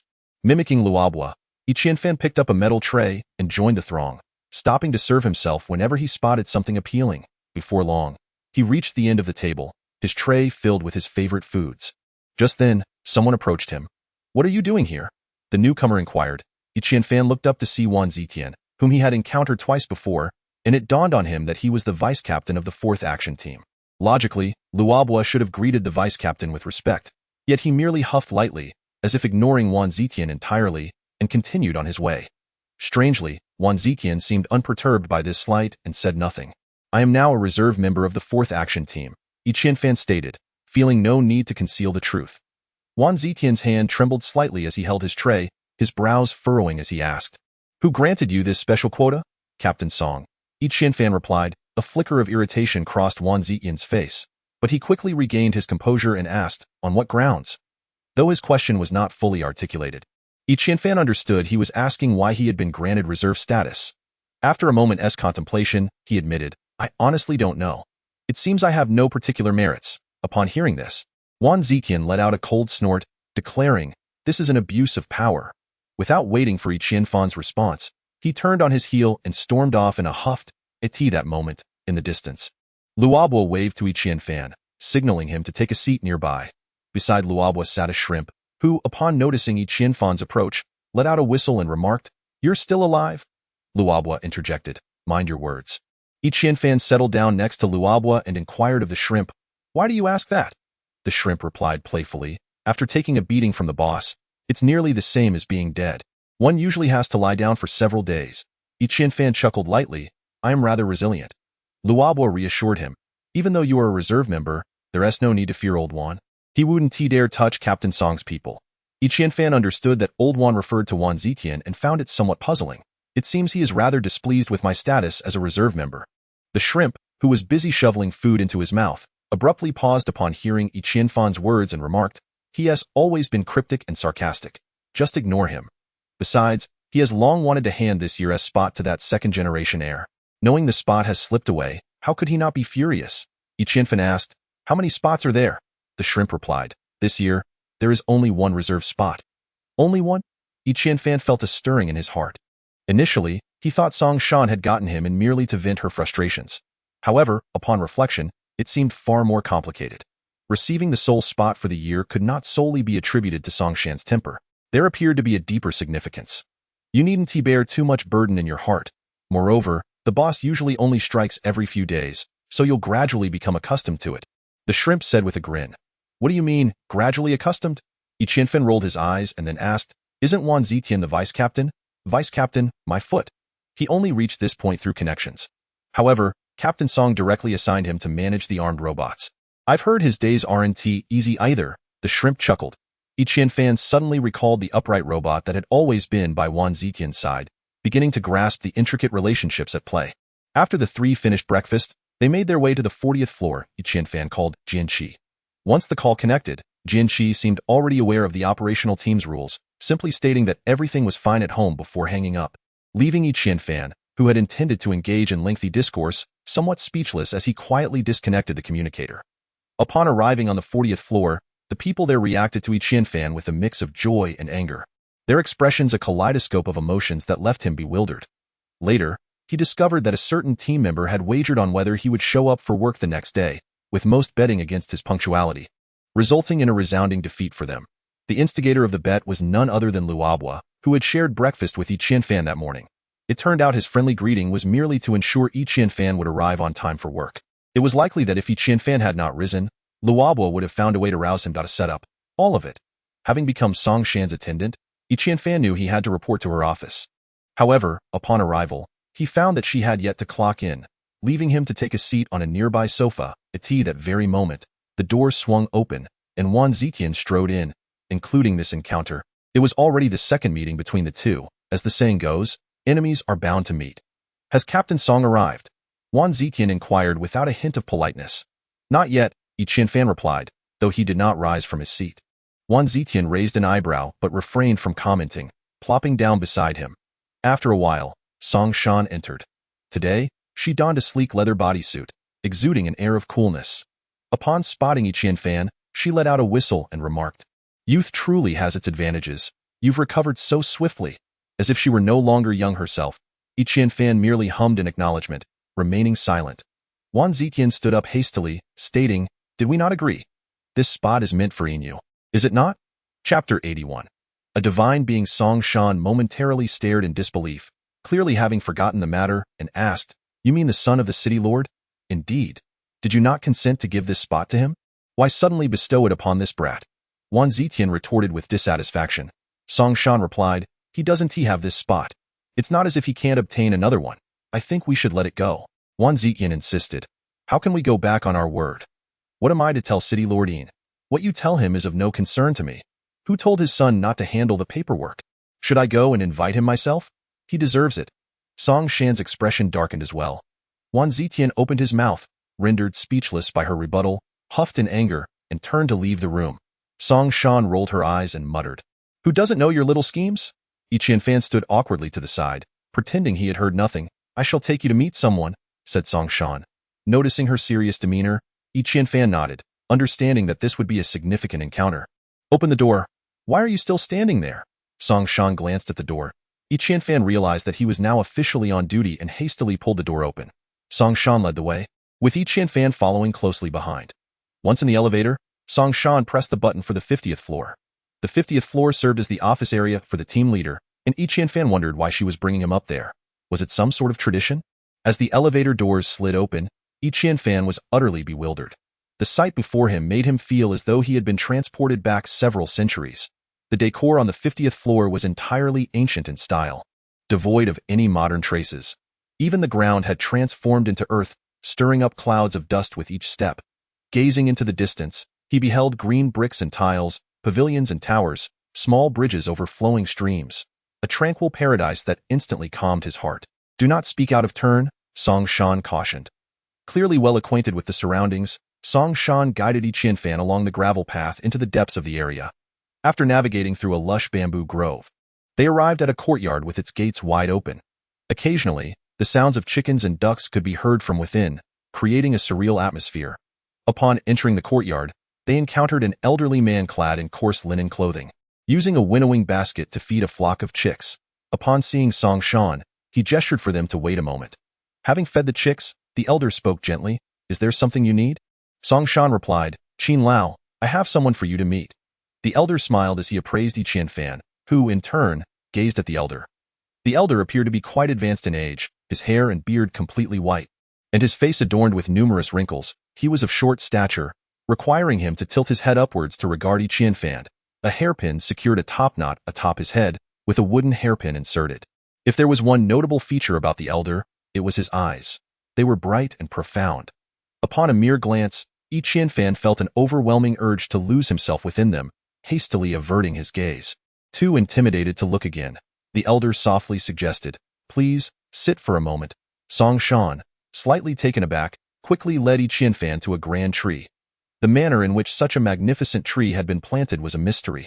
Nonetheless, it flourished with abundant foliage, exuding a unique fragrance. Beneath the tree lay a square table surrounded by 4 small wooden stools.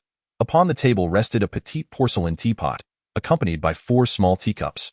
The elder seated himself on one of the stools, gently caressing the exterior of the teapot before lifting it to pour 3 cups of tea. Song Shan, unable to contain her eagerness, seized one of the teacups and drank it down in one swift motion, then gazed at the elder with a pitiful expression while still holding the cup. Yi Qianfan, perplexed, took a sip from his cup. The flavor was exquisite.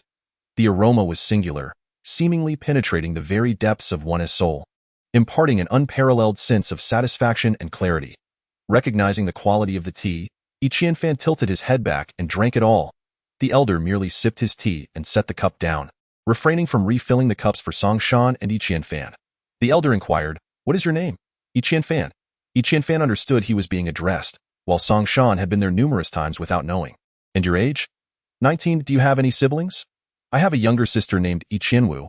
Yi Qianfan replied truthfully. At this point, the elder fell silent, taking another gentle sip of tea before looking at Song Shan and remarking, "Very good, truly," Song Shan exclaimed joyfully. "Shall we return?" the elder proposed. Can that matter be addressed? Song Shan asked. Everything in moderation, the elder cryptically replied, I understand. Might we not have another cup of tea? Song Shan pleaded pathetically. 1 cup is sufficient, now go, the elder said with a smile. Rising, Song Shan patted Yi Qianfan on the shoulder, saying, let us go. Aren't we waiting for the meal? Yi Qianfan hastily stood, bowing deeply to the elder before following Song Shan out of the courtyard. The elder watched the two depart. Suddenly, a sharp crack echoed from beneath him, as the small wooden stool he sat upon completely shattered. The elder gently rose, the splintered wood scattering across the ground, and took up a teacup from the table, draining it in one gulp, murmuring, quite intriguing. The leaves of the grand tree swayed gently, despite the absence of wind in this enclosed space, leaving one to wonder why they moved. Chapter 82. The capture of the little thief. The two individuals descended in the elevator, reaching the 40th floor. Upon seeing Yi Qianfan following closely behind Song Shan, Ding Xiaoxi hurried over and asked, what are the plans for today? First, let's apprehend those two little thieves related to Miao Long. Song Shan declared, I'll go find someone. Ding Xiaoxi's eyes brightened. Since they are merely little thieves, we can just call upon Xia and Luo Bo. Song Shan instructed. Understood. Ding Xiaoxi promptly set about making arrangements. After attending to a few official matters, Song Shan turned to Yi Qianfan and said, you will accompany us. Yes, unexpectedly, upon arriving at the action team. A task was already assigned to him. Before long, Xia and Luo Bo arrived at Song Shan's conference room. After casting a glance at them, Song Shan remarked, we'll discuss the details on the way. Once she finished her tasks, the 5 of them exited the action team's building and approached the airship that Yi Qianfan had seen the previous day. Ding Xiaoxi and Luo Bo took the helm of the airship, while Song Shan naturally settled into the central command position. Xia brought over a cup of tea, which Song Shan sniffed but did not drink. The airship sped towards the level 4 residential area. Upon arrival, it did not venture deep but instead halted at the entrance. Song Shan led the team off the airship, while Ding Xiaoxi sensibly remained aboard, indicating that she typically refrained from participating in combat missions. The target is a male, 41 years old, alias Fox, slender in build, with a scar beneath his left eye. He specializes in crafting identity cards and possesses the ability to unlock simple programs within them, even transferring funds from others' cards. His current location is within a 3-story building at the northwest corner of the level 4 residential area. Be advised, the target is a martial artist and armed. We aim to capture him alive. Understood, the 3 responded in unison. Song Shan furrowed her brow and instructed, Yi Qianfan, your task is to follow me, protect me, and refrain from acting unless commanded during the capture. Yi Qianfan expressed surprise, saying, do you really need protection? Of course. The environment is complex, and bullets are indiscriminate. What if someone ambushes me? Song Shan replied. Are you really worried about an ambush?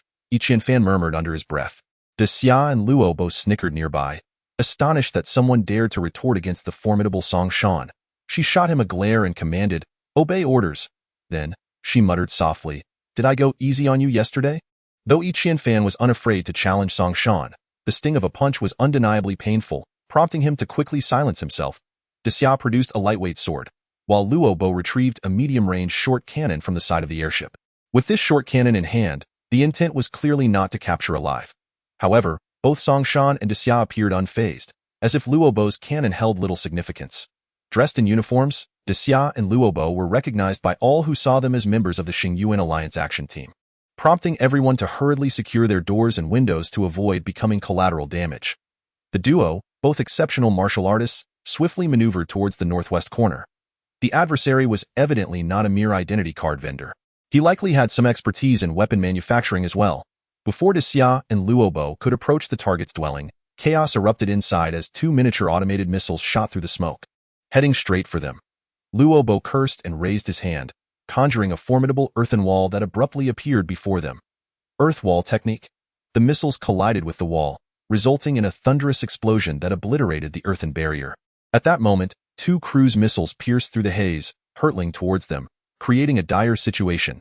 Yi Qianfan retrieved his particle gun, ready to assist. Song Shan exclaimed, watch closely. At that instant, the giant shrimp let out a furious roar, simultaneously activating its abilities before him. A shimmering curtain of water appeared, refracting the light of the fiery star, a breathtaking sight to behold. As the missiles approached, they were ensnared by the water curtain, unable even to detonate, before being swept away by the giant shrimp to a distant location. The surrounding dust, upon contact with the water, began to clear, revealing a figure soaring into the sky with a flying device. Having ascended effortlessly from the nearby buildings, covering over 300 meters in the blink of an eye, appeared that this fox had made considerable investments in its self-4 cruise missiles, coupled with the launch apparatus and the flying device, amounted to a substantial sum. The giant shrimp and the radish exchanged glances, a hint of frustration in their eyes as they turned to Song Shan. Yet, she merely smiled at the receding figure, suddenly instructing Qian Fan, "Bring him down alive." The giant shrimp and the radish were taken aback, muttering in their minds, "Isn't Qian Fan's ability the eye of memory? Can he really interfere from such a distance? That would certainly elevate his powers beyond the ordinary." Qian Fan understood that Song Shan deliberately wished to showcase his abilities before the giant shrimp and the radish. He called out, "Construct a tall and stable earthen wall for me." With that, he unfastened his belt.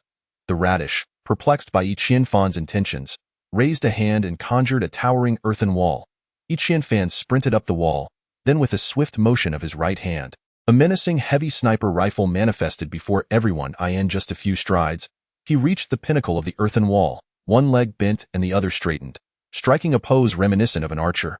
The weapon, known as the End of Days, was firmly positioned against Qian Fan's chest as he gazed at the vanishing figure, slowly raising the End of Days.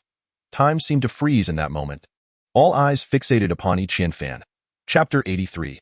The wrathful bullet. The fox, adorned with a flying device, seemed to sense impending danger and suddenly veered, darting left and right through the air to evade the sniper's aim.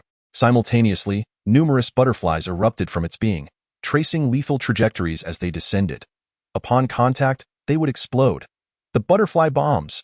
Several bursts of flames ignited around it, serving to confuse the sniper's perception. The fox raced through the billowing black smoke, emitting a shrill cry. Below lay a level 4 residential area, where the butterfly bombs had already caused damage to several buildings, resulting in casualties. Qian Fan, steadying the End of Days, coldly observed the fox's actions, a fierce blaze igniting within his eyes. The giant shrimp nudged the radish, asking, "Can he succeed?" The radish replied softly, "How would I know? We're nearing 1,500 meters. The outcome will soon be revealed." Theoretically, 1,500 meters marked the sniper's threshold. A marksman capable of accurately hitting a target at this distance was considered elite, typically a star warrior with activated ocular abilities. Beyond 2,000 meters, one would be regarded as a legendary sniper. Yet, even if capable of utilizing powers at such distances, the sniper rifle would struggle to support such range. The fox continued to launch butterfly explosive darts, soaring forward with determination. Astonishingly, his pursuers refrained from sniping him, and even failed to deploy airships in the chase, igniting a flicker of hope for his escape, causing his speed to escalate. In the blink of an eye, he had traversed a distance of over 1,500 meters. Qian Fan, however, remained poised, wielding the Doomsday sniper rifle without firing a shot. Luo Bo let out a sigh and remarked, "It seems this fox has managed to elude capture." Song Shan, standing nearby, retorted with dissatisfaction, "Silence. The main event is about to unfold." She was acutely aware of how far Qian Fan was from her when he executed the kill on Miao Long, which prompted her to go to great lengths, even risking offense to Wan Ziyan and the City Lord, to bring Qian Fan into the action team. This lad was undoubtedly a top-tier marksman, especially with a Doomsday heavy sniper in his possession. Qian Fan adjusted his breathing, his mind rapidly calculating the velocity differential between the bullet and the fox. With his heightened concentration, his eyes gradually transformed into the heavy pupil state. He noticed that the frequency of his heavy pupil appearances had been increasing, leaving him uncertain whether this was a blessing or a curse. When the heavy pupil manifested, all his faculties reached their zenith, and the world around him seemed to slow down. He understood that it wasn't others who were slowing, but rather he who was moving at an unimaginable speed. In an instant, he covered a distance of 1,800 meters.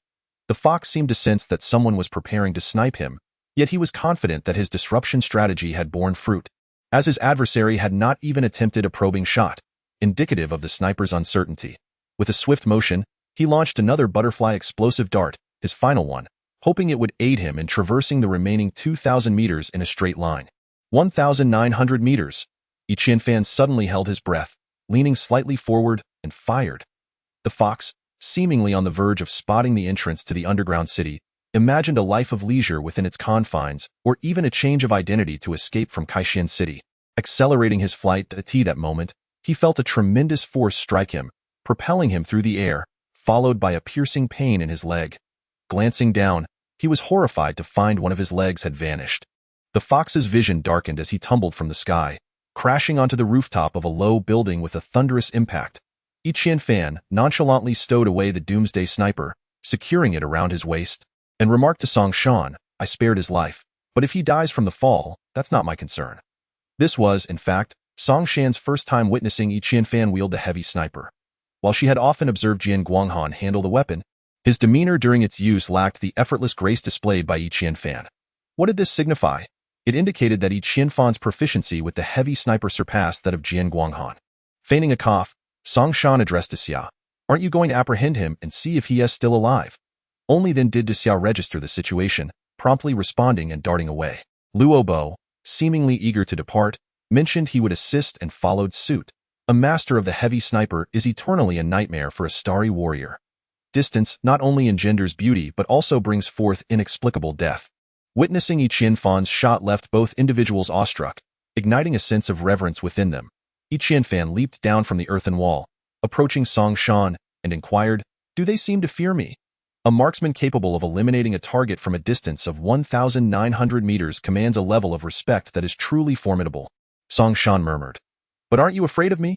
Qian Fan inquired, somewhat perplexed. After all, they were teammates, and he had no intention of harming them. "Humph. The reason I am not afraid of you is that your heavy sniper rifle holds no threat to me," Song Shan replied. "Why is it ineffective?" Qian Fan pressed further. "Hee, I shan't tell you." Song Shan seemed quite pleased as she made her way inside. When they next encountered Daxia and Luobua, their expressions had returned to normal. Furthermore, the fox had been located, though its left leg was missing. Fortunately, the bleeding had been staunched. Chapter 84. A reunion with an old friend at present, the fox was not in a suitable condition for interrogation, and Song Shan had no intention of questioning it, instructing Daxia to hoist the fox aboard the airship as they set off once more. After departing, Daxia and Ding Xiaoxi engaged in a brief exchange of whispers, during which Ding Xiaoxi stealthily cast several glances at Qian Fan. The distance this time was short, and before long, the airship came to a halt as Qian Fan disembarked. He was taken aback to find the airship stationed at the entrance of the Level 3 residential district. With a tranquil demeanor, Song Shan remarked, "The target is male, named Lu Pang, nicknamed Fathead Fish. He specializes in programming identity cards and occasionally trades in rare materials. His residence is Qian Fan's mind buzzed. He had not anticipated that they would be apprehending Lu Pang so swiftly. Unbeknownst to Song Shan, who was unaware of Qian Fan's acquaintance with Lu Pang, she observed Daxia and Luobua rushing into the Level 3 residential district and turned to Qian Fan, saying, "What is an ordinary person like him doing involved in this affair?" Qian Fan was uncertain what Lu Pang's involvement entailed, but given their past acquaintance, he inquired, "The crime isn't too serious, is it?" "Not particularly. It could result in a decade or so on a mining planet." Song Shan replied. Feeling a pang of discomfort, Qian Fan asked, "Is there any chance the punishment could be less severe?" Song Shan, quick-witted as ever, immediately sensed something amiss and questioned, "You know him?" "Indeed," Qian Fan admitted candidly. "This complicates matters. We shall discuss it later," Song Shan stated, choosing not to look at Qian Fan any further. Before long, Lu Pang was escorted out by Daxia and Luobua, his hands restrained by shackles. Initially dejected, he suddenly caught sight of Qian Fan, momentarily stunned before vehemently protesting. How could you do this? You brought people to capture me." Daxia swiftly delivered a slap, admonishing, "Silence. Were you given permission to speak?" Qian Fan, observing Lu Pang's swollen cheek, felt a surge of compassion and attempted to clarify, "I didn't bring anyone." "This is," Song Shan interjected, giving him a nudge, "Mind your position. Take him away." Lu Pang was forcibly ushered onto the airship. Initially restless, but upon witnessing the fox's grim condition, he fell silent. The airship promptly soared back to the operations team headquarters. After a midday meal, the afternoon would be dedicated to the interrogation of the two individuals. However, Song Shan did not partake in this minor matter, leaving Qian Fan uninvolved. Lacking an office of his own, Qian Fan found a desk set up for him in a corner, courtesy of Ding Xiaoxi, who had secured Song Shan's approval. Qian Fan casually flipped through a book from the shelf.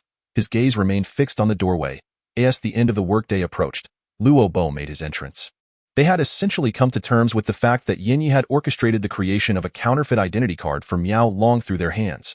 Yin Ye's intent was for Miao Long to seek temporary refuge in Victory City, and subsequently devise a plan to escape this colonized star. Although Luo Bo's voice was not loud, Qian Fan heard him clearly. "Old Yin is putting on a show for us," Song Shan remarked with dissatisfaction. Luo Bo remained silent. After a moment's contemplation, Song Shan declared, "You all should prepare for your return. I intend to make a move in the underground city." Luo Bo's expression turned grim as he inquired, "Will the other teams be joining us?" "We'll see how it goes. They're all cowards," retorted Song Shan. Luo Bo grimaced and asked, "What about those two individuals?" Glancing at Yi Qianfan, he speculated that Lu Feng had likely shared quite a bit about Yi Qianfan. After all, over the years, Yi Qianfan had collected numerous precious metals at the Mingli factory, all of which Lu Feng had handled, though Yi Qianfan was unaware of how Lu Feng managed those dealings. "We will proceed as necessary," Song Shan stated resolutely. Yi Qianfan stood up from a distance, hastily suggesting, "Could we perhaps make some exceptions? A fine would suffice." Song Shan ignored him and instructed Luo Bo. "You may leave now." "Understood." Luo Bo turned and exited the room. Song Shan turned to Yi Qianfan, saying, "The Star Source Alliance operates under a set of rules. Any transgression must be met with the acceptance of consequences. From now on, I do not wish to hear you plead for others again. This is the final warning. But Pan Tuyu is a decent person. He has never committed any wrongdoing," and Yi Qianfan began, only to be interrupted by Song Shan. "If Miao Long obtains the identity card they crafted, he will move freely among the 3 cities. How many lives will be lost as a result? Is there anything worse than this?" Yi Qianfan lowered his head, refraining from rebuttal. "You should return and rest for a while. We will be heading out at 8 this evening," Song Shan instructed. "Understood." Yi Qianfan departed from Song Shan's office in a daze. Upon seeing him exit, the other team members feigned ignorance of his presence, and none approached to greet him. However, whispers filled the air, noticeably tinged with a gravity that was absent the previous day, indicating that news of his confrontation with the fox must have spread. Yi Qianfan returned to his room and sat in a chair, lost in thought. Despite the day's thrilling escapades, he found no joy in them. A myriad of memories flashed before his eyes. He had known Lu Feng for nearly a decade, and throughout those years, Lu Feng had never withheld a single copper source coin from him, treating him exceptionally well at the tea times. Yi Qianfan even considered their relationship to be that of friends. Could he truly stand idly by and watch as Lu Feng was sent to the mining star, powerless to intervene? A sense of suffocating discontent lingered within him. Chapter 85. Attending the banquet at 8 o'clock, Yi Qianfan arrived at Song Shan's office. Inside, Song Shan had donned an elegant evening gown, crafted from celestial blue fabric adorned with dazzling gemstones that dazzled the eye. Ding Xiaoxi was also present in the room, dressed in a simpler gown that exuded a sense of modesty. Upon noticing Yi Qianfan's arrival, Song Shan turned to Ding Xiaoxi and inquired, "Where are the prepared outfits?" Ding Xiaoxi remarked, "It's just arrived." Song Shan instructed, "Let him change." Ding Xiaoxi gestured to Yi Qianfan, leading him out of the room. Not far from the exit was an office. Ding Xiaoxi swiped her identity card to unlock the door and guided Yi Qianfan inside. This appeared to be Ding Xiaoxi's workspace, where a large stack of clothing lay atop her desk, presumably 4 or 5 complete sets. Ding Xiaoxi pointed to the garments, stating, "These outfits have been tailored for you by Captain Song. 3 sets of casual martial attire and 2 formal suits." Yi Qianfan, somewhat bewildered, replied, "I can purchase these myself. There's no need for Captain Song to concern herself, though. You think you can buy these? Where would you even find them? These garments are custom-made, my dear fellow. Do you understand what bulletproof clothing is?" After saying this, Ding Xiaoxi rolled her eyes and stepped out. "Bulletproof clothing?" Yi Qianfan mused, reaching out to touch the fabric, which felt cool to the touch, as if it had just been retrieved from a refrigerator. Upon inspection, he could not discern the material. Tugging at it, he soon realized the clothing was exceptionally sturdy. With his current strength, he found he could not tear it. Indeed, as Ding Xiaoxi had indicated, these garments were specially designed ballistic attire. It seemed that due to his frequent need to wear casual clothing rather than a uniform, Song Shan had commissioned these new outfits for him, and the fabric was of a superior quality compared to standard uniforms. He had not anticipated such attentiveness from Song Shan. Each ensemble was complete, even including shirts and undergarments. Yi Qianfan selected a black formal suit and changed into it, appreciating the cool comfort it provided. The fit was impeccable, and before stepping out, he tucked his weapon and badge into the inner pocket of the attire. Ding Xiaoxi had not wandered far and was waiting just outside the door. Upon seeing Yi Qianfan, she gave him a thumbs up and teased, "You have the potential to be a pretty boy." Raising an eyebrow, Yi Qianfan chose not to respond. Ding Xiaoxi continued, "Though you're young, your temper is quite notable. You can retrieve the remaining clothing later. Captain Song is still expecting us." The 3 of them descended to the ground floor, where a commercial airship awaited at the entrance.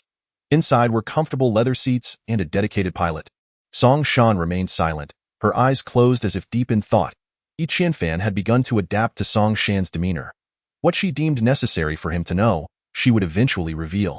And inquiries into matters beyond his purview were futile. When uncertain whether he should possess knowledge of a particular issue, silence was the best course. He would simply be a quiet and handsome presence. Triumph City was not particularly vast, and in less than 5 minutes, the airship began its descent. They arrived at the top floor of the Triumph Hotel, a place Qianfan had previously visited with Jian Qi to retrieve an item. The rooftop was nearly filled with airships of various sizes, exuding an aura of opulence. Song Shan was a prominent figure in Triumph City. As she disembarked from the airship, a well-dressed, middle-aged man approached her. "Miss Song, you have finally arrived. I was beginning to worry you might be detained by official business," the man said kindly. "Steward Wu, regardless of who else may have been absent, I had to come. Today is young Master Yin's engagement ceremony. How could I possibly miss it?" Song Shan did not indulge in chewing fresh gum today, and her manner of speaking had transformed remarkably, resembling that of a refined lady of high society. "Miss Song, please come inside. The wind outside is quite strong," a middle-aged man chuckled. Qianfan looked up at the sky, pondering, what wind is there to speak of? Moreover, his laughter seems rather insincere. A long crimson carpet stretched ahead, flanked by attendants at intervals, all wearing forced smiles and exclaiming, "Welcome!" Qianfan found the atmosphere somewhat overwhelming. Ding Xiaoxi whispered beside him, "The man we just passed is Steward Wu from the City Lord's Manor, notorious for his duplicitous smile. Exercise caution in your dealings with him in the future." Qianfan smirked inwardly. As a mere member of a small action team, how could he possibly engage with the steward of the City Lord? Ding Xiaoxi's thoughts were indeed quite erratic. After traversing a lengthy corridor, they arrived at the entrance of a grand banquet hall. The door was imposing and lavishly adorned. Firmly shut. 2 guards stood at attention. Likely 2 warriors of the Starry Sky realm. The presence of such guardians suggested that the banquet was of considerable significance. Beside the door was a registration desk manned by an elderly gentleman. Upon reaching the desk, Song Shan greeted the elder. "Old steward, what brings you here?" "Ah, Miss Song. It's rather stifling at home, so I ventured out for some fresh air," the old man replied with a warm smile. "You still appear quite sprightly," Song Shan complimented. "Alas, I am growing old," he responded. "You should hurry inside. I suspect many are eagerly awaiting your arrival." "Just a bunch of tedious individuals," Song Shan remarked. "True, it may seem dull now, but once you engage in conversation, it will surely liven up," the elder replied. "Very well, I shall leave you to your duties. I will enter now," Song Shan said, signing her name in the registration book and presenting a small red packet before proceeding towards the grand door with her companions. Chapter 86. The young masters of the Wu family are quite irritating as they approach the entrance. An excited voice resonated from a short distance away. "Sister Shan, is that really you? What a coincidence." Song Shan halted and turned towards the source of the voice. A tall, slender young man dressed in a white suit appeared, his golden hair catching the light, his features handsome yet softened by his almond-shaped eyes, which exuded a somewhat effeminate charm. Following closely behind him was Supervisor L. Wu Mingsong. "What brings you here?" Song Shan clearly recognized him. Qianfan raised an eyebrow. Given the enmity between Jian Qi and Wu Mingbai, it seemed Wu Mingsong must be related to him, prompting Qianfan to scrutinize the man a bit longer. With a beaming smile, Wu Mingsong exclaimed, "Sister Shan, I've come to see you." While he spoke, his eyes discreetly glanced at Qianfan. Song Shan remained unfazed and replied, "What is there for me to offer you?" She gestured for them to proceed inside. "You are the most captivating sight," he retorted, his face a mask of flattery. Song Shan ignored him completely. As the grand door swung open, they entered the banquet hall. Inside, the ambience was ablaze with light, the walls and ceiling adorned with liquid crystal screens that shifted through scenes of spring blossoms, autumn moons, majestic mountains, and flowing rivers. Various service robots navigated the space, surrounded by intelligent service stations that showcase technology at its pinnacle. Above the service counter lies a veritable cornucopia of delicacies, ranging from the depths of the ocean to the remote corners of the forest. Nearly every conceivable ingredient graces the display. Leaving Qianfan and a WE.in the hands of the robots are exquisite bottles of purple pearl wine, for glasses per bottle, and the mere presence of this libation signifies a considerable expense. In the central area stand dozens, resplendently attired, engaged in animated discussions in clusters of 3 to 5. Song Shan addressed 2 individuals, saying, "Feel free to enjoy yourselves. I shall mingle with these tedious guests." With that, she casually lifted a glass of purple pearl wine and ventured into the crowd, eliciting gasps of astonishment wherever she went. On a striking departure from her usual commanding demeanor, Song Shan exhibited refined politeness. rendering her unrecognizable from her typical self, much to Yi Qianfan's astonishment. Ding Xiaoxi, observing Yi Qianfan's bewildered expression, chuckled softly and remarked, Captain Song is quite the social butterfly, cultivated from a young age within a prominent family. Though she may be rebellious, years of education have undoubtedly shaped her, providing her with enough social grace for a lifetime. You aren't developing feelings for Captain Song, are you? Don't say I didn't warn you. Her suitors are not ordinary. Are you referring to Wu Mingsong? Yi Qianfan inquired. He is rather the weaker contender. There are others who are far more impressive, especially Captain Song's former O. What am I rambling on about today? At this, Ding Xiaoxi abruptly fell silent, taking a large gulp of purple pearl wine. Yi Qianfan, who rarely had the opportunity to indulge in such a beverage, also took a sip, exclaiming, It's quite delightful, delightful. A bottle costs nearly 100 gold source coins. How could it not be? Ding Xiaoxi quaffed another hefty mouthful. The individuals milling about and exchanging pleasantries were all prominent figures from Kaixin City, most of whom Yi Qianfan did not recognize. Meanwhile, those on the periphery were primarily attendants, who engaged in no conversation, their eyes fixated on the inner circle, likely yearning for the day they could join that illustrious assembly. Yi Qianfan mused aloud. Is this what they call a social circle? Ding Xiaoxi, having just placed a piece of deep-sea sky whale cartilage in his mouth, mumbled, What did you say? Nothing much. I just find their cordiality to be rather superficial. I doubt many have arrived with genuine blessings, Yi Qianfan replied. Genuine blessings? Ha! You overestimate them. Even if you brought some, the city lord wouldn't care. He only values appearances, Ding Xiaoxi whispered. Wu Mingbai had been persistently trailing behind Song Shan. Yet she appeared to harbor a strong aversion to him, consistently managing to distance herself from him. Yi Qianfan took another sip of the purple pearl wine, suddenly intrigued. A deep voice beside him inquired, Haven't we met before? Yi Qianfan turned to find a middle-aged man in a beige suit standing behind him, speaking with impeccable courtesy. Initially taken aback, he suddenly recalled that this was the man he had encountered outside the Mingli factory. The one who had prompted a stargazer to sift through his memories. It seems this is our first meeting, Yi Qianfan replied. The middle-aged man pondered for a moment and said, I tend to remember those I have encountered. Without waiting for Yi Qianfan's response, he strode toward the interior, where the spotlight awaited him. Though you know him? Ding Xiaoxi asked, astonished. You have also heard. This is our first meeting, Yi Qianfan remarked. He is indeed an extraordinary figure. The legitimate third son of the Liu family, Liu Zhang, who has some connections with Captain Song. Ding Xiaoxi seems somewhat familiar with these individuals. The Liu family? Naturally, Yi Qianfan possesses little understanding of these prominent clans. The Mingli factory belongs to their family, Ding Xiaoxi stated incisively. Oh, I see. Yi Qianfan's thoughts seemed to drift back to a time before he met Brother Chen. During that period, everything was serene. He would stroll by the gates of Mingli factory daily, selling any treasures he found to Fathead Fish. Time has passed, and now Fathead Fish has been apprehended by the action team, leaving him uncertain about which mining star he might be sent to next, and whether he would ever have the chance to meet again in this lifetime. Chapter 87. The banquet stirs. Just as Yi Qianfan was lost in contemplation, romantic music suddenly filled the air, and the surrounding screens transformed into scenes of blooming flowers. The robots around ceased their movement and assembled in a row before the central stage, resembling a wall. Butler Wu stepped onto the stage, first bowing in gratitude to everyone, then announcing, Today marks the engagement ceremony of our young master Yin Yu and Miss Fong, Qian of the Fong family. We extend our heartfelt thanks to all friends and family for attending, especially to, the sound system amplified Butler Wu's voice clearly, ensuring that even those standing at a distance could hear him distinctly. Butler Wu mentioned many guests, leaving Yi Qianfan somewhat dazed, unable to recall a few names. Suddenly, Song Shan appeared beside them, her expression less than favorable, whispering, It's not merely dull. It's rather cowardly. Ding Xiaoxi, aware of Captain Song's primary purpose for attending today, inquired, What should we do? What else can we do? We must confront it head-on. Song Shan's eyes narrowed. At that moment, thunderous applause erupted from the audience, revealing that Butler Wu had finished speaking and a large, rotund man had taken the stage.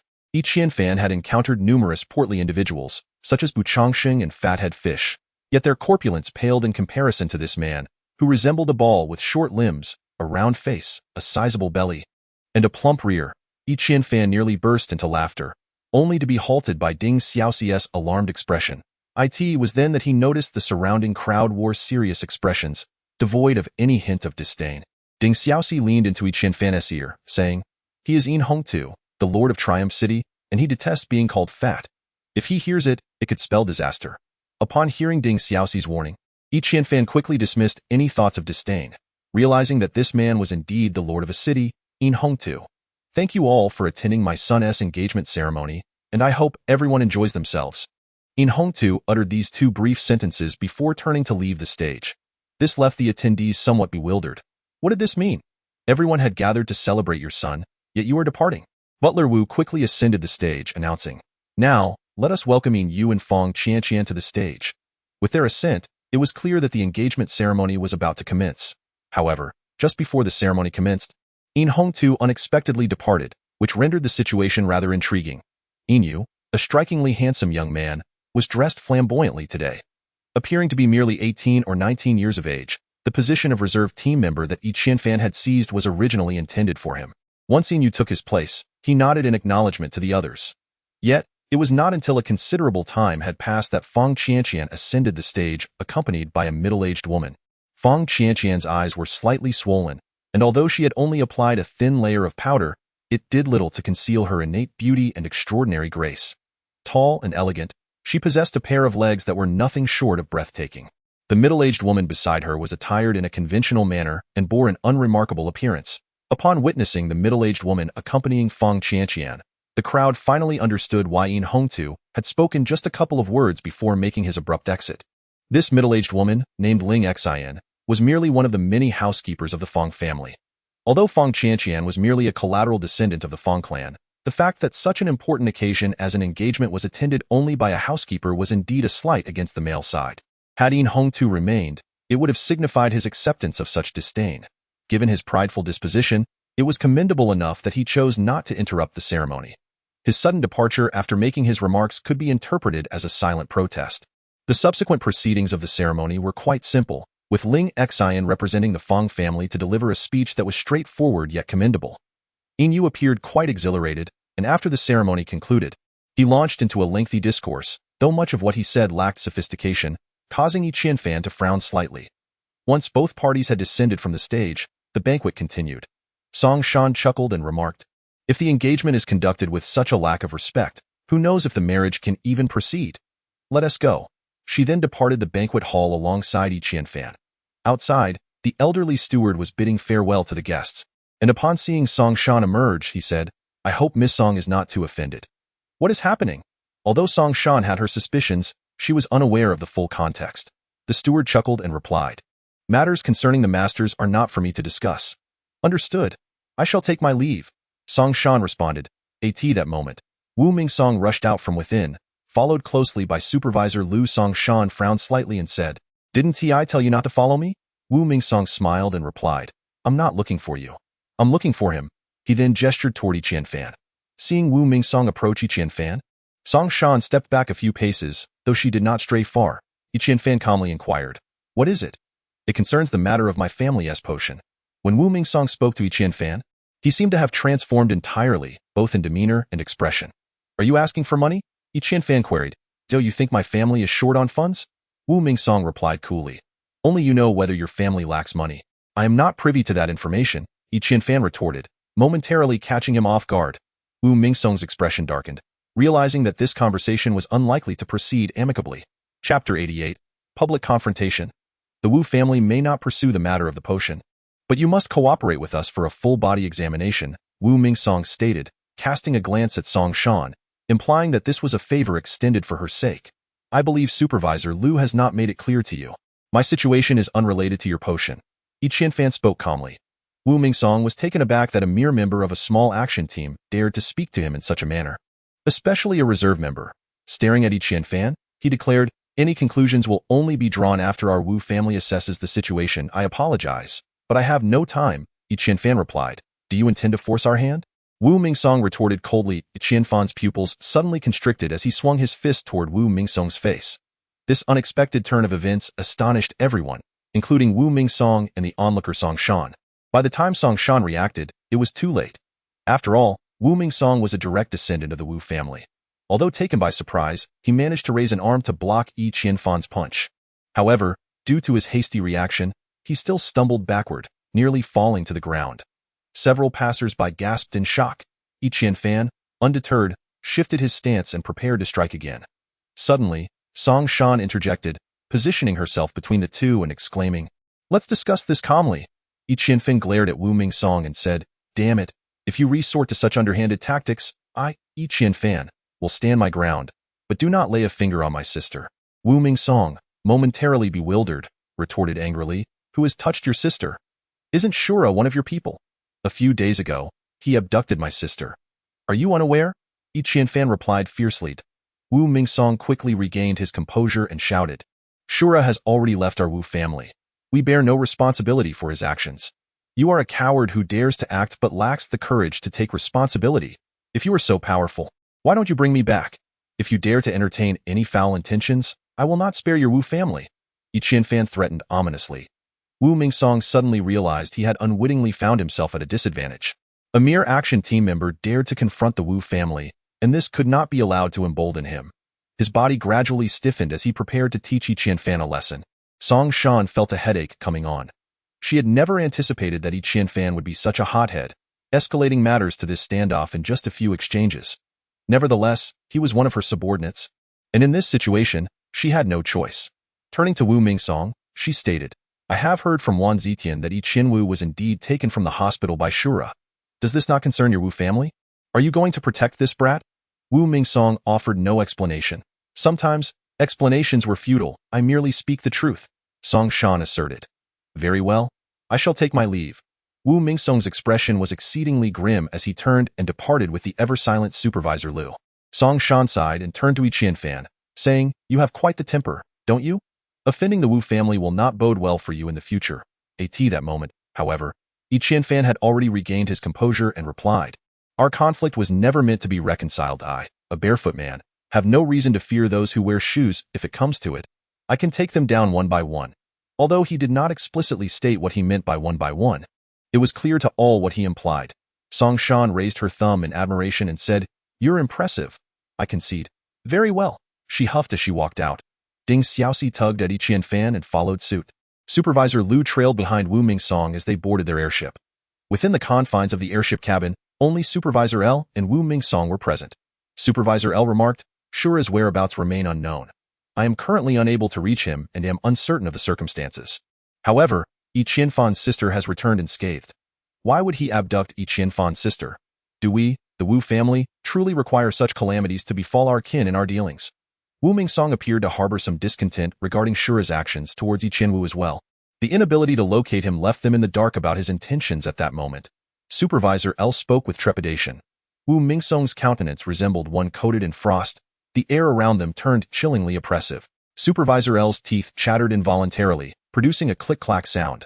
Stricken with fear, Supervisor L continued, "Second young master, I shall arrange for Yi Qianfan to be dealt with in the next few days."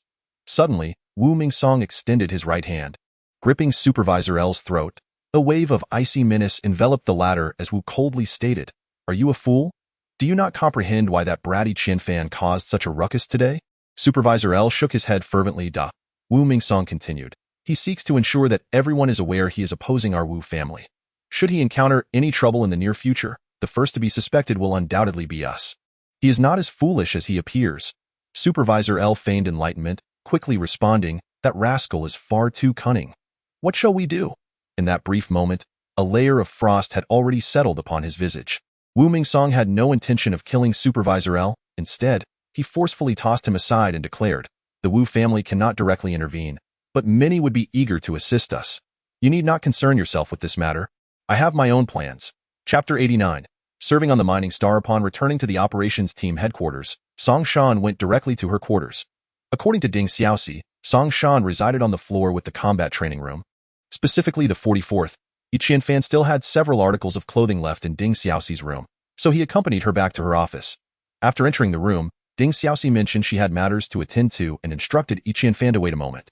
Alone in Ding Xiaoxi's office, Yi Qianfan picked up his garments from the desk and, to his surprise, discovered a report concealed beneath them. It was a document regarding the handling of Liu Peng. Yi Qianfan's breath quickened as he realized Ding Xiaoxi had yet to return. He hastily opened the report for a brief glance. Sent to Mining Star 516 for 3 years of service. Immediate execution. Yi Qianfan was uncertain whether this punishment was severe or lenient, but 3 years did not seem overly long, and he noted the Mining Star's designation. Just then, the door creaked open, and Ding Xiaoxi entered. Yi Qianfan quickly closed the report, and Ding Xiaoxi cast a glance at him, advising, Captain Song has advised you to be cautious. The aristocracy is not as easily dealt with as you may believe. With his mind in disarray, Yi Qianfan nodded and departed Ding Xiaoxi's office with his clothes in hand. Ding Xiaoxi approached her desk, rifling through the report with a murmur. The captain may appear cold, but he has a warm heart. I can only assist him to this extent. In the ensuing 2 days, the entire operations team seemed to be engulfed in a palpable tension. Although Song Shan did not utter a word to Yi Qianfan, he could distinctly sense that the forthcoming tasks would undoubtedly be formidable. At long last, the day of Yi Qianfan's leave arrived. However, Song Shan only granted him a single day off, insisting that he must return by 9 o'clock in the evening. Yi Qianfan was acutely aware that significant events were on the horizon, thus he refrained from expressing any further thoughts. After work in the evening, he promptly donned his flight apparatus and returned home. Everything at home remained unchanged, though his sister, Yi Qianwu, appeared to have lost some weight, likely due to prolonged bed rest. Nonetheless, Hua and Jian Qi both advised Yi Qianfan to take Yi Qianwu to the hospital for a checkup, as the various devices at home could not compare to those found in a hospital. Heeding their counsel, Yi Qianfan resolved to escort Yi Qianwu to the hospital the following morning. As night descended, the moon was partially obscured, its radiance waning to a dim glow, transforming the sky into a canvas of 2 faint lights. Yi Qianfan and Jian Qi arose early, preparing to take Yi Qianwu to the hospital. Due to her unique status, Hua could not accompany them. Once suited in his flight apparatus, Yi Qianfan cradled Yi Qianwu and, with Jian Qi in tow, they soared towards the hospital. Outside the secondary residential area, a pair of eyes, peering through high-powered binoculars, observed the unfolding scene. As soon as Yi Qianfan emerged, the observer swiftly activated a communicator to relay the report, prompting a flurry of activity. Yi Qianfan gently set Yi Qianwu down at the hospital entrance, removed his flight apparatus, and entered the hospital alongside Jian Qi. This time, they sought out Dr. Yi again. Following the incident involving Yi Qianwu's abduction, Dr. Yi had harbored a sense of remorse towards Yi Qianfan. But upon learning of Yi Qianwu's safe return, he had finally found solace. Thus, when he encountered Yi Qianfan and his sister again, he greeted them with great warmth.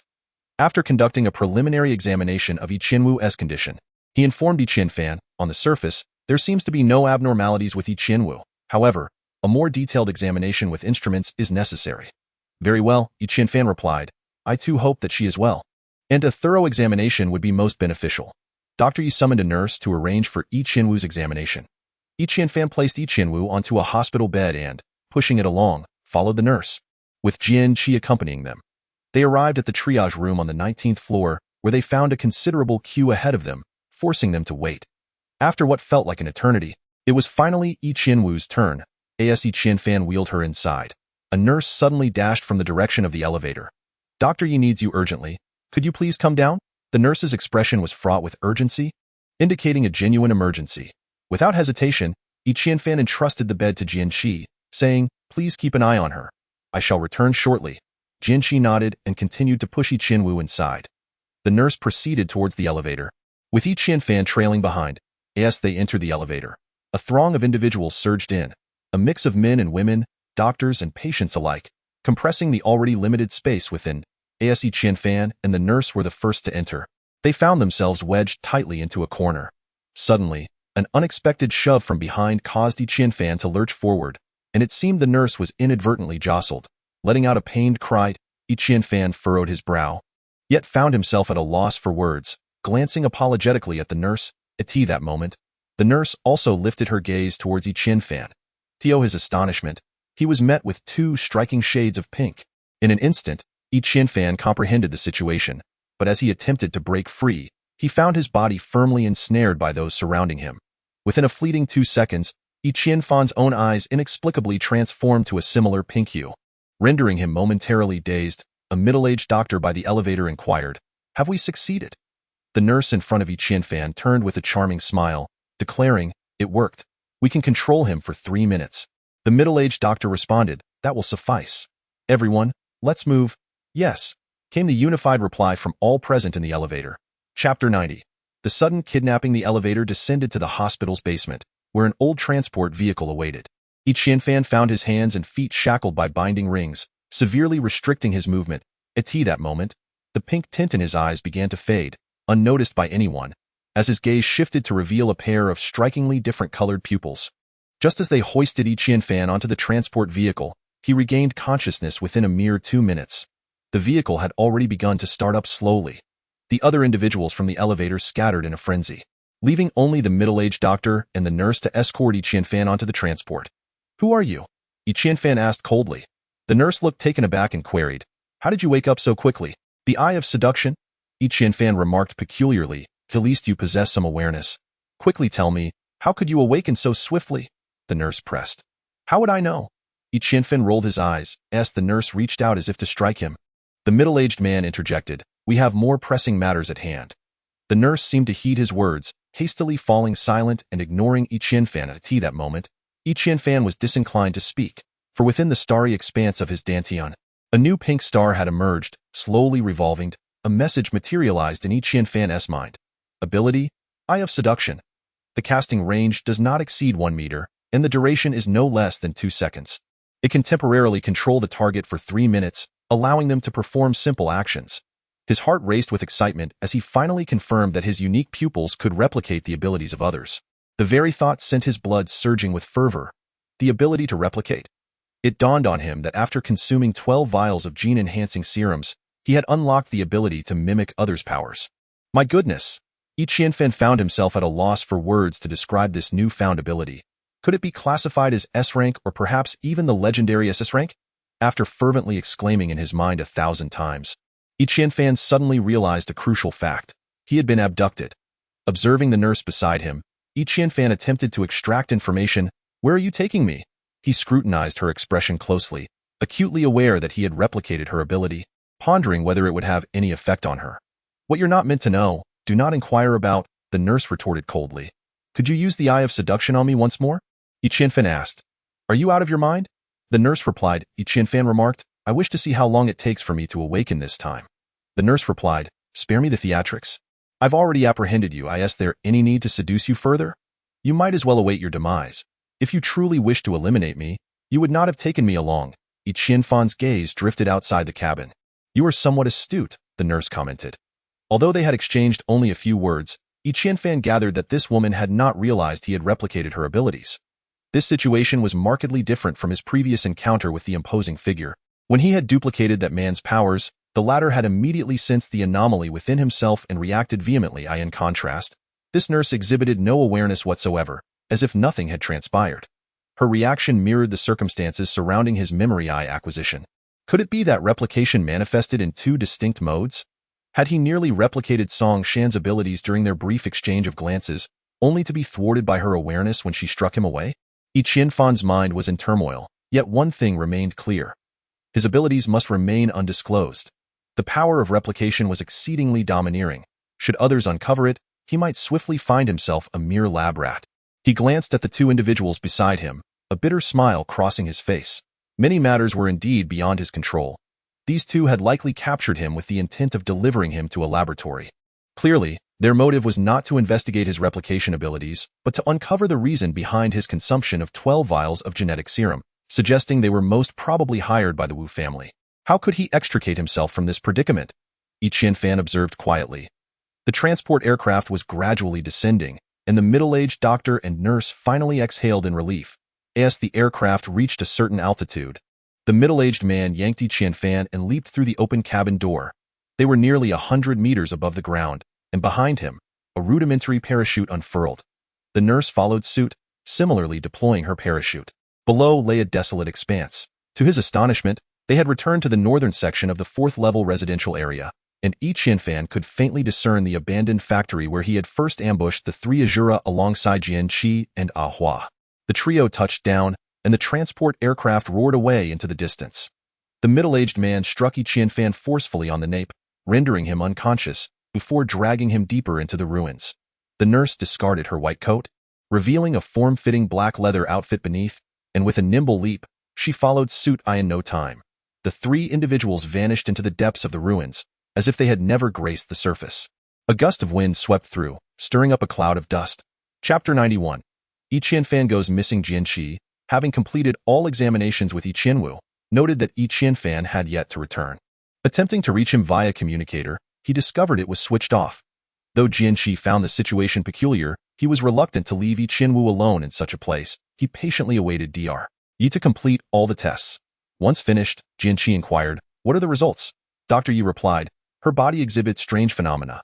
It seems as though something is absorbing her nutrients, and currently, her nutrition is insufficient to sustain this consumption, which is why she has become emaciated."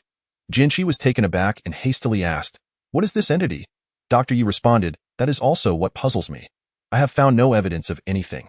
Anxiously, Jian Qi questioned, "Is it permissible for me to take the patient away?" Dr. Yi assured him, "At present, there appears to be no immediate danger. You should focus on enhancing her nutrient intake. Should there be any further changes, return to me. I will also organize these test results to seek out the cause." Jian Qi promptly agreed and departed the hospital with Yi Qianwu. Upon returning home, he discovered that Yi Qianfan had not yet returned, intensifying his concern. He quickly utilized the household communicator to reach out to his sister, urging her to contact Song Shan to ascertain whether Yi Qianfan was engaged in any urgent tasks. Upon receiving Jian Guanghan's call, Song Shan sensed trouble and notified the on-duty personnel before hastening to the hospital alongside them. The hospital. They swiftly located the abandoned identity card and badge of Yi Qianfan, which essentially confirmed that something had indeed gone awry. Song Shan accessed the hospital's internal surveillance, only to find that, for reasons unknown, all cameras on the 19th floor and within the elevators had failed, yielding no useful information. Alarmingly, it appeared as though everything within the hospital was entirely normal, as if Yi Qianfan had never existed. This realization sent a chill down Song Shan's spine.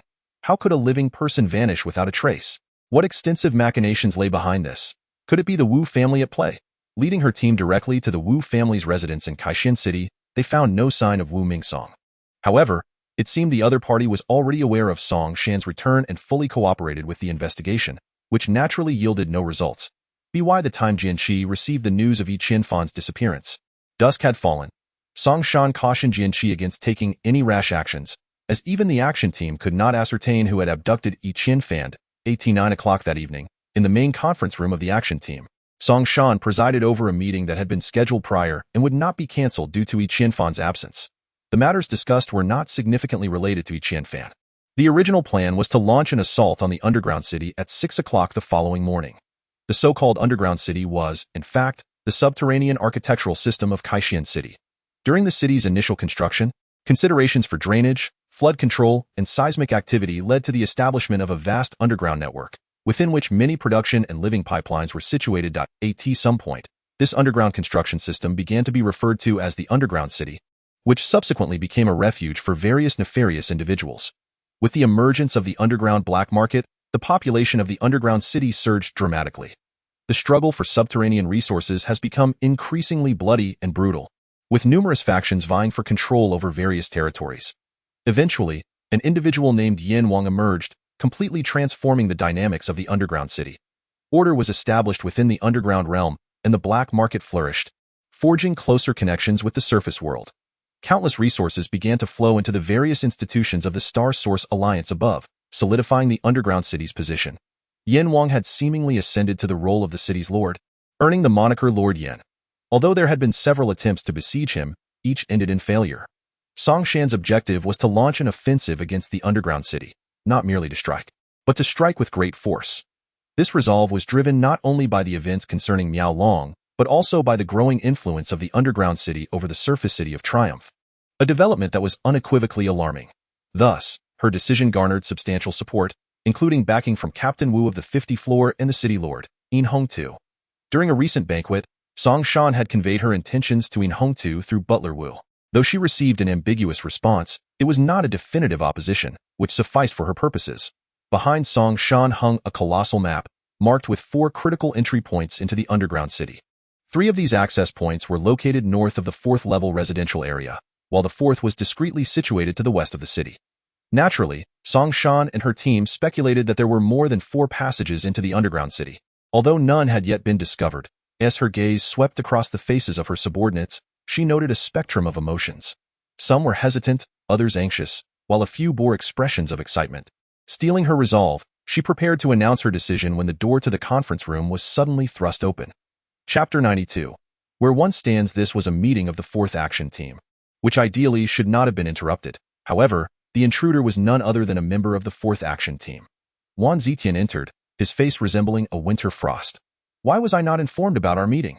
He demanded. As the vice-captain of the 4th Action Team, he should have been notified of such an important gathering. Yet, he was a staunch opponent of the proposed assault on the underground city, arguing that a well-organized underground city is far easier to manage than a chaotic one. Consequently, prior to the meeting, Song Shan had specifically instructed Ding Xiaoxi not to alert him, yet he had still found out. With a smile, Song Shan replied, "Vice Captain, weren't you busy with the matters of the city lord? I thought I could simply send you the minutes of the meeting tomorrow." Tomorrow? By then, the cucumbers will have wilted. Wang Zitian, usually discontented with Song Shan, rarely confronted her so directly, indicating his genuine urgency. Ding Xiaoxi quickly interjected, "It was my oversight. I failed in my duties. Blame it on me." Realizing that prolonging the confrontation would be unbeneficial to himself, Wang Zitian shifted his tone. "I hear you're planning to take action against the underground city tomorrow morning." Song Shan, aware that the information would inevitably leak, nodded in affirmation. "Indeed, that is unacceptable," Wang Zitian exclaimed. "Since when does the vice-captain dictate my decisions? You need only to carry out the commands." Song Shan's eyes narrowed slightly. "This is the intention of the city lord," Wang Zitian remarked. "But do you possess the city lord's decree?" Song Shan replied coldly. Wang Zitian murmured, I do not. Without the city lord's decree, how can one speak so recklessly?" "Step aside at once," Song Shan retorted angrily. "He does not have it, but I do." A loud voice echoed from outside, and as the door swung open, Steward Wu strode in. Song Shan paused momentarily and said, "Show it to me." Steward Wu presented a slip of paper to Song Shan, who unfolded it, and her expression darkened. After perusing it several times to ensure its authenticity, Song Shan neatly folded the paper and tucked it into her coat pocket, addressing the assembled team. "Dismissed." She turned and exited the meeting room. Before a resplendent edifice lay an expansive parking area, where several airships and Qingyun flying discs were stationed. 2 individuals entered a luxurious airship, which ascended gradually. These two, one stout and one slender, were none other than Wu Ming Song and Supervisor L. Supervisor L murmured, "I never anticipated the city lord to be so accommodating, actually heeding your counsel and issuing a missive to Captain Song. Humph, his ambitions are vast.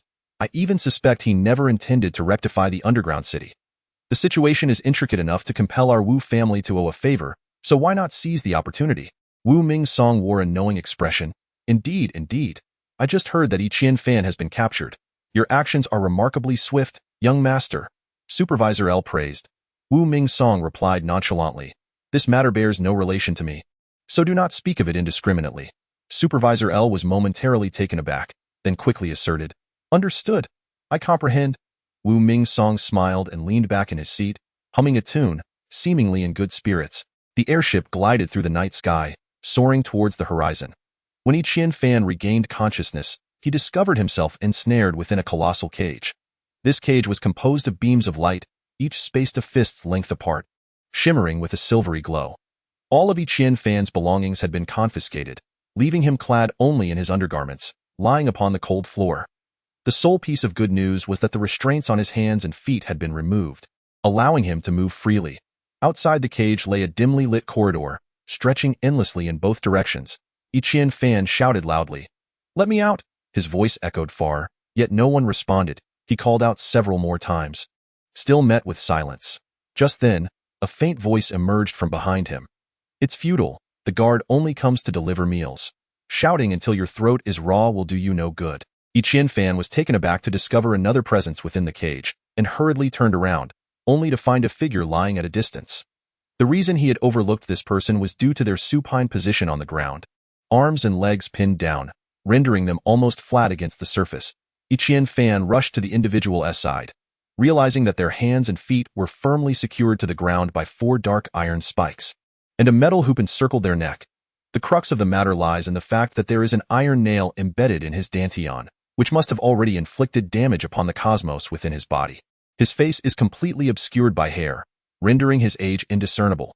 Yi Qianfan gently parted the strands of hair on his face, revealing an exceedingly gaunt visage, reminiscent of a skull, yet his actual age remained elusive.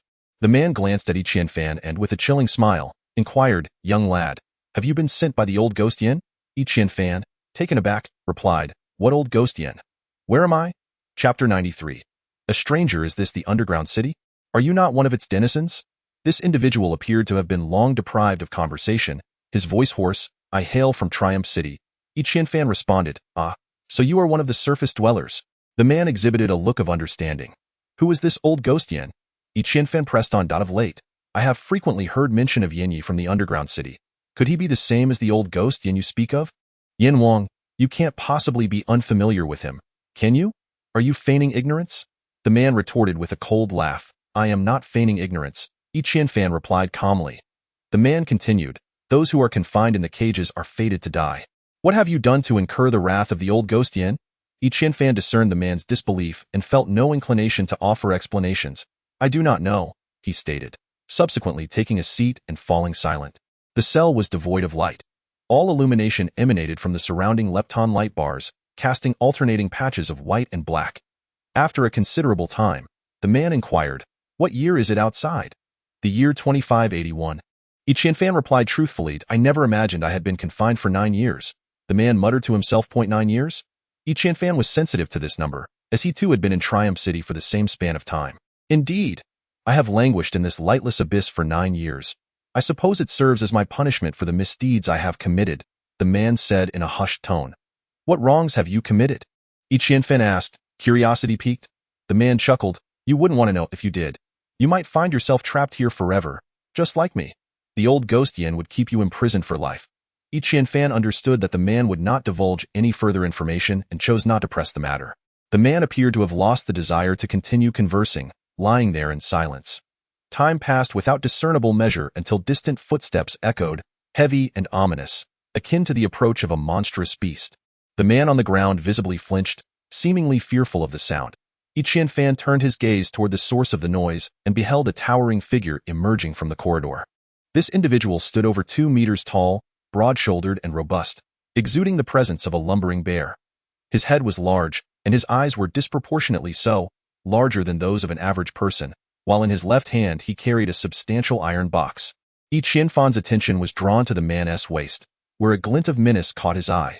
For there, strapped to his side, was none other than Qianfan's doomsday firearm, likely unbeknownst to him as a heavy sniper rifle.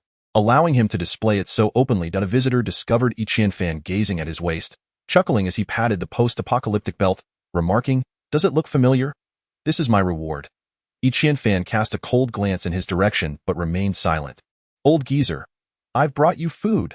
The visitor called out to the person inside, and then astonishingly produced a card from his pocket.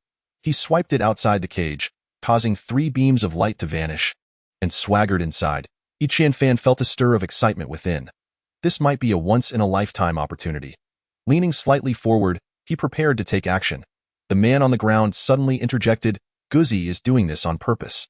He merely seeks to give you a beating. The individual referred to as Guzi, in a fit of rage, slammed a large iron box onto the ground, then raised his hand to deliver a resounding slap to the other person, stating, mind your tongue. Do I need a reason to want to hit him? With that, before Qianfan could react, Guzi swung a mighty slap towards him. Qianfan raised his arm to block the blow, only to be sent flying, crashing against the beam of light, his back seared and charred. He hadn't anticipated the man's immense strength, which was nearly on par with his own doubled abilities. Letting out a muffled groan, Qianfan rose and charged at Guzi once more. Guzi sidestepped, his left hand guiding the motion while his right hand swooped from below in a seamless and rapid sequence, striking like lightning. Qianfan barely had time to activate his abilities before being propelled backward by a punch, colliding with the overhead light barrier and falling down. Before Qianfan could regain his footing, Guzi lunged at his back, swinging his fist down onto Qianfan's head. Qianfan felt a ringing in his ears as darkness overtook him. When he regained consciousness, Guzi had vanished from the cage, and the man on the ground was smeared with vegetable juice, indicating that Guzi had not only dealt with him, but had also given him a thorough thrashing. 3 large buns lay discarded on the ground. Now covered in dust and transformed into blackened masses, Qianfan's body ached, and he realized that after he had lost consciousness, Guzi had indeed given him a severe beating. However, despite the severity, he had exercised restraint, avoiding any broken bones. At that moment, Qianfan's stomach growled, and with no other options, he picked up a bun, brushed off the dirt, and took a bite. Though it tasted sour and unpleasant, he swallowed it down. Knowing he must sustain his strength, Guzi's arrogance suggested he was confident that Qianfan was no match for him. But what if Qianfan managed to defeat him? Would that not grant him the chance to escape? The man on the ground seemed to see through Qianfan's thoughts and muttered to himself, You will never be able to defeat Guzi. How can one possibly defeat Guzi? If I truly manage to do so, would I not also have a chance to leave this place? Yi Qianfan inquired. Chapter 94, Never to Escape. Leave? Ha! Don't hold on to such dreams, the man scoffed. What do you mean? Yi Qianfan asked. Do you know why this place is called a cage? It's akin to a box within a box, each layer exceptionally sturdy. Moreover, Guzi possesses the keys only for the two inner doors. The outermost layer must be opened from outside. If the outside world does not grant Guzi passage, he cannot escape himself, the individual elucidated. Yi Qianfan wiped the blood from the corner of his mouth and remarked, it would be quite satisfactory to give him a beating. The person remained silent. Yi Qianfan surmised that he likely had no viable solutions to offer, thus refraining from further inquiries. After consuming 3 steamed buns, Yi Qianfan regained a modicum of strength and sat in a corner. Lost in thought, he pondered the condition of his sister's illness and whether Jian Qi had safely escorted her home. For a fleeting moment, Yi Qianfan felt as though he had reached the zenith of his existence, wielding the apocalypse and reaping lives, akin to a deity surveying the mortal realm. Little did he anticipate the swift descent into despair, prompting a profound reflection on his past. If only he had discerned the woman's true identity that fateful day, perhaps he would not have been captured. Upon entering the elevator, surrounded by a throng of individuals, he might have sensed the danger and evaded capture. When the woman had employed her beguiling gaze upon him, had he managed to break free in those 2 seconds, perhaps he would have escaped. Yet these were merely possibilities. Ultimately, it boiled down to his lack of strength. Even if his prior missteps were to blame, what of that final moment? Was it not due to his inadequacy that he found himself cornered by several individuals, rendered immobile? 2 seconds may be fleeting, yet they can also stretch infinitely at a distance of 2,000 meters. Igniting the apocalypse, the span from a bullet exiting the barrel to striking its target is roughly 2 seconds, a brief interval capable of determining a life or death outcome. His survival was not a matter of luck. It stemmed from the fact that his captors still found utility in his existence. Perhaps tomorrow, he would be delivered to the Wu family's laboratory, treated as a mere guinea pig until his demise. Yi Qianfan inhaled sharply several times, striving to regain his composure and seek a glimmer of hope. He refused to resign himself to 9 years of confinement. Such a fate would be more unbearable than a glorious death. Yi Qianfan rose to his feet and began to cultivate his energy within the confines of this prison, determined not to relinquish even the slightest chance of growing stronger in his final moments. He executed a chaotic footwork and unleashed punches devoid of nomenclature, techniques he had covertly acquired from Jian Qi, Ahua, Xiu Luo, and even Song Shan, lacking any cohesive system, yet he hoped to spark a fragment of inspiration. The individual tilted his head, observing Yi Qianfan's erratic movements, initially perceiving them as the ravings of a madman, but gradually recognizing a semblance of familiarity. He fixed his gaze intently upon Yi Qianfan, and only when he ceased his practice did he inquire, "What is your connection to the Song and Jian families?" Yi Qianfan, panting heavily, replied, "I have a friend from the Jian family and a superior from the Song family." The individual's countenance darkened slightly as he inquired, "How could they entrust you with their family's ultimate techniques?" Ultimate techniques?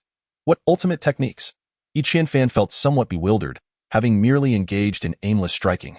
There were no particular forms involved. Amidst your seemingly haphazard punches, there existed a technique reminiscent of the autumn wind's swordplay and another reflecting the cloud's elusive movement. Were it not for their instruction on application, how could you possibly execute them?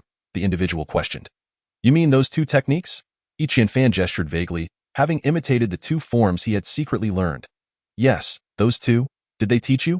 The individual pressed urgently. No. I merely observed them in action and emulated what I saw. Yi Qianfan had inadvertently replicated the techniques when he observed them, his heterochromia revealing itself without his conscious intent. Are you jesting? You think you can grasp the essence simply by observing? The individual inquired. If you do not believe, there is little I can do, Yi Qianfan replied. The person pondered for a moment and suggested, when the dog comes to attack you again, simply employ that evasive technique to hide. It should afford you a bit more time, during which you can take note of the dog's moves. What use is that? Yi Qianfan questioned, somewhat perplexed. I am uncertain of its utility.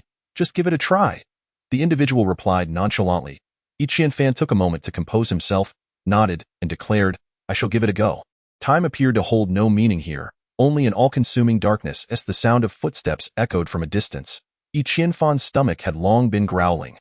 The imposing figure of the dog emerged from a nearby corridor, clutching a large iron box. Upon spotting Yi Qianfan, He grinned mischievously and taunted. "So, how does it feel, you little rascal? Is it exhilarating? I've heard your ability is some nonsense called the Eye of Memory, but alas, it holds no sway over me. Perhaps you should consider making an escape."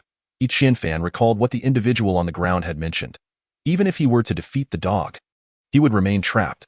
The dog's words were merely a provocation aimed at inciting Yi Qianfan's ire, so that he could subsequently unleash a more brutal assault, deriving some form of psychological solace from it.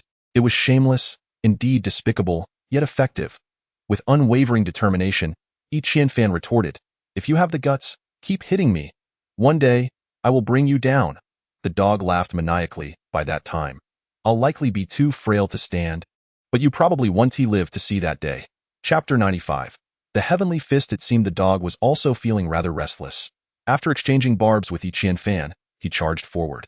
Following the individual's advice, Yi Qianfan employed a technique learned from Song Shan and swiftly darted backward. The dog's fist met only air, igniting a furious rage within him as he unleashed a barrage of punches. Left and right, Yi Qianfan attempted to evade, but the confined space proved too limiting. Though he had dodged, he found himself at the edge of the cage, and the dog's left fist swept across him. Yi Qianfan's body lost balance, forcing him to veer to the right, where a fist the size of a cooking pot awaited him. The dog's right hook struck Yi Qianfan's abdomen, launching him into the air, crashing against the light grid before falling to the ground. The dog, grinning menacingly, advanced with a punch, rendering Yi Qianfan unconscious once more. When Yi Qianfan regained consciousness, he found himself still aching all over, evidently having endured a severe beating from the dog. The individual on the ground appeared unscathed this time, exuding a quiet demeanor. Yi Qianfan grimaced as he sat up, picked up a bun from the ground, took a bite and exclaimed, "What in the world is this fist technique?" The individual rasped, "It's the Heavenly Fist." Pride tinged his voice. "The Heavenly Fist?" Yi Qianfan inquired. "Not the Heavenly Fist, but the 7 styles of the Heavenly Fist." The individual corrected sharply. Yi Qianfan furrowed his brow and asked, "Do you know it?" After a long silence, the individual lamented, "The dog's techniques can also be said to be taught by me." Images of a melodramatic tale of betrayal flickered through Yi Qianfan's mind. Could it be that the dog was this person's disciple? The individual continued, "Do not overthink it. I was captured by Yin Laogue and compelled to surrender the manual of the Tongtian 7 styles. This wretched fellow is a relative of his, hence his techniques can be considered as taught by me." Yi Qianfan nodded, perplexed. "Then why are you still alive?" Logically, once the manual was handed over, there would be no reason for him to spare you. The man forced a bitter smile. "I am but a talisman for his survival. He dares not eliminate me. He will keep me confined until either I perish or he does." The conversation circled back to the unspeakable reason, and Yi Qianfan recognized that inquiring further would be fruitless.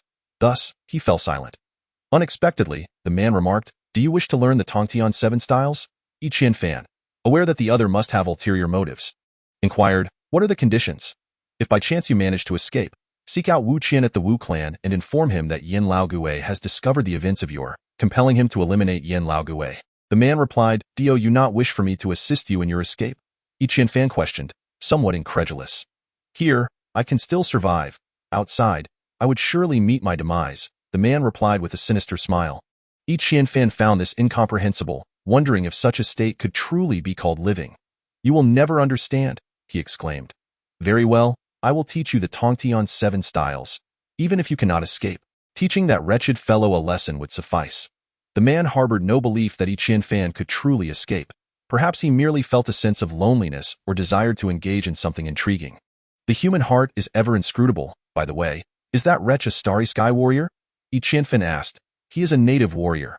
In the underground city, starry sky warriors are indeed rare. Those endowed with starry abilities can thrive above ground. So why would they hide below? The man elucidated. Yi Qianfan nodded in understanding. A martial artist, the eye of the mind, both rigid and supple, embodying a harmonious blend of strength and gentleness.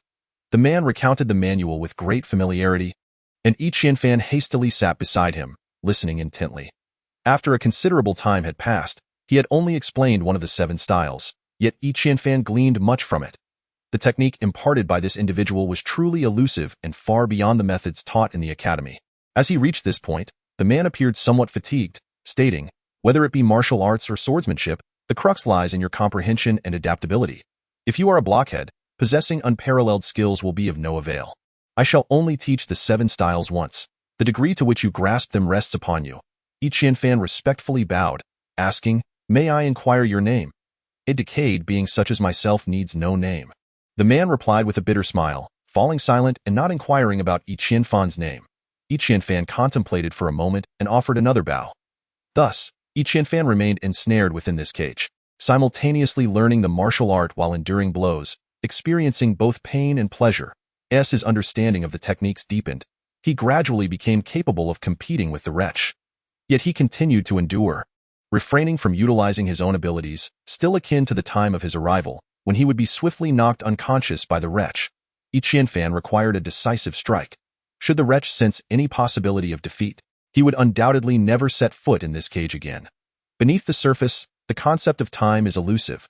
Days have slipped by in a fleeting manner, and the 7 forms of Tongtian have been entirely entrusted to Yi Qianfan, whose martial prowess has advanced by leaps and bounds. As Yi Qianfan pondered whether to unleash a brutal strike on Guzi, 11 days had already elapsed above ground. Jian Qi was in a state of agitation, even reaching out to his family for assistance, yet the Jian family declined to offer any help, leaving him to devise his own solutions. With no options at his disposal, Jian Qi was left contemplating the audacity of confronting the Wu family wielding the Fufeng sword. Chapter 96. Deteriorating condition. Another source of Jian Qi's vexation was the worsening condition of Yi Qianwu. Since her last return, Yi Qianwu had continued to waste away, appearing even more emaciated than a few days prior, a sight that tugged at one's heartstrings. Ahua was increasingly restless, circling around Yi Qianwu's bedside day after day. In a state of desperation, Jian Qi took Yi Qianwu back to the hospital, where Dr. Yi, after examining her, found himself equally at a loss.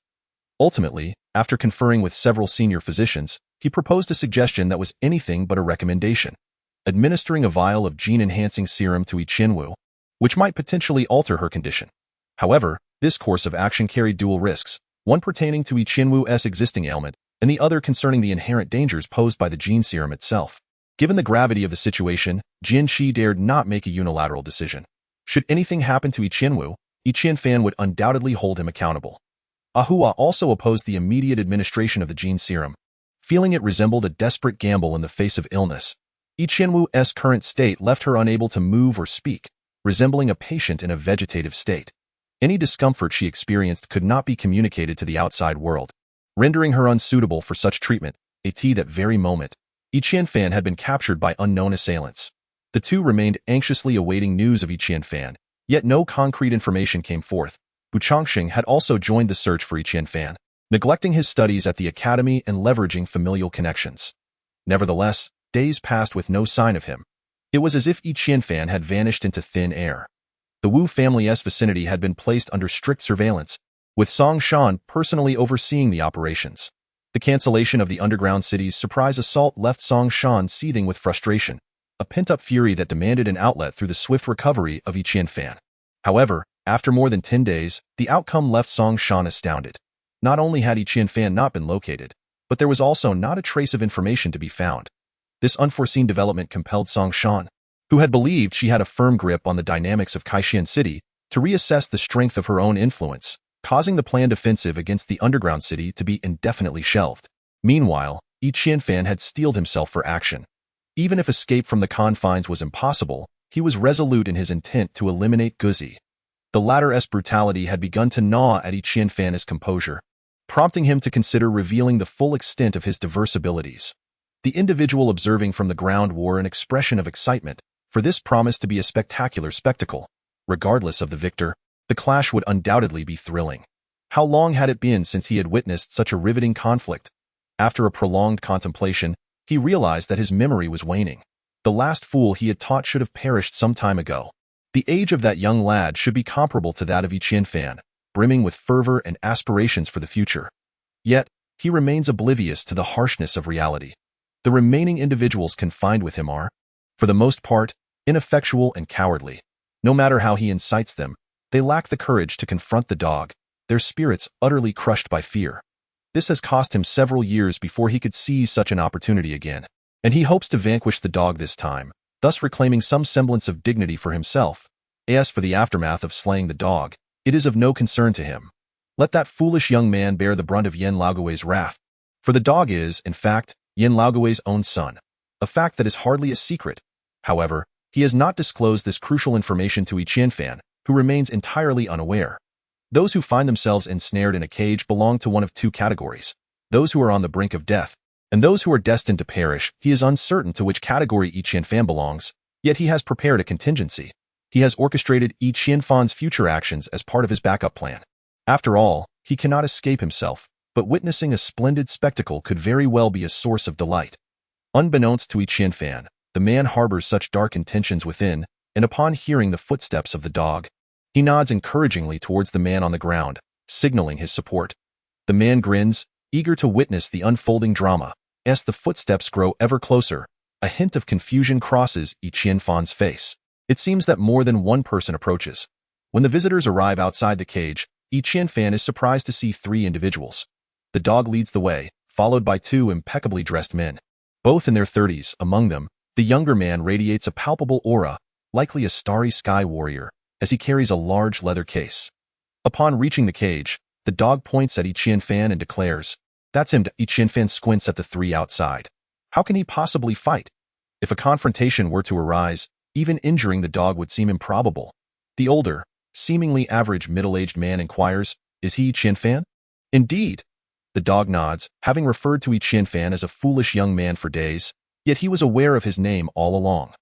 The younger of the 2 remarks, "He appears quite ordinary, nothing remarkable. Do not be deceived by appearances. What shall we do? Should we proceed here? This place is far too inadequate. We must ensure he survives. Please find a dry and well-ventilated room," the older man instructs the dog. Chapter 97. Visitors from the Wu family. Upon overhearing their conversation, Qianfan seems to grasp the situation, furrowing his brow as he declares, "You are from the Wu family. Count yourself lucky." No. The younger man's words are abruptly interrupted by the older one. In truth, the 2 men are indeed, as Qianfan surmised, emissaries from the Wu family. The older among them is named Wu Bin, while the younger is called Wu Liang, both scions of a collateral branch of the Wu family. Wu Bin is a practitioner of martial arts, who often indulges in biological research, thus working in the laboratory of the Wu family. Wu Liang, a martial artist of the celestial realm, accompanies Wu Bin this time, serving as his protector. This endeavor must be conducted in secrecy. Initially, they intended to transport Qianfan back to the Wu residence, but due to Song Shan's relentless vigilance, Wu Mingsong found himself at an impasse and had to summon these 2 individuals from the Wu family. They are expected to perform a preliminary examination on Qianfan and retrieve some fundamental biological samples, such as his blood, cerebrospinal fluid, and bone marrow. The dog, discontent, muttered a few complaints but ultimately opened the cage door. He retrieved a set of handcuffs from his pocket, intending to restrain Qianfan. Wu Liang, standing nearby, suggested, "Let us use ours. It will be more convenient." With that, he produced a specially designed pair of handcuffs. Unlike ordinary ones, this pair featured a longer connecting section, presumably to facilitate their examination. The dog shrugged and put away his own handcuffs. Qianfan squinted, uncertain whether to take action.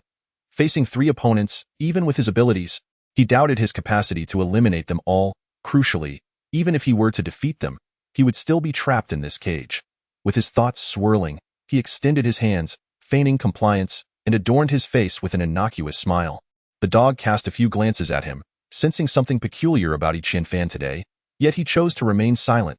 As Qianfan exited the cage, the man on the ground seemed to grasp something, shouting, "Remember the promise you made me." Qianfan felt a pang of bitterness. It was uncertain whether he could escape, and such remarks would only heighten the other's vigilance. Nevertheless, he nodded slightly. The dog, puzzled, inquired, "What promise did you make him?" Qianfan replied, "He asked me to plead for him when I meet Master Yin." The dog scoffed, "You don't even know if you'll live or die, yet you still concern yourself with another's troubles. You truly are idle." He then gave Qianfan a shove from behind. They traversed a dim, damp corridor, Qianfan walking barefoot on the cold ground, which pierced his skin with chill. The dog led the way. Occasionally glancing back, his eyes filled with disdain, Wu Bin and Wu Liang followed closely, seemingly discontented with their surroundings. Upon reaching the first exit, they faintly heard the man's anguished cries, a haunting sound. The dog frowned slightly, cursed, and opened the heavy iron door. As Qianfan passed through, he realized the door was exceedingly thick. It was implausible for him to breach it alone, even in a post-apocalyptic scenario. After walking approximately 100 meters, they encountered the second iron door. Proceeding further, they arrived at the third iron door, where the dog halted, for this door could only be opened from the outside. Pressing his face against a small hole in the door, the dog bellowed, "Open up!" The heavy door creaked open, and simultaneously, the corridor was flooded with light. Beyond lay a square room, within which stood 4 imposing figures, their muscles bulging and expressions fierce. On one side of the wall, there lay a row of quantum submachine guns, and in the innermost position, there rested a Lepton mid-range short cannon, identical in model to that used for carrots. "Dog brother," several voices exclaimed in unison. All of you stay sharp. Don't always think about playing," Dogsy remarked, casting a glance at the cards on the table. "Yes, dog brother." The 4 seemed to harbor a palpable fear of him. With a snort, Dogsy led the 3 of them through a small door on the opposite side, exiting the room. This was the underground city, interconnected by lofty tunnels. These tunnels were constructed with remarkable sturdiness, boasting a diameter of approximately 5 meters, built during the initial phase of the establishment of Triumph City. They served not only as conduits for the underground piping network, but also played a crucial role in supporting the stability of the above-ground structures. Along one side of the tunnel, a cantilevered steel pathway had been erected, adorned with steel plates that clanged loudly with each step, echoing far and wide. Leading the way, Dogsy traversed roughly half a kilometer before turning left into another tunnel. This tunnel was entirely sealed off, its interior concealed from view. At the entrance stood 4 armed guards who promptly saluted as Dogsy approached with his entourage. "I have a matter to attend to. Take them inside to find a dry, ventilated room. Once they are done, don't let them wander off. We'll discuss it upon my return," Dogsy instructed one of the guards. This individual, presumably the leader of the 4, nodded and replied, "Rest assured, dog brother." Dogsy then turned to the 2 members of the Wu family and urged, "Hurry up and get it done. Don't harm anyone. You still owe half of your payment. If anything goes wrong, you will bear the responsibility yourselves." Chapter 98. A simple inspection. Wu Bin nodded. "We will conduct a simple inspection. You can trust us." With a grunt, Dogsy turned and walked in another direction. The head guard waved his hand, signaling them to follow him inside. Upon entering, they found a staircase leading upwards, while directly ahead was a partition wall, with 2 guards still stationed at the entrance. These guards were quite arrogant, casting a cursory glance at them without uttering a word. The head guard did not greet the 2 at the opposite side either, guiding them up the stairs. Once Qianfan stepped inside, he was met with a peculiar odor, somewhat unpleasant yet unidentifiable. Upon reaching the 2nd floor, they entered a corridor lined with numerous individual rooms, most of which were locked. The head guard pointed to one of the unlocked rooms and said, "That room has ventilation equipment. That will suffice. I'll wait for you here." Wu Liang, carrying a large leather case, nodded and led the way into the room. It was not particularly spacious but was dry, with a ventilator whirring on the wall, and a few battered wooden crates scattered on the floor. Wu Bin gestured for Wu Liang to keep an eye on Qianfan, pushed aside one of the wooden crates, and then opened the large leather case, retrieving a white towel which he laid atop the crate. Subsequently, he produced a metal tray and placed it on the towel. Qianfan glanced over to see the tray adorned with an array of surgical instruments, knives, needles, saws, an extensive assortment. Qianfan discerned their intention to extract biological samples from him. His back arched slightly, poised for a sudden rebellion, yet his expression betrayed a timorous disposition. In the absence of Guzi, this might be a fortuitous opportunity, but the moment was not yet ripe for action should he alarm those outside. The prospect of escape would diminish significantly. Wu Bin donned a pair of white rubber gloves, retrieving a syringe from within, drawing in a measure of liquid medication, and addressed Qianfan. "Cooperate, and your suffering shall be alleviated. If you prove valuable to us, perhaps after our collaboration, we might even release you." Feigning panic, Qianfan inquired, What are you planning to do?"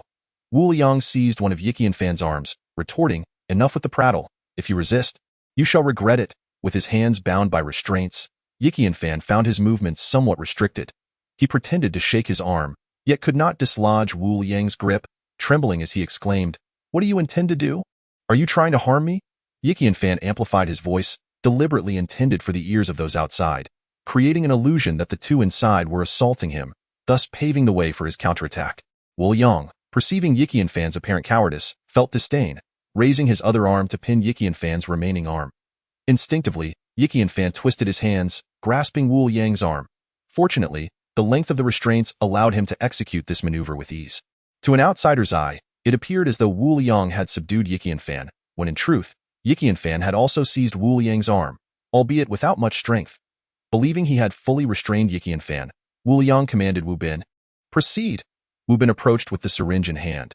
Qianfan, seemingly startled, attempted to break free from Wu Liang's grasp, resulting in both tumbling to the ground. Rolling about, Wu Bin stood by, dissatisfied, muttering, "Just hold him down. Once I administer the anesthetic." Hill complied at Wu Liang, as though deaf to the admonition, continued to grapple with Yiqianfan for several more rounds before finally pinning him beneath himself. Wu Bin, syringe in hand, approached the two, grumbling, "You can't even manage such a trivial matter." With that, he poised the syringe to pierce Yiqianfan's arm. At that moment, Yiqianfan suddenly exclaimed, "Let go." Remarkably obedient, Wu Liang released his grip, leaving Wu Bin momentarily stunned. It was at this juncture that he finally beheld Yiqianfan's visage. His eyes, a striking pink. Wu Bin's mind reeled. He recognized that Yiqianfan had employed a power, yet he believed it to be merely the memory eye, not this bewitching gaze. The allure of the enchanting eyes required 2 seconds to take effect. Though Wu Bin's mind was clouded, he still managed to turn his head away. Once the enchantment commenced, the targeted individual was rendered incapable of closing their eyes. Yiqianfan, denying Wu Bin any chance to fully escape the enchantment, sprang up suddenly, delivering a powerful blow to Wu Bin's neck. A sharp crack resonated, reminiscent of a pencil snapping in two. In that fleeting moment, Yiqianfan activated his power-doubling ability once more. This was a life-and-death struggle. Where mercy could not be afforded, Wu Bin's lifeless body suddenly collapsed to the ground with a resounding thud. Outside, the voice of the head of the guards rang out. "What happened?" Yiqianfan quickly feigned a somber tone, replying, "It's nothing. This brat was a bit unruly, so I knocked him out." The head of the guards was not familiar with Wu Jia's two members and had only heard Wu Bin speak. Wu Liang had remained silent. Mistaking Wu Liang's silence for compliance, the head of the guards did not enter to investigate further, but rather called from outside, "Hurry, Dog Gu is coming back." Chapter 99. A fortunate escape. Yiqianfan was somewhat bewildered. He had not anticipated that the consecutive use of his enchanting eye and power-doubling ability would yield such remarkable results. However, such tactics could only be deployed in dire situations, lest one immediately discern that Yiqianfan had employed two distinct abilities. Wu Liang's eyes were entirely suffused with a rosy hue, having fallen under the thrall of Yiqianfan's enchanting eye during their scuffle, becoming the first to be ensnared. Consequently, when Yiqianfan commanded him to release his grip, Wu Liang complied. Realizing the urgency of the situation, Yiqianfan approached Wu Liang, utilizing his fingerprint to unlock the restraint on his wrist. He swiftly removed his outer garment, donning it himself, and rifled through Wu Liang's belongings to procure a compact energy pistol. Aiming the barrel at his adversary's temple, he fixed his gaze upon Wu Liang's eyes, hoping to replicate his abilities through his enhanced vision, even though he was unaware of what those abilities entailed. However, after a prolonged scrutiny, the replication failed to manifest, indicating that the ability to copy another's power was not entirely within his control. The pink hue in Wu Liang's eyes gradually faded. He began to regain his normal faculties. With the energy pistol pressed firmly against Wu Liang's forehead, Yiqianfan coldly inquired, "Are you a member of the Wu family?" Wu Liang, visibly agitated upon realizing Wu Bin's demise, glared at Yiqianfan in silence, retorting instead, "How can you wield the enchanting eye? You possess two abilities?" In his mind, Yiqianfan mused, "In truth, I currently possess 3 abilities." Yet, he could not divulge this information to Wu Liang. Pressing the weapon against Wu Liang's forehead, he asserted, "It is I who is asking you." A fierce expression flickered across Wu Liang's face as he suddenly bellowed, "Help!" In that instant, an imposing wall of ice surged up between them. This was Wu Liang's ability, the ice wall. Yiqianfan was momentarily taken aback, realizing once again the cost of his inexperience. He should have employed his memory eye to scan Wu Liang's memories rather than engage him in dialogue. The door was abruptly thrust open, and the head of the guards stormed in. Upon assessing the situation within the room, he raised his weapon and unleashed a torrent of fire. The confined space left little room for maneuvering.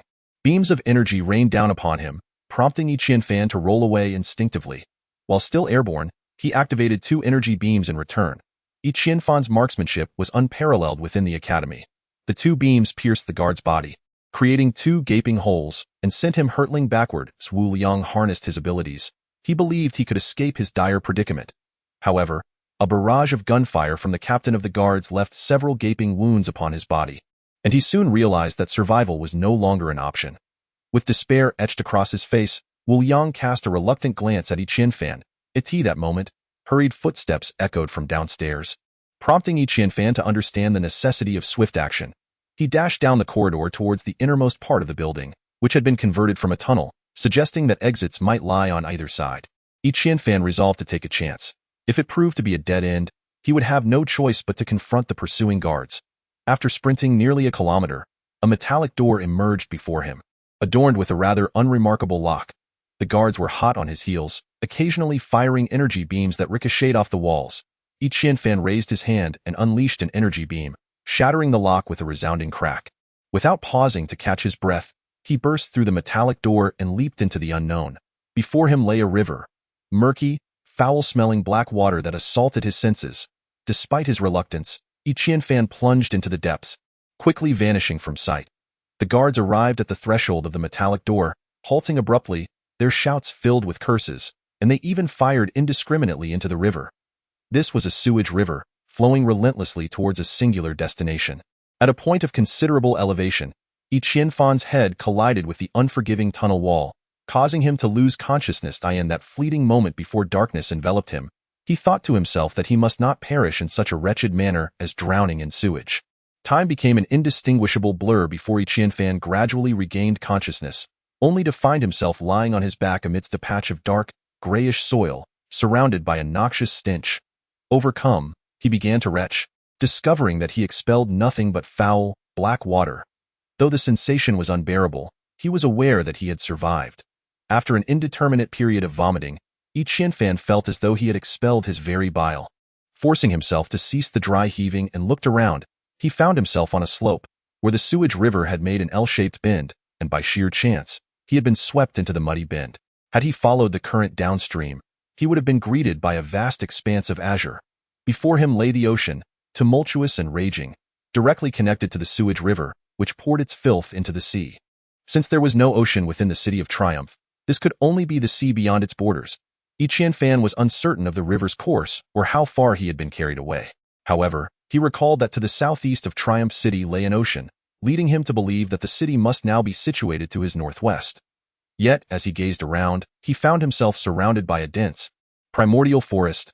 A chilling realization gripped him as he recalled a tale he had once heard. Chapter 100. A great demon in the forest. When humanity first discovered this planet, there was great excitement, as they believed it to be devoid of intelligent life, inhabited only by various ferocious beasts. However, as they began to construct 3 human cities, they were suddenly besieged by a wave of savage attacks. These creatures appeared to be organized, causing considerable suffering for humanity in the early days. It was only after a fully equipped fleet was dispatched that the onslaught was repelled, allowing humanity to continue the construction of the 3 cities. At that time, humanity gazed far into the distance, aspiring to fully conquer this planet. These 3 cities were merely the preliminary projects. However, the discharge of waste and wastewater from modern urban areas posed a significant dilemma, necessitating the diversion of wastewater into the nearest rivers. Yet, the only body of water in proximity to Triumph City was the vast ocean. Consequently, humanity commenced the construction of a sewage system, extending from the depths of the earth to the city's outskirts. A segment of this pipeline was required to traverse a pristine forest, resulting in a renewed assault from a horde of wild beasts. Humanity dispatched combat airships to engage in battle above the forest. Yet all disappeared without a trace, vanishing silently into the ether, only to be replaced by further expeditions that also met the same fate. Ultimately, a fleet of expeditionary ships was summoned, but as soon as they ventured into the forest, hostile vessels began to plummet from the sky, leading to catastrophic casualties. It was at this juncture that humanity realized there must exist a formidable entity deep within the forest, one so powerful it transcended human comprehension. Yet, for reasons unknown, this entity seemed unable to leave its primordial woodland. However, any disturbance would surely invoke its wrath. Throughout these years of warfare, humanity had encountered countless legendary beings, leaving behind an indelible mark of pain and suffering. Thus, a prevailing attitude of reverence and distance emerged toward such entities. A relentless assault might ultimately render this planet uninhabitable. Humanity sent forth a star warrior endowed with the ability to communicate with beasts into the depths of the forest. No one knew what creatures resided within or what dialogue transpired between the warrior and them. In the end, the sewage pipeline passed through a designated area, and humanity was limited to the construction of these 3 cities. Forbidden from any further expansion, this account lacked official documentation. Qianfan had heard it recounted by others, unaware of its veracity. Subsequently, numerous star seekers ventured into the forest, yet no credible information emerged. Driven by curiosity, People were reluctant to believe that a powerful presence might still exist. For a time, the enthusiasm of the Star Seekers reached unprecedented heights, each hoping to witness this entity firsthand, yet many perished within the depths of the forest. Years passed with no news surfacing, and the forest became known as the Unknown Woods. Qianfan understood that to return to Triumph City, he had two options: retrace his steps through the polluted river or traverse the Unknown Woods. The mere thought of returning via the sewage-laden river made him retch for quite some time. It was best not to dwell on it. Cleansing himself and eliminating the foul odor was of utmost urgency. Below lay the ocean, abundant in water. Qianfan approached the shoreline and leapt directly into the azure depths. Although the sea was a brilliant blue and the waves gentle, he dared not venture too far. Within the ocean lurked numerous threats, especially if the creatures were to discover the humans dumping waste into their realm. He could only imagine the repercussions. He had long since misplaced his light gun and was left with only the tattered clothing he had pilfered. Fortunately, the garments were sufficiently robust, having withstood the recent tumultuous drift, though they bore several holes.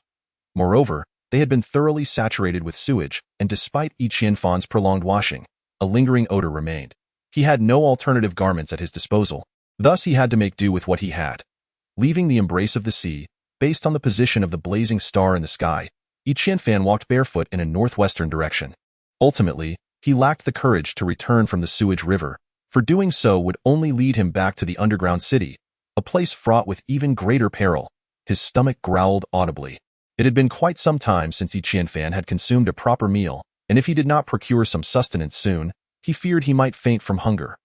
The forest appeared to be in close proximity, yet traversing the distance proved time-consuming. After approximately 2 hours of walking, he finally reached the forest's edge. A gentle breeze rustled the leaves, creating a sound reminiscent of a melodious symphony. Qianfan paced back and forth at the border, and with a steely resolve, he ultimately ventured inside. Upon entering the forest, he immediately felt a refreshing coolness envelop him, followed by a gradual dimming of his surroundings, which heightened his sense of alertness. In the distance, a white rabbit, startled by Qianfan, darted into the depths of the forest, but not for long. It was bitten by a venomous snake on its leg and collapsed onto the grass, becoming a meal for the serpent. This was the jungle, where survival of the fittest reigned supreme. Qianfan approached a tree, reached out, and snapped off a branch, removing its smaller limbs to fashion a makeshift weapon. Should the venomous snake dare to attack him, he would ensure it became his dinner. After walking for another half hour, he suddenly stumbled upon a grove of peach trees, laden with unripe peaches. Qianfan leaped up to pluck one and bit into it. The overwhelming sourness nearly made him retch. Yet, given the dire need for nourishment and the uncertainty of when he might find something edible again, he grimaced but ultimately finished the peach. Chapter 101. In search of others within Triumph City, tumultuous undercurrents stirred. Not only were Song Shan, Jian Qi, and others searching for Qianfan, but even the Wu family had begun to mobilize in secret. The news of Wu Bin and Wu Liang's demise in the underground city reached the Wu family promptly, leaving them in shock. It had been years since they had lost a clan member, and now they faced the loss of two simultaneously. Despite the tragedy, they dared not disclose the true cause of death and instead fabricated a tale of an airship accident. Wu Mingsong, tasked with searching for Qianfan in Triumph City, faced the ire of the clan leader, who ordered him to locate Qianfan within a month or return to the family for reflection. Wu Mingsong lamented his plight.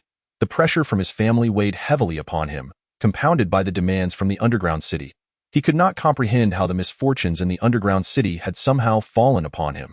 It was only later he learned that Wu Bin and Wu Liang had insisted on taking Qianfan to a dry, well-ventilated room, which inadvertently facilitated Qianfan's successful escape. They were responsible for overseeing Qianfan at that time. The Wu family bore the burden of accountability, especially since there had been fatalities in the underground city. Though the Wu family wielded considerable influence, Wu Mingsong felt stifled yet still agreed to provide some compensation to the underground city, hoping to collaborate with them in locating Qianfan. While the attention of Song Shan and her companions remained focused within Triumph City, the Wu family and the underground city's gaze turned towards the outside world. During this period, the Star-Seeking Guild experienced a surge in requests for capturing wild beasts beyond the city, with numerous adventurers and lone wanderers seeking permission to leave Triumph City for the untamed wilderness, even attracting the interest of some renowned Star-Seekers. Due to the necessity of obtaining approval from the Xingyuan Alliance management team before leaving the city, Song Shan sensed an unusual occurrence. However, she found it impossible to connect the entire situation with Qianfan. Consequently, She dispatched an action team to continue searching for Yi Qianfan within the city while simultaneously assigning personnel to monitor the Xingxing Guild. The chaos both inside and outside the city had reached a fever pitch, while Yi Qianfan was engaged in a struggle with a peach. More precisely, he was contending with a mocking white ape that was ridiculing him for eating sour peaches. This particular white ape was quite perceptive. On the very day Yi Qianfan indulged in sour peaches, it happened to witness the event. This incident seemed to amuse the creature immensely, as it guffawed heartily from the sidelines. Yi Qianfan, in a foul mood and with a stomach full of sourness, could hardly tolerate the audacity of the white ape laughing at him. In a fit of anger, he swung a branch at the creature. However, the white ape was remarkably agile, not only evading Yi Qianfan's attack but also thumping its chest in evident displeasure. Enraged, Yi Qianfan discarded the branch and unleashed a punch, inadvertently employing the Tongtian 7 styles in the process. The white ape's response was astonishing, as it began to duel Yi Qianfan, waving its arms with remarkable skill. The length of the ape's arms greatly exceeded that of a human's, and despite engaging with Yi Qianfan, it displayed none of the frenzied savagery typical of a wild beast.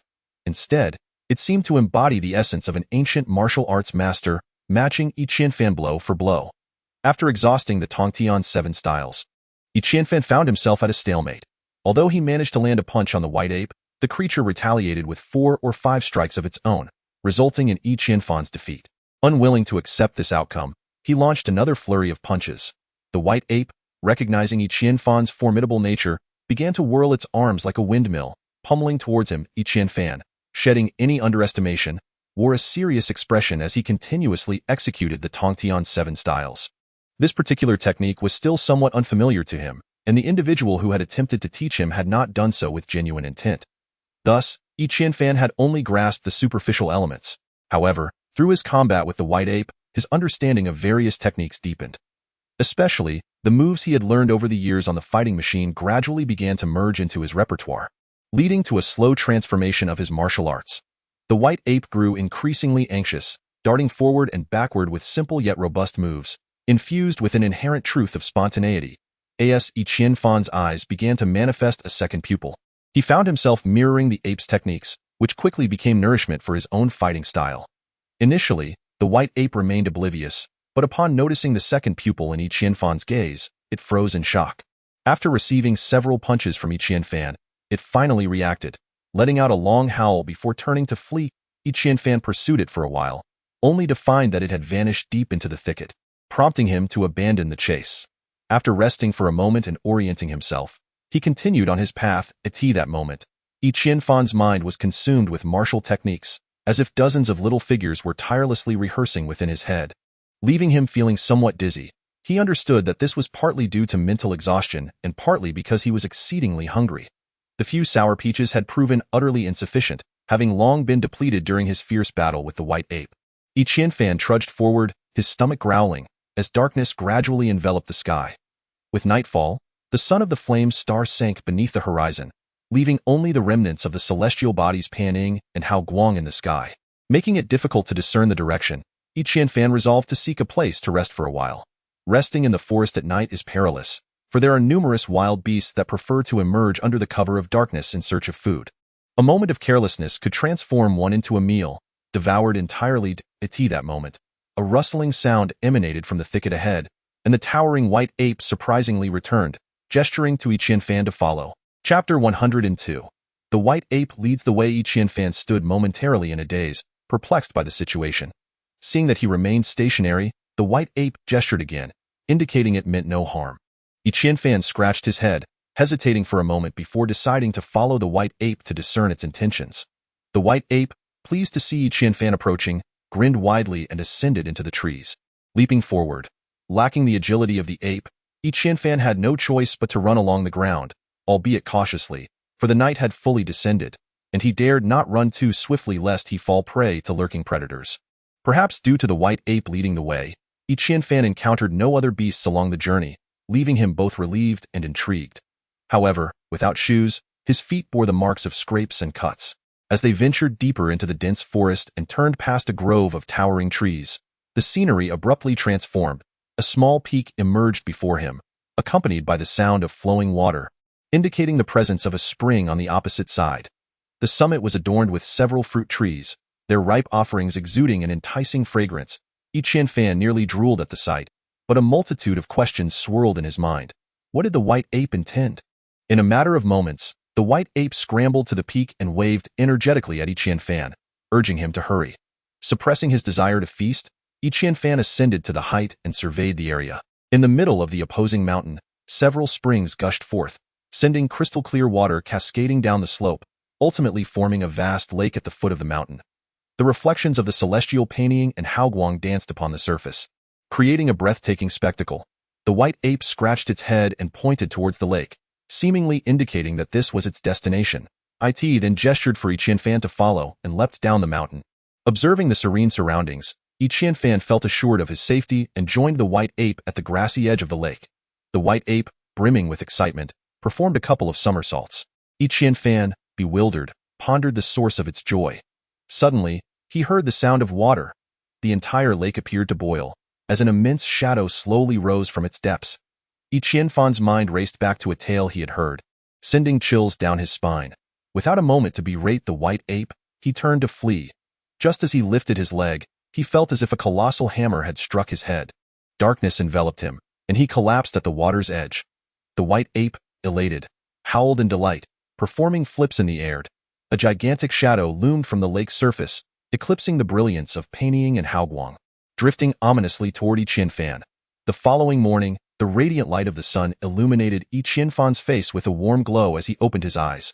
Suddenly, the entire world seemed transformed. Everything appeared vibrant and alive. Gazing into the distance, one could even discern the intricate patterns on the wings of butterflies 100 meters away. Astonishingly, his vision had improved yet again. What transformation had occurred? Chen Fan stood up, realizing that his body felt remarkably lighter. With a gentle leap, he soared nearly 2 meters into the air. Both his muscles and bones had experienced significant enhancement, giving Chen Fan the sensation of having undergone a profound upgrade. Although this felt absurd, it was undeniably real that moment. Chen Fan suddenly exclaimed in surprise, for within the starry expanse of his dantian, there appeared yet another silver sphere. This sphere emanated an air of aloofness, with the other 3 spheres maintaining a considerable distance from it, instilling in Chen Fan a sense that they were somewhat intimidated by this new addition. Chen Fan focused his attention on this sphere. A message surged into his mind: growth type ability, shockwave, capable of vibrating any object, usable once a day, within a 3-meter radius, currently in its juvenile phase. Growth type ability? Juvenile phase? What on earth is this? He had never heard of such a thing. A cascade of transformations left Chen Fan somewhat bewildered. His gaze shifted to the expansive lake ahead, realizing these changes were likely connected to the shadow he encountered the previous day. Curiosity trumped fear as Chen Fan approached the lake, calling out, "Who are you? What have you done to me?" The water shimmered gently, reflecting the light, yet no answer came to Chen Fan's inquiries. After shouting for a considerable time and growing weary, he sat by the lakeside. Peering into the water, he noticed a subtle shift in his demeanor. His eyes appeared as profound as the night sky. Wouldn't it be wonderful if I could manifest heterochromia at will? Just as this thought crossed his mind, his reflection in the water transformed, displaying eyes of different colors. Simultaneously, the essence of his entire visage shifted dramatically, and with the heterochromia, he exuded an almost enchanting aura. Chen Fan was taken aback by his own transformation. With a mere thought, the heterochromia vanished. After a brief moment, he could not resist summoning it again, observing for a while before reverting to his normal appearance. His heart raced wildly. Now that he could control the heterochromia at will, did this signify the potential to replicate countless abilities? Had he acquired an invincible golden finger? Just as Chen Fan was consumed by excitement, a call from a white ape echoed from afar. Standing atop a mountain and waving at him, cradling a large assortment of fruits in its arms, Chen Fan's stomach, betraying him, grumbled in response. Chapter 103. A chance encounter. Understanding that the beings within the lake did not wish to see him, Chen Fan respectfully bowed to the water and swiftly ascended the mountain. The white ape appeared to have grown quite fond of Chen Fan. Upon his approach, it eagerly presented the fruits it had gathered. Chen Fan accepted without hesitation, opening his mouth to devour the bounty. The white ape watched in delight as Chen Fan indulged, dancing joyfully in response. This marked the most satisfying meal Chen Fan had enjoyed in recent times. Patting his round belly, he felt utterly lethargic. The white ape gestured, seemingly inquiring if Chen Fan desired more. Qianfan shook his head and pointed to his belly. The white ape cautiously reached out to touch him. Seemingly apprehensive, the moment its hand brushed against Qianfan's abdomen, it withdrew quickly, then broke into a broad grin, and Qianfan could see its genuine expression of sincerity. Uncertain of what the lake's creature might be, it nevertheless posed no threat to itself, instead augmenting its own capabilities. But a skill that could only be utilized once a day could hardly be deemed trivial, although still in its juvenile stage. It likely possessed commendable prowess.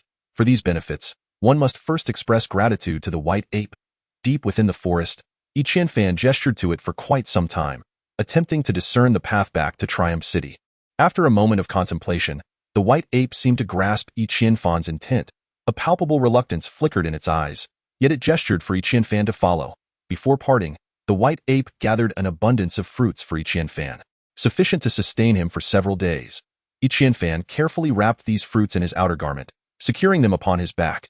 As the white ape prepared to depart, it cast a glance at the lake's surface, where ripples danced gracefully. Qianfan waved at the water, just as he was about to leave when a voice, rough and intermittent, echoed in his mind. "Do not replicate those worthless abilities." Startled, Qianfan halted, realizing that the lake's inhabitant was communicating with him.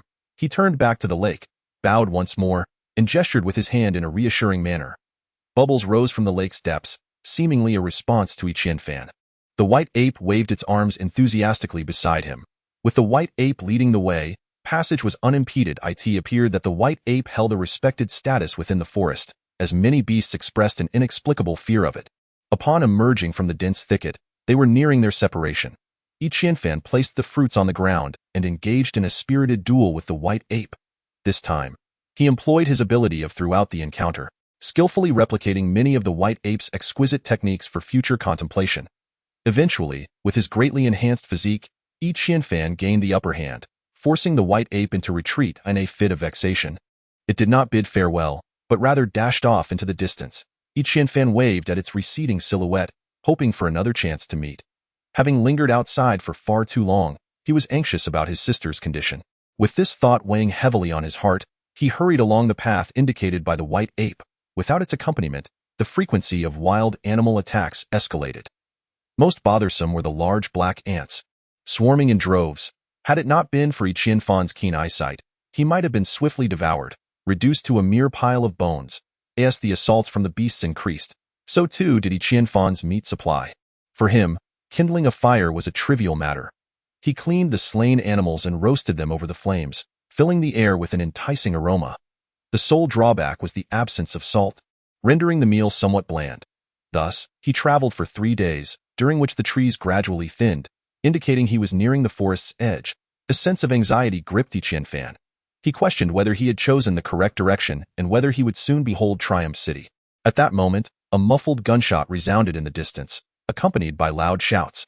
Having undergone a series of transformations, Qianfan had matured into a more composed individual, stealthily approaching the source of the commotion. Before him appeared a group of individuals, numbering perhaps a dozen or so. The one who fired the shot must have been the young girl in the midst of the crowd, while in the distance, a deer lay lifeless among the trees, evidently the result of her successful marksmanship. Qianfan, blessed with exceptional eyesight, recognized 2 individuals in the throng despite the considerable distance. One was the girl who had discharged the firearm, and the other was a woman resembling a steward who stood beside her. They were indeed the 2 principal figures from the banquet that Song Shan had attended with him. The girl was Fong Qianqian, and the woman was Ling Xian, the steward of the Fong family. Surrounding them, people were extolling the girl's shooting prowess, likely her bodyguards, as their attire bore striking similarity. Beyond this gathering, a medium-sized airship was visible in the distance. Anchored not far away, Tio returned to Triumph City. One must board an airship, for entry through the cloud barrier was impossible otherwise. After a moment of contemplation, Qianfan resolved to take the risk and attempt it. With that thought, he ceased to conceal himself, leaping from behind the trees, raising his hands in a gesture of goodwill, and calling out loudly, "Miss Fong, greetings. Might I inquire if I could board your airship to return to Triumph City?" Qianfan's sudden appearance caused the guards surrounding Fong Qianqian to tense up, and a tall man approached, aiming his short-range cannon at Qianfan, demanding, "Who are you, and how do you know our young lady?" Chapter 104. Living in hiding. Seeing all eyes upon him, Qianfan explained, "I encountered Miss Fong at a banquet just over half a month ago." Fong Qianqian raised her elegantly arched brow. poised to speak, but Ling Exine gestured for her to hold her tongue, saying, "That banquet was attended by individuals of considerable wealth and stature. How could you have met our young lady?" At present, Yi Qianfan's appearance was far from admirable. His clothing was filthy and riddled with holes, his hair in disarray, his feet bare, and he carried several fruits, resembling a beggar. The only striking feature were his deep-set eyes, which bore an extraordinary gleam. Yi Qianfan replied, "I was accompanying an older sister." "An older sister? Which one?" Ling Exine inquired. "Song Shan," Yi Qianfan responded. "You are of the Song family?" Ling Exine's brow furrowed slightly, surveying Yi Qianfan's tattered state, questioning how he could possibly be associated with Song Shan. "I am not of the Song family. I share a connection with Song Shan, which is why she brought me to the banquet that day, along with her subordinate, Ding Xiaoxi," Yi Qianfan clarified. "What is your name?" Ling Exine pressed. "I go by a Qian," Yi Qianfan said casually. "Did I end this matter?" Yi Qianfan did not divulge the entire truth. He remained uncertain of the circumstances in Triumph City and deemed it prudent to exercise caution. "A Qian?" Ling Exine mused, unfamiliar with the name. "I had snuck away to play with an expedition team when I encountered a fearsome swarm of ants, and I became separated from them. I barely managed to escape to this location." Yi Qianfan concocted a tale, "A swarm of devouring ants?" Ling Exine exclaimed, "I am not entirely certain, but they appeared quite terrifying," Yi Qianfan replied. Ling Exine scrutinized Yi Qianfan's expression once more, sensing he did not seem to be lying, and then turned to Fang Qianqian, stating, "We have no dealings with the Song family. Should we extend assistance?" Fang Qianqian glanced at Yi Qianfan, particularly noting his bare feet, and felt a pang of compassion. "Why don't we take him back with us?" she suggested. Just as Yi Qianfan was about to express his gratitude, the man before him suddenly interjected, "No, this individual has an unknown origin. We cannot bring him along." Ling Exine frowned, responding, "Li Tao, what do you mean by that? He is merely a half-grown boy without any weapons. Why can't we take him back?" The guard, Li Tao, asserted, "I am responsible for ensuring the young lady's safety. Thus I cannot allow anyone of uncertain background aboard the airship. If any danger were to arise, I would not be able to shoulder that responsibility." Fang Qianqian chuckled lightly, saying, "Let us bring him along. What harm could possibly come of it? He looks rather pitiable." Li Tao was about to argue further when Ling Exine, visibly displeased, remarked, "The young lady has spoken. Do you intend to defy her orders?" Following the commotion surrounding Yi Qianfan, Fang Qianqian seemed to lose her desire for leisure, stating, "Let us go back to the city." Ling Exine advised Yi Qianfan, "Ah Qian, just follow us back. You must not wander off in the future." Yi Qianfan quickly replied, "Thank you, I understand." After Ling Exine finished speaking, she no longer cast him another glance. Bringing someone back to the city was a trivial matter, and she had never anticipated that Yi Qianfan would owe her anything in return. She and Fang Qianqian then proceeded toward the airship. Li Tao shot a cold glance at Ling Exine's back, then exchanged a knowing look with one of the burly guards, ignoring Yi Qianfan entirely as he followed suit. The burly man approached Yi Qianfan, initially intending to reprimand him, but was overwhelmed by a foul stench that nearly caused him to stumble. "Kid, did you fall into a cesspit?" he exclaimed in anger. Yi Qianfan grimaced and replied, "Pretty much. How do you expect to board the airship like this? Do you wish to suffocate us?" The burly guard shouted. "What do you suggest I do?" Yi Qianfan had no solution to offer.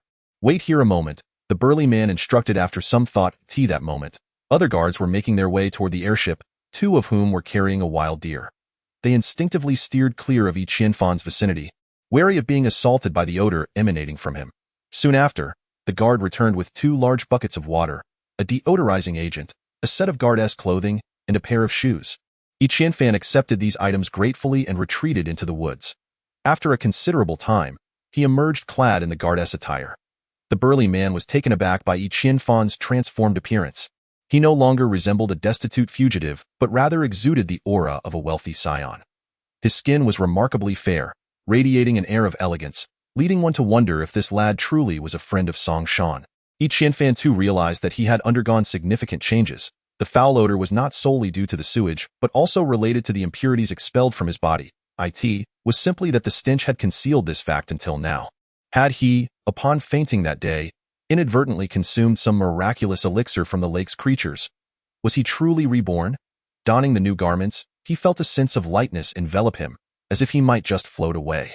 "It appears that my capabilities have significantly advanced, which will undoubtedly be of immense assistance for future endeavors."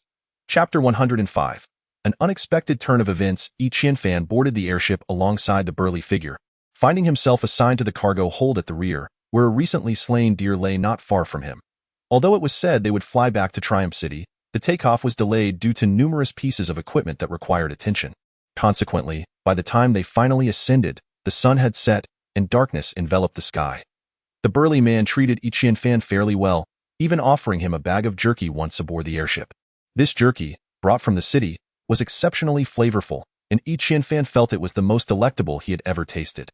The airship glided smoothly through the sky, and within half an hour, it began its descent as Triumph City came into view.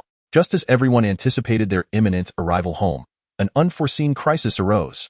The main engine of the airship abruptly ceased functioning, causing it to transition from a rapid descent to a glide, swaying perilously as it fell through the atmosphere in a parabolic trajectory.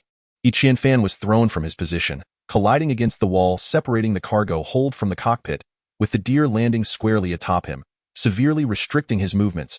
Yi Qianfan inwardly cursed his misfortune. Thankfully, the airship was equipped with an auxiliary flight system, and just 70 meters above the ground, the pilot finally regained control. With uncertainty surrounding the state of the main engine, the pilot had no choice but to execute an emergency landing. Upon touchdown, both the deer and Yi Qianfan tumbled harshly onto the deck. Faintly, he could hear voices arguing within the cockpit, but he was unable to enter, as the connecting door had been locked from the inside. Fortunately, after a brief interval, the door was opened, and the burly man entered with two others, addressing Yi Qianfan. A component of the main engine has burned out. It should be repaired by tomorrow morning. We will need to spend the night here. Given the limited space within the airship, there was little room for the group to rest. Yi Qianfan, unfazed, nodded and inquired, "Is there anything I can assist you with?" The burly man replied, "Please help us move the tents from the cargo hold. We need to set up a temporary camp outside." Initially, they had promised to take him back to Triumph City, which was already a considerable favor. Since departure was no longer an option, it seemed only right to lend a hand. Together with the trio, Yi Qianfan carried the tents out of the airship. As darkness fell and clad in the attire of a guard, he went largely unnoticed. The location was a gentle hillside, with patches of shrubbery in the distance, surrounded predominantly by grassy terrain. Triumph City sparkled in the distance, its lights illuminating the night like a fantastical dreamscape. Only about 25 kilometers separated them from the city, and if Yi Qianfan chose to walk, he could reach it in approximately half an hour. However, even if he made it there, he would be unable to enter the cloud wall, so it was wiser to wait until the following day to return with Feng Qianqian and the others. The first tent to be erected was naturally intended for Feng Qianqian, and Yi Qianfan assisted the burly man in the task. Once the tents were erected, Feng Qianqian and Ling Xian emerged from the airship. It was evident that Ling Xian's expression was rather sullen, hinting at her displeasure. In contrast, Feng Qianqian seemed quite indifferent, appearing rather cheerful about their outdoor stay as she gazed around with curiosity. The area was well illuminated due to the lampposts that had been set up around the tents. Spotting Yi Qianfan at a glance, Feng Qianqian paused momentarily before exclaiming, "I never expected you to be quite handsome." Yi Qianfan, attributing her surprise to the stark contrast in his appearance, chuckled, "Just SOSO." Feng Qianqian laughed along and remarked, "Who would claim to be just SOSO about their looks?" Ling Xian, overhearing Feng Qianqian's banter with Yi Qianfan, raised her gaze to scrutinize him, realizing that his transformation was indeed remarkable, almost as if he were an entirely different person. Tentatively, she inquired, "Are you truly just friends with Song Shan?" Song Shan was quite a notable figure in Kaishan City. Anyone who could count her as a friend must possess some significance. Initially, Ling Xian had thought Yi Qianfan was merely boasting about his airship connections, yet now it appeared there might be some truth to it. Yi Qianfan replied, "Just ordinary friends. We sometimes practice martial arts together."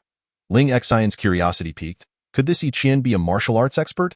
Anyone capable of sparring with Song Shan likely possessed commendable skills. Moreover, when she first encountered Yi Qianfan, he had emerged from the depths of the forest, which suggested he was indeed formidable.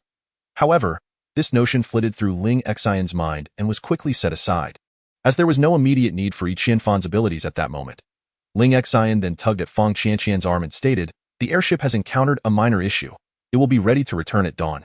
So do not fret, my young friend." Yi Qianfan smiled, replying, "No rush." Feng Qianqian blinked her large eyes at Yi Qianfan before following Ling Xian into the tent. Subsequently, they moved several heavy boxes into the tent, indicating that this was not their first camping experience, as they managed the task with ease. After setting up Feng Qianqian's tent, they began constructing tents for the other guards. Although they were quite close to Kaishan City, safety during the night was not guaranteed. Chapter 106. Gunfire echoing from afar. Li Tao expertly organized the night shift schedule. Naturally, Yi Qianfan was exempt from duty, instead waiting for arrangements regarding his sleeping quarters. Once Li Tao finished organizing the shifts, he began assigning sleeping tents, one after another, yet curiously, there was no tent designated for Yi Qianfan. Aware that Li Tao was targeting him, Yi Qianfan chose not to engage in a confrontation, turning instead toward the outermost tent. This tent was considerably larger, and as a member of the first shift, Yi Qianfan decided to rest there for the time being, planning to address the situation upon his return from duty. Or perhaps he would simply forego sleep altogether. Li Tao's gaze bore down on Yi Qianfan's back with a fierce glare, a flash of malice flickering in his eyes. Although Yi Qianfan faced away from Li Tao, his senses had significantly sharpened of late, allowing him to perceive this unfriendly gaze in an almost mystical manner. What could possibly be wrong with Li Tao, harboring such intense animosity toward him? The guards' tents were quite small, barely accommodating a single person for rest.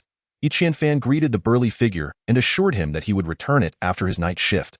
The burly man merely smiled kindly in response.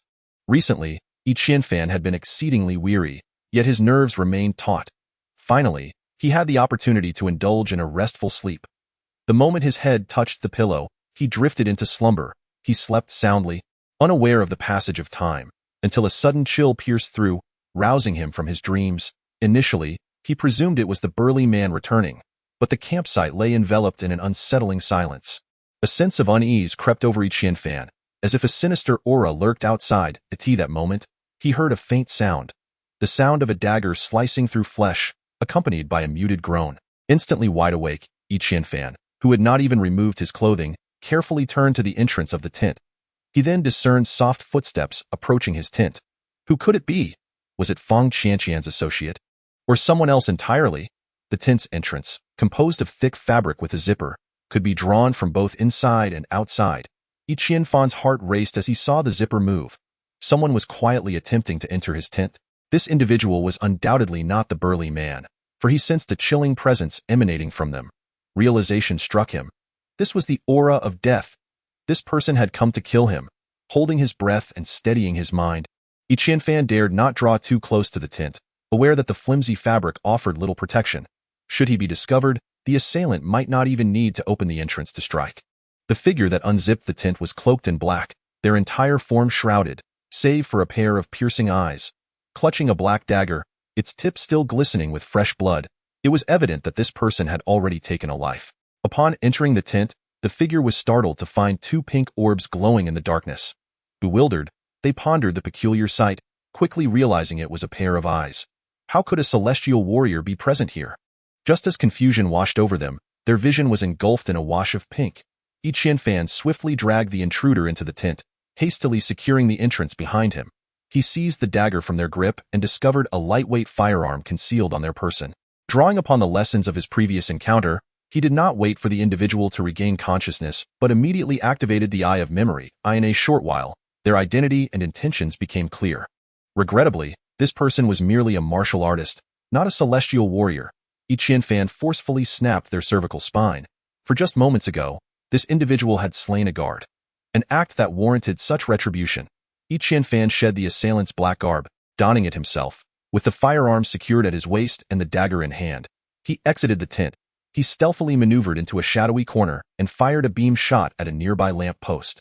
The sharp crack reverberated, startling many from their slumber. As they emerged from their tents, armed and alert, they were met with several cloaked figures already encroaching upon the vicinity. Chaos erupted as gunfire rang out, creating a tumultuous scene. At this juncture, Yi Qianfan had melded into the darkness, leaving no trace of his whereabouts. The Fang family is a prominent clan, known for their formidable guardians, who are not to be trifled with. Despite initially suffering the loss of 4 or 5 men, they swiftly regained control of the situation. One of the Star Warriors incessantly hurled wooden spears, each one claiming the life of a cloaked adversary. At that moment, a dull rumbling echoed from afar. The Star Warrior collapsed, lifeless in an instant, as it became evident that the enemy had prepared a sniper. Although it was already deep into the night, the camp was illuminated by ever-burning lamps, rendering the conditions nearly indistinguishable from daylight for the sniper. The Guardians momentarily lost their composure, and the cloaked figures seized the opportunity, charging forward with reckless abandon, plunging both sides into a fervent struggle. Every passing moment saw casualties, be they Guardians or cloaked foes. Regardless of the fierce battle raging outside, there was an eerie stillness within Fang Qianqian's tent. The clash was brutal, ultimately resulting in the Guardians being outnumbered and slain.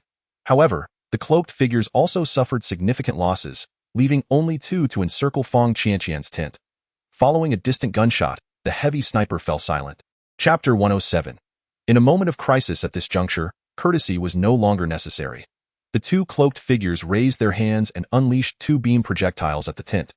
The fabric of the tent proved utterly inadequate against the beam projectiles, which tore through it instantaneously, revealing the interior.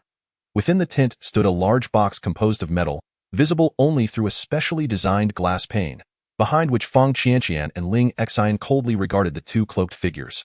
The assailants appeared unaware of such a device, and raised their light guns to fire several more beam projectiles. The metal box emitted a dim glow, and the beam projectiles struck its surface without leaving a single mark. This box, known as Ingwei, is one of the Fang family's unique life-preserving contraptions. One of the cloaked figures exclaimed, "Use fission explosives." Upon hearing this, Fang Qianqian and her companion frowned slightly. Although fission explosives would not breach the Ingwei box, the occupants would endure violent vibrations, which would be quite distressing. Just then, a shadow darted swiftly from a distance, akin to a wisp of smoke. Upon noticing this figure, the 2 cloaked men immediately abandoned their plan to use fission explosives and turned to engage the newcomer. This individual wielded a light sword and, with remarkable agility, dispatched the 2 cloaked figures with ease. Turning to Fang Qianqian, he urged, "We must flee this place at once. They have anti-armor artillery." Fang Qianqian focused her gaze and recognized the figure as Li Tao. As she prepared to open the Ingwei box, she realized that although it was secure, it could not withstand an assault from anti-armor artillery. Ling Xian stopped Fang Qianqian, regarding Li Tao with suspicion. "Where have you been? How could the camp be so easily overrun?" Li Tao replied, "They must have an insider. I went to eliminate the sniper." He asserted this with conviction. Ling Xian scrutinized Li Tao. "You're not the insider, are you?"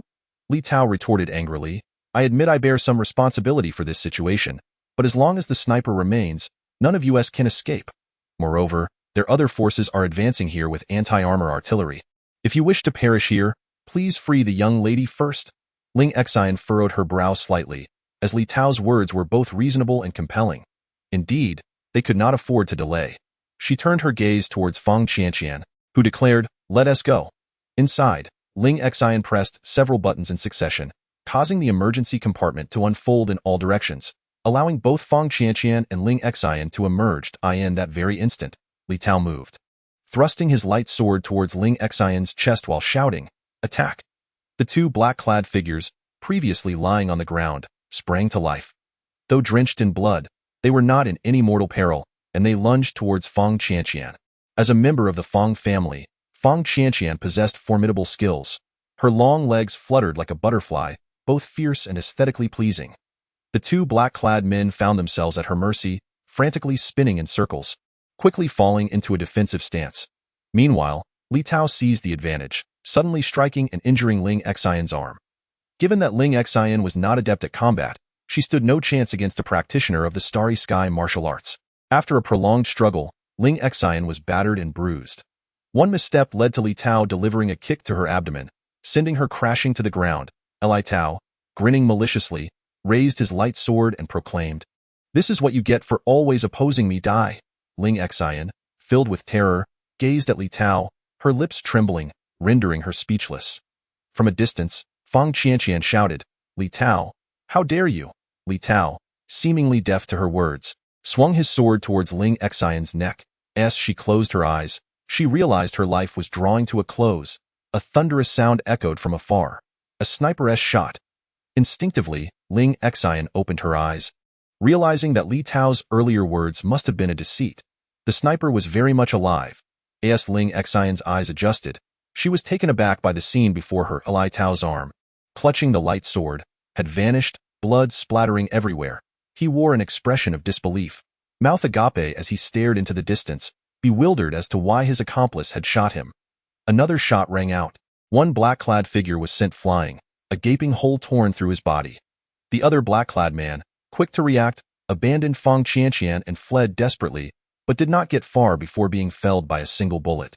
Li Tao writhed on the ground, the intense pain driving him into a state of hysteria. Fang Qianqian, perplexed by the unfolding chaos, approached to help Ling Xian, retreating cautiously. The dim lights around them flickered, and the night breeze whispered ominously, The ground was littered with corpses, while Li Tao's wails filled the air. Uncertain of their fates, Fang Qianqian and Ling Xian dared not move, fearing the wrath of the distant sniper. After a brief interval, the sound of footsteps approached, and Fang Qianqian and Ling Xian turned their gaze towards the source, uncertain of who might emerge, and whether that individual would unleash further violence. A figure slowly materialized, clad in black, revealing only a pair of piercing eyes, and wielding a heavy sniper rifle. Despair washed over Fang Qianqian. This person had the audacity to appear so brazenly, implying an unwavering confidence that both she and Ling Xian could not escape. It seemed he was assured of his ability to eliminate them. Yet why had he chosen to slay the two black-clad men and injure Li Tao? Was it to silence them before they could speak? Chapter 108. The Power of Eagle-Eye Black Hawk. Why the hell did you strike me? Li Tao bellowed. The figure, standing 3 meters away, simply gazed at him in silence. Why? Why? Do you intend to claim that sum for yourself? Li Tao shouted again. The figure remained mute, and the atmosphere grew increasingly tense. Even if I perish, I will not let you off the hook, Li Tao declared vehemently. The man shrugged and replied, I too do not wish for your forgiveness. You treacherous scoundrel! Li Tao was taken aback, fear flickering in his eyes as he demanded, Who are you? The man removed his hood, exclaiming, I am who I am. It's you? A Qian. Both Li Tao and Fang Qianqian exclaimed in unison. The individual who had arrived was indeed Yi Qianfan. His late appearance was due to an unexpected turn of events. Upon hearing the sound of a heavy sniper rifle outside the camp, Yi Qianfan realized that if he did not eliminate the marksman, none of his comrades would survive. Thus, he swiftly approached the threat. Perhaps due to his dark attire, he managed to reach the sniper without eliciting any reaction. Given this, Yi Qianfan saw no reason to hesitate and charged forward. Though the adversary was a sky warrior, he could not withstand Yi Qianfan's formidable 7 heavenly techniques for long and was soon fell to the ground. Recognizing the opponent's status as a sky warrior, Yi Qianfan was resolute in seizing this rare opportunity to utilize his heavy eye technique in an attempt to replicate the foe's abilities. However, an unforeseen complication arose during the replication process.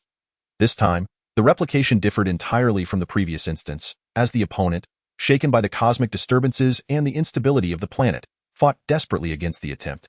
The replication took an unusually protracted time, lasting around 3 minutes before completion. Ultimately, the adversary fell silent, though it remained uncertain whether this was due to the forced replication of his powers or the fierce struggle against Yi Qianfan. Regardless, the replication was completed. Yet, when Yi Qianfan turned his attention inward to examine the starry realm within his dantian, he was astonished to find that no additional celestial body had manifested. After a thorough inspection, he discovered that the red star, which had previously possessed the ability to double strength, had transformed into a deep crimson hue, with the opponent's ability now residing within it, astonishingly, sharing the same celestial body as the strength-doubling ability. The notion that ability stars could be shared was an unprecedented revelation for Yi Qianfan. As his focus settled upon the now deep red star, a message appeared in his mind. Ability, Eagle Eye, akin to surveying all beings and objects within a 2,000-meter radius from a height of 1,000 meters. The description was succinct, yet the ability was a coveted skill for any marksman, particularly advantageous for Yi Qianfan in his current circumstances. While human eyes are impeded by obstacles in their surroundings, even Yi Qianfan's heavy eye could not pierce through barriers. However, with the acquisition of the Eagle Eye skill, he could perceive the world as if viewing a bird's eye map, unhindered by linear obstructions. Tio put it dramatically, Yi Qianfan could eliminate a target situated behind a tall wall with his heavy sniper rifle, provided the bullet could penetrate the wall itself.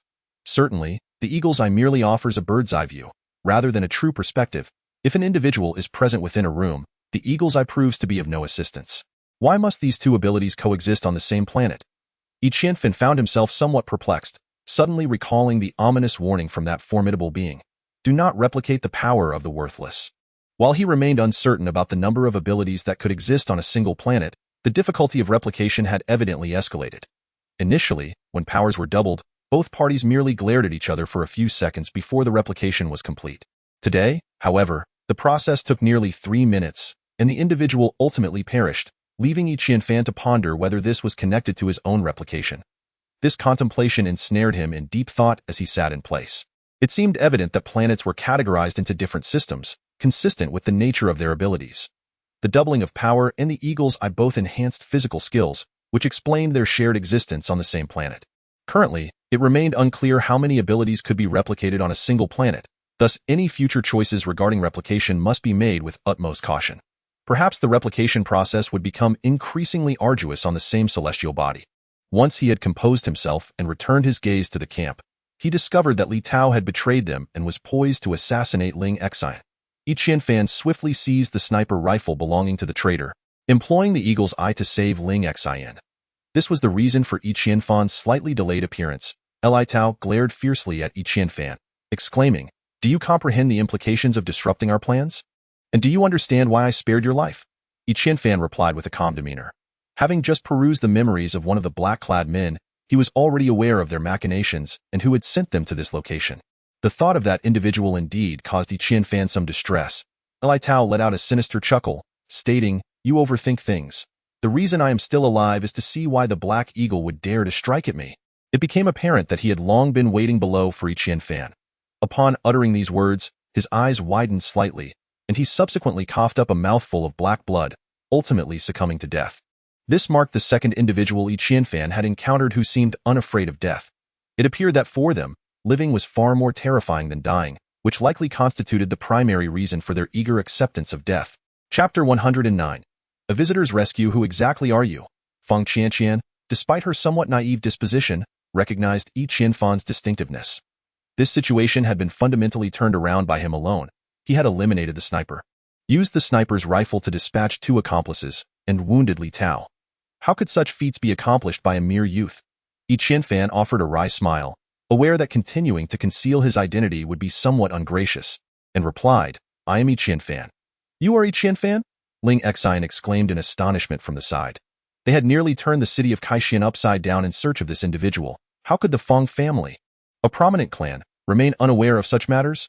"I am indeed Yi Qianfan, affiliated with the 4th Action Team of Songshan," Yi Qianfan stated with gravity. "We have searched high and low for you in the city. How is it that you find yourself outside?" Feng Qianqian inquired. Yi Qianfan responded, "It is a complicated matter. Let us wait until we have safely extricated ourselves before discussing it in detail." This situation involved numerous factions, and Yi Qianfan had no intention of revealing the intricacies, for even if he divulged the information, they would possess no means to address it, only exacerbating their troubles. Meanwhile, he had once employed the Eye of Memory to delve into the recollections of the man in black, and he currently had no intention of disclosing this matter to them.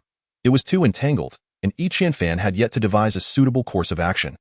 Ling Xin discerned Yi Qianfan's intent to conceal, yet she refrained from probing further, asking instead, "What shall we do next? Who is overseeing the airship?" Yi Qianfan inquired. Being within the primordial wilderness, they could not establish contact with Triumph City unless they utilized the airship's exclusive communication channel. "There are 2 pilots on guard," Ling Xin responded. Yi Qianfan assessed, "At this juncture, it seems highly probable that these 2 individuals are allied with Li Tao. Otherwise, the airship would not have coincidentally sustained damage at this time."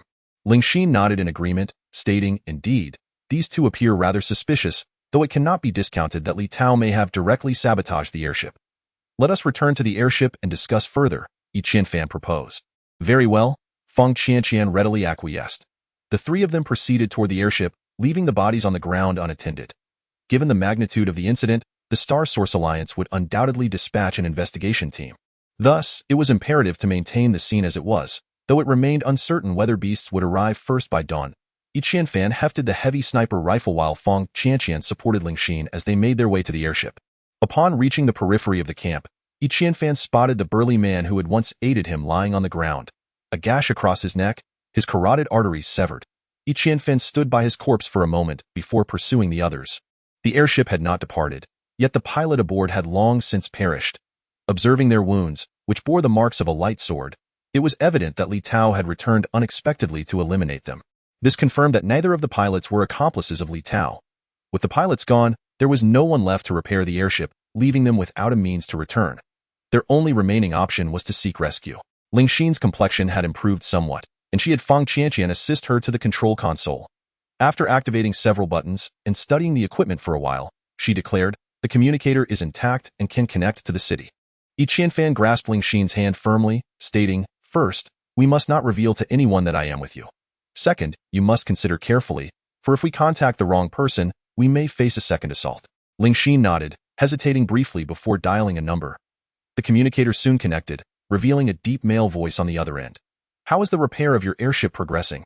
After the emergency landing, They should have had prior communication with this individual. Upon hearing the voice, Fang Qianqian became somewhat agitated and exclaimed, "Brother, we were attacked." On the other end was Fang Qianqian's elder brother, Fang Yangyang, the head of the Fang family in Triumph City and a collateral descendant of the clan. "What transpired?" Fang Yangyang inquired. "Numerous men in black assaulted the camp last night, and Li Tao is a traitor, resulting in heavy casualties. Only Aunt Ling and I survived," Fang Qianqian recounted. "What is your condition?" Fang Yangyang asked urgently.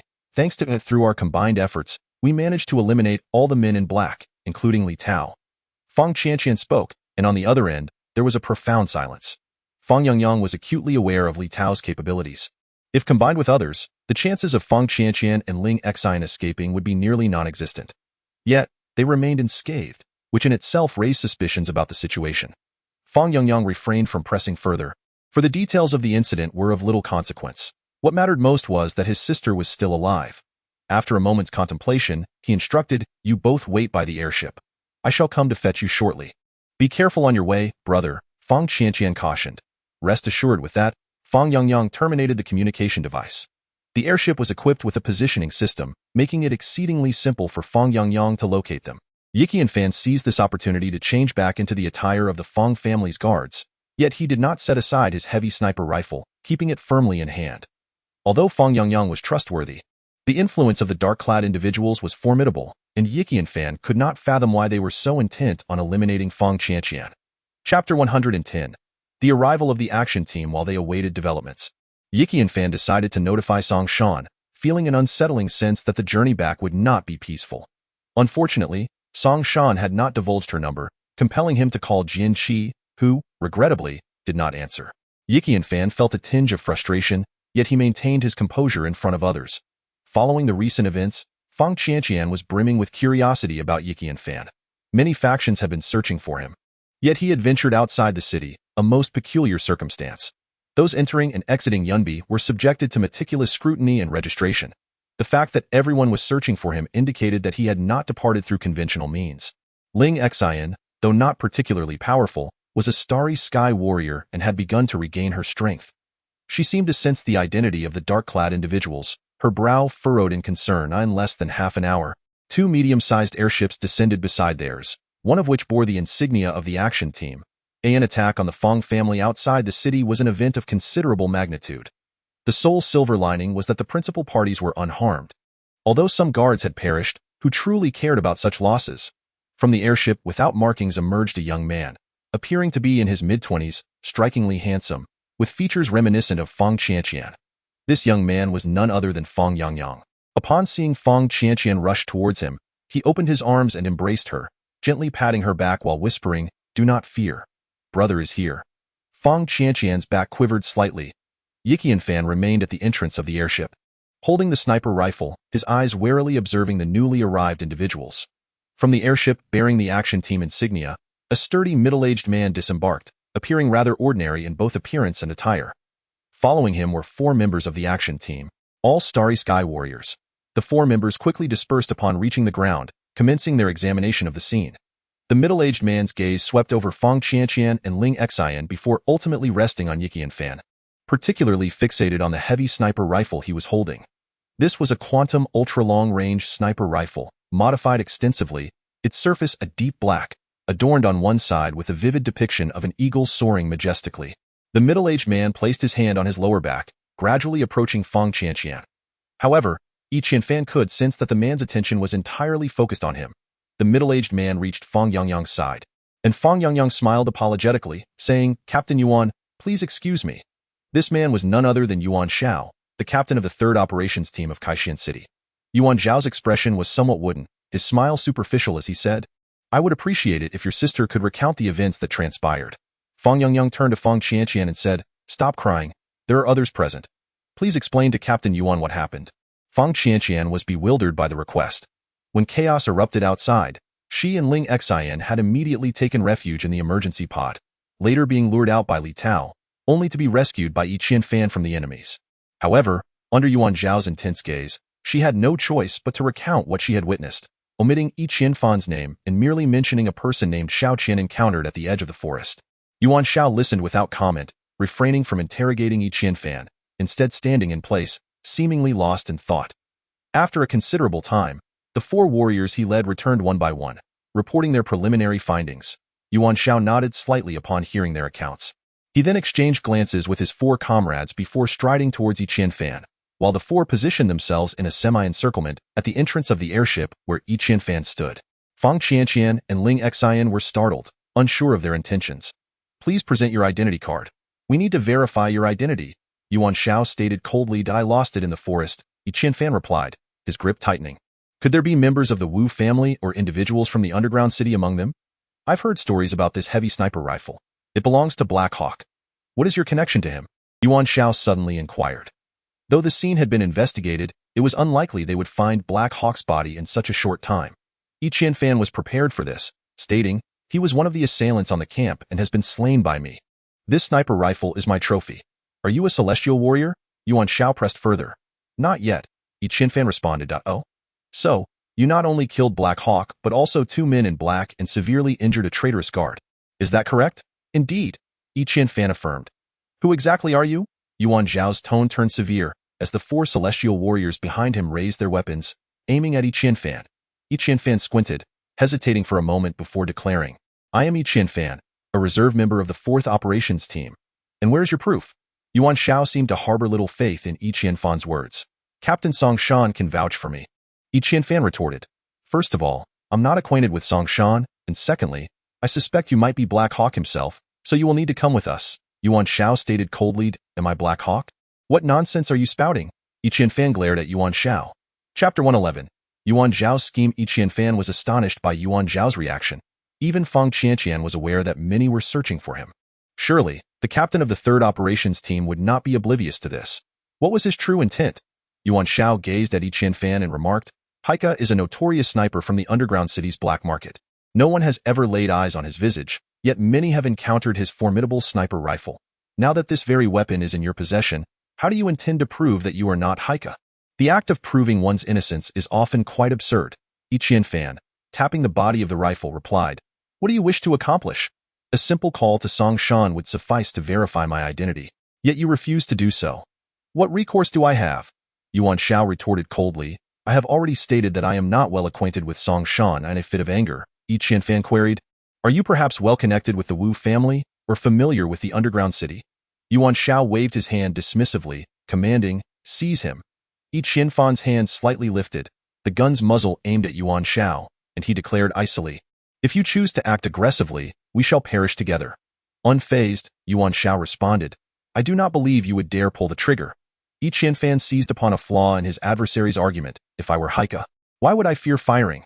The 4 team members behind Yuan Shao exchanged puzzled glances. Today's commander was indeed behaving unusually. Tio claimed that Yi Qianfan was Haika was utterly implausible.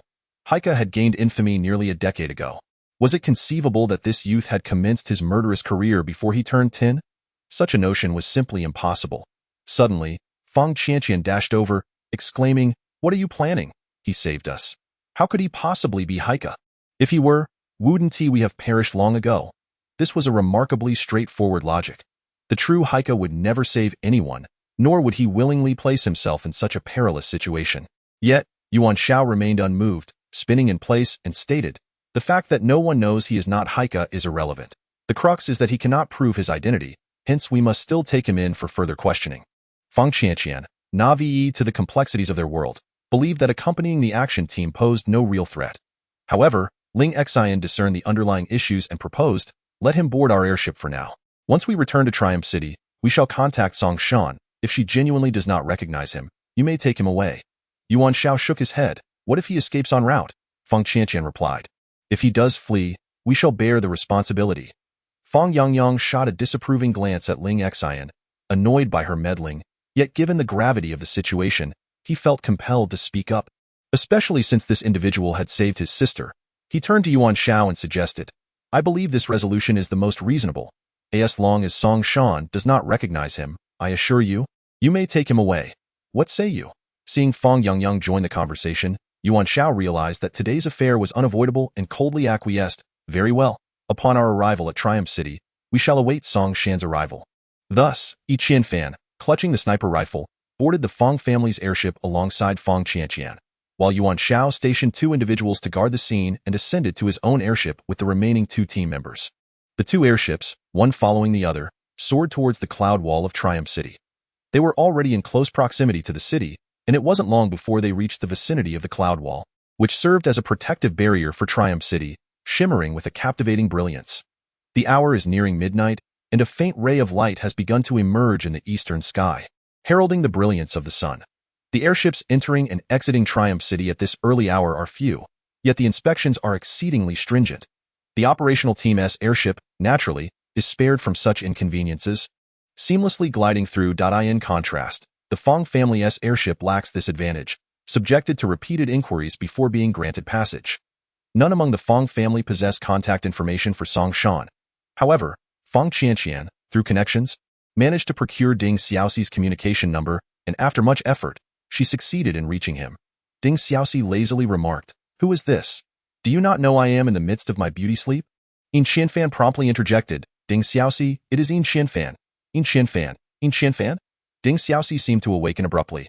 "Yes, it is indeed I am currently entering Triumph City from Yunbi. Yuan Shao from the 3rd operational team has requested that I be detained. Could you kindly inform Captain Song to meet me at the city management office?" Yin Qianfan stated succinctly. "Yuan team leader wishes to detain you? What is the situation? Why did you venture outside the city?" Ding Xiaoxi inquired while donning his attire. "He accuses me of being the Black Hawk. Let us discuss the rest in person," Yin Qianfan replied. "The Black Hawk? What nonsense is this? I will contact Captain Song immediately." "Do not fret," Ding Xiaoxi urged. "Very well," Yin Qianfan responded. Beside them, Fong Yongyang observed that Yin Qianfan truly knew Song Shan, and he felt a quiet sense of relief, believing that no complications would arise. However, it was evident that Yuan Shao was somewhat problematic today. Fong Qianqian, who had unwavering faith in Yin Qianfan's words, smiled as he ended the communication device. "To claim you are the Black Hawk, one wonders what that Yuan team leader is thinking." Yin Qianfan replied, "It is merely a baseless accusation. His intention is not to label me as the Black Hawk, but rather to take me away." "Take you away? To where?" Fong Qianqian asked, perplexed. Chapter 112. Awaiting Song Shanling Xin. Possessing considerable experience, tugged at Fong Qianqian's sleeve, saying, "Some matters are better left undisclosed to others. It is impolite to inquire indiscriminately." Fong Qianqian wrinkled her charming nose and replied, "Qianfan brother would not be angered." Yin Qianfan rolled his eyes and retorted, "Since when did I become your Qianfan brother?" Fong Qianqian chuckled and remarked, "You're not that old. Do you truly wish to be my elder brother?" Fong Yongyang huffed from the side. Yin Qianfan felt somewhat at a loss, contemplating before he said to Fong Qianqian, "I actually have something to discuss with you, but this place is rather inconvenient." Fong Qianqian, intrigued, responded, "It's just my brother and Aunt Ling. There's nothing inappropriate." Yin Qianfan lowered his gaze to the floor. Noticing his silence, Fong Qianqian suggested, "Then let us step to the corner to converse." With that, she reached out to grasp Yin Qianfan's hand. Feeling somewhat uncomfortable, Yin Qianfan feigned scratching his head and evaded her small hand. Fong Qianqian muttered, "Little brat, you still know how to be shy." The two moved to the corner, and Yin Qianfan glanced around, sensing Fong Yongyang's gaze upon him. After a moment of contemplation, unsure of how to begin, Fong Qianqian asked, "You're not really shy, are you? Or perhaps you wish to confess your feelings to me? I'm already engaged, you know." Yi Qianfan expressed profound admiration for Fong Qianqian's imaginative insights, whispering, "Be cautious of the people from your fiancé's family, but do not disclose this to anyone." Fong Qianqian was not truly naive. Rather, she felt a deep sense of gratitude towards Yi Qianfan for saving her, regarding him as akin to family. Upon hearing Yi Qianfan's warning, her expression shifted dramatically as she inquired, "What do you mean?" Yi Qianfan replied, "My ability is the eye of memory. I have glimpsed the memories of a man in black."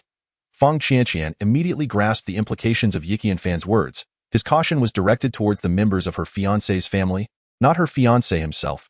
The unsettling realization dawned upon her. Suddenly, she felt a chill in the air, involuntarily shivering as she murmured, "Why would he want to kill me? That is a question you must ponder yourself." "Do not direct it at me, for I, too, am in the dark," Yi Qianfan responded. Fong Qianqian stood in stunned silence for a considerable time until Ling Xin called for them, prompting her to regain her composure. However, her eyes betrayed a deep anguish as she quietly implored Yi Qianfan, "Please keep this matter confidential. It must remain between us." "Understood," Yi Qianfan affirmed. The two emerged from their secluded corner in silence, and Fong Yongyang raised an eyebrow but refrained from inquiring about Yi Qianfan's conversation. Naturally, Ling Xin did not ask either, instead stating, "We have docked." We need to proceed to the management team for a final inspection. Fang Qianqian nodded, her mind preoccupied with her thoughts. The four exited the airship's cabin, encountering a moving escalator ahead. They casually stood upon it, swiftly advancing forward. Before long, they entered an enclosed hall, which served as the office for the Xingyuan Alliance's management team. Weapons were required to be placed on designated platforms, and any Stargazer warriors needed to present their Stargazer insignia. For Stargazer warriors, the insignia held as much significance as an identity card. It served as proof of their status and enabled them to traverse many areas without hindrance. Yiqian Fan still clutched the Black Hawk sniper rifle, which proved to be quite useful, particularly as he had yet to reclaim his weapon from the apocalypse. When it was his turn, two members of the management team approached him. One of them said, "We have a general understanding of your situation. Please accompany us to the office to await Captain Song." Yiqian Fan nodded and was about to follow the two when the other team member interjected. "Please surrender your weapon." Yiqian Fan shrugged and handed over the Black Hawk sniper rifle to that team member. Having completed her inspection, Fang Qianqian hurriedly followed, with Ling Xin closely trailing behind.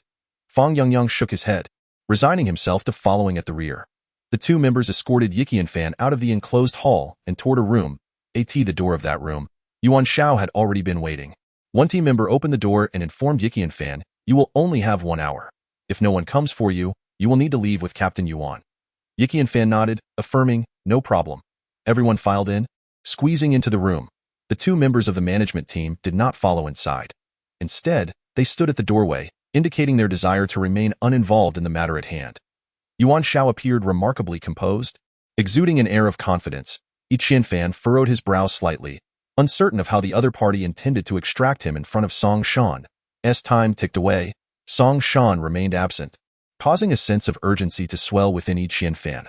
What could be the reason for this? Were they attempting to thwart Song Shan's arrival, or had she simply chosen not to come? If Song Shan had been obstructed, it would imply that the opposing force wielded considerable influence, daring to stir trouble within Kaishian City. Conversely, if Song Shan had opted to stay away, it would suggest that he had been forsaken, leaving him to fend for himself in the ensuing events. Yiqian Fan's thoughts swirled chaotically, his expression darkening with each passing moment. Chapter 113. Interception on the road. Time swiftly elapsed. Even if they had walked from the action team headquarters, they should have arrived by now, yet Song Shan remained conspicuously absent. Yuan Shao chuckled. "Where is your Captain Song? Does this not prove that what you said was mere nonsense?" Yiqian Fan fell silent, aware that any words he uttered would be futile. Fang Qianqian interjected, "I was right beside him during his communication with Ding Xiaoxi.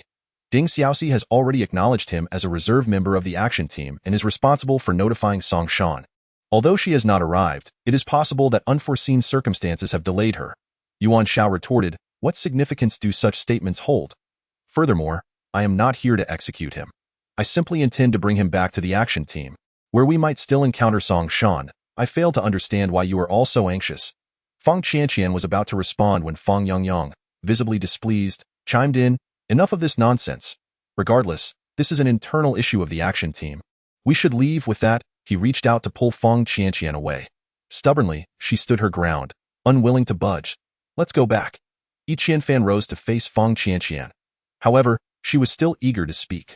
"Captain Yuan is quite right. We may indeed encounter Captain Song on our way. Moreover, we work within the same building.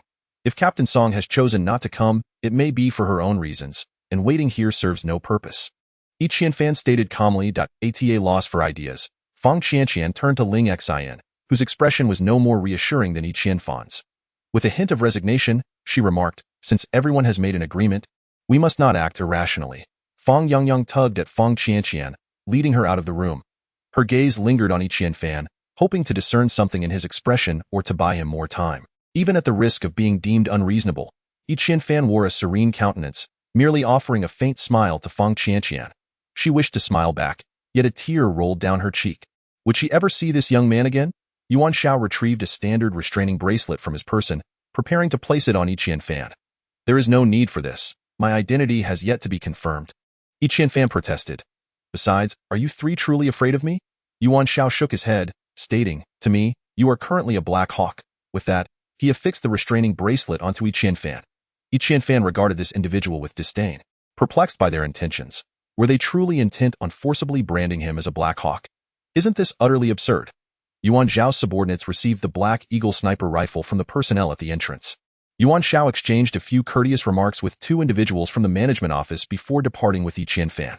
Although the action team's airship had priority for entry, it was still subject to thorough inspection. After the examination, the airship docked at the exit side. Yuan Shao and Yi Qianfan boarded the airship, closely followed by the other two team members. The pilot glanced back at the group and inquired, "Where to?" "To the Lord's mansion," Yuan Shao suddenly replied. Yi Qianfan raised an eyebrow, finally piecing together the connections along this thread. He had inadvertently disrupted a scheme of a significant figure and, unaware of the urgency to leave, had encountered the individual sent by that figure to handle the aftermath. And that figure was none other than the Lord. The fact that Song Shan had failed to appear in time might also be linked to this prominent individual. "Captain Yuan, this doesn't conform to protocol, does it?" Yi Qianfan remarked coldly, fixing a steely gaze on Yuan Shao. The Lord, upon hearing that the infamous black market sniper Black Eagle has been captured, is curious to see his true face. "Is that reason not sufficient?" Yuan Shao replied with a sinister smile. Yi Qianfan could not reveal that he was already aware of Feng Qianqian's ambush being part of the Lord's covert machinations, as such knowledge could seal his fate at the Lord's mansion. However, it was also possible that the other party would take action against him, given that he had spoiled a well-laid plan. With this thought, Yi Qianfan scoffed. "All these reasons are merely a fig leaf for your faces." Yuan Shao disregarded Yi Qianfan's words and commanded the pilot, "Set off." The airship ascended slowly, heading towards the Lord's mansion. Yuan Shao settled into a leather chair at the center of the cabin, pouring himself a glass of purple pearl wine. If this matter were handled well, it could lead to further advancement, especially since the captain was quite aged and had not appointed a deputy captain in recent years. Though he dared not aspire to the captain's position, he was keenly interested in the role of deputy captain, for the Lord in Hongtu's opinion was crucial at pivotal moments. After all, the Lord was appointed by the Star Source Alliance's management team, holding a rank equivalent to that of the action team's captain. Over the years, he had developed a closer relationship with Yin Hongtu and had assisted him on numerous occasions. While not necessarily a confidant, their rapport was exceedingly harmonious. As he sipped his drink and contemplated these promising prospects, Yuan Shao nearly dozed off at that moment. The airship made a sudden stop, causing him to spill his wine glass. Crash! The glass shattered into countless pieces, and the crimson liquid splattered across the floor. Yuan Zhao's eyes blazed with fury as he shouted, "What happened?" The pilot, looking bewildered, replied, "We're trapped, trapped." "What madness are you spouting?" Yuan Shao retorted angrily. The pilot pointed outside, "Captain, see for yourself." Yuan Shao glanced out, his anger escalating. Chapter 114. The Wu family takes action outside.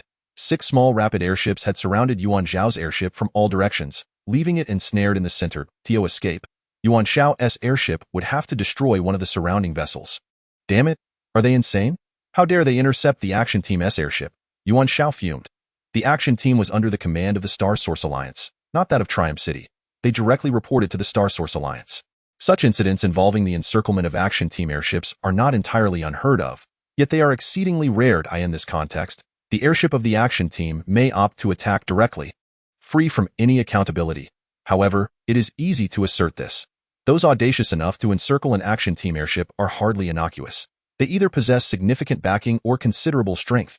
The pilot remarked, "The opposing party requests to speak with you." Yuan Shao restrained the fury simmering within him and replied, "Connect them." The other party had chosen a video called.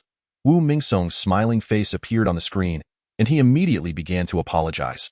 "Captain Yuan, I sincerely apologize. Due to urgent circumstances, I have resorted to this course of action. I hope you can understand."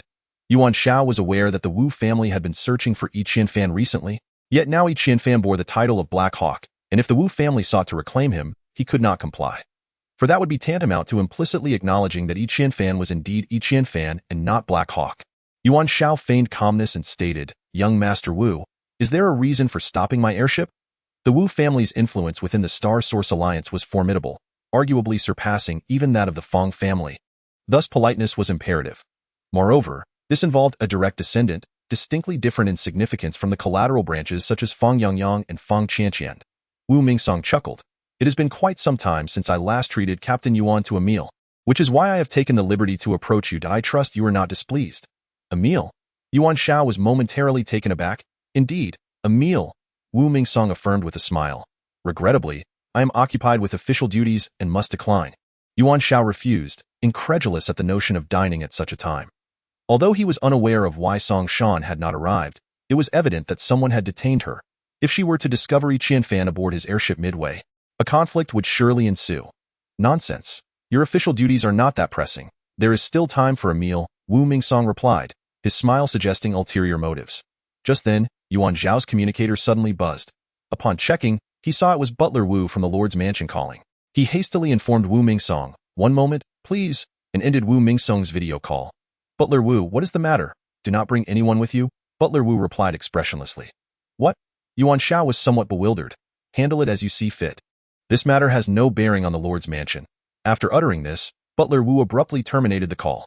Yuan Zhao was left in a state of confusion. What did this mean? How could it have no connection to the Lord's mansion? And what of Chen Fan? At that moment, the pilot inquired, "The Wu family requests another conversation." "Wait. Allow me a moment." Yuan Zhao paced in place a few times before finally saying, "Connect them." "Captain Yuan, have you come to a decision?" Wu Mingsong inquired. "Let us go to the Triumph Hotel. It has been far too long since I indulged in their sea crabs," Yuan Zhao declared. Wu Mingsong seemed to have anticipated this outcome and replied, "Then let us proceed to the 4th floor, Deshang Triumph." Deshang Triumph was the name of a private room, the most luxurious one within the Triumph Hotel, typically unattainable for the average person. "See you shortly," Yuan Zhao said with a smile. "Let us not miss each other." This affair had indeed taken many twists and turns. The Lord's mansion was no longer interested in Chen Fan, yet the Wu family had set their sights on him. As long as they could negotiate favorable terms for themselves, the rest would no longer concern him. As for whether Song Shan will seek out her own people, there is no need for concern. Should she require assistance, she can turn to Wu Mingsong. After all, the hot potato has already been handed over. Yuan Zhao has calculated his moves astutely. The airship pivoted, heading straight for the Triumph Grand Hotel. Upon arrival at the docking area, Wu Mingsong and his entourage awaited, and upon seeing Yuan Zhao disembark, he hurried over as if greeting an old friend after many years apart. The gravity of the situation left him no room for complacency. Chen Fan had encountered Wu Bin and Wu Liang in the underground city, and there were also reports of 2 individuals entering Triumph City. Should this information leak, it would undoubtedly tarnish the Wu family's reputation. Behind Yuan Zhao, 2 team members escorted Chen Fan down from the airship. Chen Fan cast a cold smile at Wu Mingsong and remarked, "Wu Mingsong, do you still remember me?"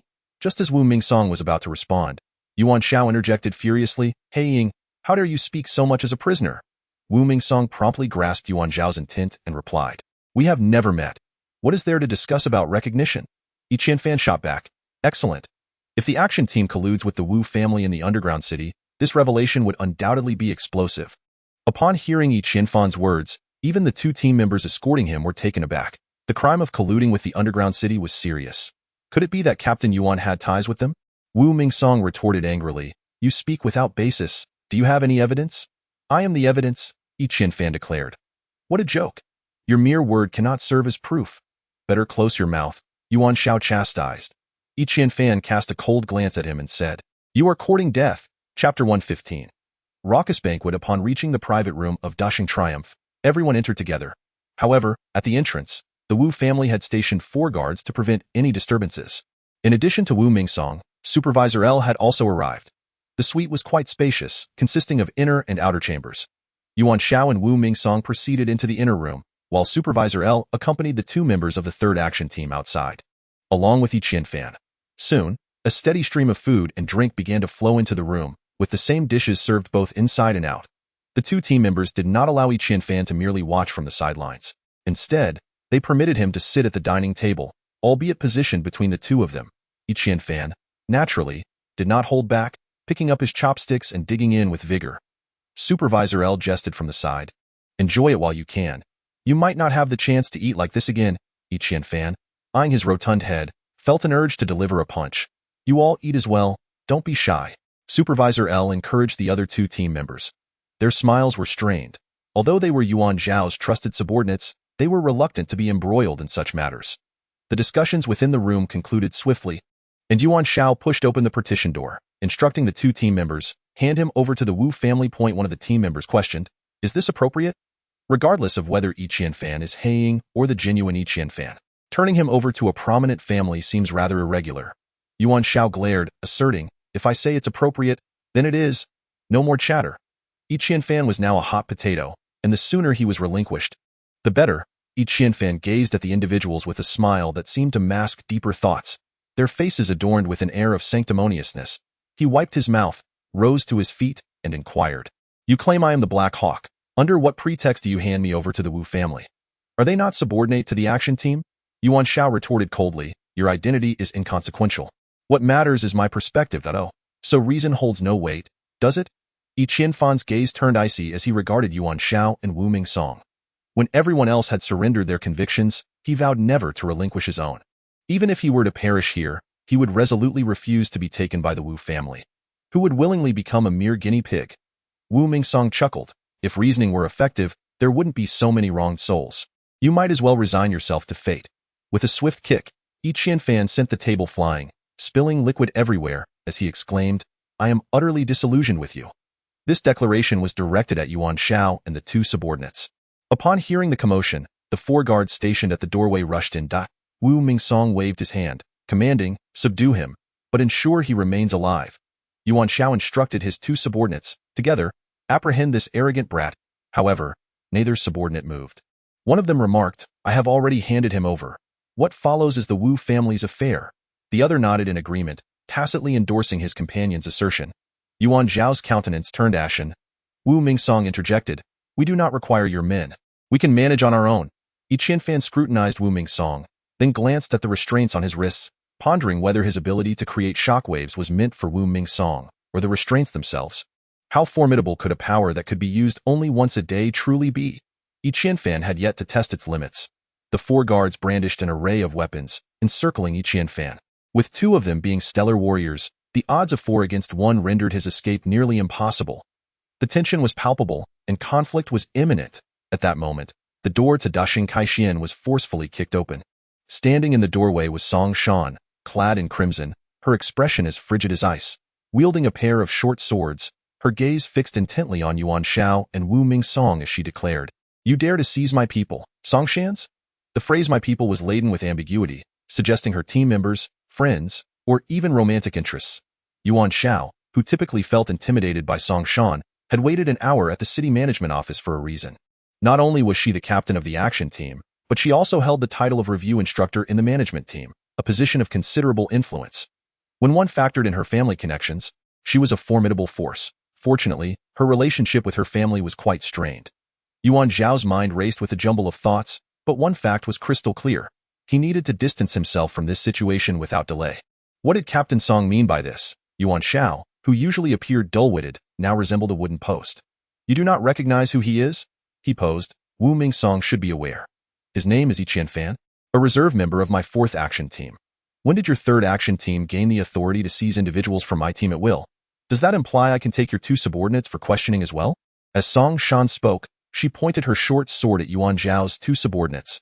The 2 subordinates, their faces contorting in distress, wondered whom they had offended. Yuan Shao resolved to shamelessly embrace the situation, first expressing astonishment, then exclaiming, I always believed he was haying. Look, even young Master Wu didn't inform me. It was a misunderstanding indeed. Wu Mingsong, seeing Yuan Shao shift the blame onto him, hurriedly replied. The lighting outside the banquet that day was too dim. I didn't pay much attention. Could this person truly be Yi Qianfan? Chapter 116. This punch feels satisfying, Yi Qianfan observed coldly. Were these truly the same individuals who had glared at him moments ago, wishing to strike him down on the spot? One can be shameless, but how could one descend to such depths of disgrace? Song Shan remarked, then why not release him, pointing at Yi Qianfan's restraints. Yuan Shao promptly slapped his forehead and approached Yi Qianfan to unfasten the restraints, wearing a benevolent smile. Unable to contain himself, Yi Qianfan raised his fist and struck Yuan Shao squarely in the face, sending him flying. Yuan Shao cried out in agony as he fell to the ground, covered in vegetable juice. This blow left him dazed, and after a considerable pause, he glared with fury and shouted, How dare you strike me? No one anticipated Yi Qianfan's punch, not even Song Shan.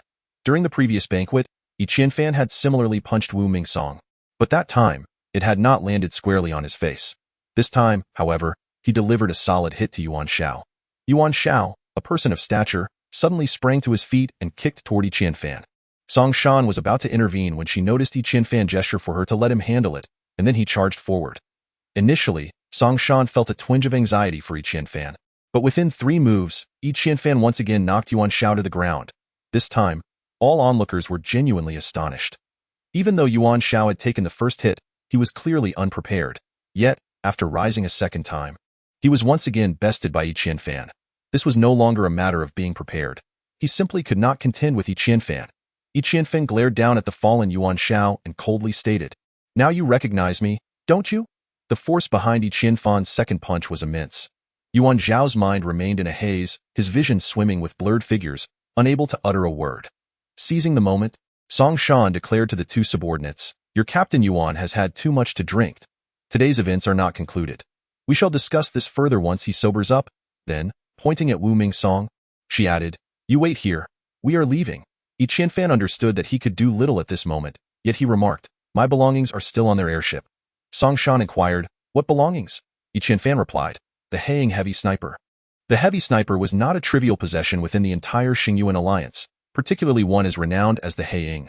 Song Shan instructed the two other subordinates, "Return our belongings." One subordinate helped Yuan Shao while the other hastily escorted Song Shan and Yi Qianfan outside to the airship, where they handed over the Haiying heavy sniper to Yi Qianfan. It was only at this moment that Song Shan noticed that Yi Qianfan's belt, known as the end of the world, had also gone missing. Yi Qianfan noticed Song Shan's gaze and remarked, "Let's discuss this upon our return." Song Han sheathed her short sword and, accompanied by Yi Qianfan, boarded the airship, soaring towards the direction of the action team. Yi Qianfan expressed, "I need to return to see my sister." Song Han fell into a contemplative silence before responding, "Then I shall accompany you to the hospital. Your sister is there at present." Yi Qianfan hurriedly inquired, "What is her condition?" With a sigh, Song Han replied, "You will know when you arrive." "Where have you been these past few days?" Her eyes fixed intently on Yi Qianfan.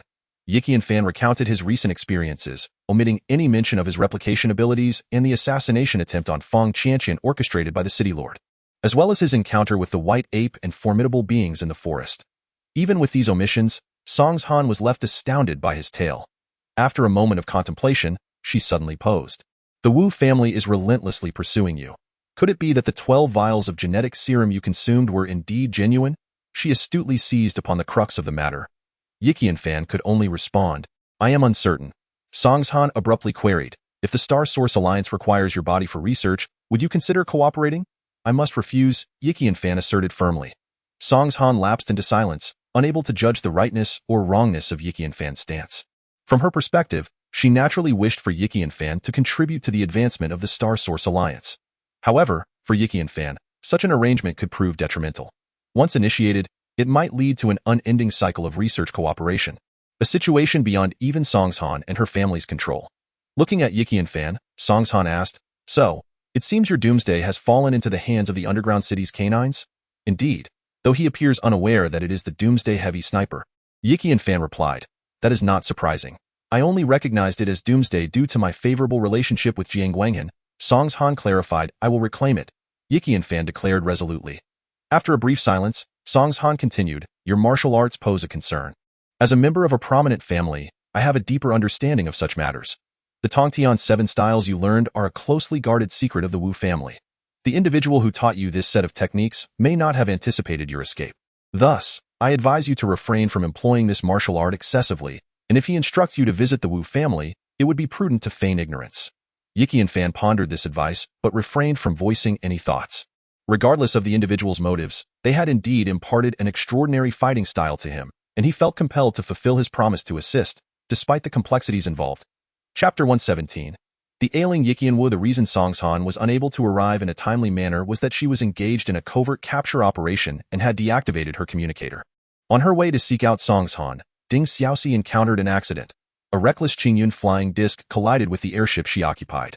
Both the airship and the flying disc plummeted, resulting in immediate fatalities aboard the disc, while Ding Xiaoxi sustained severe injuries.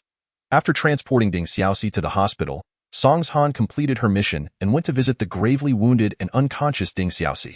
In a remarkable turn of events, Ding Xiaoxi, who was thought to be beyond the realm of consciousness, awakened for a fleeting moment of over 10 seconds upon the arrival of Song Shan. During this brief interlude, Song Shan learned of Yi Qianfan's presence in Triumph City. Consequently, the subsequent matters became rather straightforward. Song Shan swiftly pinpointed the airship occupied by Yuan Shao and pursued it to the Triumph Grand Hotel. This encapsulates all that transpired that morning. Regarding Ding Xiaoxi's injury, it was evidently the handiwork of the underground city, cold, efficient, and meticulously planned. The airship soon arrived at the hospital, which was entirely under the control of the action team. alleviating any concerns about a repeat of the previous abduction incident. At the entrance, the two parted ways. Yi Qianfan proceeded to visit Yi Qianwu, while Song Shan made her way to Ding Xiaoxi. Yi Qianwu was currently residing in the intensive care unit, with Jian Qi and Hua stationed outside her room. Due to the stringent oversight by the action team, Hua, with Song Shan's tacit approval, also made her appearance after donning a disguise. Upon seeing Yi Qianfan, their faces initially lit up with ecstatic joy, only to be overshadowed by sorrow shortly thereafter. Jian Qi inquired, "Where have you been captured?" "The underground city," Yi Qianfan replied in a somber tone. "Come quickly, Qianwu is in dire condition." Hua interjected. Yi Qianfan hurried to the large glass window outside the ward. Peering inside, there lay Yi Qianwu, now exceedingly emaciated, her cheeks sunken, presenting a pitiful sight. Her body was adorned with an array of tubes, resembling a tangle of weeds. Yi Qianfan's hand rested against the cool glass. Struggling to accept the reality before him, tears welling in his eyes, he and his sister had been inseparable since childhood, and her spinal injury had robbed them of much of their youthful joy. Although aspiring to be a stellar warrior was a noble ambition, it was also driven by his desire to earn enough to fund the costly spinal surgery that she desperately needed. Even in this era where such procedures were exorbitantly priced, Jian Qi, standing nearby, remarked, "Dr. Yi currently has two suggestions. One is to stimulate the brain's activity zones. The other is to administer a gene-enhancing serum to Qianwu. However, both methods carry significant risks, and it is possible that Qianwu may not awaken before succumbing. Both Hua and I have refrained from making this decision, waiting for your return." Yi Qianfan fell into silence, suddenly feeling overwhelmed by confusion in his mind and fatigue in his body, nearly collapsing. Jian Qi quickly steadied him, saying, "None of us wish to see Qianwu in this state. We share your sorrow." Yi Qianfan nodded and replied, "I will consult Dr. again.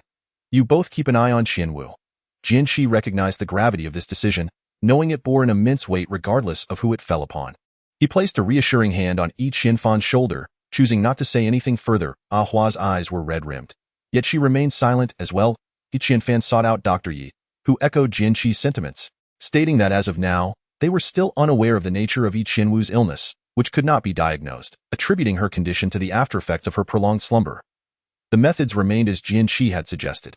After departing from Dr. Ye's office, Yi Qianfan felt an overwhelming sense of oppression pervading the hospital, a heaviness in his chest. He took the elevator to the rooftop, where two docking platforms awaited, devoid of any other structures. The wind atop the building had noticeably intensified, rustling Yi Qianfan's clothes with a sharp whistle, yet it did bring a modicum of clarity to his mind. As he gazed around, the surrounding scenery unfolded before him, but his oppressive mood remained entirely unrelieved. Approaching the edge of the railing, he lifted his gaze towards the cloud-laden sky, feeling somewhat lost and helpless. To choose or not to choose? How to choose? The matter at hand concerned his sister's life. An indeterminate amount of time passed before footsteps suddenly echoed behind him. Despite the turmoil within, Yi Qianfan maintained a sense of vigilance and swiftly turned to look. An elderly man, appearing quite advanced in age, stood behind him. His long brows and bright eyes exuded a spirited vitality, his posture remarkably upright, attired in casual clothing that emanated an indescribable aura. "Young man, do you have troubles weighing on your mind?" the elder inquired kindly. "A difficult decision," Yi Qianfan replied somewhat absently. "Sometimes, not making a decision may be the best decision," the elder remarked unexpectedly. Yi Qianfan sensed the deeper meaning behind the elder's words and furrowed his brow slightly. "Do you know me?" "I do not know you, but a friend of mine is acquainted with you," the elder responded. "Who?" Yi Qianfan asked, taken aback. The elder approached Yi Qianfan, his gaze drifting towards the horizon as he whispered, "Chen Ge, Chen Ge, Brother Chen?" Yi Qianfan mused. The only person he had recently interacted with bearing the surname Chen was indeed Brother Chen, who was affiliated with the rebels.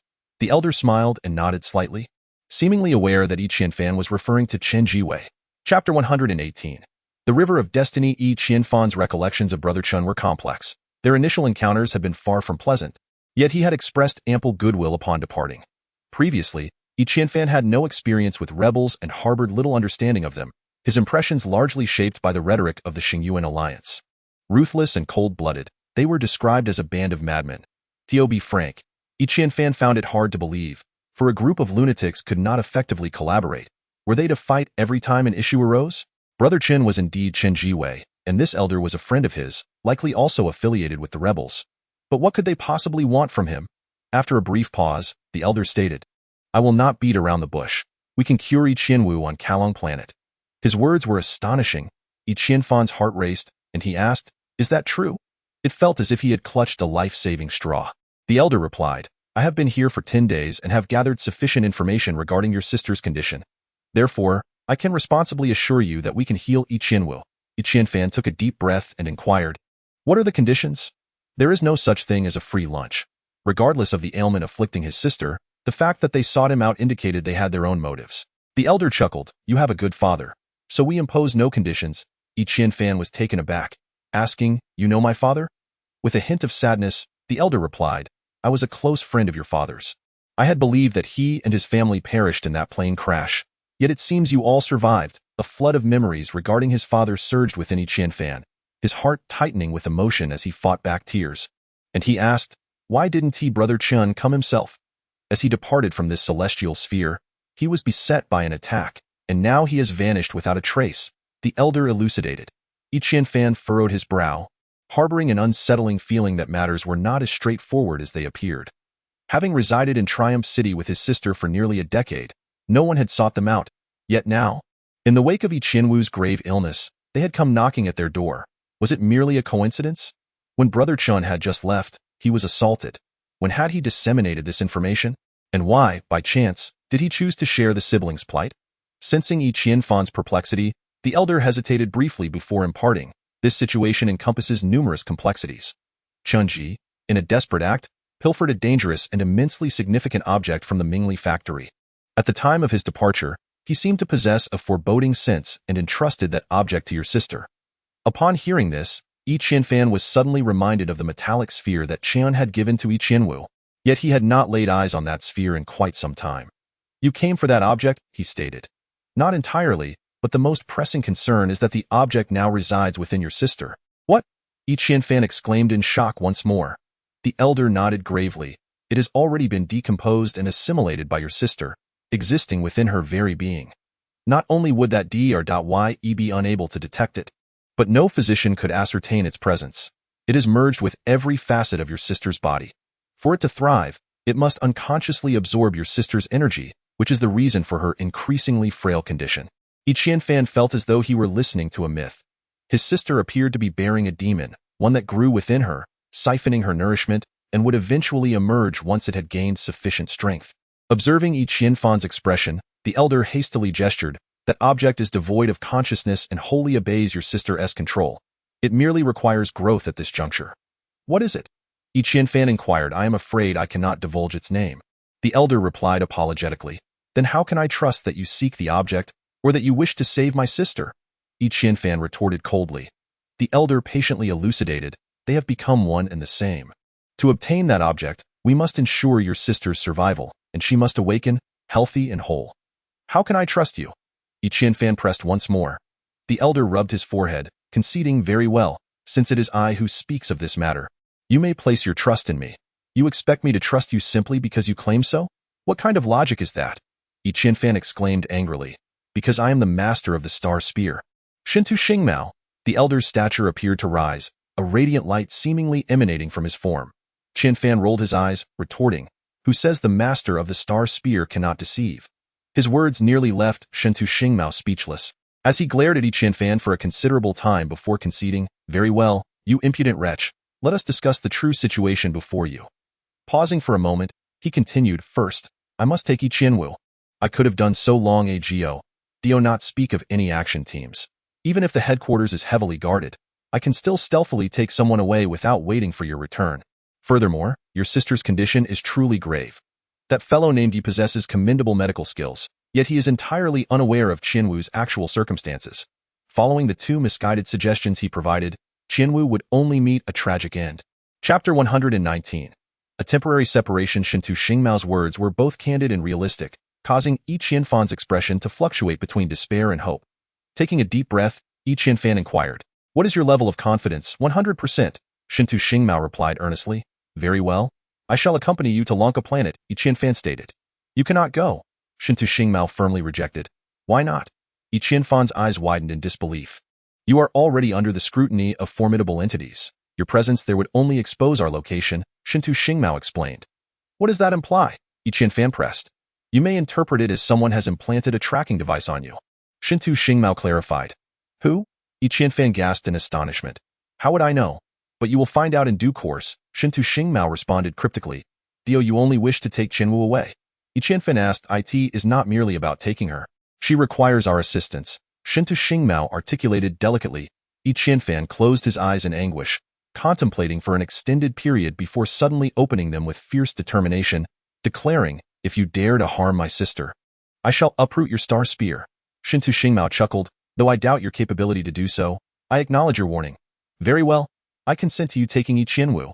Yi Qianfan nodded. Shintu Xingmao smiled amiably. Excellent. I hope we may meet again under better circumstances. How will you take Qinwu away? Yi Qianfan hastily inquired. Shintu Xingmao did not respond directly to Yi Qianfan, instead casting his gaze towards the shadows and saying, You may come out now. Ahua's figure emerged from the shadows, astonished. You can see me.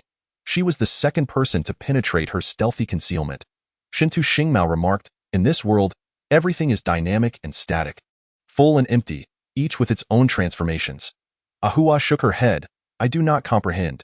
If you are to take Qianwu, I must accompany you. He trusts you, but I do not. Shintu Xingmao scrutinized Ahua closely before responding. You may. Upon hearing this, Yi Qianfan felt a slight sense of relief and addressed Ahua. Please take good care of Qianwu.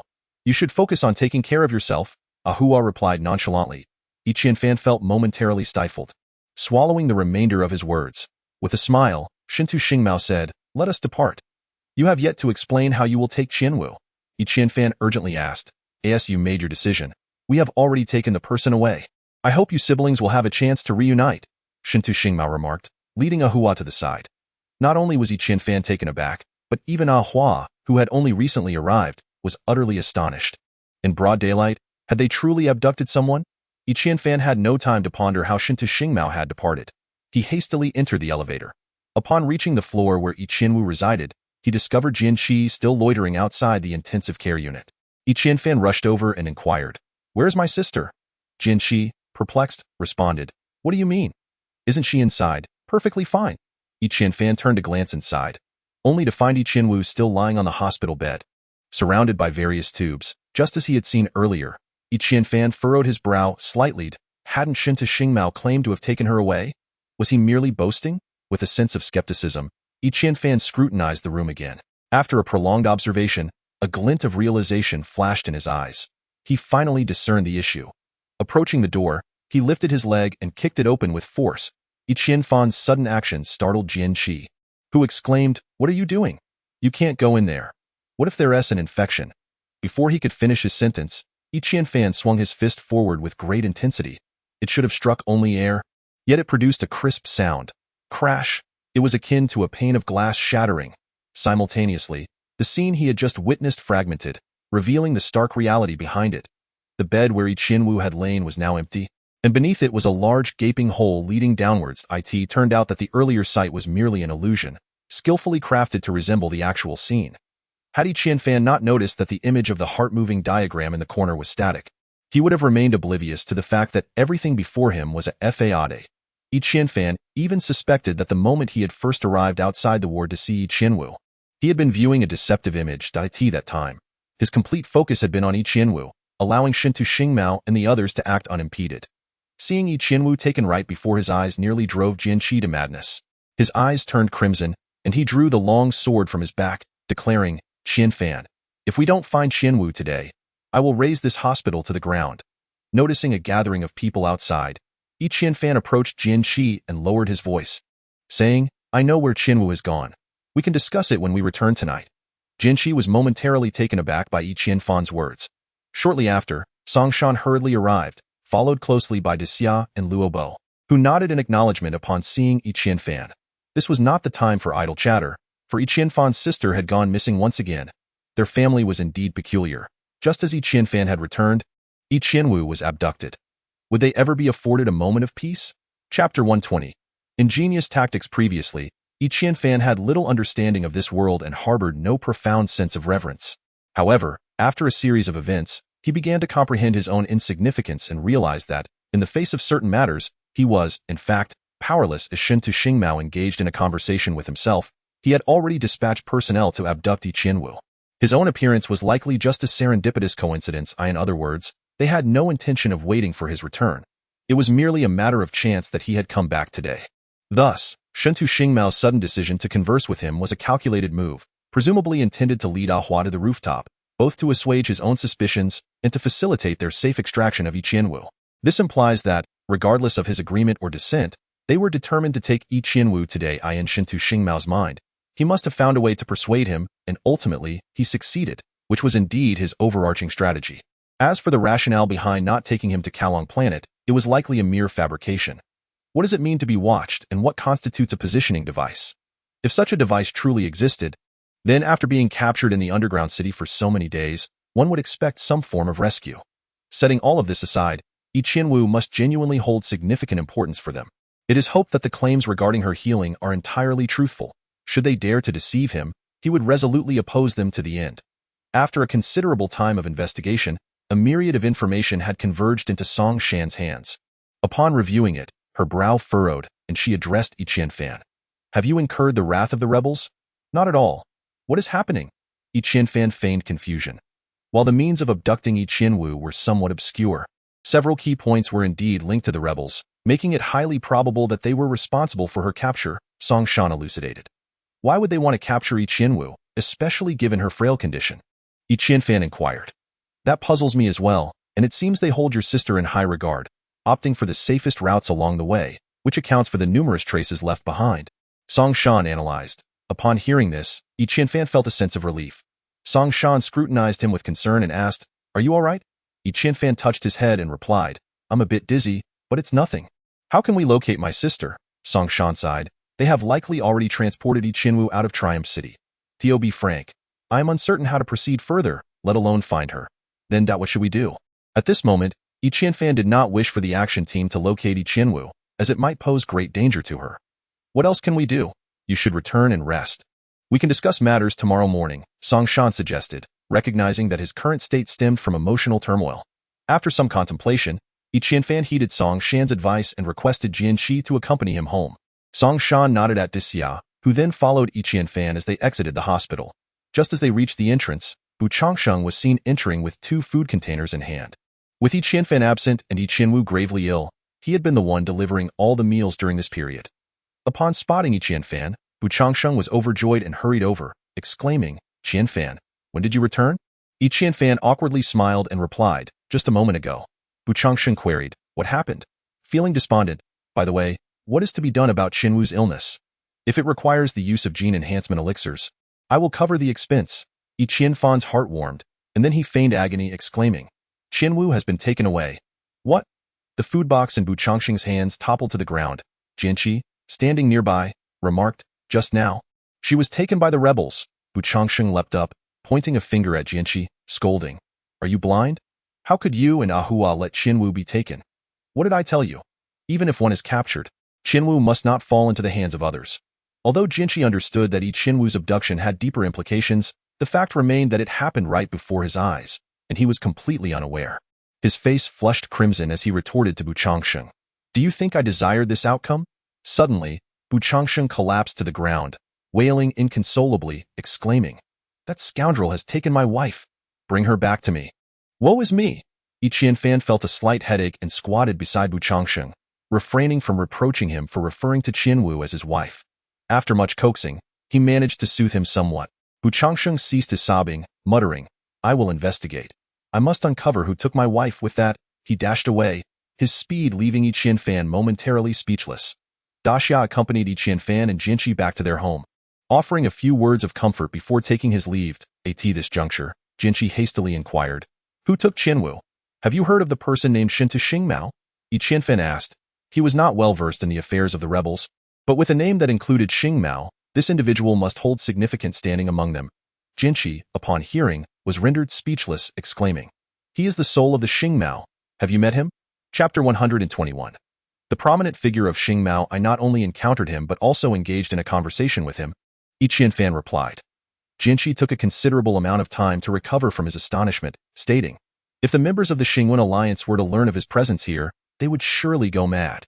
There is an exceedingly high bounty on Xingmao within the Xingyuan Alliance. Should one provide information leading to his capture, they would acquire wealth beyond imagination for generations to come. Qian Fan chuckled softly, saying, I only hope that what he said is true and that he can cure Qian Wu's illness. Jian Qi remarked, if he has agreed to help you, he should not deceive you. The name Xingmao carries a legacy. Whoever assumes the leadership must adopt the name Xingmao, which holds a unique status among the rebels. Since he has pledged to cure Qian Wu's ailment, it is likely that he can indeed fulfill that promise. He would never make such claims lightly. Qian Fan nodded, expressing, let us hope so.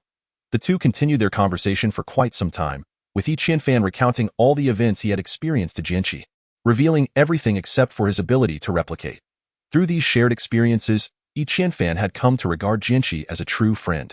After listening, Jian Qi was filled with indignation, nearly drawing his treasured sword to confront the Wu family on the spot. Ultimately, it was Qian Fan who managed to persuade him. Revenge is a necessity, but how and when to exact it is of paramount importance. Once Jian Qi calmed his emotions, he recognized that haste would not serve their cause. The Wu family stands as a formidable power, equal to the Jian family. It would be impossible for two inexperienced youths to overturn such an establishment. Thus, a more measured approach was required. Jian Qi then recounted the events that had unfolded at home, and by that time, night had already fallen. The two shared a modest meal before retiring for the night. The Wu Hua robot, left alone in the corner due to the absence of its two masters, evoked a sense of melancholy in those who beheld it. The next morning, Bu Changxing arrived at Qian Fan's residence. His eyes were swollen and red, his lips adorned with painful blisters, and a clear handprint marked his face. Qian Fan observed him and inquired, what happened to you? My father forbade me from involving myself in matters concerning Qian Wu and ordered me to keep my distance from you. Naturally, I vehemently opposed this, resulting in a heated argument. However, I gleaned some information through my father's words. Qian Wu has likely been taken by the rebels, Bu Changxing replied. Qian Fan, feeling a twinge of regret, stated, yesterday, with the presence of the large shrimp, there were things I could not articulate, and given your impulsive nature, I had already suspected that Qian Wu had been taken by the rebels. Bu Changxing's face displayed a look of disbelief, and he leapt with excitement, exclaiming, really? Are you saying Qian Wu is unharmed? You are aware of her serious condition. The rebels promised me they would provide her with treatment. I had no choice. Qian Fan's heart ached, for the one suffering the most from Qian Wu's abduction was indeed him, as she was his sister with whom he had lived for nearly 20 years. Had it not been for her illness, he would never have consented to anyone taking her away. Bu Changxing spun in place, suddenly breaking into a foolish grin, declaring, as long as Qian Wu is safe, that is all that matters. Everything is fine. Qian Fan discerned that Bu Changxing held genuine feelings for Qian Wu, yet he found it difficult to ascertain how she felt in return. In this matter, Qian Fan resolved not to interfere. After Bu Changxing's moment of joy, he playfully punched Qian Fan, causing him to stumble back several paces, then said, you should have mentioned it sooner. If I had known, I wouldn't have quarreled with my family. Qian Fan, smirking, replied, did you give me a chance to speak? At that moment, you were sprinting away faster than a rabbit. How was I to communicate with you? Bu Changxing insisted, I don't care. I was kicked out, so you must take me in. Qian Fan chuckled, that's a minor issue. Coincidentally, Ah Hua went with Qian Wu. You can stay in Ah Hua's room for now. Ah Hua went too. Bu Changxing's face was filled with envy. What a fortunate encounter. Qian Fan explained. Bu Changxing lamented, if I had the chance, I would have gone along as well. Stop with the banter. You should rest here for the day and return to school tomorrow. Qian Fan instructed. Brother, we have an exam tomorrow. What do you mean by school? Bu Changxing queried. Qian Fan momentarily faltered, asking, what exam? The second round of the Starry Sky Warrior examination. Have you forgotten? Bu Changxing exclaimed, his eyes wide with astonishment. Qian Fan had indeed forgotten about this matter, in a daze. He realized that it had been a month since the last ability assessment, a time that felt as if it were merely yesterday. Qian Fan remarked, then I shall wait for you at the management team tomorrow morning. You may stay with me for now. Bu Changxing nodded and quietly asked, may I stay in Qian Wu's room? Absolutely not. Qian Fan firmly declined. Bu Changxing, feeling aggrieved, retorted, how stingy, I'm leaving. You two behave yourselves, Qian Fan advised. Jian Qi snorted dismissively and headed straight back to his room. Bu Changxing shouted, to celebrate my first day, shall we prepare some delicacies? Qian Fan shook his head and departed from home. Chapter 122. Parting on unpleasant terms yesterday, Qian Fan had received his identity card and badge from Song Shan. This time, he brought along his lightweight sword and the dusk lightweight firearm. The heavy Black Eagle sniper rifle had been temporarily surrendered, as carrying it around was rather inconvenient. With the aircraft parked outside the action team's building, he would have to walk there in the morning. To his surprise, upon exiting the community, He found Xia waiting outside in a Qingyun flying disc. The boss sent me to pick you up. You are now a key protected asset, Xia joked. Qianfan felt a warmth in his heart and replied, Thank you for your trouble. I heard you dealt with Yuan Shao yesterday, Xia. Ever the gossip, raised his eyebrows and inquired. Yes. Qianfan did not consider it a matter of glory. You're impressive. Our team has long found him displeasing and wanted to give him a beating. But no one could match him, Xia chuckled. I merely took advantage of his inattention and landed a punch first, Qianfan humbly stated. Well, you are now a legendary figure in our team. Let us go, Xia proclaimed. Qianfan quietly boarded the flying disc, his gaze drifting toward the cloud-walled IT. Then dawned on Xia that Qianfan's sister had been abducted the previous day, and he quickly fell silent. Upon reaching the 40th floor, the surrounding team members erupted into enthusiastic applause, uncertain whether they were celebrating Qianfan's safe return or the fact that he had confronted the captain of the 3rd action team the day before. Qianfan felt a bit bashful, nodding at those around him before entering Song Shan's office. Song Shan was already seated, her expression dark, with faint traces of bloodshot in her eyes.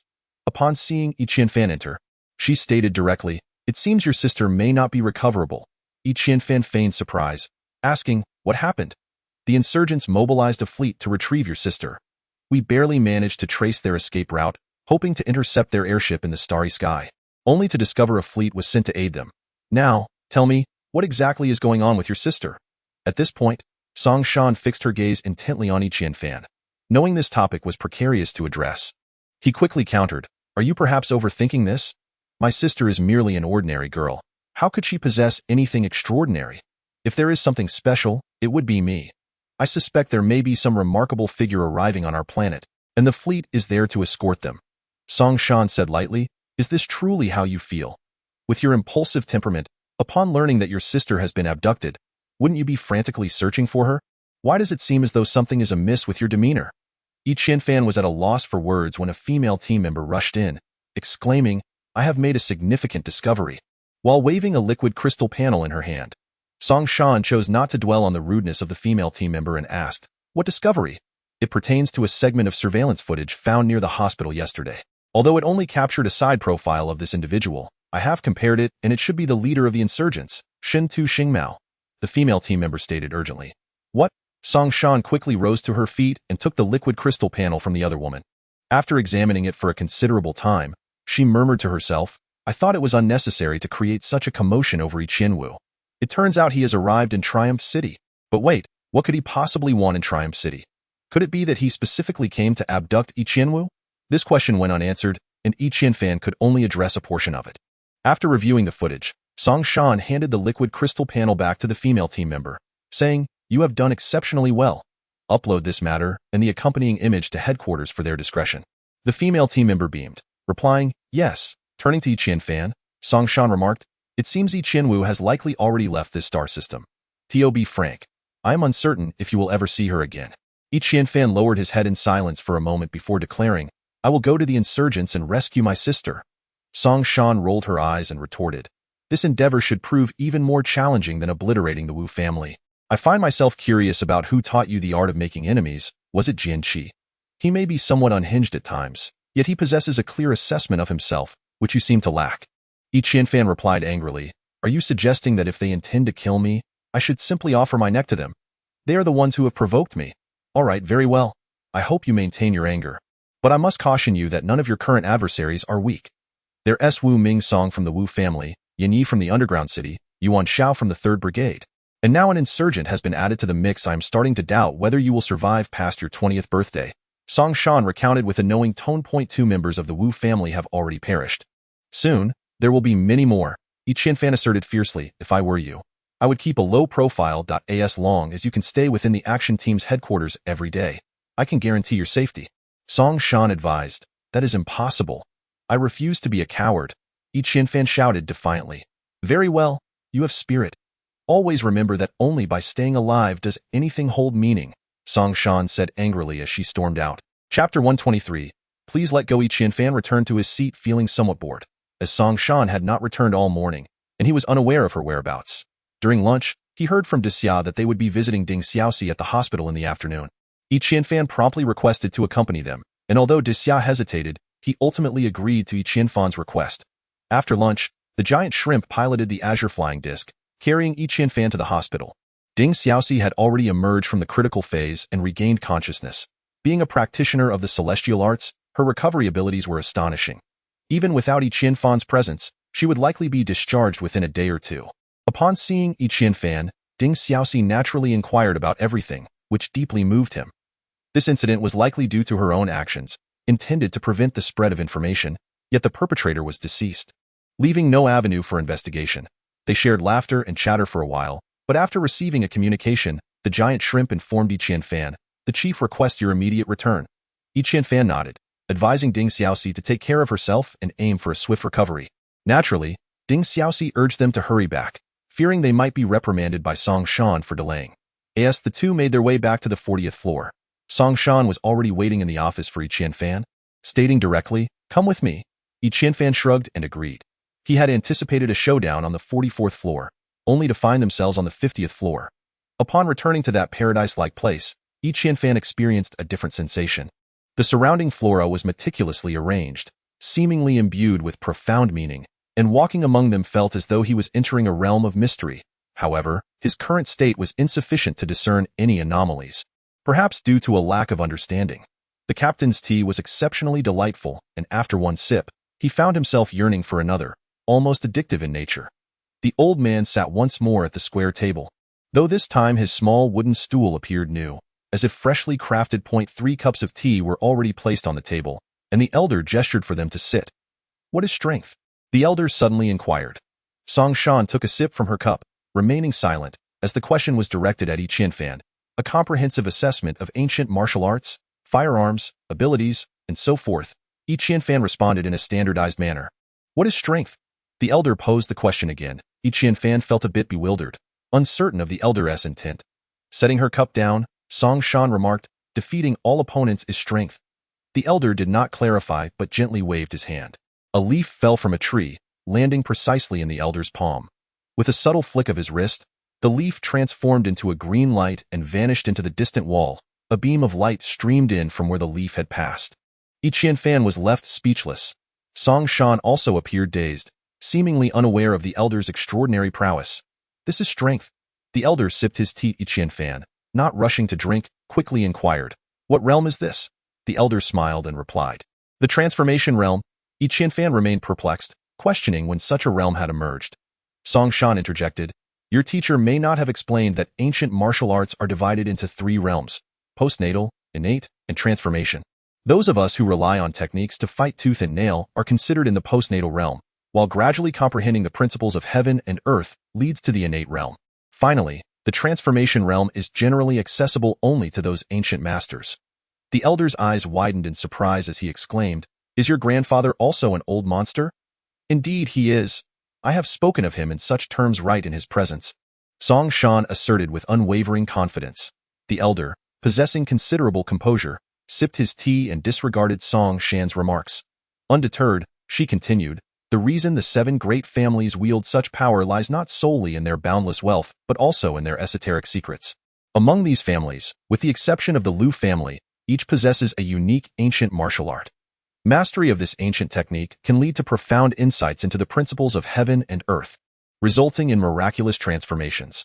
Once one reaches the state of transcendence, it is said that merely locking eyes with an opponent can elicit a response in them, far beyond the capabilities of any weapon." Yi Qianfan furrowed his brow, pondering, "I can already sense distant gazes. Does that mean I have reached transcendence? Yet, when I throw a leaf, I cannot replicate such formidable power. How has the Liu family attained their esteemed status without an ancient martial art?" Curiosity tinged his tone. Because the Liu family possesses intellect, Song Shan seemed reluctant to elaborate further. Yi Qianfan found himself in a quandary. What could the elder possibly want with him?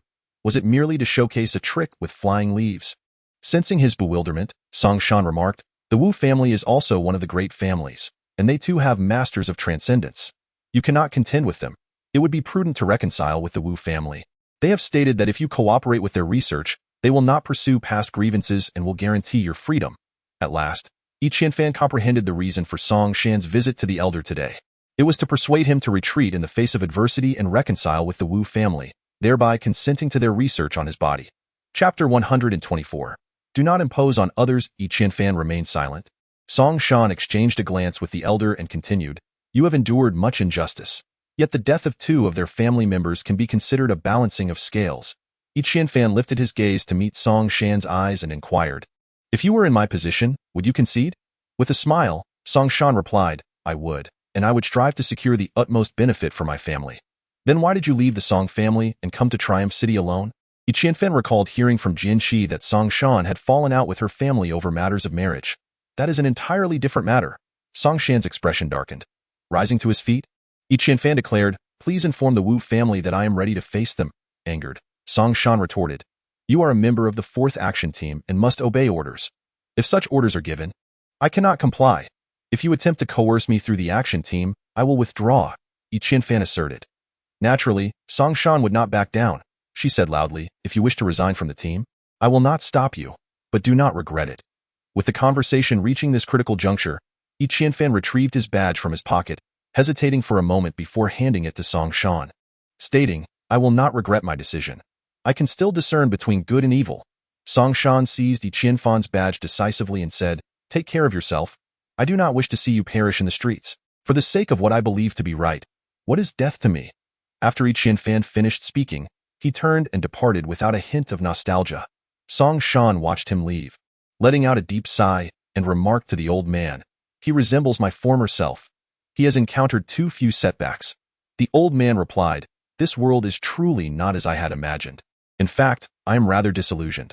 Song Shan appeared somewhat listless. "The action team is akin to an ordinary aircraft. What would happen if you fitted it with a battleship's power core?" The old man continued. "He is merely a reserve member." Song Shan fiddled with Yi Qianfan's badge and the short time he has been here. "How much trouble has he brought upon you?" "The Wu family has already pressured me through the Star Source Alliance. His presence in the action team is of no benefit to him or us," the old man said gloomily. "Primarily, it is of no benefit to us, is it?" Song Shan murmured. The old man remained silent. "What does the Wu family have to say?" Song Shan inquired. "Let them settle down for now. I am giving them face, and they should reciprocate with some respect." A glimmer of sharpness flashed in the old man's eyes. "Can you foresee his future?" Song Shan suddenly asked. "A mass of fog." The old man replied softly. Yi Qianfan did not leave immediately. Instead, he returned to his residence, gathering all his clothes and carrying them to the 40th floor. After a considerable effort, he found Big Shrimp and Radish, placing the garments on the table before them, and said, "Please return these clothes to the team for me." The two were momentarily taken aback.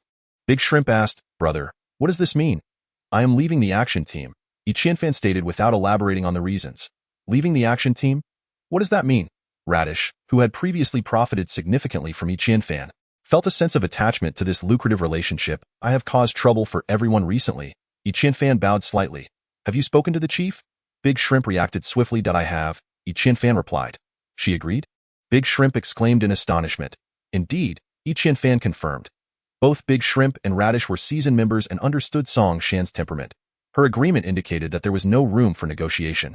Big Shrimp silently patted Yi Qianfan on the shoulder and said, "If you encounter any issues in the future, remember to seek me out." Radish nodded in agreement. Yi Qianfan then said, "There is indeed one matter. Could I trouble you to help return the Black Hawk sniper rifle to my home?" As Yi Qianfan was no longer a member of the action team or a star martial artist, he was, by rights, prohibited from carrying weapons, thus relying on Big Shrimp for assistance. A troubled expression crossed Big Shrimp's face as he replied, "That might be difficult."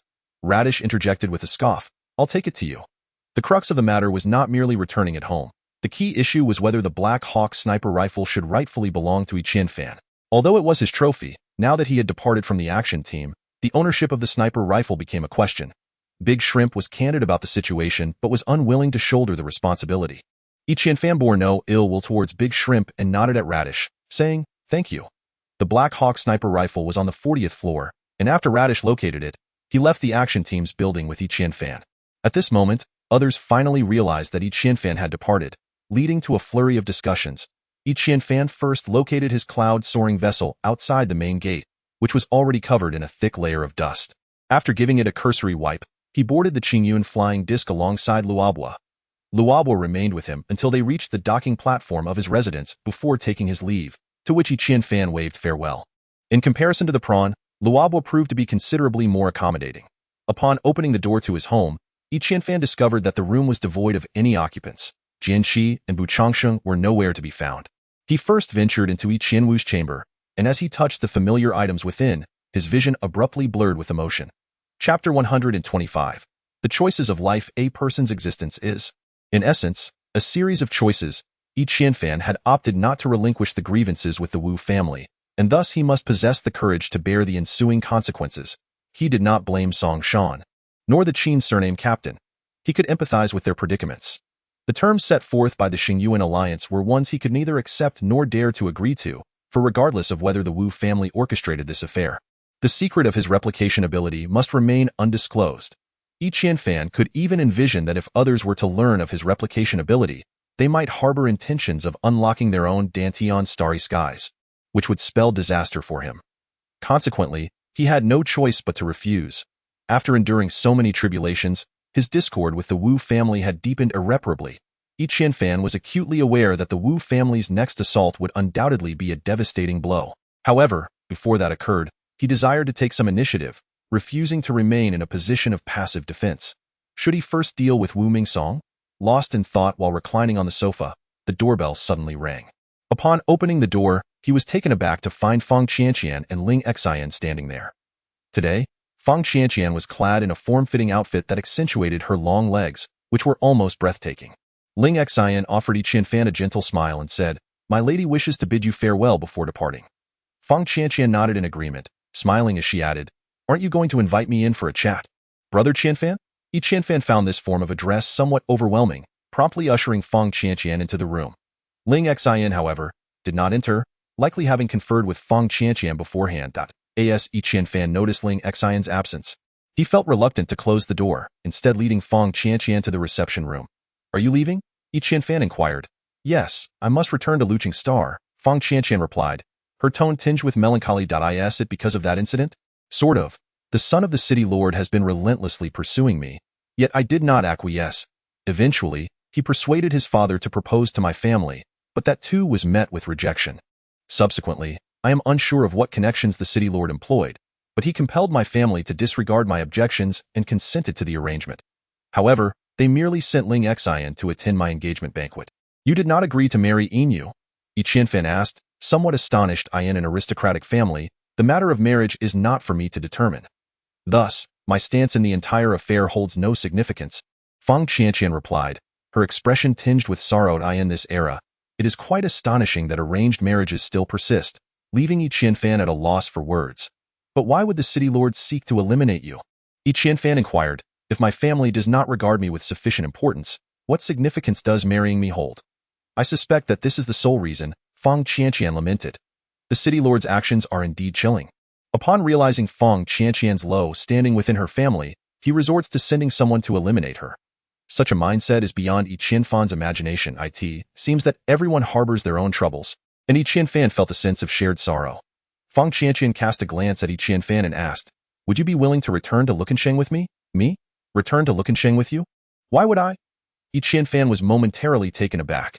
"Because your current predicament is perilous as well, and accompanying me might allow you to evade all this turmoil."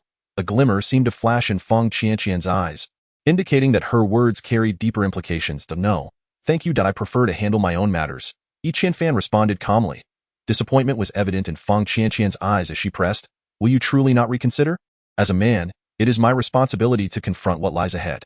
Evasion serves no purpose," Qianfan asserted. "Are you not aware of how dangerous your situation is?" Fang Qianqian urged. "I am aware, but I can truly manage it myself." "Thank you for your concern," Qianfan replied. With the conversation reaching a natural conclusion, Fang Qianqian slowly rose from the sofa and said to Qianfan, "Regardless of the circumstances, it was you who saved me.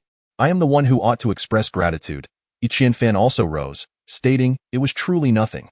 Should I encounter such a situation again, I would choose to save you once more." Fang Qianqian acknowledged, suddenly stepping forward to embrace Qianfan.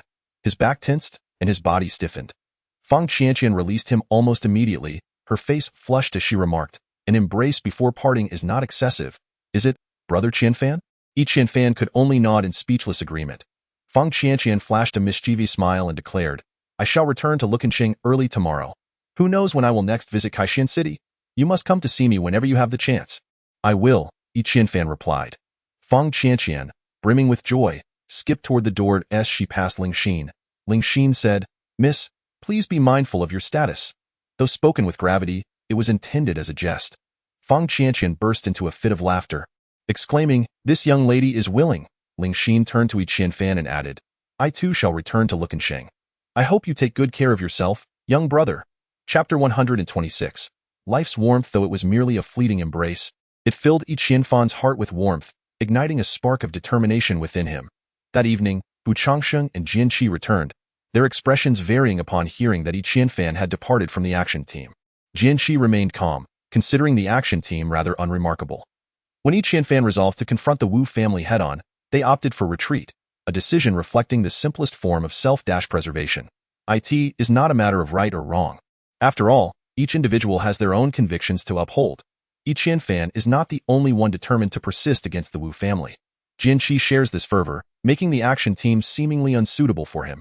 Bu Changsheng, brimming with excitement, spun around a few times and exclaimed, "Why don't we form a team? Once Qianfan and I secure our qualifications as Star Warriors, we can register with the Star-Seeking Guild to become a Star-Seeking Squad. After we earn enough money, we can venture out to seek stars, and should we discover a planet suitable for human habitation, we would strike it rich.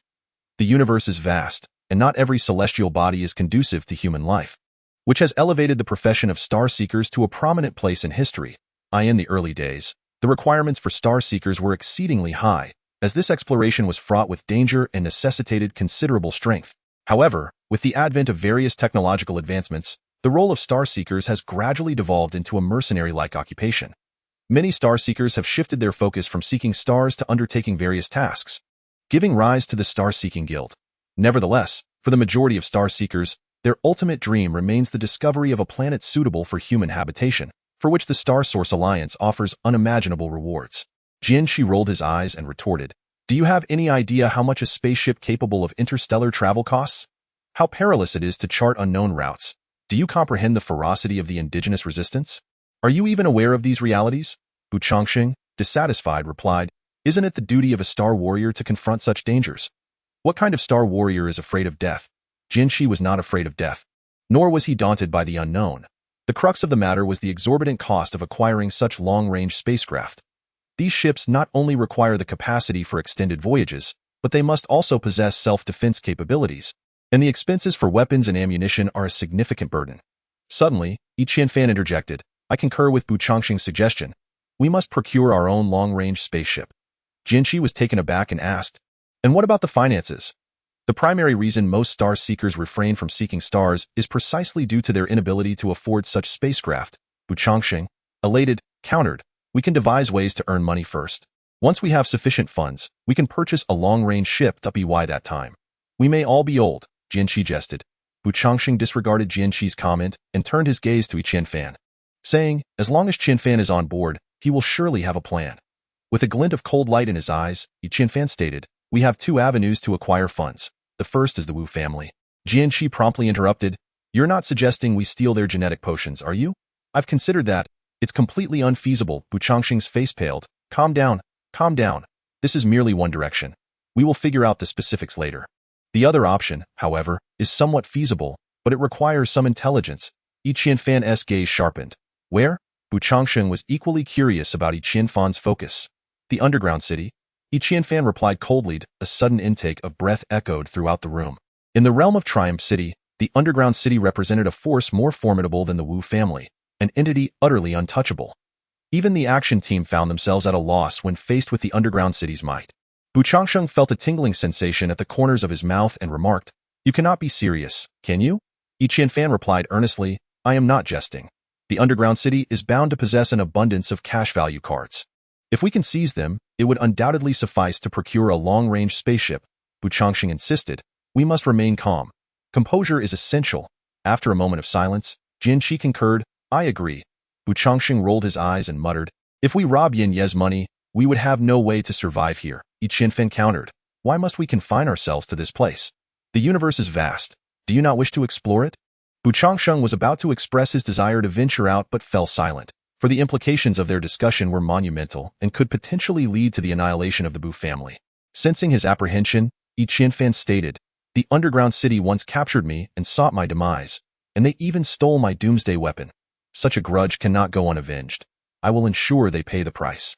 Your family resides in Triumph City, so I will not compel you. The decision to act or refrain lies with you. Bu Changxing hesitated, finally exhaling deeply. I need to contemplate this further. Yi Qianfan patted his shoulder and remarked, this is merely a hypothesis. There remains much to be accomplished. At the very least, we must first obtain a map of the underground city. Otherwise, navigating that labyrinthine place will prove exceedingly difficult.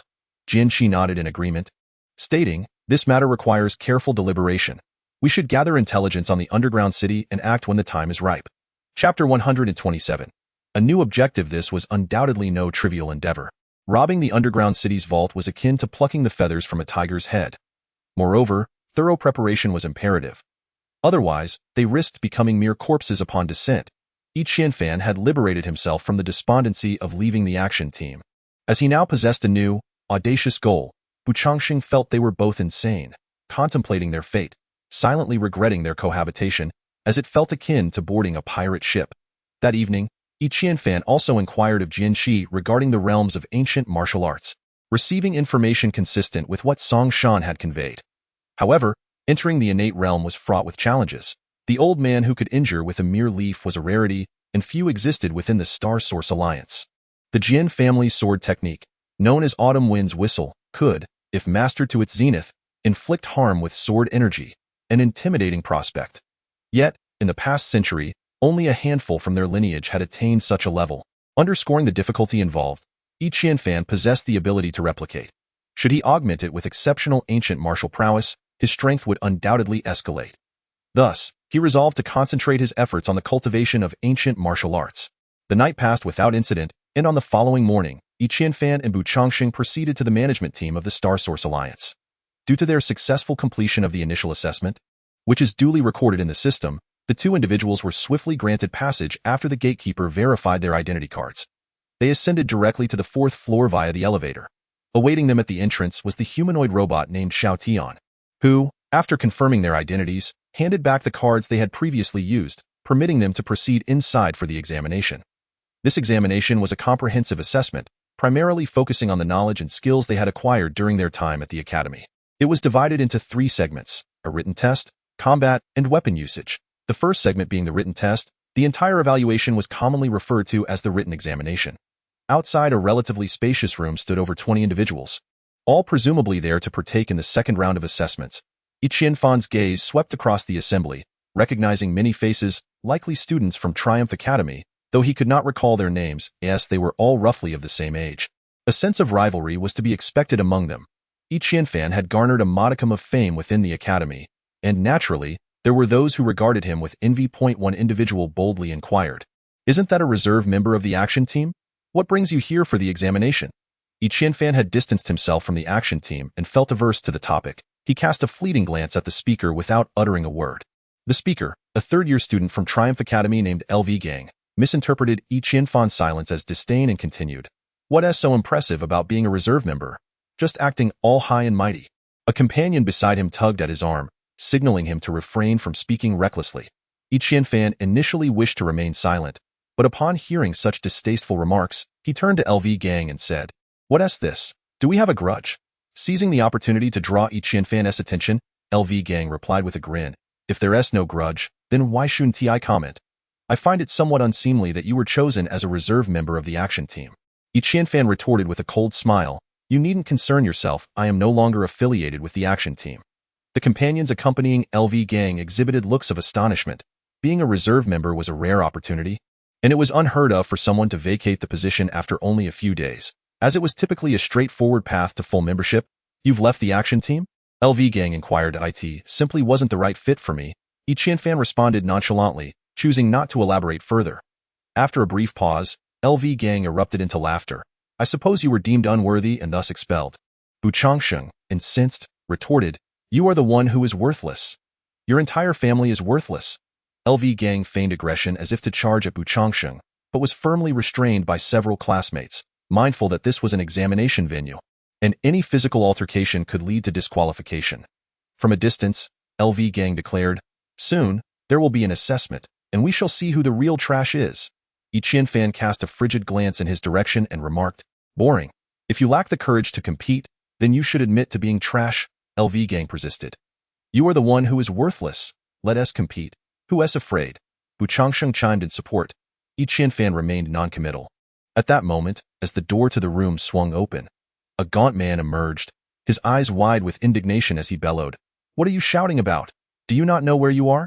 Come in and prepare for the written examination." One by one, the candidates filed in, taking their seats in designated spots. Each position was equipped with a liquid crystal display, on which the impending assessment would unfold. This so-called written test consisted of inquiries regarding fundamental knowledge, encompassing the history, culture, and galaxies of the Star Source Alliance. Yi Qianfan, who had not devoted much effort to these subjects, sat at his desk, staring blankly at the screen. The man admonished, during the examination, silence is imperative. No cheating is allowed. Each individual must answer independently. The assessment would last for 1 hour, and upon completion, scores would appear on the display. Scores above 60 would be deemed passing, while those below would grant an immediate opportunity for a retake. Should one fail again, they would have to await a rescheduled examination, the specifics of which would be announced later. Chapter 128. The assessment commences once the man declared the examination to commence. Tension enveloped the room as everyone focused intently on their tasks. Yi Qianfan glanced at the unfamiliar questions, feeling a headache brewing. He lamented that he should have slept less during class. If only Yi Qianwu were here to tackle these questions, she would undoubtedly secure a perfect score with ease. Suddenly, he realized he missed his sister, a longing that was difficult to suppress, leaving him somewhat dazed as fleeting memories flashed before his eyes. It was not until the proctor called for silence that Yi Qianfan snapped back to reality, only to find that he had barely answered a third of the questions, yielding a dismal score of 27. Those who scored above 60 were permitted to advance to the next competition, while those who fell short were required to retake the exam. Failure to pass the retake meant one could return home immediately. Yi Qianfan still had one opportunity for a retake. At that moment, Gang passed by Yi Qianfan, muttering under his breath, as expected, worthless. With that, he exited the room. Bu Changsheng, who had performed reasonably well academically, managed to pass the written test and offered Yi Qianfan a gesture of encouragement before departing. Now, only 4 individuals remained in the room. The man at the front announced, "Next, there will be a chance for a retake. With rules identical to the previous assessment, if anyone feels their score was abysmally low, you may leave. Do not waste resources here." The 4 candidates bowed their heads, none opting to depart. If they chose to leave today, they risked waiting a month for the next examination. Thus, they resolved to give it another try. Yi Qianfan silently prayed, "Qianwu, you must bless me," and commenced answering the questions. As time ticked away, Yi Qianfan found himself in a groove, completing all questions just a second before the exam concluded. The results quickly flashed on the liquid crystal display. 60 points, exactly 60. He had passed. The proctor, who also had access to the scores, glanced at the 4 remaining candidates and announced, "This time, only one person has passed the retake. The other 3 may leave." Disheartened murmurs filled the air. Yi Qianfan exited the room with a spring in his step. In the corridor outside, not only was Bu Changsheng waiting for him, but Gang was also there, accompanied by 3 other classmates. It is likely that Gang feared that Yi Qianfan had failed the written examination, and by attending the next test, he would miss the opportunity to humiliate Yi Qianfan. Yi Qianfan, disinterested in their antics, turned to Bu Changsheng and proposed, "Let us participate in the combat examination." Bu Changsheng, filled with delight, eagerly followed in Yi Qianfan's wake. Gang muttered darkly as he passed by Yi Qianfan, "Consider this your stroke of luck. Let us see who ultimately prevails." To their surprise, the combat examination was to be conducted on a combat simulator, which elicited peculiar expressions from both Yi Qianfan and Bu Changsheng. As Gang sauntered past, he taunted, "Have you ever played on a combat simulator?" Yi Qianfan cast him a disdainful glance and retorted, "When I was mastering the simulator, you were still wetting the bed." Gang seethed.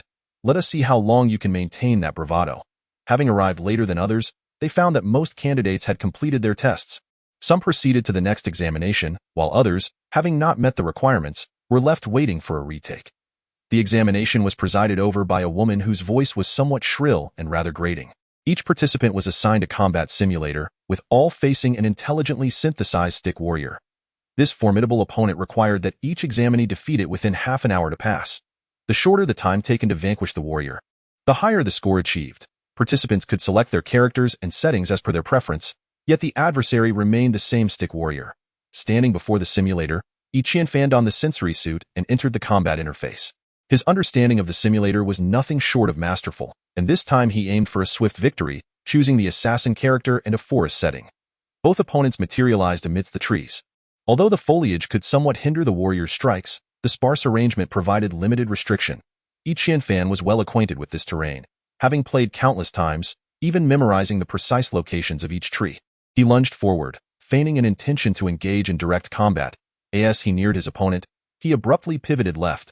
The stick warrior swung its weapon, narrowly missing Yi Qianfan, who would have been struck had he advanced a fraction further. With its initial strike thwarted, the stick warrior pursued him, but Yi Qianfan swiftly circled around a large tree. The warrior continued its chase, yet upon rounding the tree, it lost sight of Yi Qianfan. Suddenly, a glint of cold light flashed above the stick warrior's head as it was decisively defeated, and the combat concluded. At the moment of the stick warrior's demise, the simulator before Yi Qianfan erupted with a resounding roar, followed by jubilant music, leaving Yi Qianfan momentarily stunned. While others were engrossed in their own battles, none were able to notice Yi Qianfan's extraordinary achievement. However, the supervising woman, drawn by the commotion, sprinted to Yi Qianfan's side and exclaimed in astonishment, "Goodness! You have shattered the historical record." In the realm of combat simulators, no official records existed. Had there been, they would likely have been surpassed by Yi Qianfan long ago. Upon hearing the words of the woman, Yi Qianfan exhibited no remarkable shock, merely responding with a smile and a nod. Noticing Yi Qianfan's lack of enthusiasm, the woman widened her eyes and exclaimed, "Young man, do you not consider this to be significant?" "It truly is not remarkable," Yi Qianfan replied softly. Having encountered numerous individuals of formidable strength recently, he found the situation to be quite ordinary. The woman continued, "This record has stood for a decade, with no one managing to surpass it, and the individual who achieved this feat is truly exceptional." Her words finally piqued Yi Qianfan's interest, prompting him to inquire, "Whose record is it?" "It was set 10 years ago by Wu Longli, who is renowned as the foremost among the younger generation. He accomplished it in 19 seconds, while you managed it in 18, the woman elucidated. Yi Qianfan silently committed the name to memory, stating, "It is merely a second faster." The woman, exuding a sense of exasperation, remarked, "A young person devoid of a touch of arrogance would be squandering their youth." Yi Qianfan genuinely did not perceive himself as particularly remarkable. Moreover, his familiarity with the combat machine allowed him to exploit both character and environment to their fullest potential. At this juncture, classmates began to complete their combat assessments, some triumphing over their opponents while others faced defeat. Approximately half succeeded in the evaluation. Why now? The news of Yi Qianfan breaking the combat record had circulated widely. Wu Changsheng stood beside Yi Qianfan, his expression brimming with excitement, as if this achievement were a joint endeavor. Meanwhile, Wu Gang lingered among the crowd, his countenance dark and muttering, "This achievement means little. The final score is the aggregate of 3 assessments. Given your dismal written exam results, you certainly cannot surpass me." Yi Qianfan regarded the matter with indifference, his gaze toward Wu Gang even more so. In his eyes, the latter appeared merely as a buffoon, posing no threat. After some time spent in discussion, the group gradually departed the room. The combat machine's display had already updated to reflect Yi Qianfan's 18 seconds. The third assessment involved weaponry, conducted within a vast chamber resembling a firearms training ground. Each participant had a separate booth, facing a long shooting range equipped with targets at varying distances. A liquid crystal display prompted the selection of weaponry, serving as a preliminary test of one's understanding of arms. Naturally, Yi Qianfan chose the heavy sniper rifle, his unequivocal favorite. He opted for a moving target positioned 1,500 meters away, as he was not entirely familiar with the heavy sniper he was about to use. Had he chosen the end-of-the-world scenario, he could have even challenged moving targets beyond 1,900 meters. This task posed no significant challenge for Yi Qianfan. The liquid crystal screen suddenly flipped, revealing a standard, unmodified heavy sniper rifle. Yi Qianfan hefted it, took 3 shots without glancing at the results, and promptly placed the rifle back on the liquid crystal display before exiting the booth. Outside lay a long corridor, where others were still selecting their weapons. Yi Qianfan was the first to emerge. At the far end sat an elderly man behind a wooden table, engrossed in whatever he was examining. He is the examiner for this assessment, an elderly man with a rather peculiar appearance. His forehead is wide, his eyes are small, and the corners of his mouth droop downwards, giving him a seemingly sorrowful expression. Yi Qianfan noticed that he was holding his own scorecard in his hands. The old man lifted his eyelids and glanced at Yi Qianfan, seemingly offering a faint smile, though he still appeared quite melancholic. "Your 3 shots were truly remarkable," the old man remarked. Yi Qianfan was taken aback that the other party had noticed his shooting record and replied, "I just shot casually. Simply based on your use of the heavy sniper rifle, you have already reached the level of a sharpshooter among the Starry Sky Warriors." The old man murmured, "I am not yet a Starry Sky Warrior." Yi Qianfan replied, "There is one thing I do not understand. Why did Song Shan rate your abilities as A grade? What is your relationship with her?" The old man shook the scorecard in his hand. Yi Qianfan responded, "Although I once served under her, I did not know her when she made the assessment. But I recall that the Eye of Memory is only classified as a D grade ability, which seems rather perplexing," the old man said, studying Yi Qianfan with curiosity. "I truly do not know about that." Yi Qianfan replied, "I have heard that you have left the action team. Would you be interested in joining our management team?" The old man suddenly shifted the conversation. Yi Qianfan was momentarily taken aback and said, "I have many troubles to deal with." He found it difficult to comprehend why this old man would want to recruit him. "Your troubles are solely your own, not mine, and certainly not the concern of the management team," the old man stated. "What does that mean?" Yi Qianfan asked, somewhat puzzled. The old man explained, "Within the management team, there exists a unique group of individuals whose identities remain unknown. They live their lives in their own ways, and when the management team encounters difficult problems, tasks are delegated to these individuals. I would like you to become one of them." Chapter 130. Endless continuation. Yi Qianfan questioned, "Do you not have an action team?" "In truth, we prefer to trust our own people." The old man replied. Yi Qianfan hesitated for a moment and asked, "Are you talking about assassination?" The old man smiled enigmatically and said, "Currently, the Star Source Alliance controls nearly 1,000 relocated stars, and it takes 5 years to travel back and forth between 2 distant planets. On these relocated stars, there are inevitably some heinous criminals who commit atrocious acts of murder and arson. Moreover, many of them roam between the stars, plundering wherever they go. The personnel of the Star Source Alliance are limited, and they cannot provide the same level of protection as on this planet, hence the need for many individuals to collectively maintain order." "Are they rebels?" Yi Qianfan inquired. "They are not rebels, merely common villains. The action team is responsible for dealing with rebels. We prefer not to interfere." The old man explained. Yi Qianfan found this somewhat contradictory, as it raised questions about why these villains could not be handled by the action team if they could manage the rebels. Sensing Yi Qianfan's confusion, the old man clarified, "In fact, these villains share a common characteristic. They have previously harmed personnel from the management team." Upon hearing this, Yi Qianfan finally understood. For the action team, their endeavors must undoubtedly align with their priorities. Thus, the elimination of malevolent individuals responsible for the harm of management team members may not be deemed the foremost target. In fact, some of these evildoers may escape without consequence, leading to a gradual rift between the action team and the management team. In a bid to assert their authority and instill fear in other wrongdoers, the management team established a specialized organization dedicated to confronting those who have inflicted harm upon them. The elder appears to have noticed the advantage of his long-range sniping ability. Yi Qianfan inquired, "What is the course of action?" The elder elucidated, "You may form teams at your discretion or operate solo. Should any issues arise during the execution of tasks, the management team shall assume responsibility for resolution." This bears a resemblance to the star-seeking guild seekers, with the entire process being entirely voluntary. Yi Qianfan asked, "What are the benefits?" The elder replied, "There are 3 key advantages. First, remuneration. Second, information sharing. And third, at that moment, individuals began to emerge from the hallway, having completed their assessments. The elder inscribed a few words on Yi Qianfan's card and cautioned, "You must not disclose this to anyone. If you're interested, feel free to seek me out. Mention my name, and someone will escort you up." After handing the card to Yi Qianfan, he observed that in the second column of the card, it indicated a comprehensive written assessment of Grade A, evaluated by Dongmin Tan. Remarkably, the elder then rose and disregarded the other departing candidates. Turning to leave, Bu Changxing approached the table, picked up his own card, and noticed that the second column bore no inscription. He turned to Yi Qianfan and asked, "How did you fare?" Yi Qianfan waved his card, stating, "Graded up." Bu Changxing expressed his astonishment. "Yours has a grade already?" Yi Qianfan replied, "Yes, that elder just wrote it. But he was merely the proctor for this segment. How could he assign you a grade? Is he jesting with you?" Bu Changxing questioned. "Who knows? We could always inquire," Yi Qianfan suggested, choosing not to divulge the elder's earlier words, as this matter evidently required confidentiality and would not benefit Bu Changxing in any way at that moment. Gang approached Yi Qianfan with enthusiasm, saying, "Kid, do you dare to compete with me and see who has the higher evaluation rank?" Yi Qianfan glanced at him and replied, "You are quite tiresome." "What, are you afraid?" Gang retorted. Bu Changxing interjected, "Is there any incentive? What is the point of such a comparison?" Gang responded, "Absolutely. The loser must shout 3 times, 'I am garbage.'"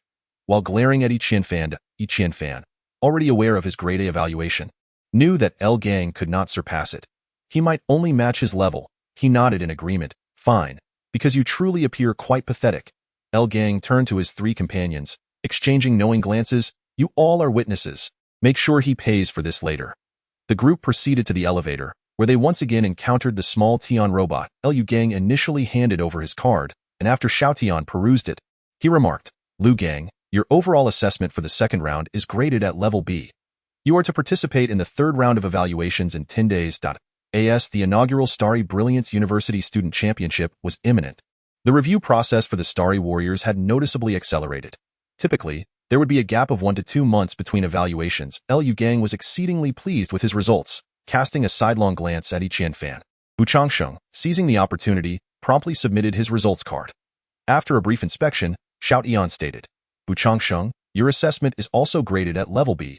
You will participate in the third round of evaluations in 10 days. His words were nearly identical to those he had uttered regarding Liu Gang. Bu Changsheng glanced at Liu Gang and remarked, I wonder what makes you so impressive, Liu Gang retorted. I am not competing with you. Qian Fan let out a cold laugh and handed over his card. Chapter 131. Who was trash? Xiao Tian received Qian Fan's card, glanced at it briefly, and then tucked it away, simply stating, Please return in 10 days for the third round of evaluations. Everyone was left puzzled by this, with only Qian Fan having a rough idea of the reason. Liu Gang inquired. Why isn't his results announced? He already knows his score. There is no need for it to be disclosed. Xiao Tian replied. No, you know. Liu Gang stared at Qian Fan. Level A? Qian Fan replied nonchalantly. That's impossible. You clearly passed the written exam only through a retest. Your overall assessment cannot be so high. I refuse to believe it. Liu Gang shook his head vehemently. Why would I need to deceive you? Qian Fan countered. Ignoring Qian Fan, Liu Gang turned to Xiao Tian and asked, Could you disclose Qian Fan's second round overall score? Certainly, however, it requires his consent. Xiao Tian responded. Liu Gang pointed at Qian Fan and declared, If you wish to compete with me, let him announce your score. Otherwise, you shall concede defeat. Qian Fan shot him a cold glance and addressed Xiao Tian. Please state my score. The overall assessment for the second round is level A. Xiao Tian replied calmly, No. Liu Gang's eyes widened in disbelief as he shouted, At that moment, 2 guards approached from a distance, fixing their gaze upon Liu Gang and stating, Loud noise is prohibited here. You will be expelled from the management building. With that, they escorted Liu Gang away and a flicker of satisfaction crossed Liu Gang's face, for he no longer needed to shout at Qian Fan. Calling him trashed, Bu Changsheng urged, Let us go. We should follow. Qian Fan shook his head and replied, Trash indeed is trash. There is no need for us to dwell on it. Bu Changsheng considered this and exited the building alongside Qian Fan. Outside the main entrance, Liu Gang had already vanished from sight. Bu Changsheng muttered a remark about shamelessness before picking up his flying device. With no other destination in mind, the two returned home. Since Qian Fan had left the action team, he would have to resume classes at the academy, uncertain whether teacher Zhu Wu would be displeased upon his return. As evening approached, Jian Qi returned from the academy, and the family shared a simple meal before retreating to their respective rooms. The dance flower robot remains stubbornly stationed in the corner, refusing to budge. Bu Changsheng has already contacted customer service, hoping for a technician to come and reset it. The departures of Qian Wu and Hua have rendered the dance flower inoperative, and witnessing the new robot, purchased for several tens of thousands, languishing idly fills Bu Changsheng's heart with sorrow. The following morning, after breakfast, the trio set off for school. Since Bu Changsheng left home, the only attempt from the Bu family to reach him was a solitary phone call from the butler, and no one has sought him out since. This has led Bu Changsheng to frequently lament the coldness of the world. Qian Fan has returned the several outfits crafted for him by Song Shan, and is now donned in the attire of Jian Qi. Although Jian Qi's garments are robustly made, they are rather ostentatious, often in light or white hues, making him easily recognizable in a crowd. The Wu family would undoubtedly not relinquish their hold easily, and having experienced an unexpected capture in the underground city, Qian Fan remains perpetually vigilant to preempt any sudden crises. Jian Qi and Bu Changsheng are equally aware that Qian Fan's adversaries are formidable. Thus, they consciously position themselves on either side of him as they venture out, prepared to react at a moment's notice. The journey is uneventful, but upon arriving at the academy, familiar shouts echo from afar. Jian Qi, you're so handsome. We adore you. Qian Fan can't help but chuckle, murmuring, It seems your fanbase is growing. How annoying. Jian Qi immediately adopts a frosty demeanor, reverting to his cool persona in the presence of others. Bu Changsheng, feeling a twinge of jealousy, exclaims, Are they all blind? I'm handsome too. Qian Fan and Jian Qi exchange eye rolls in unison. Upon entering their classroom, the duo is met with gasps of surprise. Whispers abound, as no one comprehends why Qian Fan has returned from the action team. Even teacher Liu, who arrives for class, is taken aback, stealing glances at Qian Fan throughout the lesson, leaving him too anxious to doze off. Once class concludes, teacher Zhu Wu strides into the room, sternly gesturing at Qian Fan before turning away. Qian Fan hastily follows him. How could you resign from the action team on your own? Zhu Wu demands as soon as he enters his office. Qian Fan had anticipated this confrontation and responded. I realized upon joining that I lacked the courage. I was too frightened to step outside whenever a task arose, so I had no choice but to return. Zhu Wu, exasperated, retorted, what a splendid opportunity you squandered. You're on the verge of becoming a star warrior. How can you be so timid? Qian Fan quickly replied. I am deathly afraid. It's a place filled with real weapons, and it's genuinely terrifying. He exaggerated his expression for emphasis. Zhu Wu remained silent for several moments, aware of the dangers inherent in the action team. Having lost students in the line of duty, observing Qian Fan, his heart softened, and he advised. I understand that your childhood experiences have left a mark on you, but you must strive to overcome it. Otherwise, even if you become a star warrior, your journey will be limited. Chapter 132. The folding bracelet sword upon a massive wooden stump sat an elderly man, the invigilator of the management team. Dongmin Tian'ai in his hands, he wielded a carving knife, meticulously etching something as wood shavings danced about him. The surroundings were enveloped by a dense forest, primarily composed of a species known as Dalbergia odorifera. Not far off, the sound of footsteps approached, and Song Shan, clad in a striking crimson robe, appeared before Dongmin Tan. She first offered a respectful greeting and then spoke. Greetings, uncle. Dongmin Tan did not pause in his work, but glanced at Song Shan with a smile, remarking, the person you introduced is quite reliable. Song Shan rolled her eyes and replied, if it weren't for team leader Qin abandoning him, I would never have let him go so easily. Dongmin Tan sighed. Old Qin used to avoid trouble by retreating to this secluded spot, and now he has become even more timid. This lad is simply too troublesome and lacks respect for both old Qin and me. Thus, there was no alternative. After much consideration, I deemed your place the most fitting for him.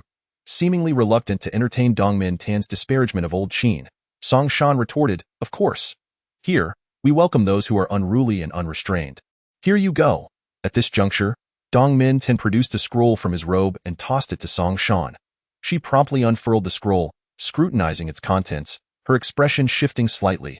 With a swift motion, she rubbed the paper, which then disintegrated into a fine powder, vanishing without a trace. Why are you so insistent on uncovering this matter? What benefit will it bring you to know? Dongmin Tan murmured to himself. I intended to take action against the underground city last time, but the city lord unexpectedly sent me a handwritten letter, compelling me to halt my plans. Hence, I must ascertain whether he is connected to the underground city. Song Shan explained, Do you not grasp that whether there is a connection or not is of little consequence? As long as the underground city poses no threat to the surface, they may wreak havoc as they please. Do your comrades' lives not matter?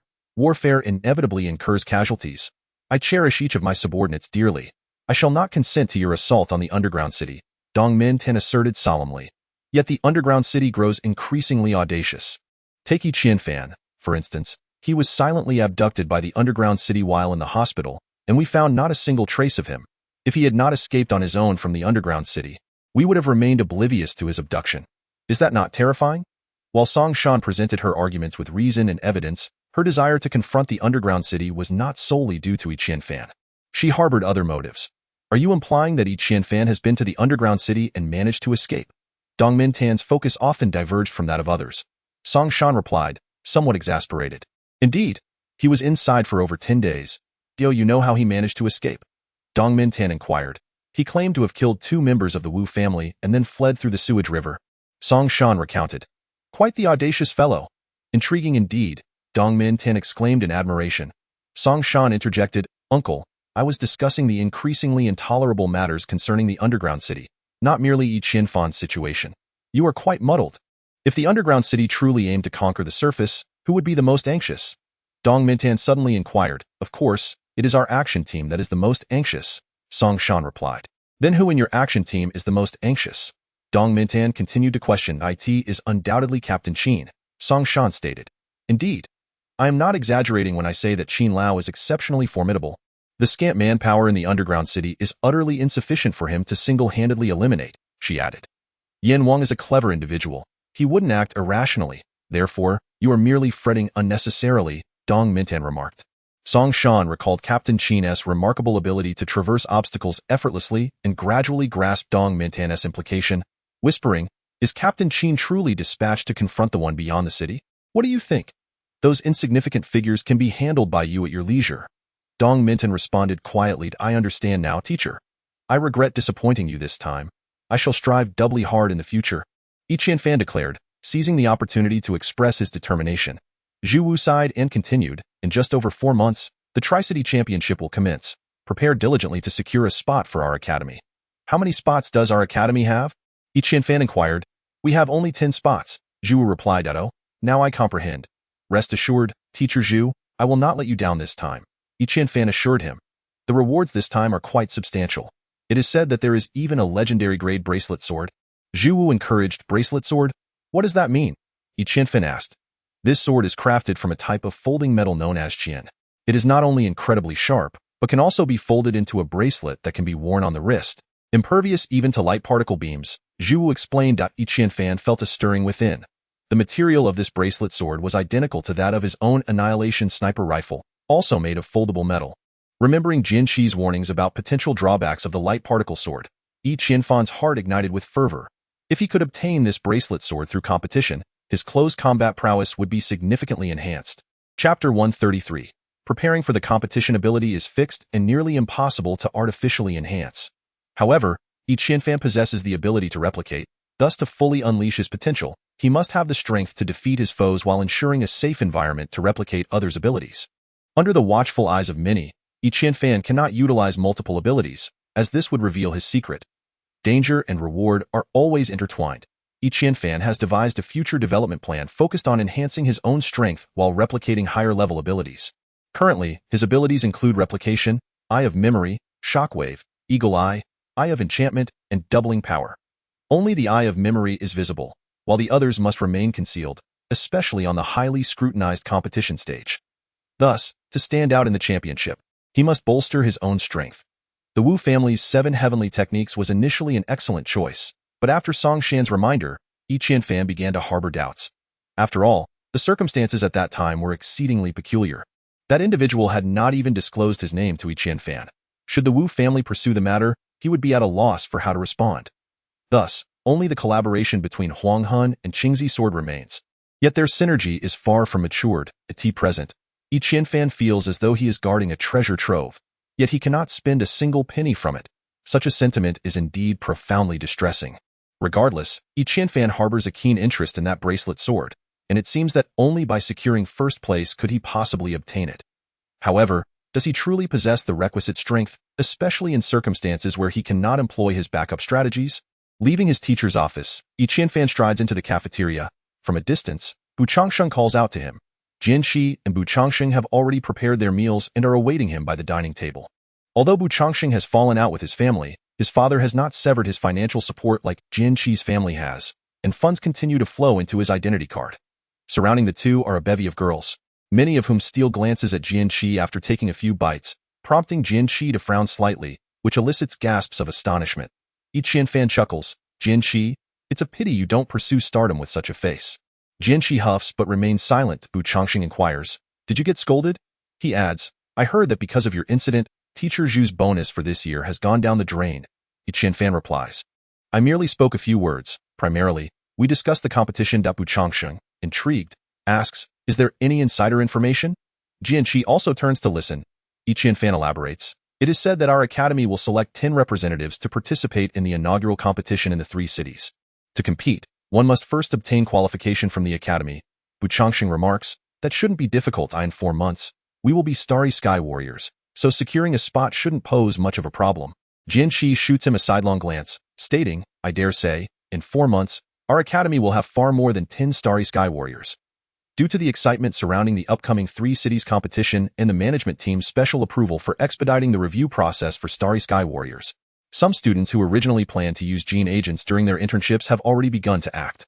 Therefore, after some time, the number of Starry Sky Warriors will undoubtedly exceed 10, and some third-year interns will also return to the academy to vie for spots.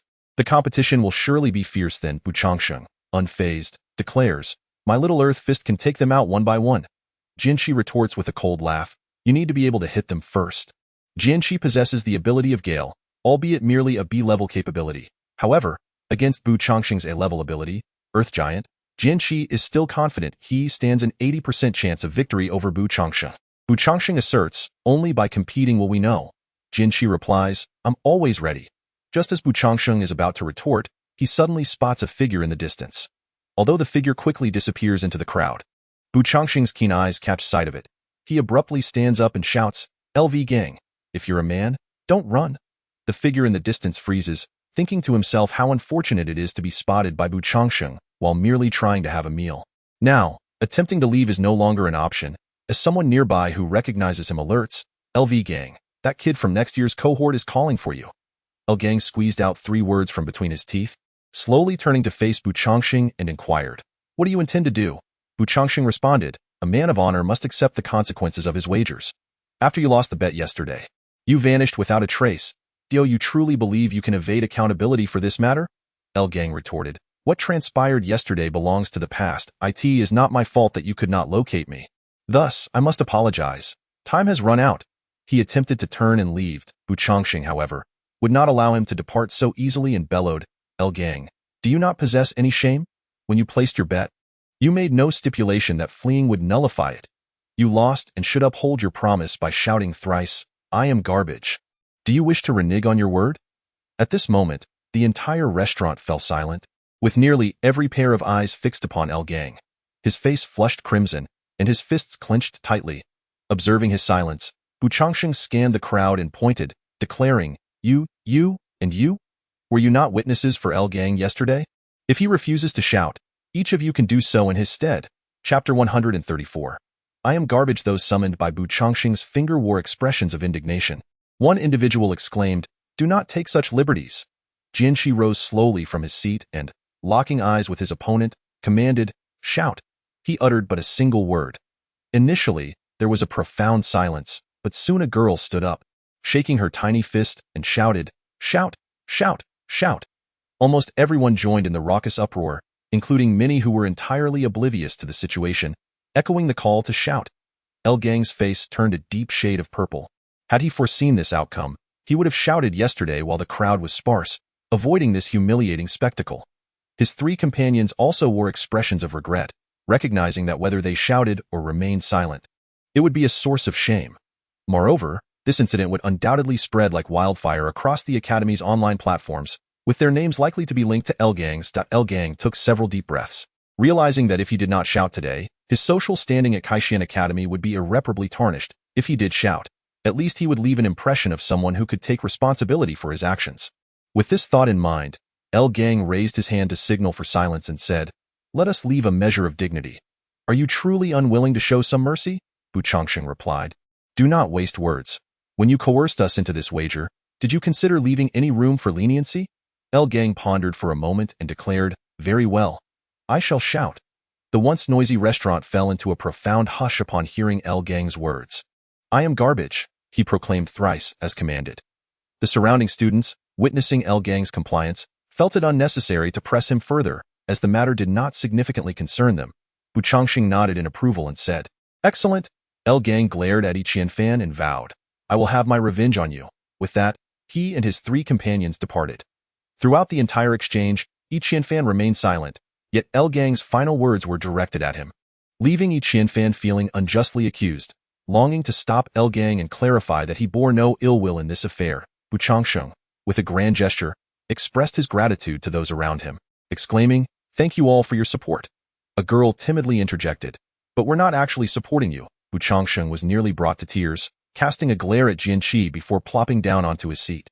The 3 continued their meal, when a classmate of Bu Changxing approached their table and remarked, Changxing, you should be cautious in the future. Don't be deceived by the fact that LV gang hasn't turned. He is not to be trifled with. His brother is quite formidable. Bu Changxing, intrigued by the gossip, urged, please, sit down. Tell me more about it. The individual, unreserved, took a seat beside Bu Changxing and elaborated. Their family has 2 children, twins in fact, and his brother is named LV Chang. Due to financial constraints, they could afford to administer the gene serum to only 1 child, and thus it was given to LV Chang first. It is said that LV Chang has unlocked an A-level ability and is highly regarded within the action team. In less than half a year, he has earned a considerable sum, which is why he recently purchased a gene serum for LV Gang and is preparing him for the Starry Sky Warrior assessment. Bu Changsheng chuckled, stating, I possess an A-level ability as well. I have no fear of him. The individual cautioned, you should still be wary. After all, his brother has quite the reputation in the action team. With that, he turned and departed from their table. The trio paid little heed to the warning, finishing their meal before heading to class. After their departure, a waitress hurried over to their table, collecting the used utensils that Yi Qianfan had left behind and tidying up the rest before proceeding to the kitchen. Later that evening, Yi Qianfan was at home conversing with Jian Qi when a sudden ring of the doorbell interrupted them. Bu Changsheng dashed out of his room, exclaiming, it might be someone here to reset the dance floor. I'll answer the door. Upon opening it, he was taken aback to find a young man in an action team uniform coldly gazing into the room. LV Gang. Bu Changsheng stammered. What brings you here? The young man replied, I am LV Chong, looking for Yi Qianfan. Yi Qianfan, surprised that the brother of LV Gang had truly come to visit, approached the doorway and inquired, I am Yi Qianfan. What do you need? Did you humiliate my brother? LV Chong asked icily. To be precise, he humiliated himself. Yi Qianfan replied nonchalantly, I don't care what your reasons are. Remember this, I have my eyes on you, LV Chong asserted. Pointing at his own eyes, Yi Qianfan chuckled, there are many who keep their eyes on me, LV Chong retorted. I originally had no intention of participating in any competitions, that's merely child's play. However, I have changed my mind. Not only will I participate, but I will also teach you a severe lesson. Yi Qianfan, somewhat exasperated, replied, you and your brother are equally tedious. With that, he raised his hand and closed the door. Bu Changsheng raised his fingers, saying, that was quite cool. Yi Qianfan remarked, isn't it you who enjoys stirring up trouble? Just then, another knock echoed from outside. Yi Qianfan, irate, flung open the door, shouting, are you still not done? Oh, how could this be? Chapter 135. Song Shan's favor standing outside the door was not LV Chong, but rather Ding Xiaoxi, clad in a black tracksuit. In her arms, she cradled a pile of clothing, gazing at Yi Qianfan with surprise, inquiring, what is the matter? Am I not welcome? Yi Qianfan hastily replied, no, no. I thought it was that person named LV Chong. When did you get discharged from the hospital? With a smile, Ding Xiaoxi entered the room, saying, I saw LV Chong in the corridor and assumed he was residing here. You know LV Chong? Yi Qianfan ushered Ding Xiaoxi into the living room. Jian Qi, noticing the unfamiliar visitor, excused himself back to his room. Bu Changsheng, grinning with curiosity, listened intently, hoping to glean some gossip. Ding Xiaoxi took a seat on the sofa, placing the clothes beside her, and remarked, LV Chong is an intern, quite renowned in the 3rd Action Team. He possesses remarkable skills and resilience, much like his name suggests. Oh, he doesn't seem it?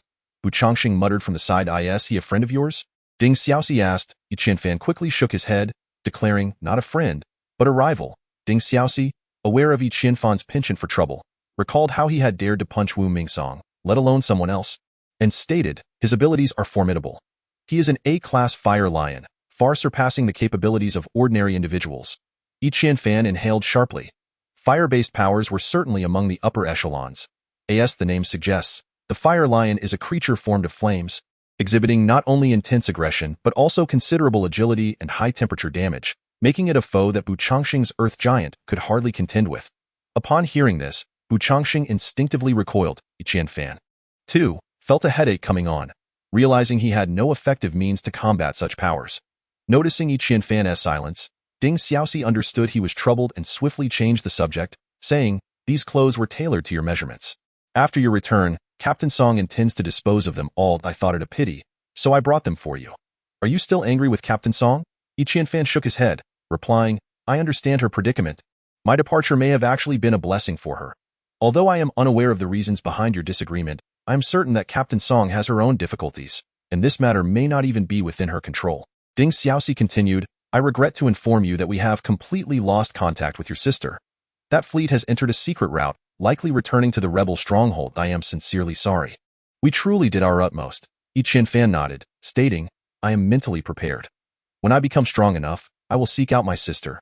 Ding Xiaoxi hesitated, wanting to offer counsel but unsure how to proceed, and thus let out a sigh. Bu Changsheng, with reddened eyes, silently vowed to search for Yi Qianwu in the future.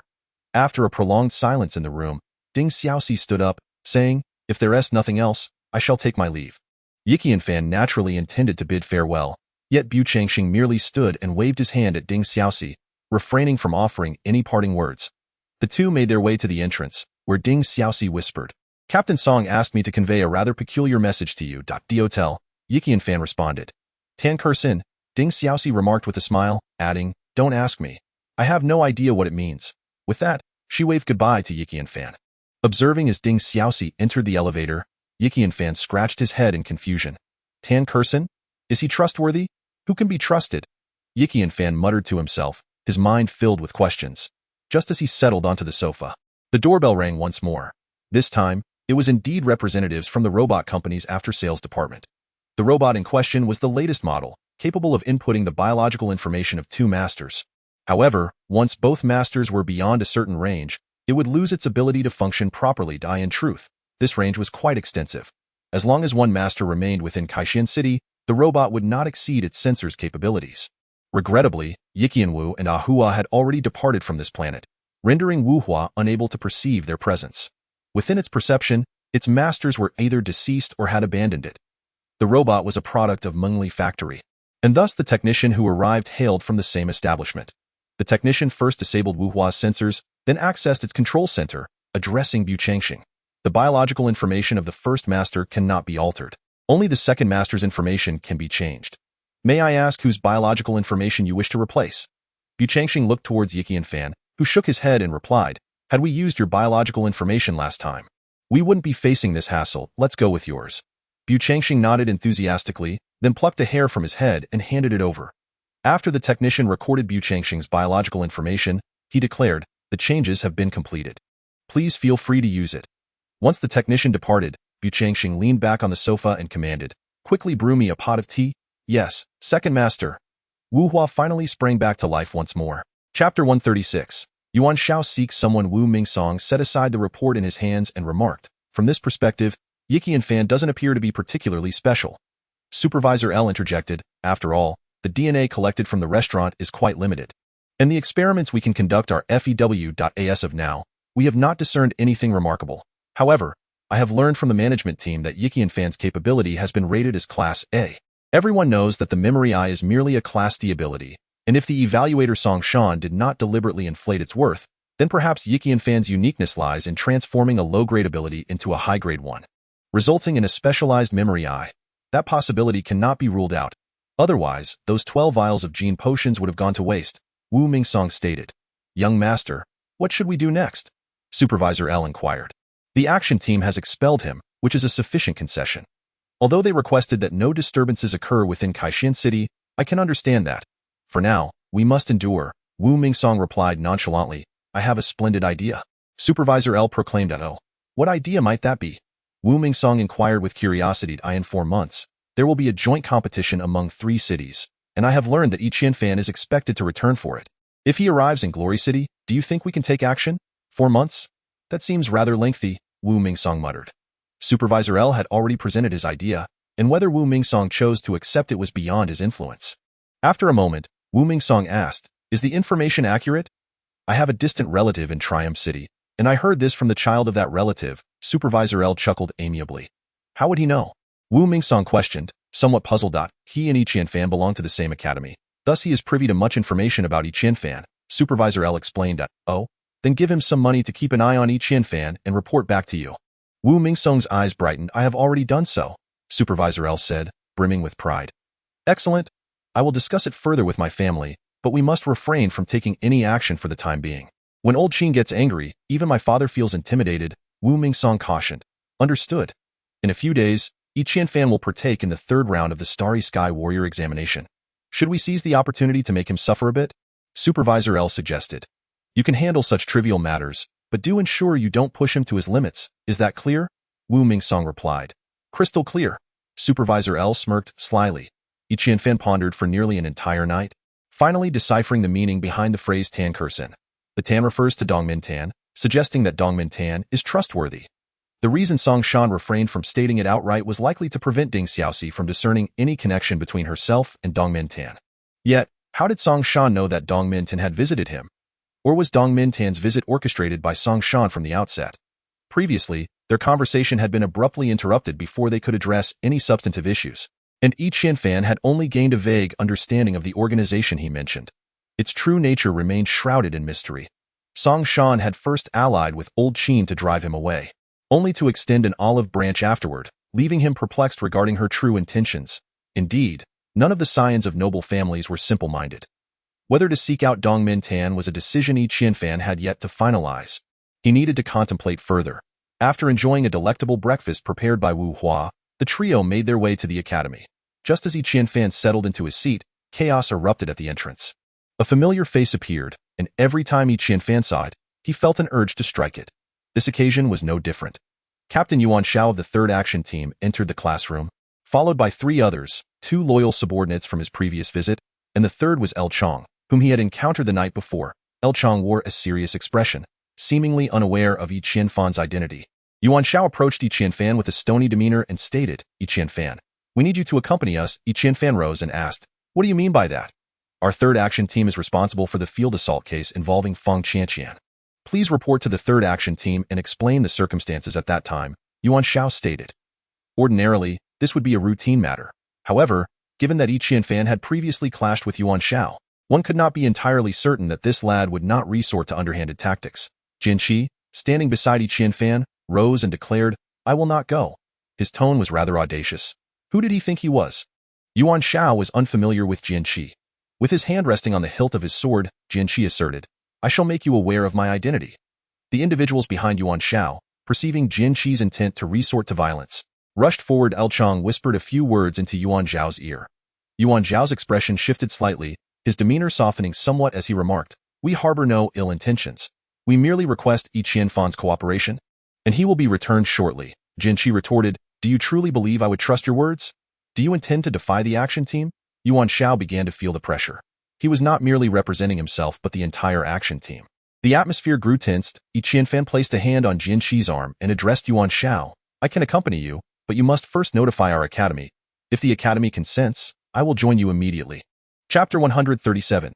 Another interception. Upon hearing Yi Qianfan's words, Yuan Shao forced a smile that did not reach his eyes and nodded. El Chong dashed out without delay. Shortly thereafter, teacher Zhu Wu arrived at the classroom, following El Chong, and upon seeing Yuan Shao, he promptly said, "Captain Yuan, you have arrived."